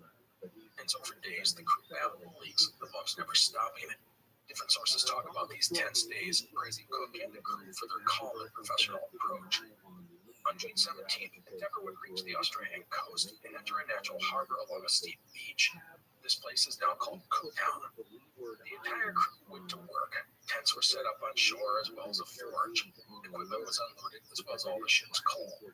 And then, at high tide, Endeavour was hauled ashore, bow first, the stern still in the water. The bow was the front of the ship, the stern the back. Again, the flat-bottom design of Endeavour was coming in handy. Anyhow, with the bottom of the ship exposed, the damage could now be fully assessed, and it was worse than expected. There were multiple holes and coral had ripped into many timbers. Cook described it as such, quote, "as if the damage had been done by the hands of a man with a blunt-edged tool," end quote. In addition to the holes in the hull, a large section of the false keel was completely gone. The false keel, by the way, protects the main keel. It was bad, but repairable. When the worst hole in the hull was investigated, it was found that the ship had had some luck. A large piece of coral had jammed itself into the gap, helping seal it. If that large piece of coral had fallen out, the hole in the ship would have been much larger. And so the crew went about repairing the damage to Endeavour. As that occurred, other men went about fishing and hunting. Attempts to kill an adult kangaroo proved impossible, but the big turtles in the harbor, which could weigh hundreds of pounds each, were greatly welcome. At the same time, Cook dispatched the ship's master, Robert Molyneux, one of the smaller boats, to the maze of reefs to try and scout a way through them. As for the Aborigines, it was little interaction, although they were seen often. The only real chance for a problem was when some of the natives tried to steal some of the turtles the British had caught. The turtles were a delicacy to the Aborigines. Anyhow, the natives started some fires at the British camp, apparently to distract them so they could steal the turtles. One of the ship's pigs would be killed in the dust up, but not much else. Cook fired his musket, which was filled with grape shot, to chase off the thieves. Cook and some others chased the men to deter them from bothering them any further. And in an interesting twist, they caught them, and the Aborigines calmly set aside their weapons and sat down around a fire, inviting the British to join them. Cook did so, handing out some gifts to the men, and then departed. This is one of those types of behaviors that perplex Cook and the crew. They did not understand how the native people's attitudes and moods could shift so rapidly. Another note I'll mention is that Cook ordered all the food that was prepared to be equally shared amongst the crew, officers, and supernumeraries. For him, this was a way to bring people together in a common cause, and perhaps smooth over some of the resentments and squabbles that had built up over the past 2 years. Endeavour would finally be repaired and ready to sail on July 20th. For the next 3 weeks, Cook would move slowly through the maze of uncharted reefs. After what the men had just endured, no one complained about Cook's slow and deliberate pace. A key strategy was to sail the pinnace ahead of Endeavour, sounding out the depth and location of many of the underwater dangers and blazing a third channel ahead. And then on August 13th, Endeavour would emerge from the reefs, open water ahead of them. It had cleared the Great Barrier Reef. And that, my friends, is where we will leave things for today. Next time, we'll complete the first voyage of James Cook, talk a bit about its legacy, and get him prepared for a second voyage. I will make one comment about today's episode, and that it is here that Cook really became an explorer. When he goes to Tahiti and even in search of Terra Australis, he's following very specific orders. But in New Zealand and in Australia, we see a man seizing the opportunity to seek out the places that no European had ever been. And the cool thing was that Cook wasn't just sailing along, taking a few snapshots and moving on. He was mapping and charting. These charts of New Zealand, while not perfect, are incredibly accurate and would be used for generations. It's all pretty cool, and it's part of why Cook is so admired in the world of exploration. Anyhow, that is it for today. I want to say thank you to the show's financial supporters. It really means a lot to me that people want to be a part of this podcast. This includes great folks such as Dan, Eileen, Aaron, Christopher, Elizabeth, Donnell, Robert, Rudy, Andrew, Benjamin, Catherine, Chris, Cameron, Greg, Damon, George, Peter, Philip, Ralph, and so many, many others. What you do makes this show possible. So to everyone out there, thank you for listening. I will see you next time. The Explorers Podcast is part of the Airwave Media Network. Go to airwavemedia.com to find other innovative and thought-provoking shows, such as My History Can Beat Up Your Politics and Pulse of the Planet. You're listening to an Airwave Media Podcast. Hey there, my friends call me Big Bobby. I dream big. I like big burgers. I'm big on streaming. When it comes to catching those big moments of my favorite shows, I unfold the big 7.6-inch screen of my new Samsung Galaxy Z Fold 5. I love you, James. I've always loved you. And Big Bobby also gets big feelings. Good for you, James. You deserve it. Go big wherever you go on the big screen of the new Galaxy Z Fold 5. Get yours now at Samsung.com. Start your electric journey right here, right now. The Volvo XC90 Recharge, our plug-in hybrid SUV with extended range. For more everyday electric journeys on a single charge, with a hybrid option for longer adventures. Contact your local retailer to book a test drive, or design your own vehicle at volvocars.com/US. The Volvo XC90 Recharge plug-in hybrid, the electric car with a backup plan. Caused a breach of the retaining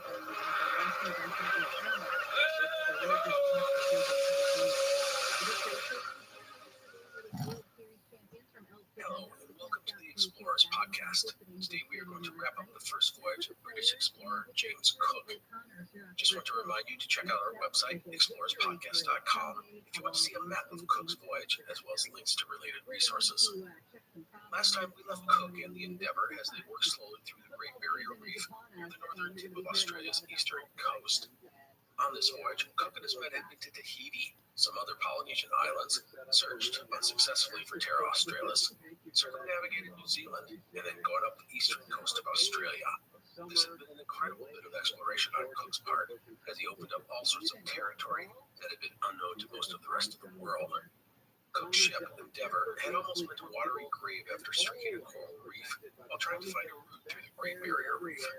Innovative thinking and cool heads kept Endeavour afloat, and she had managed to make her way to the Australian coast, where she was hauled up onto the beach and repaired. Cook had then weaved his way through a labyrinth of reefs and islands and reached the open sea in mid-August of 1770. Cook's plan was to pass through the Torres Strait, which divides Australia and New Guinea, and then head to the Dutch colony of Batavia, which is modern-day Jakarta in Indonesia. From there, the men could recuperate, and the Endeavour could be refitted and reprovisioned. Next, it would be a long trek across the Indian Ocean, around the southern tip of Africa, and then north of England. A few important points. First, Endeavour had been repaired by her crew, but she was not in good shape. She leaked constantly, and the pumps were always in operation. Plus, her sails badly needed to be repaired or replaced. Some questioned if the ship would even make it to Batavia, much less back to England.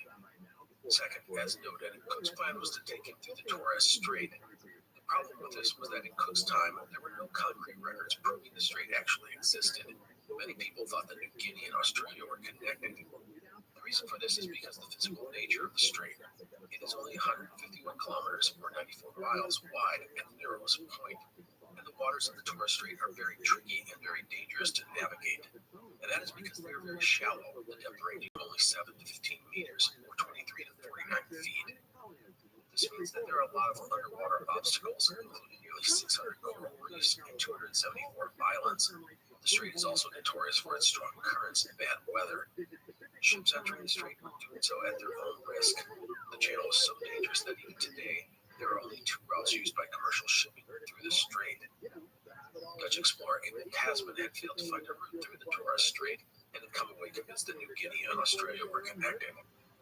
However, there were many who, by studying a variety of different records, believed the strait did exist, and if the strait did exist, it would save Cook and Endeavour a lot of time going through it, as opposed to heading north and sailing around New Guinea.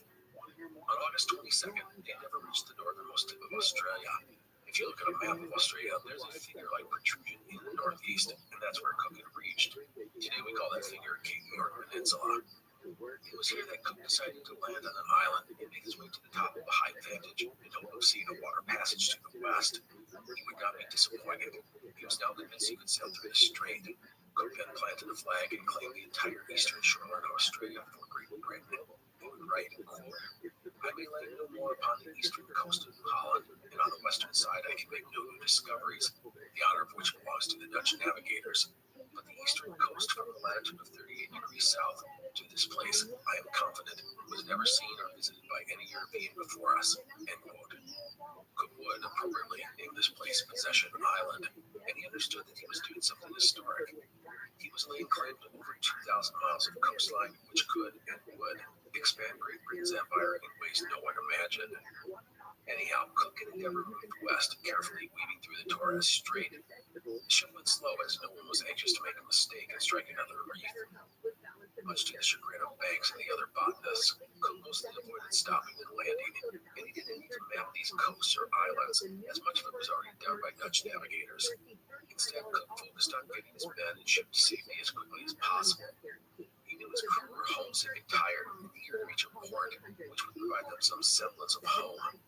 Moving through the Torres Strait, Cook seemed a little timid and hesitant at this point of his journey, like a man so close to a prize that he becomes gripped with uncertainty. But it's hard to blame Cook for such feelings. The ship was in terrible condition, and he had survived so much. He was fearful of things coming to an end right at the doorsteps of success. But Cook need not have worried. Endeavour made her way through the Torres Straits and pressed westward. On September 15th, near Timor, the Endeavour would come upon an island not on any maps. This was south of on the island, the men could see houses, grazing livestock, and even men on horseback. They also saw the Dutch flag being flown. Cook would send Lieutenant John Gore to investigate and find these natives were under the rule of the Raja, who worked for the Dutch East India Company. The island was not on any map because the Dutch didn't want it to be. We've seen this in the past, particularly with the Portuguese. These places were part of their commercial trade network. They had no desire to share such locations with the rest of the world. Thus, many got left on public maps during this time period. Anyhow, the British would, after some negotiations, trade for rice, pork, fruit, and livestock. Cook had to give up hard cash along with other valuables such as muskets to facilitate the trades. Joseph Banks would even sacrifice one of his prized greyhounds to help out. From southern, Cook continued onward past the islands of Sumbawa and Bali and into Java, where Batavia was located on the northern tip of the island. The crew were in good spirits. They had quality food and plenty of it, and they knew they were close to what they would call civilization. They had been gone for nearly 2 years, and they were anxious to hear word of the outside world. Also, Batavia promised to be full of taverns and brothels. Cook would sail into the harbor at Batavia on October 7th, 1770. He would later apologize to Dutch officials for not offering a formal greeting, as was custom. They didn't have enough cannon to perform the salute properly. Some notes about Batavia. Port was the capital of the Dutch East India Company and the trading hub of the Far East. It had a 1,200-man garrison and had been built like a European city with canals and high walls. The city had excellent shipbuilding facilities. Now, before Cook went ashore, he would gather all of the journals from the men on the ship and lock them away. Remember, this was a Dutch colony, and while the English had every right to come to Batavia, that might not stop the Dutch from being suspicious about what Cook was up to in the area. He didn't want all of his charts and logs confiscated. Just in case this happened, Cook made a copy of his materials and gave them to a convoy of friendly ships heading to England. This included his journal and charts, plus some letters to the Admiralty and the Royal Society. In his letter, Cook praised his men and said he had lost no one to scurvy or sickness, although he seems to have forgot about the guy who died of tuberculosis in Australia. No matter, he was proud of how things had gone. And so, while Cook and his men were hoping to be able to celebrate and relax in Batavia, they were instead going to sail into a nightmare. And that is because sickness was running rampant in the city. Even before landing, Cook had been warned about this, but he had no clue just how devastating it was. The problem was that Batavia had been constructed on a low-lying swamp, and the canals didn't drain well. Combine this with a humid climate, and you have a breeding ground for diseases. Now, despite the dangerous conditions in Batavia, Cook had no choice but to dry dock Endeavour and have repairs done by the local shipwrights. Worms had eaten away at much of the ship, and in addition to all the holes that had been patched up, the main keel was badly damaged. The ship had a long refit ahead of her. And with the crew ashore, it wouldn't take long for malaria and dysentery to start running through the men. Joseph Banks and his fellow botanist, Daniel Solander, were amongst the first to be felled. Banks would rent a house in the city where he was able to recuperate from his illness in comfort. But the rest of the crew weren't as fortunate as Banks. When they got sick, they were confined to tents on an island in the harbor. Cook became sick as well, but he would stay at a hotel close to Endeavour to supervise the refit. For the next weeks, virtually everyone from Endeavour was hit by dysentery, malaria, or some other illness. Some of the men would die in Batavia, but many more would linger on and pass away on the long voyage home to England. Among the dead would be Tupaya, a priest who had come on board in Tahiti as a translator, as well as his servant boy, Tiada. Banks' secretary and fellow scientist Herman Spurring, astronomer Charles Green, surgeon Bill Monkhouse, and illustrator Sidney Parkinson all eventually succumbed to their illnesses. These were men who had been critical to the success of the expedition, and in the case of Parkinson, provided some of the most iconic memories of the voyage through his drawings and sketches. Lieutenant Zachary Hicks survived both dysentery and malaria, but then contracted tuberculosis. He would not make it home to England. One note I want to make regarding Hicks. At the start of the expedition, I had inadvertently identified Lieutenant John Gore as the second in command of the Endeavour, and Hicks the third in command. That, however, is wrong. It was the other way around. My apologies for the mistake. Endeavour would spend 2.5 months in Batavia being refitted and then stocked with fresh provisions. She would not depart until December 26, 1770. It would have been a miserable Christmas for Cook and the crew, with so many of the men sick and dead and dying. When Endeavour sailed out of the harbor of Batavia, only 19 of the crew were healthy enough to man their stations. The Dutch actually congratulated Cook on the low death rate of his crew, saying it wasn't uncommon for half the men to succumb to the deadly diseases of the city. No matter, Endeavour, which Cook called my hospital ship, would sail west across the Indian Ocean to Africa, a voyage of more than 5,000 miles or 8,000 kilometers. On the crossing, deaths continued into February. Finally, when March came around, the dysentery that had plagued the crew faded. Thanks to some favorable winds, Endeavour reached Africa on March 4th and then the Dutch port of Cape Town 10 days later. Despite some fierce storms, Endeavour made it around Africa's southern tip in good shape. Cape Town was an active, vibrant port, with Cook counting 16 ships from the Netherlands, Denmark, France, and Great Britain. Upon landing, the first thing that Cook did was get us sick to the local doctors. Despite this, 5 more men would die while on board. I read different death tolls related to the illnesses contracted in Batavia, but the number generally ranges from 30 to 40. That's at least a third of the crew. One death that was not attributed to illness was that of the ship's master, Robert Molyneux. Molyneux died as a result of too much alcohol. Endeavour remained in Cape Town for a month, the ship getting overhauled and painted, and her sails repaired. Men would finally get a chance to recuperate from the miserable conditions at Batavia.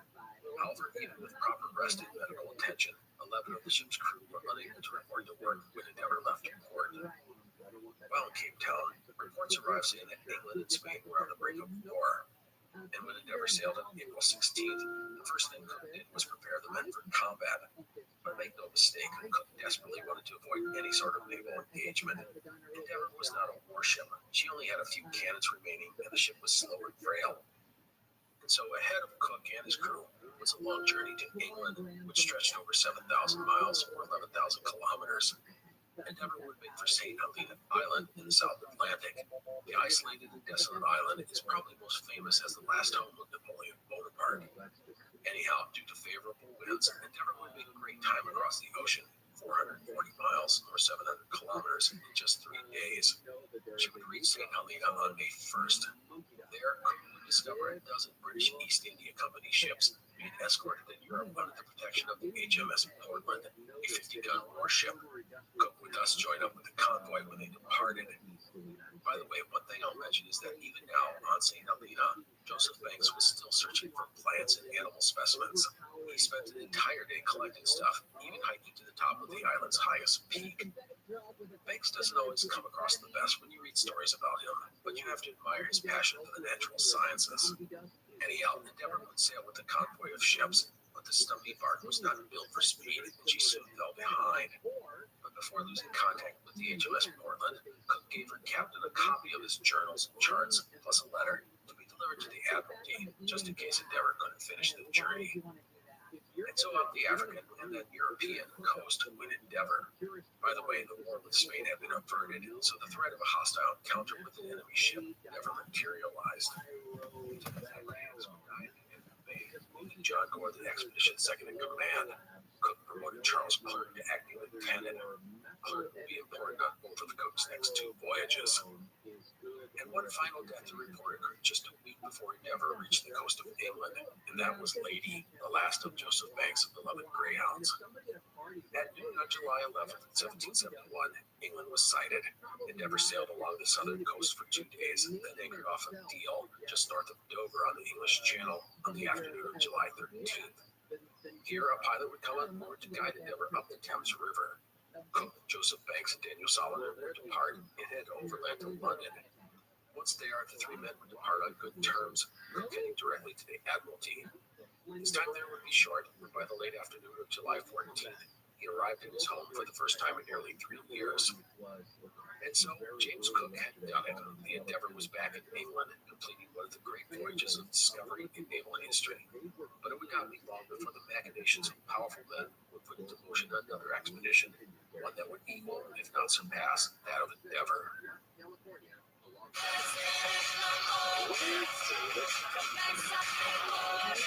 California's top casino and entertainment destination is now your California to Vegas connection. Play at Yamava Resort and Casino at San Manuel to earn points, rewards, and complimentary experiences for the iconic Palms Casino Resort in Las Vegas. 2 destinations, 1 loyalty card. Visit yamava.com/palms to discover more. When you fill up at the specially marked giving pump at participating Shell stations, it's not just your engine that benefits. A portion of your purchase will be donated to a local children's charity at no additional cost to you. Fill up today for a good cause by looking out for the colorful purple giving pump, an easy way to give back and drive positive change for children in local communities. Shell is turning empty tanks into brighter futures. It costs nothing extra, but it can mean everything. When James Cook returned to England in the summer of 1771, the world was very different from what he had left 3 years earlier. On the painful side, Cook found his family smaller than he had imagined. The baby his wife had delivered shortly after Cook had departed had died in less than 3 weeks, and his other daughter, Elizabeth, had recently passed away at the age of 4. Cook's 2 sons, James and Nathaniel, were 7 and 8 years of age. It would have been quite the shock to suddenly have their father home, who they barely knew. The first thing Cook did after having a reunion with his wife and children was the unpleasant business of notifying the families of those who had lost a loved one on the recent voyage. It paid. He would then begin going over the logs and journals before officially submitting them to the Admiralty. Now, regarding Cook's expedition, news of its return quickly spread throughout England. Many people assumed that Endeavour had gone down somewhere on the other side of the world. However, the person that people were talking about was not Cook, but Joseph Banks. Within a day of returning to his home in London, Banks was already working the press and using his connections to trumpet the expedition and his oversized role in it. Banks and Cook had mostly enjoyed a good relationship. However, in the middle of nowhere, it was Cook who had held sway as the most important person. But now that they were back in London, Banks quickly reestablished his preeminent position over Cook, who was a simple commoner. Banks was rich, charismatic, and as noble as a noble could get. The guy knew how to market himself, and he had the means and connections to do so. It would not take long for the world to laud Banks for his expedition, with Cook giving a few nice sentences here and there. Banks would receive an honorary doctorate from Oxford, and soon there was talk of a follow-up expedition to the South Seas, with Banks as the leader. Now, despite all the press, there were some who were buying the idea of Banks as the greatest thing since sliced bread. Within the Admiralty, those in the know understood it was Cook, not Banks, who had made the recent expedition a success. No one doubted that Banks and the other civilians had done a great job, but the real story was about Cook. They understood what he'd been through, and just as importantly, what he had accomplished. Cook's voyage had not just rearranged the chess pieces of the world, it had introduced some new ones to the board. The scientific stuff was great, but to the Admiralty, it was about the explorations and discoveries. And so while Banks got the public accolades, it was Cook who got the appreciative handshakes from those within the government. This included John Montagu, aka the Earl of Sandwich and the First Lord of the Admiralty, as well as Hugh Palliser, Cook's old boss and friend, who was now the Comptroller for the Royal Navy. Cook also got to meet King George, who personally gave him a promotion as to commander. And so, less than a month after Cook had returned from his 3-year journey, he was told that a follow-up mission was in the works. But before we go there, I want to put one thing to rest, and that is the ship that had carried Cook and us around the world, the Endeavour. Cook's beloved Whitby cat had plotted its way around the globe, enduring countless storms and dangers, but it was in terrible condition. The Navy ordered Endeavour refitted and would use her to carry provisions and supplies for a few years. She would then be sold to private interests in 1775 for £634. She was renamed the Lord Sandwich II, as there was already a ship called the Lord Sandwich. It worked as a naval transport and commercial hauler. She ended up in America, serving as a prison ship for a time, before being scuttled off Newport, Rhode Island on August 4th, 1778, to help block the bay from the French fleet that had recently arrived in North America. The exact location of Endeavour has been disputed, as there are many other wrecks in the same area. Recently, archaeologists have claimed to have found the exact location of the famed ship. These findings, if Endeavour truly has been found, there is not much left of her, as archaeologists say only about 15% of the ship is still intact, shipworms and the elements destroying the rest. Now, there is one thing that has survived from the Endeavour: cannons. Remember when the ship was stuck on a reef off Australia and the men threw overboard 600 cannons to lighten the ship's load? Well, those cannons were located in 1969. The cannons were restored, and 3 of them are now on display in various museums in Australia, one in Philadelphia, one in London, and another in New Zealand. Also, there are several replicas of Endeavour, one of which circled the world twice. It is now a museum ship in Sydney. And finally, while the ship Endeavour is gone, its name has endured. Apollo 15's command module was named Endeavour, as was one of the space shuttles. So that is the story of the HMS Endeavour. Let's get back to Cook and Joseph Banks and the new expedition that was in the works. The purpose of the new voyage was to determine, once and for all, the existence or not of Terra Australis. Many people still believed it existed. One thing that critics took aim at about Cook was that he had cut off his search for the continent at 40 degrees south. Men such as Scottish explorer Alexander Dalrymple, who was still hawked off at not leading the last expedition, said Cook had chickened out in the face of a little cold wind. If he'd only been older and had a stiffer backbone, Terra Australis would have been found. Of course, Cook was only following orders, but who lets facts get in the way of things? After circling New Zealand, Joseph Banks had stated that Terra Australis likely didn't exist. But now that he was back in England, he took up the cause of Terra Australis, saying it was critical for Great Britain to find and claim the continent before others did. And so Banks proposed to lead another expedition back to the region to settle the matter. This would be a bigger and better affair. More men, more scientists, more ships. And Banks had a critical supporter in this process, Lord Sandwich, the head guy at the Admiralty. The two were close friends and peers. Banks wanted Cook to be the captain of the flagship of this upcoming expedition, and Cook was happy to play along with such an idea. The reason for this was that Cook's life as a Navy officer was an uncertain lot. He was at the whim of the Admiralty. His first post-Endeavour assignment was to lead a survey of the coast of England. That wasn't the most sexy gig. And so Cook was happy to be attached to Banks' expedition. The two had a pretty good relationship, and more importantly, Cook knew that once the expedition got into the wild, any idea that Banks was the leader would quickly be put to rest, and he, Cook, would assert control. And thus, in November of 1771, Cook was offered the job to lead the next expedition. He would accept and be transferred from the upcoming job of surveying the English coast. And so, preparations for Cook's second voyage began. But before we go there, I want to talk a bit about Cook's life at this time. First, as 1772 rolled around, Cook's wife, Elizabeth, found herself pregnant. And second, I think we start to see some changes in Cook's personality. These are subtle, but important. The 43-year-old Cook had spent the last 15 years in the Royal Navy, the last 3 being absolute ruler over his ship and crew. His word had been law. Even the people in Tahiti had treated him with respect and awe. This sort of thing can alter a man's personality, even if just a bit. It was said that Cook became a bit more stern, even arrogant. He had already been an intense and moody man, but those things only had grown over the last few years, as command can isolate a ship's captain from those around him. In some ways, Cook was subsumed by the Royal Navy. The Navy was his life, now more than ever. It's what he was good at, what made him feel important, what brought him praise.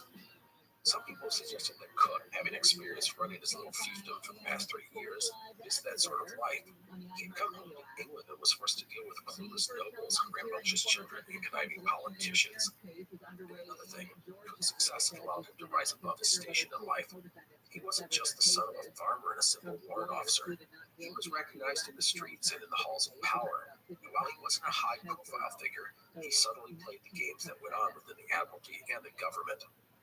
They could enjoy the privileges and influence he now had. An example of this was when a noted physician, Dr. Charles Burney, came to Cook and asked him to take his 21-year-old son, James, an officer in the Navy, on his next voyage. Cook agreed. Thus, it was people of importance coming to Cook for favors, not the other way around. And Cook, no doubt, appreciated having people indebted to him, not to Joseph Banks or someone in the government. All of this shows that James Cook was a different man than the one who had left England 3 years earlier. He was more confident and assured, but he was also a bit harder and impatient. By all accounts, Cook loved his wife and family very much, yet it would be the Navy and his voyages that would consume so much of his life. And so preparations for his second expedition were soon underway. Cook in the thick of things, just like with his first voyage. He would take his wife back to where he'd grown up to see family and friends, including Cook's father and siblings. Also, there were the Walkers who had given Cook his first job as a sailor. In Whitby, Cook would seek out Thomas Fishburne, the designer and builder of Endeavour, and congratulate him on the sturdy construction of the ship that had gotten him around the world. At the same time, Cook would select 2 vessels from Fishburne's shipyard to be part of his upcoming expedition. The ships were the 462-ton Marquis of Granby and the 340-ton Marquis of Rockingham. The Marquis of Granby was originally slated to be renamed the HMS Drake, but the Admiralty didn't want to offend the Spanish. Thus, the ship would be called the Resolution. The other ship, the Marquis of Rockingham, would be called Venture. Resolution would be Cook's flagship and the vessel he commanded on the upcoming expedition. The Admiralty bought her for 4,150 pounds and spent another 6,500 on the refit. She was 111 feet long and 35 feet wide, or 34 by 11 meters, making her a little bigger than Endeavour. Resolution would have a dozen 6-pound cannons, plus another dozen swivel guns. The Resolution was sent to Deptford for refitting under Cook's watchful eyes. We will save most of those details about the expedition's crews and so forth for next time. Now I want to detail the drama leading up to the expedition's departure. A reminder, the year was 1772. Great Britain had vast imperial ambitions at this time, and the government was keen to follow up on Cook's first voyage. Other nations were exploring the South Seas and searching for Terra Australis. Thus, the quicker an expedition could depart, the better. To conduct the search for Terra Australis, Cook proposed operating out of 2 fixed reliable bases in the South Seas. This included Matavai Bay in Tahiti and Queen Charlotte Sound in New Zealand.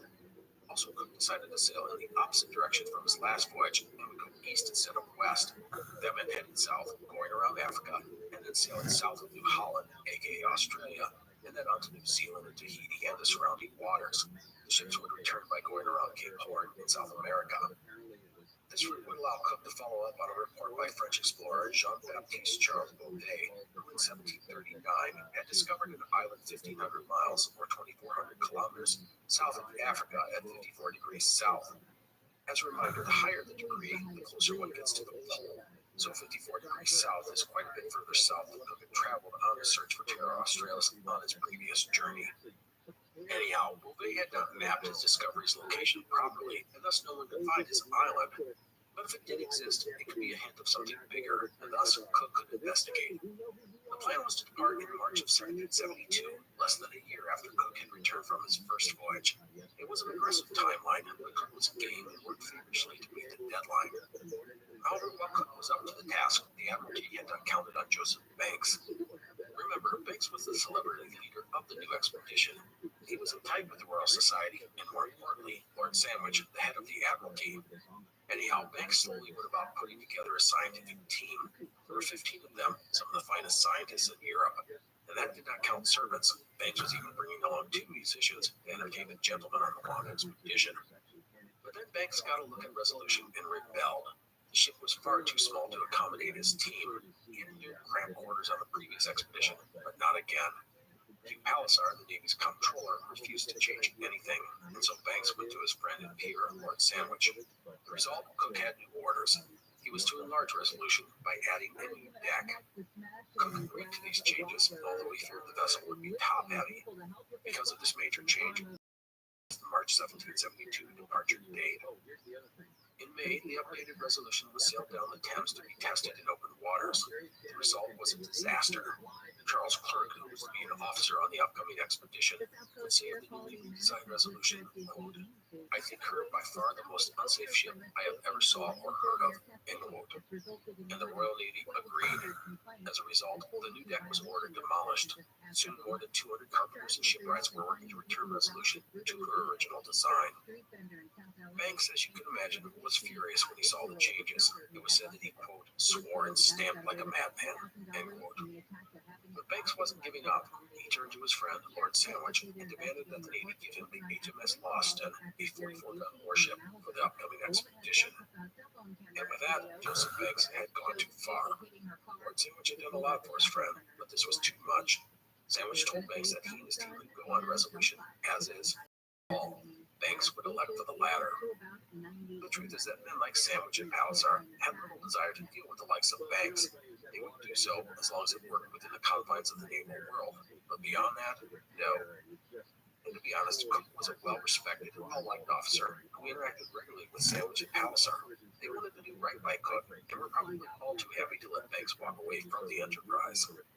Banks, by the way, would still put together an expedition, but on a much smaller scale. He would charter a ship and head to Iceland with his superstar team of scientists to do studies and research. Banks would take with him Lieutenant John Gore, who Cook had found so valuable on his previous mission.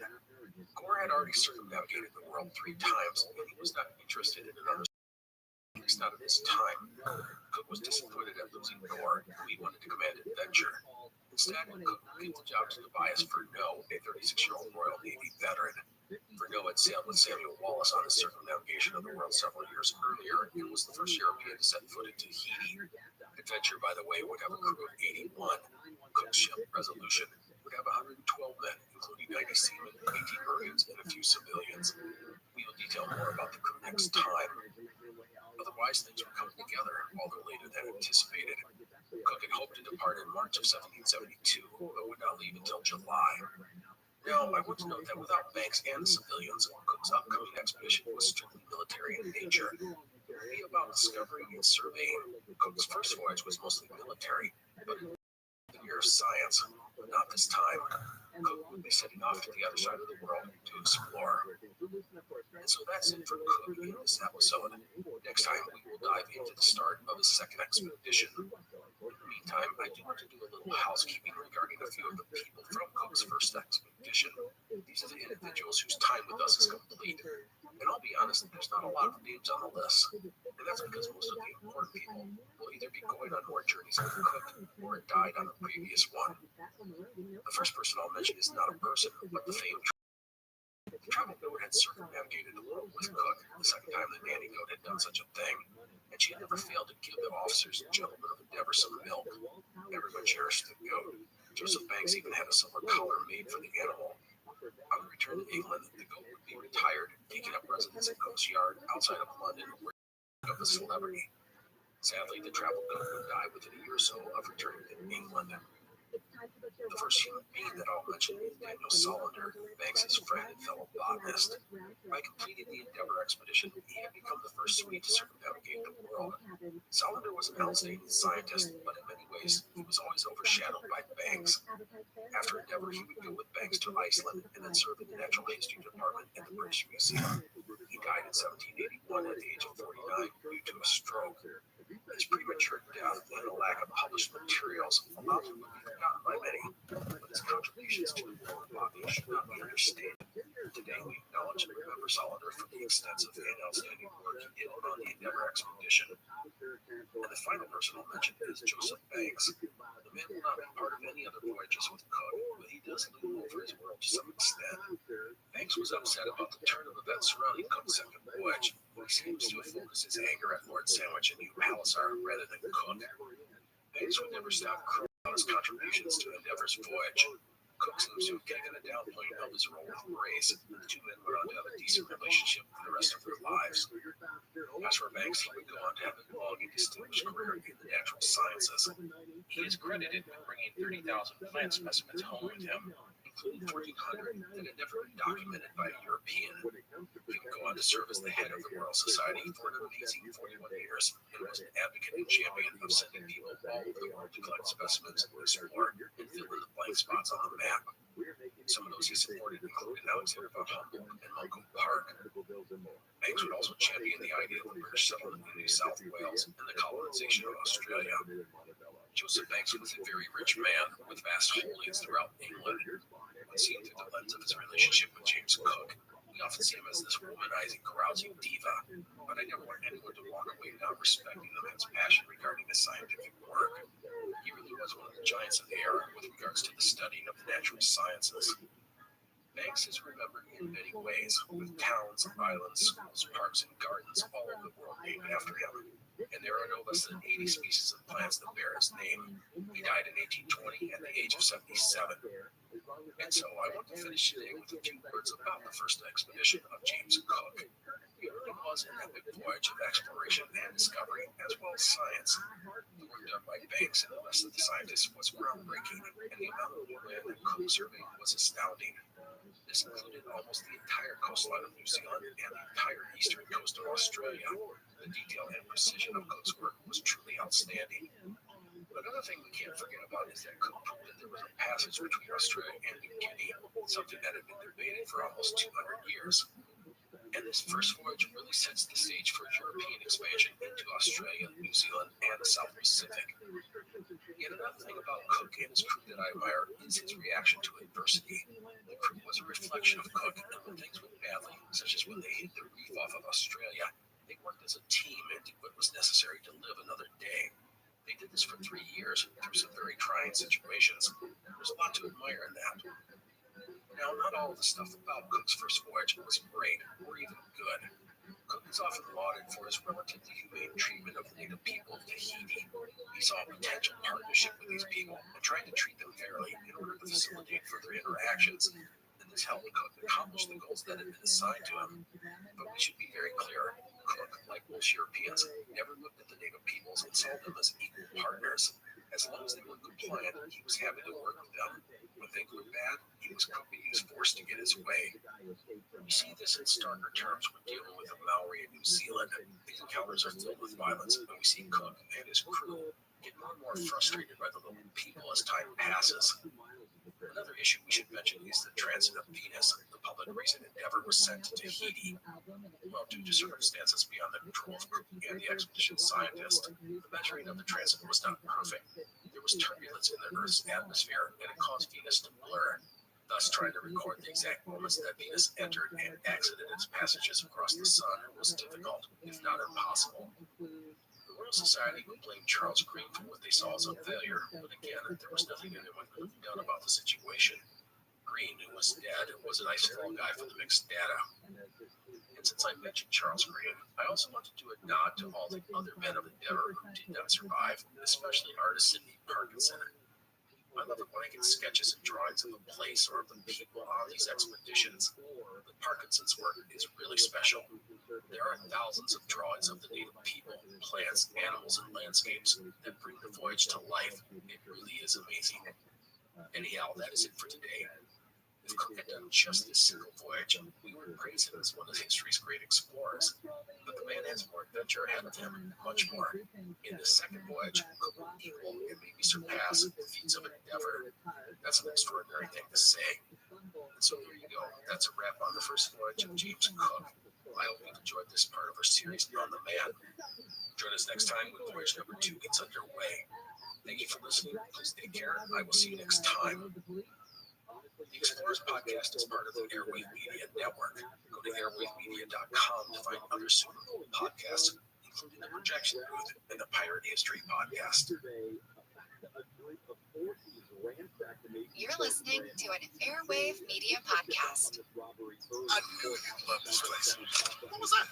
A selfie. You just took a selfie. With my new Samsung Galaxy Z Flip 5, I can snap selfies while it's folded shut and use the best camera on the phone. It's so small, I can put it right back in my front pocket. Now it's in my pocket. Now it's taking selfies. Whoa! And the huge cover screen lets us see our pics without opening it. Aw, you look cute confused. I do look cute confused. Flex a whole new way to selfie. Get your Galaxy Z Flip 5 now at Samsung.com. This episode is brought to you by Stasher. If you're tired of throwing away endless plastic bags, you need this. Stasher, the simple, reusable alternative to plastic bags for basically any kitchen task. Whether it's storing, roasting, or freezing, they've got you. Stasher silicone bags and bowls are food safe, heat safe, and even dishwasher friendly. And you'll never have to throw them away. Make the switch. Find Stasher at Target, Whole Foods, and StasherBag.com. And then we noticed that their stories were like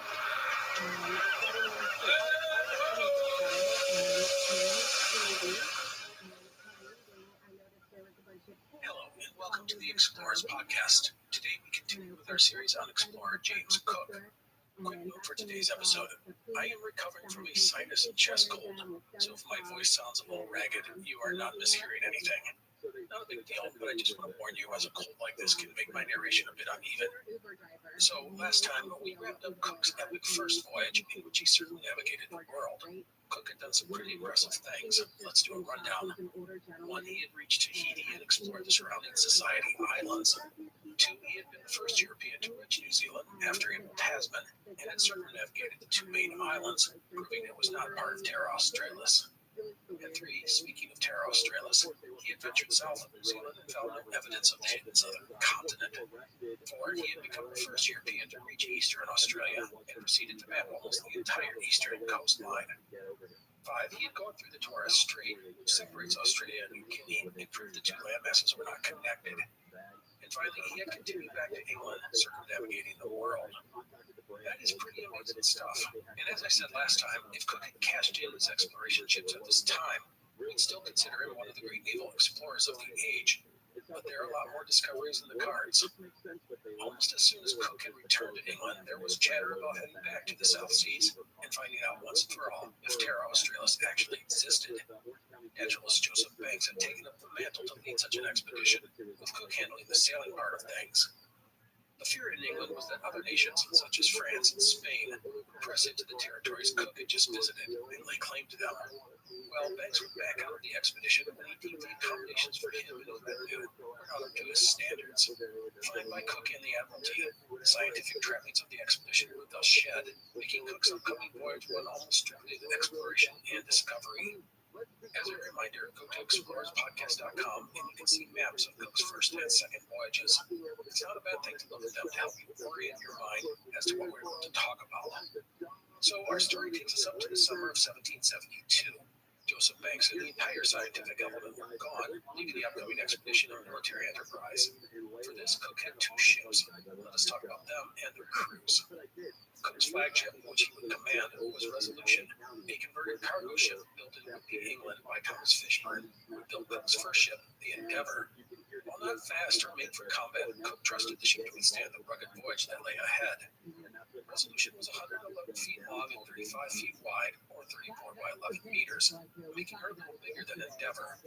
For armaments, she had a dozen 6-pound cannons plus another dozen half-pound swivel guns. The ship carried a total of 112 people, including 90 seamen, 18 Marines, and a handful of civilians. 20 of the crew were veterans of the Endeavour expedition, including Isaac Smith, the cousin of Cook's wife. Some of the crew members who will play a part in our upcoming adventures include Lieutenants Robert Cooper and Charles Clerk, plus Joseph Gilbert, the ship's master.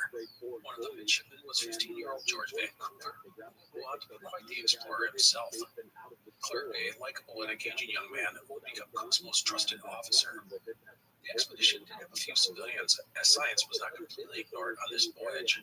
This included artist William Hodge, and German botanist/philosopher/minister Johann Reinhold Forster, and his son George. Forster would become the most despised man on the expedition. He was a humorless, vain, and rude man, and he was almost thrown overboard, assaulted, and even arrested during his time on Resolution. Another civilian I want to mention is William Wales, an astronomer. Wales was a clever and amiable man. One of the chief reasons he was brought along was to look after a brand new instrument, a marine chronometer designed by John Harrison, the foremost clockmaker of his age. The new chronometer was a clock that could be used on a sailing vessel and kept accurate time. Tests had shown that it had been accurate from day to day to within a tenth of a second. This is huge because one of the biggest issues facing mariners was trying to determine accurate longitude, the east-west direction of the Earth. To do this properly, you needed to have the correct time. Even a small mistake can mess up a calc, and it had to resist corrosion to salt air and be able to function on board a constantly moving ship. Early attempts at a marine chronometer were large and clunky and plagued by technical issues. Harrison overcame these obstacles when he produced, with the help of his son William, a chronometer called the H4. It was small and highly accurate. Harrison's innovative chronometer proved to be a game changer in the world of exploration. It would provide ships with the ability to accurately record the longitude of the locations anywhere in the world. As a note, Cook would not have an H4 on his upcoming voyage. Instead, he would have a Larkham Kendall AK-1, which is a copy of the H4. Anyhow, Resolution would be fully stocked and prepped for the long voyage ahead.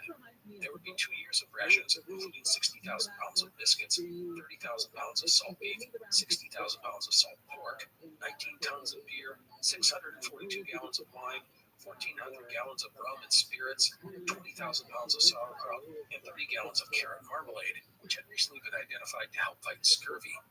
There were also varied amounts of salted cabbage, cheese, oatmeal, butter, flour, raisins, and much, much more. Now, we can't forget that Cook had 2 ships for this expedition. The second was Adventure, which was similar in size to Cook's previous vessel, Endeavour. We don't have the details about Adventure like we do for Resolution, but we know that she had 10 4-pound cannons, plus a dozen half-pound swivel guns. She had a crew of 81. The ship's captain was Tobias Furneaux, a 36-year-old Royal Navy veteran. Furneaux had sailed with Samuel Wallace on his circumnavigation of the world several years earlier, and he was the first European to set foot in Tahiti. Cook had wanted John Gore from the Endeavour to command Adventure, but Gore was unavailable. Furneaux, however, seemed like a solid pick to fill the spot. He was experienced and had a solid reputation. We will talk about some of the other men on both Resolution and Adventure as they are introduced into our narrative. And so, as Cook got ready to depart on his second great voyage, his wife gave birth to a son, George. Cook only spent 2 weeks with the baby and his family before leaving for another long stretch. Sadly, it was the only time Cook would ever have with George, who died just 4 months later. Cook said bye to Elizabeth and his boys on June 21st, 1772, and sailed Resolution to Plymouth, where he met up with an adventurer. There, the final touches on the expedition were completed. Food, gear, and provisions were brought on board, as well as livestock, and the crew was filled out. It was not uncommon for men to desert at this stage of an expedition, as the thought of spending 2 or 3 years away from home became a reality. However, the allure of working with the now famous James Cook and steady pay meant there were plenty of willing men ready to fill the slots in the expedition's rosters. Now, before Cook departs, I want to go over his plans for the first part of his journey, which he told no one else. Cook was going to sail south, way south. He would stop in Cape Town in South Africa, and then push into the unknown waters where he knew he could find cold and bad weather. Last time, Cook reached 40 degrees south, but this time he would go further, to 50 and 60 degrees south, maybe more if the ocean allowed it. His orders said to go to as high a latitude as possible, and he intended to follow those orders. At that point, the 2 ships would sail directly east, essentially keeping as far south as they could go. They would follow this course all the way past Australia, and then strike out for Queen Charlotte Sound in New Zealand. The idea was that if Terra Australis existed, Cook was not going to miss it. And let's be clear, Cook didn't think that he would find Terra Australis, but to him, proving it wasn't there was just as important as actually finding it. Let's remember that Cook was now 43 years old. He was older, sterner, more focused than ever before. But in a lot of ways, he never gave up the mindset of a surveyor. He wanted to put everything and everywhere he went into perspective. He didn't want to just show where something was. He wanted to show where everything was in relation to everything else. It is the mind of a map maker, not a man searching for some famous lost continent. But one thing I want to mention is that Cook did understand his place in the world. He saw himself as an explorer, and he knew exactly how much he had done to date and what he could do in the future. Cook was not an egoless man, not by a long shot. He wanted to be the greatest explorer in history. Resolution Adventure set sail from Plymouth Sound on July 13, 1772. The first destination was the Madeira Islands, which are southwest of Portugal. The voyage would be uneventful, save for one incident that occurred on July 22nd. That is when 3 Spanish warships spotted the English vessels. They sent a shot across the bow of Adventure and forced the 2 ships to halt. Cook feared the worst. While Spain and Great Britain were not at war, that did not preclude the 2 sides from harassing one another. The Spanish might decide to search the English ships and seize critical supplies on some flimsy excuse. And there was always the threat of impressment, the Spanish taking needed crew to serve their own vessels. This was not uncommon. However, Cook's fears were unfounded. The Spanish asked about the destination of the ships and the nature of their voyage, and when they found out it was James Cook sailing to Madeira, they quickly sent them on their way.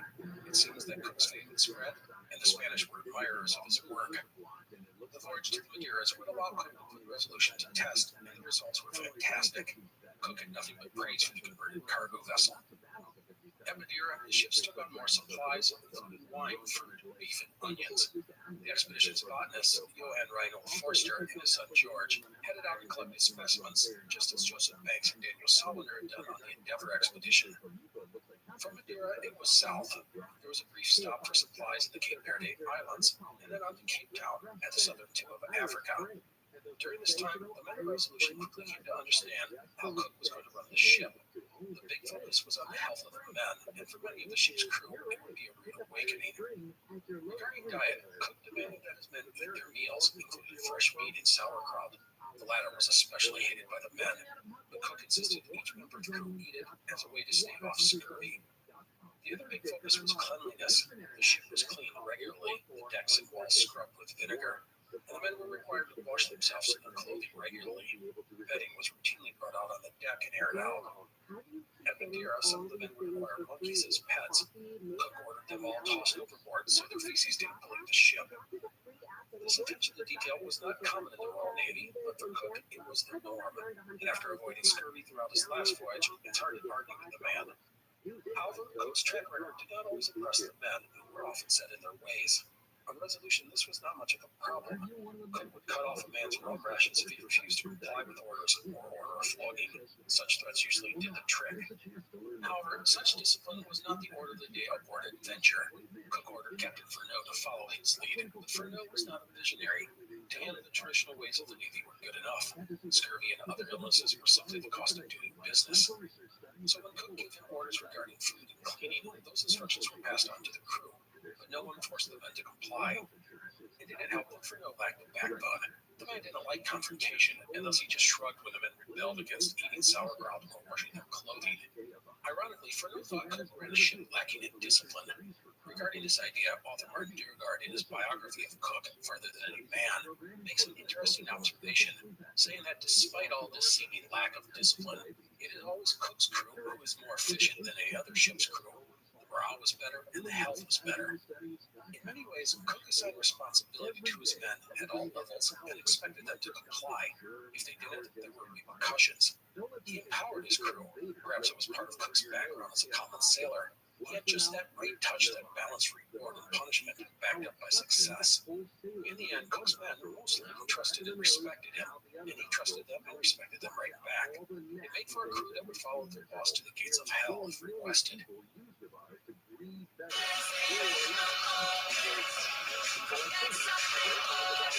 California's top casino and entertainment destination is now your California to Vegas connection. Play at Yamava Resort and Casino in San Manuel to earn points, rewards, and complimentary experiences for the iconic Palms Casino Resort in Las Vegas. 2 destinations, 1 loyalty card. Visit yamava.com/palms to discover more. This episode is brought to you by Pillsbury. Get everyone out of bed in the Pillsbury Toaster Strudel. Not only are they deliciously warm and flaky, with glorious fruit and dessert fillings, your little ones will love to drizzle on the sweet icing. Plus, they're fast and easy to make on weekdays. Pillsbury Toaster Strudel has the taste kids love. Grab a box at a grocery store near you or learn at Pillsbury.com. The expedition put into Cape Town on October 30th. Cook was disappointed to find some issues on Adventure with regards to the health of the crew. 2 of Furneaux's midshipmen had mysteriously died on the voyage, and his first lieutenant was so sick he had to be sent home. This would force Cook to transfer Jem Burney, an able young midshipman, from Resolution to Adventure. In Cape Town, the ships underwent routine inspections and repairs, and more supplies were purchased and loaded onto the vessels. Also, the expedition had an addition when Cook agreed to bring on board Anders Sparman, an eager young Swedish naturalist and doctor befriended by the Forsters. In South Africa, Cook would be given all the latest intelligence. This included rumors that a French expedition was exploring the exact waters that Cook intended to sail. It was said they had found land. Before a threat to the South Seas, Australia, and any newly discovered lands was very real to England. The French were saying that they had been to Tahiti first, and it was their land to claim. And the Spanish, who sailed the Pacific waters between the Americas and Manila, were always a threat. And we can't forget about the Dutch. While their power in the Far East was waning, they were still the most important economic entity in the region and had claims to Australia and Tasmania. This all added a sense of urgency to Cook's upcoming voyage. A note here. At this time, there really was a French expedition out there in the southern waters of the Indian Ocean searching for Terra Australis. It was led by Yves Joseph de Kerguelen Tremerac. I probably said that really badly. A nobleman sent by the King of France to find the great southern continent. Kerguelen would go on to find some desolate islands in the area, but nothing much else. Now, I've talked about Cook's plans to sail south as far as he could manage and then east, but let me give you a bit more detail. The first destination of Cook's was a place called Cape Circumcision, an island or landmass reportedly discovered in 1739 by French explorer Jean-Baptiste Charles Bouvet. This island was supposedly found at the latitude of 54 degrees south, about 1,500 miles or 2,400 kilometers south of Cape Town. The longitude, the east-west location, was a bit of a mystery. Bouvet had not mapped his discovery properly, and thus no one could find this island if it even existed. However, if it did exist, it could be a hint of something bigger, and thus Cook wanted to investigate. After that, he would then head east, taking advantage of west-to-east prevailing winds, and explore the southern waters between Africa and Australia. Cook's 2 ships departed Cape Town on November 22nd, heading due south in search of what today we call Bouvet Island. It wasn't long before the cold and storms reared their unwelcome heads. By the end of November, the ships had sighted icebergs for the first time, called ice islands by the crew. These only grew larger and larger as the ships moved south. The sheer size of some of the bergs was awe-inspiring. The ships passed the 40-degree south mark and entered the area today we call the Roaring Forties. The men wrapped themselves in jackets and put on thick pants. The bitter cold, hard rain and hail were constant issues. The men afraid to slip on the icy decks and end up in the frigid waters, whose survival was unlikely. The fog was also an issue. One day, Wales and Forster took out one of the smaller boats to test water temperatures and currents, and ended up lost for more than 2 hours in the thick mist. And with each passing day, the conditions only got worse. Ice formed on the rigging, and much of the livestock purchased at Cape Town, pigs and sheep and chickens, died due to the cold. Lieutenant Charles Clerk wrote very succinctly that it was, quote, very disagreeable weather, end quote. As the ships neared the 50-degree south mark, we have what is called the Antarctic Convergence. Here, warmer southward drifting water met with northward moving cold water. This is what we call the Southern Ocean. Here you find winds of staggering speeds. Tidal waves are even a possibility. The waves were so big, they regularly broke across the deck of Resolution. It was also so loud, orders often had to be called out through a trumpet. And the icebergs only grew larger and larger, almost frightening. They can be 60 feet high or 20 meters and 2 miles wide or 3 kilometers. These large bergs towered over the 2 small ships. By the way, Cook conducted an interesting experiment when he sent some men in a boat alongside some loose ice next to the bergs. The men hacked away big chunks of ice and hauled it back to Resolution. They were astonished to find it was fresh water. Using large baskets, the men began to haul big chunks of ice to the ship. In 48 hours, Cook brought on board more fresh water than he had taken on in Cape Town. This would provide the men with not just drinking water, but water to wash their clothing, something that had been suspended due to the cold and dwindling water supply. If you are wondering why the water was fresh, it's because it had fallen off the top of the icebergs, the source of which is rain and snow, not ocean water. No matter, it was a boon to the expedition, and Cook now understood how he could get fresh water in the future. On December 13th, Resolution and Adventure reached 54 degrees south, the latitude of Beauvais Island, but the currents and the winds had pushed Cook's ships too far east, and they would have no luck finding the rocky headland capped by ice, as reported by Beauvais. As a note, Beauvais Island does exist, but there's not much to find. It is a tiny, uninhabited island, only 3 by 5 miles in diameter, or 5 by 8 kilometers. It would be rediscovered by whalers in 1808.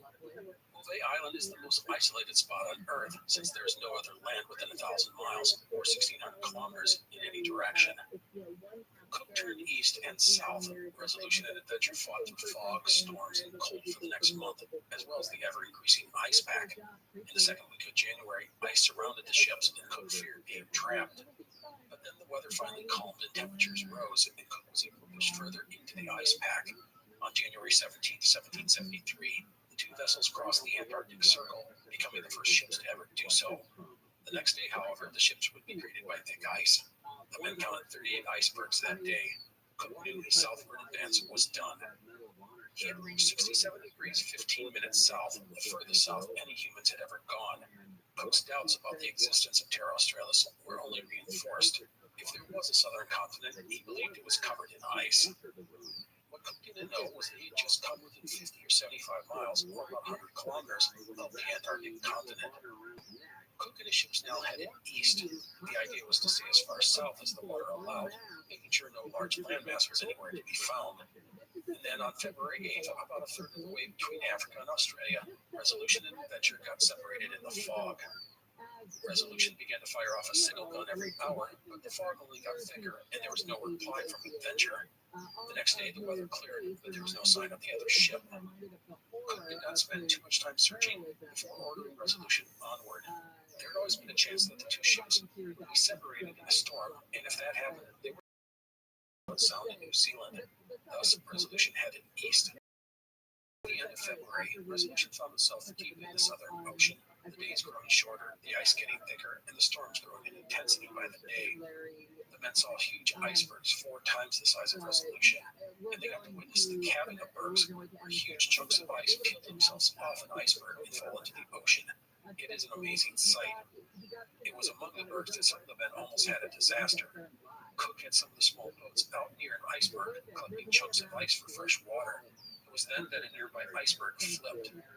If you've ever seen a video of this phenomenon, it's pretty amazing, but it is also dangerous to nearby boats, especially small ones. In this instance, the ice-collecting boats were almost capsized by the waves created by the flipping berg. Thankfully, the boats managed the turbulence and no one was pulled overboard. With summer waning, Cook decided it was time to move on. He would run Resolution East right along the 60-degree south arc, and then in mid-March, 900 miles or 1,450 kilometers south of Tasmania, he would then turn northeast towards New Zealand. No one was more thrilled about this than the crew, who had endured months of sailing in freezing temperatures. Resolution reached the southwestern corner of the South Island of New Zealand at a place called Dusky Bay on March 23rd, 1773. The men had traveled more than 11,000 miles, or 17,700 kilometers, and had not seen land in 122 days. Dusky Bay, a beautiful and deep sound, offered a relaxing and safe place for Cook, his crew, and Resolution to take a big, deep breath and savor some normalcy. The place was stunning. There were mountains all around, great forests, and waterfalls and streams flowing into the bay, which was protected from the ocean by a line of islands. Cook had spotted this location, albeit briefly, on his previous voyage. He decided it was the perfect place to recuperate. Resolution would anchor in deep, protected waters so close to the shore a fallen tree was used as a gangway. Cook and Resolution would spend the next 6 weeks anchored in Dusky Bay. A forge was set up on the shore, and the ship's smaller boats were able to explore the large sound. The men repaired and cleaned the ship, collected timber, fished and hunted. There were ducks and seals in abundance, the latter for meat as well as blubber. The one downside to the idyllic setting was the rain, which was common. It made using the muskets an iffy affair as the powder got wet and the weapons put on fire. This made interacting with the natives of the Maori a risky affair. Regarding the Maori, the native people were not that numerous this far south, and they kept their distance from the strangers. There was one exception: a family the crew were friendly. They gave them gifts and brought them on the ship. Many of the men showed an interest in the family's teenage daughter, but she remained politely distant from all the advances, disappointing many a man who had not seen a young woman for 4 months. Communication between both parties was limited. Cook, no doubt, wished that Tupaya was still with him to translate. No matter, the 6 weeks at Dusky Bay would rejuvenate Cook and the crew of Resolution. In a lot of ways, Cook developed a sentimental attachment to New Zealand. His time at Dusky Bay a big reason for that. He admired the beautiful and rugged lands. There was a tranquility to the place that he appreciated, and the other men of Resolution felt the same way, writing about the location's natural beauty and serenity. Anyhow, Resolution and the crew finally departed Dusky Bay on April 30th, refreshed and reinvigorated. Leaving at Queen Charlotte Sound at the northwestern tip of the South Island was next, and hopefully a reunion with adventure. After that, it would be on to Tahiti, which meant women. Resolution reached Queen Charlotte Sound on May 17th, hearing the signal gun of adventure before seeing her. The ship soon had the reunion. Cook quickly learned about the adventures of the adventure. If you recall, the adventure was separated from Resolution on February 8th. Furneaux searched the area for 3 days but saw or heard no sign of Cook. Thus, he headed for the planned rendezvous at Queen Charlotte Sound. Furneaux followed the route that Abel Tasman had taken 130 years earlier, coming to Van Diemen's Land, aka Tasmania, to collect water and timber. He would survey the southern and eastern coast of Tasmania, making the first ever British charts of the island. Furneaux had the chance to explore the strait that separates Tasmania from Australia, but he was turned back by dangerous-looking shoals, and thus came away convinced that Tasmania and Australia were one landmass. From Tasmania, Furneaux then turned toward New Zealand, arriving at Queen Charlotte Sound on May 7th, just 10 days before Cook and Resolution. Now, all of this sounds pretty reasonable, but Cook had reason to be upset with Furneaux. First, Furneaux had not enforced the dietary restrictions Cook had put in place. Thus, scurvy began to rear its ugly head. Even here on land, there were tents for the sick set up. If the men were not eating the local fruits and vegetables, and were thus not getting better, Cook responded by sending one of Resolution's chefs to adventure, with orders to impose a better diet on the men. Now, the dietary issues aside, Cook had other reasons to be concerned, and that surrounded what he saw as a collapse of discipline on adventure over the past months. The refusal to impose a better diet on the crew was one manifestation of this, but there was more.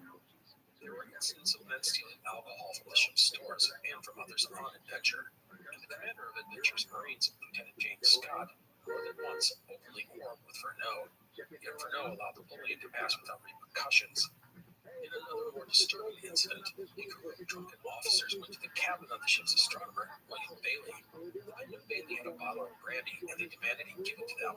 Bailey ignored the men, who responded by breaking down his cabin door. immediately tried to push the men out and was attacked. Captain Furneaux, whose cabin was right next door, appeared and ordered the men off, but there was no mention of the incident in the captain's logs, and apparently no repercussions for the attack. One of Furneaux's biggest failings was his dislike of confrontation. He thus got steamrolled by the schoolyard bully types such as James Scott. And when true conflict broke out, he often shied away from intervening, just hoping things would clear up. It was a lack of leadership, and it caused the crew to lose respect for the captain. That sort of thing can be difficult to regain, as we shall soon see. Now, once Cook got a look at the camp that had been set up on shore and realized Furneaux was planning on staying at Queen Charlotte Sound for the winter, the Cook nixed that idea.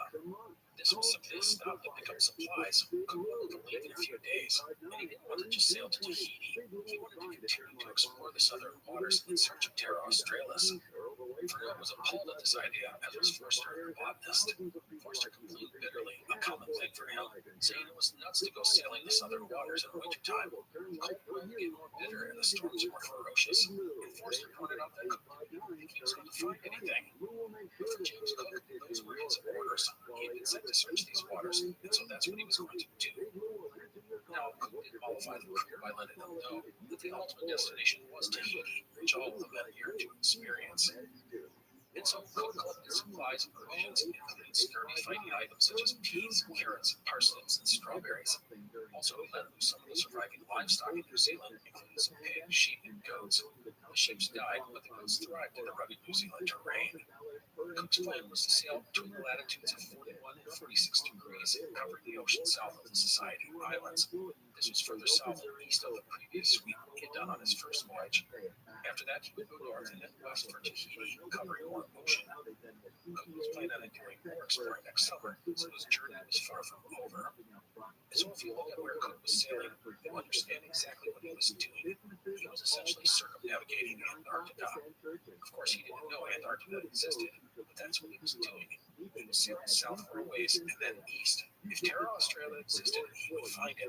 Or demonstrate that if it did exist, it was locked in an impenetrable ice pack. In some ways, Cook's plan was audacious. He's basically saying, okay, you want me to look at every nook and cranny to find your precious continent?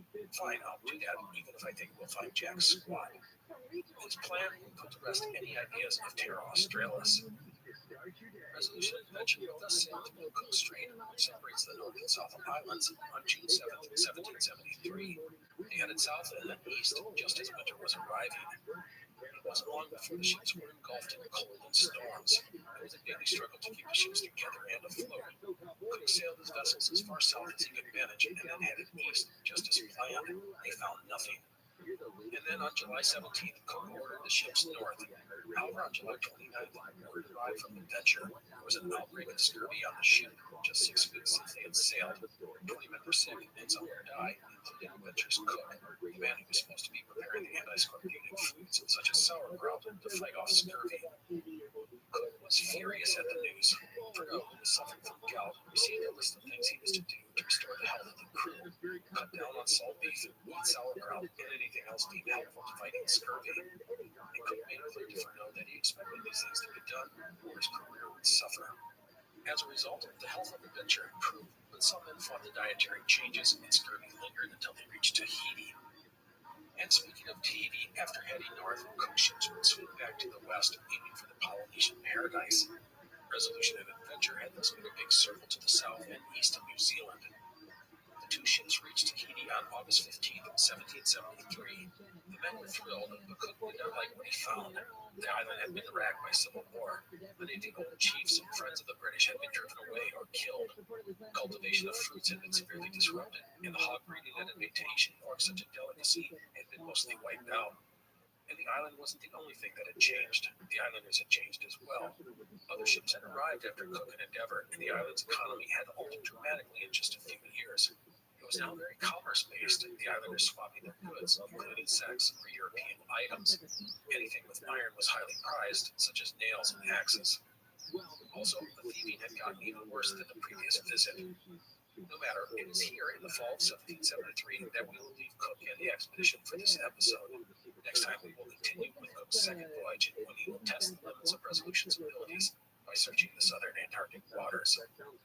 So that is it for today. Thank you for listening. Join us next time when we continue the voyages of James Cook. Please take care. The Explorers podcast is part of the Airwave Media Network. Go to airwavemedia.com to find other podcasts that will stimulate your brain and soul, including redacting history and the scientific melody.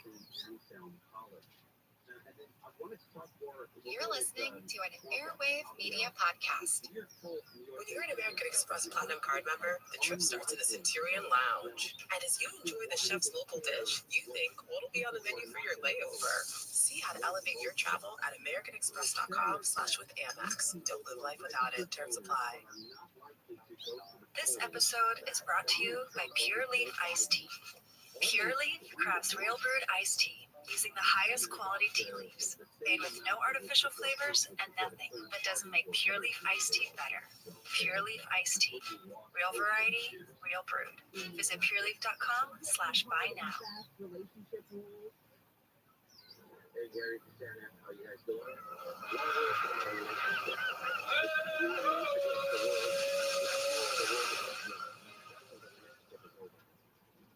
Hello, and welcome to the Explorers podcast.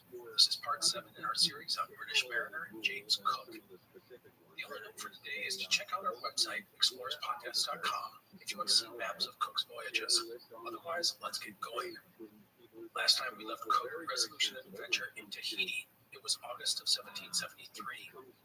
Cook had returned to Tahiti to find much had changed in the past few years. Other European ships had come to the region, and they brought diseases which had taken their toll on the islanders. And the sudden influx of European goods had made the island much more commerce-oriented. This had changed the islanders, something Cook lamented. He looked at the Tahitians in sort of an idealized way.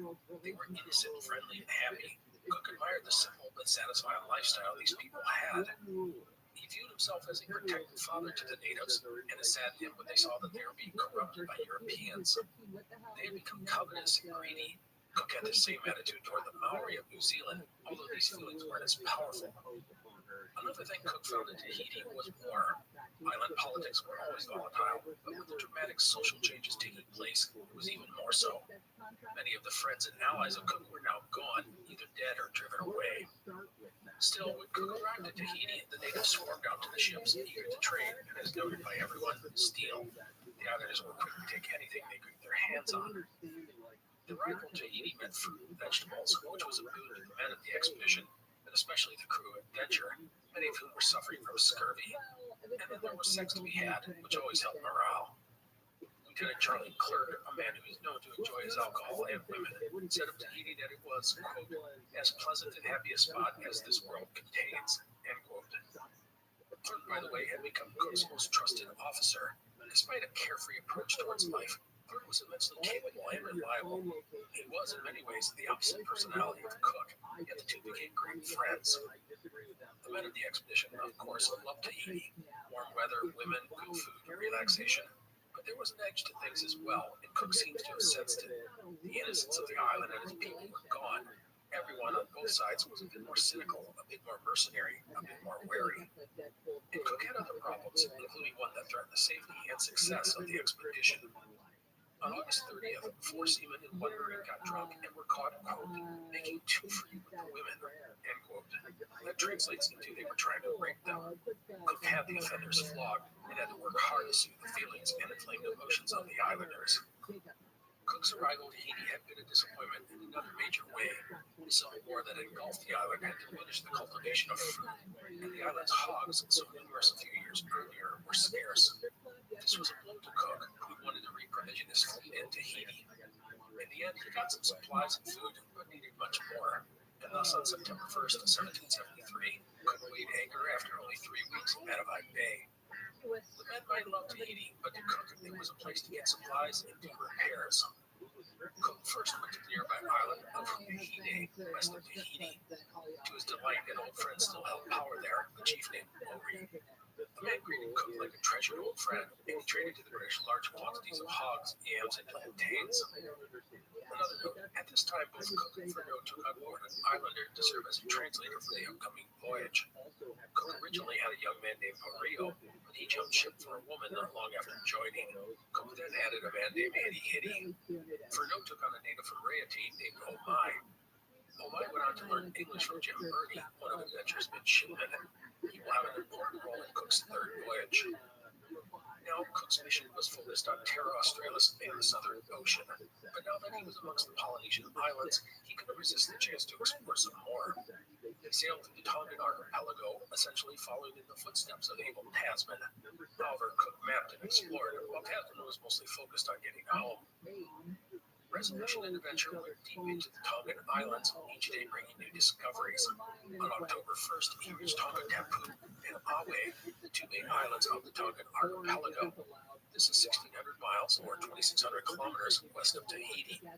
Cook called this area the Friendly Islands, as the people were so pleasant. It all reminded Cook of the early encounters with the Tahitians. It is now 11 In addition to the friendly natives, the lands were cultivated and had surplus food to trade.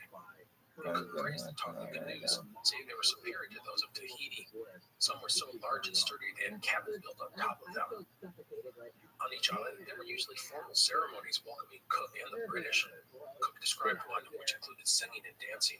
In response, Cook had his bagpipers play for the Tongans. And while thieving was still a problem amongst the Tongans, Cook and his men always felt safe on these islands and amongst the people. In mid-October, south towards New Zealand and Queen Charlotte Sound. The ships approached from the western side of New Zealand and planned to go through the Cook Strait and into the Sound. The problem for the ships was that storms were at their worst at this time of year, and as they neared the Cook Strait, a fierce gale whipped up, blowing the ships away from the coast. Adventure and Resolution were separated on the night of October 29th. Cook and Resolution fought the storm and managed to get to an inlet in the Cook Strait. Cook got to the rendezvous in Queen Charlotte Sound and waited for Adventure to reappear. And waited and waited. Days turned into weeks. The crew took on water, timber, and food, and did repairs to the ship. Finally, Cook decided he could wait no longer. He was determined to continue his exploration of the Southern Ocean, and thus Resolution departed New Zealand. Cook, as you can imagine, feared the worst, that Adventure was gone, swallowed by the ocean or smashed to pieces on the rocky New Zealand coastline. But the two ships had been separated before, so he could only hope for the best. Cook left a message at the camp in hope that Fernot and Adventure would finally make their way to the location. Resolution departed New Zealand on November 26, 1773. Cook noted with pride that there was not a sick man on board. So what was the fate of Adventure? Was she lost or crashed along the coast? The answer was no. And now I want to do a sidetrack to our story and follow Adventure for a few minutes, as their time with us is mostly done. So, as noted, Adventure struggled to get to the coast in the storm and was separated from Resolution. Fernot, never the most daring individual, thought it too dangerous to press into the Cook Strait. Adventure would struggle against the bad weather for days, which turned to weeks. She was leaking, which made the ship difficult to manage. Powerful winds blew the northeast away from the coast. Desperate for food and water, Fernot managed to bring the ship into Tolaga Bay, which is quite a way up the coast of the North Island. In the end, Fernot didn't get to Queen Charlotte Sound until November 30th, 4 days after Cook had departed. Once at the rendezvous, Fernot saw the remnants of Resolution's camp. Carved into the trunk of the tree at the camp were the words, "Look underneath." That's where Cook's letter to Fernot was found, buried at the base of the tree in a bottle. In the letter, Cook informed Fernot of his intentions. Resolution would sail to the southern latitudes and then go east, all the way to South America in search of Terra Australis. Cook would then sail north, possibly stopping at Easter Island, and then west again back to Tahiti and then New Zealand. Cook gave Fernot no specific orders and set up no rendezvous. In reality, Cook wanted himself unfettered from Adventure. Having a second ship was a great idea, but not if it was commanded by a man he didn't trust. In that case, it was just a millstone. Thus, Cook left things open-ended for Fernot, sort of washing his hands of the man. As a result, Fernot decided to head back to England by going around South America. The decision was not very imaginative, but that's Fernot. In a nod to the mission, Fernot was determined to sail along the high latitudes, just like Cook was planning. However, before he could do any of that, Fernot needed to overhaul his ship. Remember, it was leaking badly. Thus, he would bring it ashore for a couple of weeks, getting it ready for another long ocean voyage. Now, before departing, Bruno dispatched a team of 10 men, led by Master's mate John Rowe, to collect some wild celery, which was a no-name escort meeting. The team took a small boat into the Sound, but they did not return. Midshipman Jim Burney and some Marines were sent to investigate the disappearance. The British found some Maori who fled. Burney and his Marines investigated the site, and they were appalled at what they found scattered about the beach. There were European-style shoes, plus human body parts, including a hand with a distinctive tattoo, identifying it as one of the missing men. Further investigation uncovered some baskets, which were full of roasted flesh. Burney and the Marines went and confronted the Maori, firing their muskets at them from a distance. They then found more parts of their comrades, heads, hearts, lungs, and more, laid out on a beach. Burney had some Maori canoes burned in retaliation, but could not do much else as he and his team were greatly outnumbered. He thus ordered his men back to adventure. Fergo was devastated by the news. Many of his men encouraged him to sail up and down the Sound and fire cannons into the villages, teaching the Maori a harsh lesson about what happens to those who mess with the British. When Fergo decided against such a random response, it would do no good to inflame the entire region against the British. At this point, he and the rest of the men just wanted to go home. The deaths of their shipmates had sucked the life out of Adventure's crew. By the way, it was later learned that some Maori had angered John Rowe and his men by stealing some items. This led to a confrontation, which led to shots being fired, which led to some Maori being killed.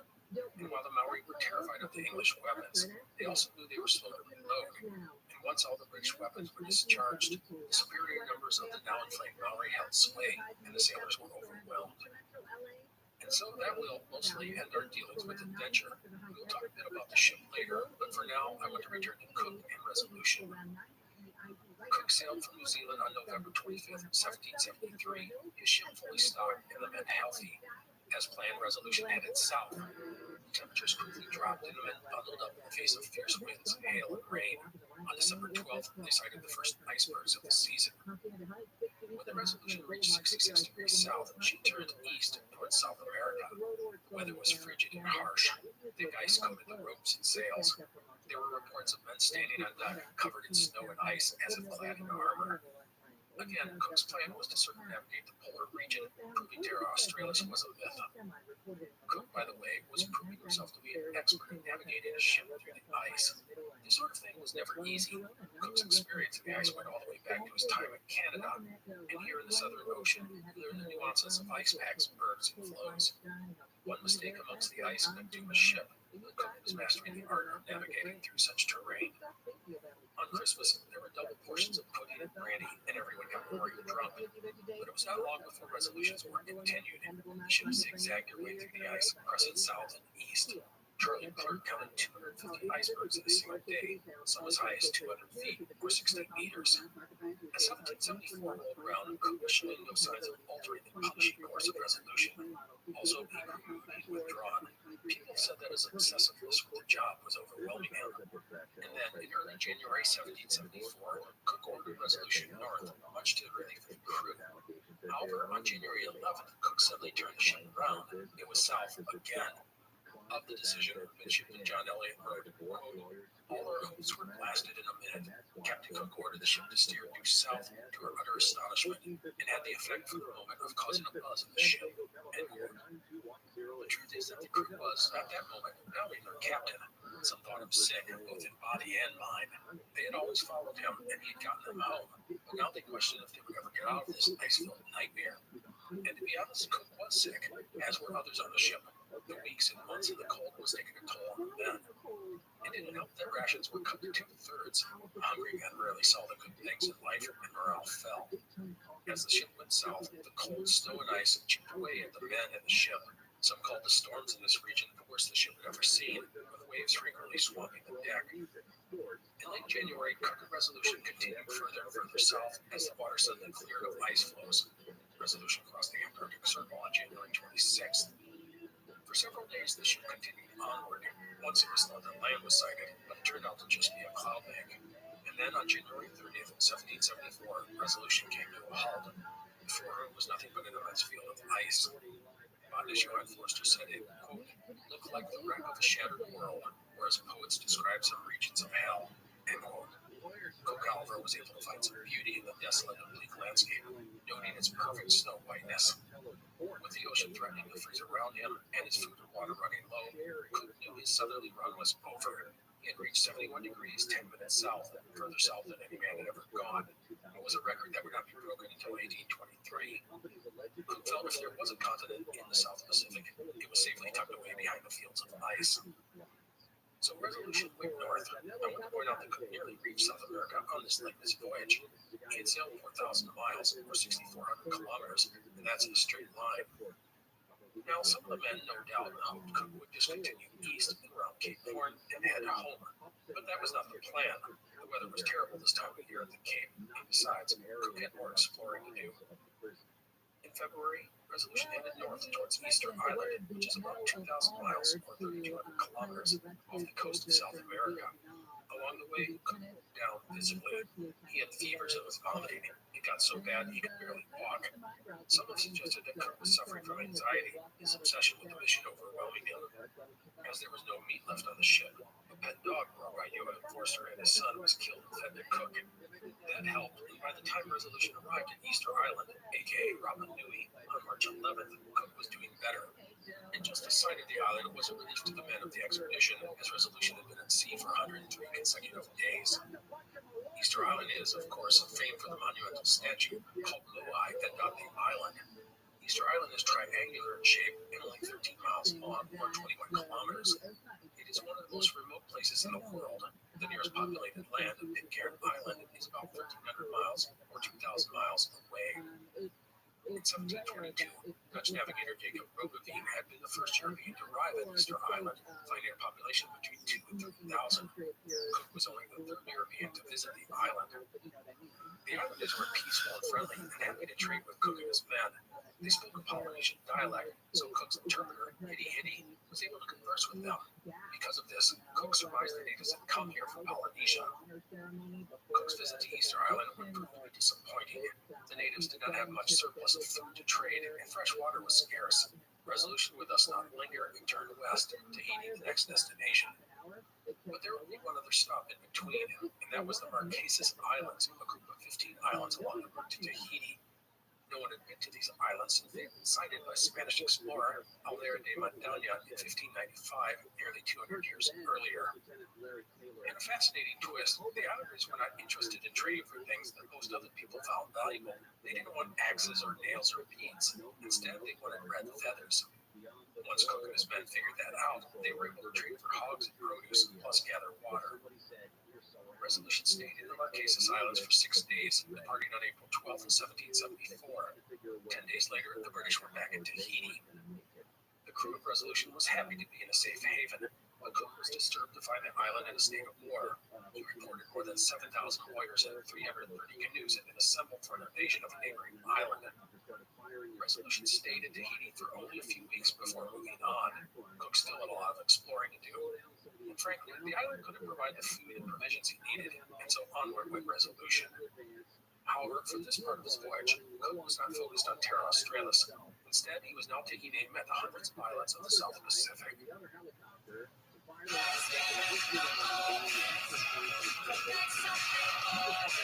California's top casino and entertainment destination is now your California to Vegas connection. Play at Yamava Resort and Casino in San Manuel to earn points, rewards, and complimentary experiences for the iconic Palms Casino Resort in Las Vegas. 2 destinations, 1 loyalty card. Visit yamava.com/palms to discover more. This episode is brought to you by the irresistible taste of Jif peanut butter. It's that jiffy good, it doesn't really need advertising. So instead, enjoy 30 straight seconds of semi-interesting animal facts, courtesy of Jif. Gorillas are ticklish. Jellyfish have no heart, but they don't care because they have no brain. Platypuses can sting with their feet. The offspring of a bison and a cow is called the buffalo. Coral are technically animals, so this is technically an animal fact. New Yorkers bite far more people each year than sharks do. Dogs have 4 legs. The ancient Aztecs referred to armadillos as turtle rabbits. Millipedes can sing. Koalas have human-like fingerprints. Humans can use their koala-like fingers to get their incredible Jif peanut butter at Jif.com. The president just walks off the stage and through the crowd of people. From May through 1974, James Cook and Resolution wandered the Pacific, exploring discovering. One of the first stops was the island of ROTHSCHILD, just west of Tahiti. There, Cook dropped off his Polynesian interpreter, Hitty. The man wept at leaving Resolution, but Cook knew he wasn't coming back, and he had no desire to bring the young man to England. Resolution headed west to the Tongan Islands. Cook enjoying time amongst the friendly people of the region. During this part of the voyage, Cook systematically weaved his way through the area, filling in the blank spots as he liked to do. By the way, Cook was always frustrating the expedition's scientists. While no one liked Noah Forster, it didn't mean that he wasn't good at his job. He and his son would go collect specimens whenever they got the chance. Cook, however, didn't give them that many opportunities. Now, one unique part of this leg of his voyage was when he ventured west of Tonga into what is today we call Melanesia, where Cook had been. Tahiti, or Tonga, that was Polynesia. Melanesia is west of Polynesia and consists of places such as the Solomon Islands, Fiji, New Caledonia, and Vanuatu. New Guinea is also considered part of Melanesia. Anyhow, these islands had only been visited by Europeans a handful of times, if at all, and so Cook wanted to poke around. He thus sailed amongst the islands associated with Fiji, Vanuatu, and New Caledonia. Many of these are volcanic islands, hot, lush, and wet. The native people were more suspicious of the British than in Polynesia. On one island, the people thought white-skinned Europeans were ghosts, and they tried to drive them away, forcing Cook to order his men to fire their weapons. Another dangerous incident occurred on Miramanga Island in Vanuatu. Cook and a team of men came ashore on an island to gather water and timber, and found themselves confronted by a mass of natives who tried to take Cook's boat. Cook fired his musket at the islanders, but it misfired. Some of the other men fired their weapons, causing the natives to flee. The islanders responded by hurling darts and rocks at the British, as well as firing arrows. One of Cook's party was injured in the melee, and 2 islanders killed. Despite these confrontations, Cook did try to refrain from getting into fights with the natives. In fact, one Marine was flogged for overreacting to a situation and shooting his musket at some islanders. The truth is that Cook and his men were getting tired, and their patience was running thin. They had spent more than 2 years at sea. The men really wanted to just go home and not get into fights with islanders on the other side of the world. Cook even seemed ready to move on. In early September, he sighted New Caledonia, the first European to do so. This is a good-sized island of more than 18,000 square kilometers, or 7,000 square miles. But Cook didn't explore much of it. By this point, he was moving quickly and wanted to get to New Zealand to catch the favorable winds and currents that would take him east. And on cue, Cook did turn Resolution to the south and New Zealand, the first step in the voyage home. Resolution pulled into Queen Charlotte Sound on October 17, 1774. Cook saw signs that adventure had been there, but there was no message from Verneau, so Cook could only wonder what he was up to. Now, one of the odd things about Cook's arrival at Queen Charlotte Sound were the actions of the Maori people. When they saw Resolution, they initially went into hiding, and then they were overly friendly. It was all very strange, and it was obvious they were edgy about something. Well, it wouldn't take long for those reasons to emerge, and that was because of the attack on the men of adventure and their subsequent killing and eating. Cook got the story piecemeal, but he eventually figured it all out. A group of men from a European ship had gone ashore and gotten into a fight with the Maori and had been killed and eaten. The Maori claimed it wasn't the English, but Cook suspected it was. Now, Cook could have taken a course of revenge for the wrongs committed on his fellow sailors, but he suspected that if the incident had occurred, there was a good chance that his own men had probably done something to provoke the clash. Also, Cook needed time in a safe place to prepare Resolution for the final leg of their journey. If he went off shooting at the Maori, that was never going to happen. In the end, Resolution and her crew spent 3 weeks in New Zealand. The relations with the Maori were cordial and productive, although there was a tension that no doubt hung in the air between the two peoples. The time in Queen Charlotte Sound was spent repairing the ship, plus adding food, water, and provisions. Resolution was not in the best of shape due to the wear and tear of more than 2 years at sea. Nothing major was threatening the vessel's overall health. As a note, Cook had learned to speak some Polynesian by this time, and he was able to have basic conversation with the local people. Resolution would depart New Zealand on November 10, 1774. Cook sailed south and then at the 55th parallel turned east towards South America. His plan was to round Cape Horn, explore the South Atlantic, and then head to Cape Town. This would finish his circling of the polar region. The winds drove Resolution east at a stunning speed, the ship making between 140 and 180 miles, or 225 and 290 kilometers, each day for 4 consecutive days. It took just 5 weeks to reach the coast of Chile. The men and Cook were thrilled at the progress. To simply be sailing with the winds and no need to stop and explore was exhilarating. As Cook prepared to leave the Atlantic, he ruminated on what he had accomplished, writing, quote, I have now done with the Southern Pacific Ocean and flatter myself that no one will think that I have left it unexplored, end quote. In Cook's mind, he had pretty much done all he could in the South Seas. Resolution spent Christmas 1774 anchored in the same bay at Tierra del Fuego, which is the southern tip of South America. Today we call the location Cook Cove in Christmas Harbor. 60 to 70 geese were shot and provided the crew with a wonderful Christmas dinner. And then there was drinking, lots of drinking. Resolution spent 8 days in Christmas Harbor, enjoying the friendly native people, good weather, and plenty of food. The men prepared to do time Resolution and recovered in Dusky Sound in South New Zealand. The only issue that arose during this time was when Marie, the Ledgerall, a notorious drinker, went on deck one night to use the bathroom and was never seen again. Shortly after Christmas, Resolution departed and proceeded to sail around Cape Horn. The weather was remarkably calm, and the ship made the journey with few problems. She entered the Atlantic on December 28th. A few days later, Cook and his crew came to an island filled with seals, sea lions, and penguins. The men took advantage and stocked up on the ship's supply of meat and blubber, the latter for oil. Now, let's remember that Cook was not done exploring. He was determined to finish his circling of the polar region, and thus Resolution headed east along the 60th parallel. A note here, there were some people who had sailed the South Atlantic and reported seeing land. French explorer Beauvais is one example. And Scottish explorer Alexander Dalrymple, Cook's old nemesis, had recently published a map suggesting Terra Australis was in this region. Dalrymple was a big supporter of the idea of Terra Australis, and Cook was determined to remove the mythical continent from the map. Resolution sailed east across the cold and choppy Atlantic waters, and on January 14th, land was sighted. As Resolution neared, they saw snow-capped mountains and rocky beaches covered with penguins and seals and walruses. It looked desolate and uninhabited. Cook was, quote, savage and horrible. Not a tree or shrub to be seen, not even big enough to make a toothpick, end quote. This is what today we call South Georgia Island, made so famous in the story of Earl Shackleton and endurance, which I'd like to point out you can listen to on this podcast. But back to our story. The island had probably been sighted once or twice before, but Cook's arrival marked the first confirmed visit to the area.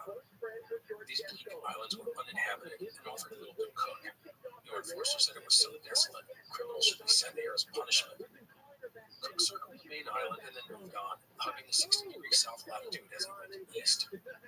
This led to another discovery, some islands about 430 miles southeast of South Georgia, or 700 kilometers, which led to Sandwich Islands in honor of the sponsor of the Admiralty. The Sandwich Islands were uninhabited, remote, and inhospitable, even more than South Georgia Island. The southernmost of these islands was Full Island, located at 59 degrees 13 minutes south. It was the furthest southern land that Cook discovered. I want to note that while these islands didn't help Cook, he saw little potential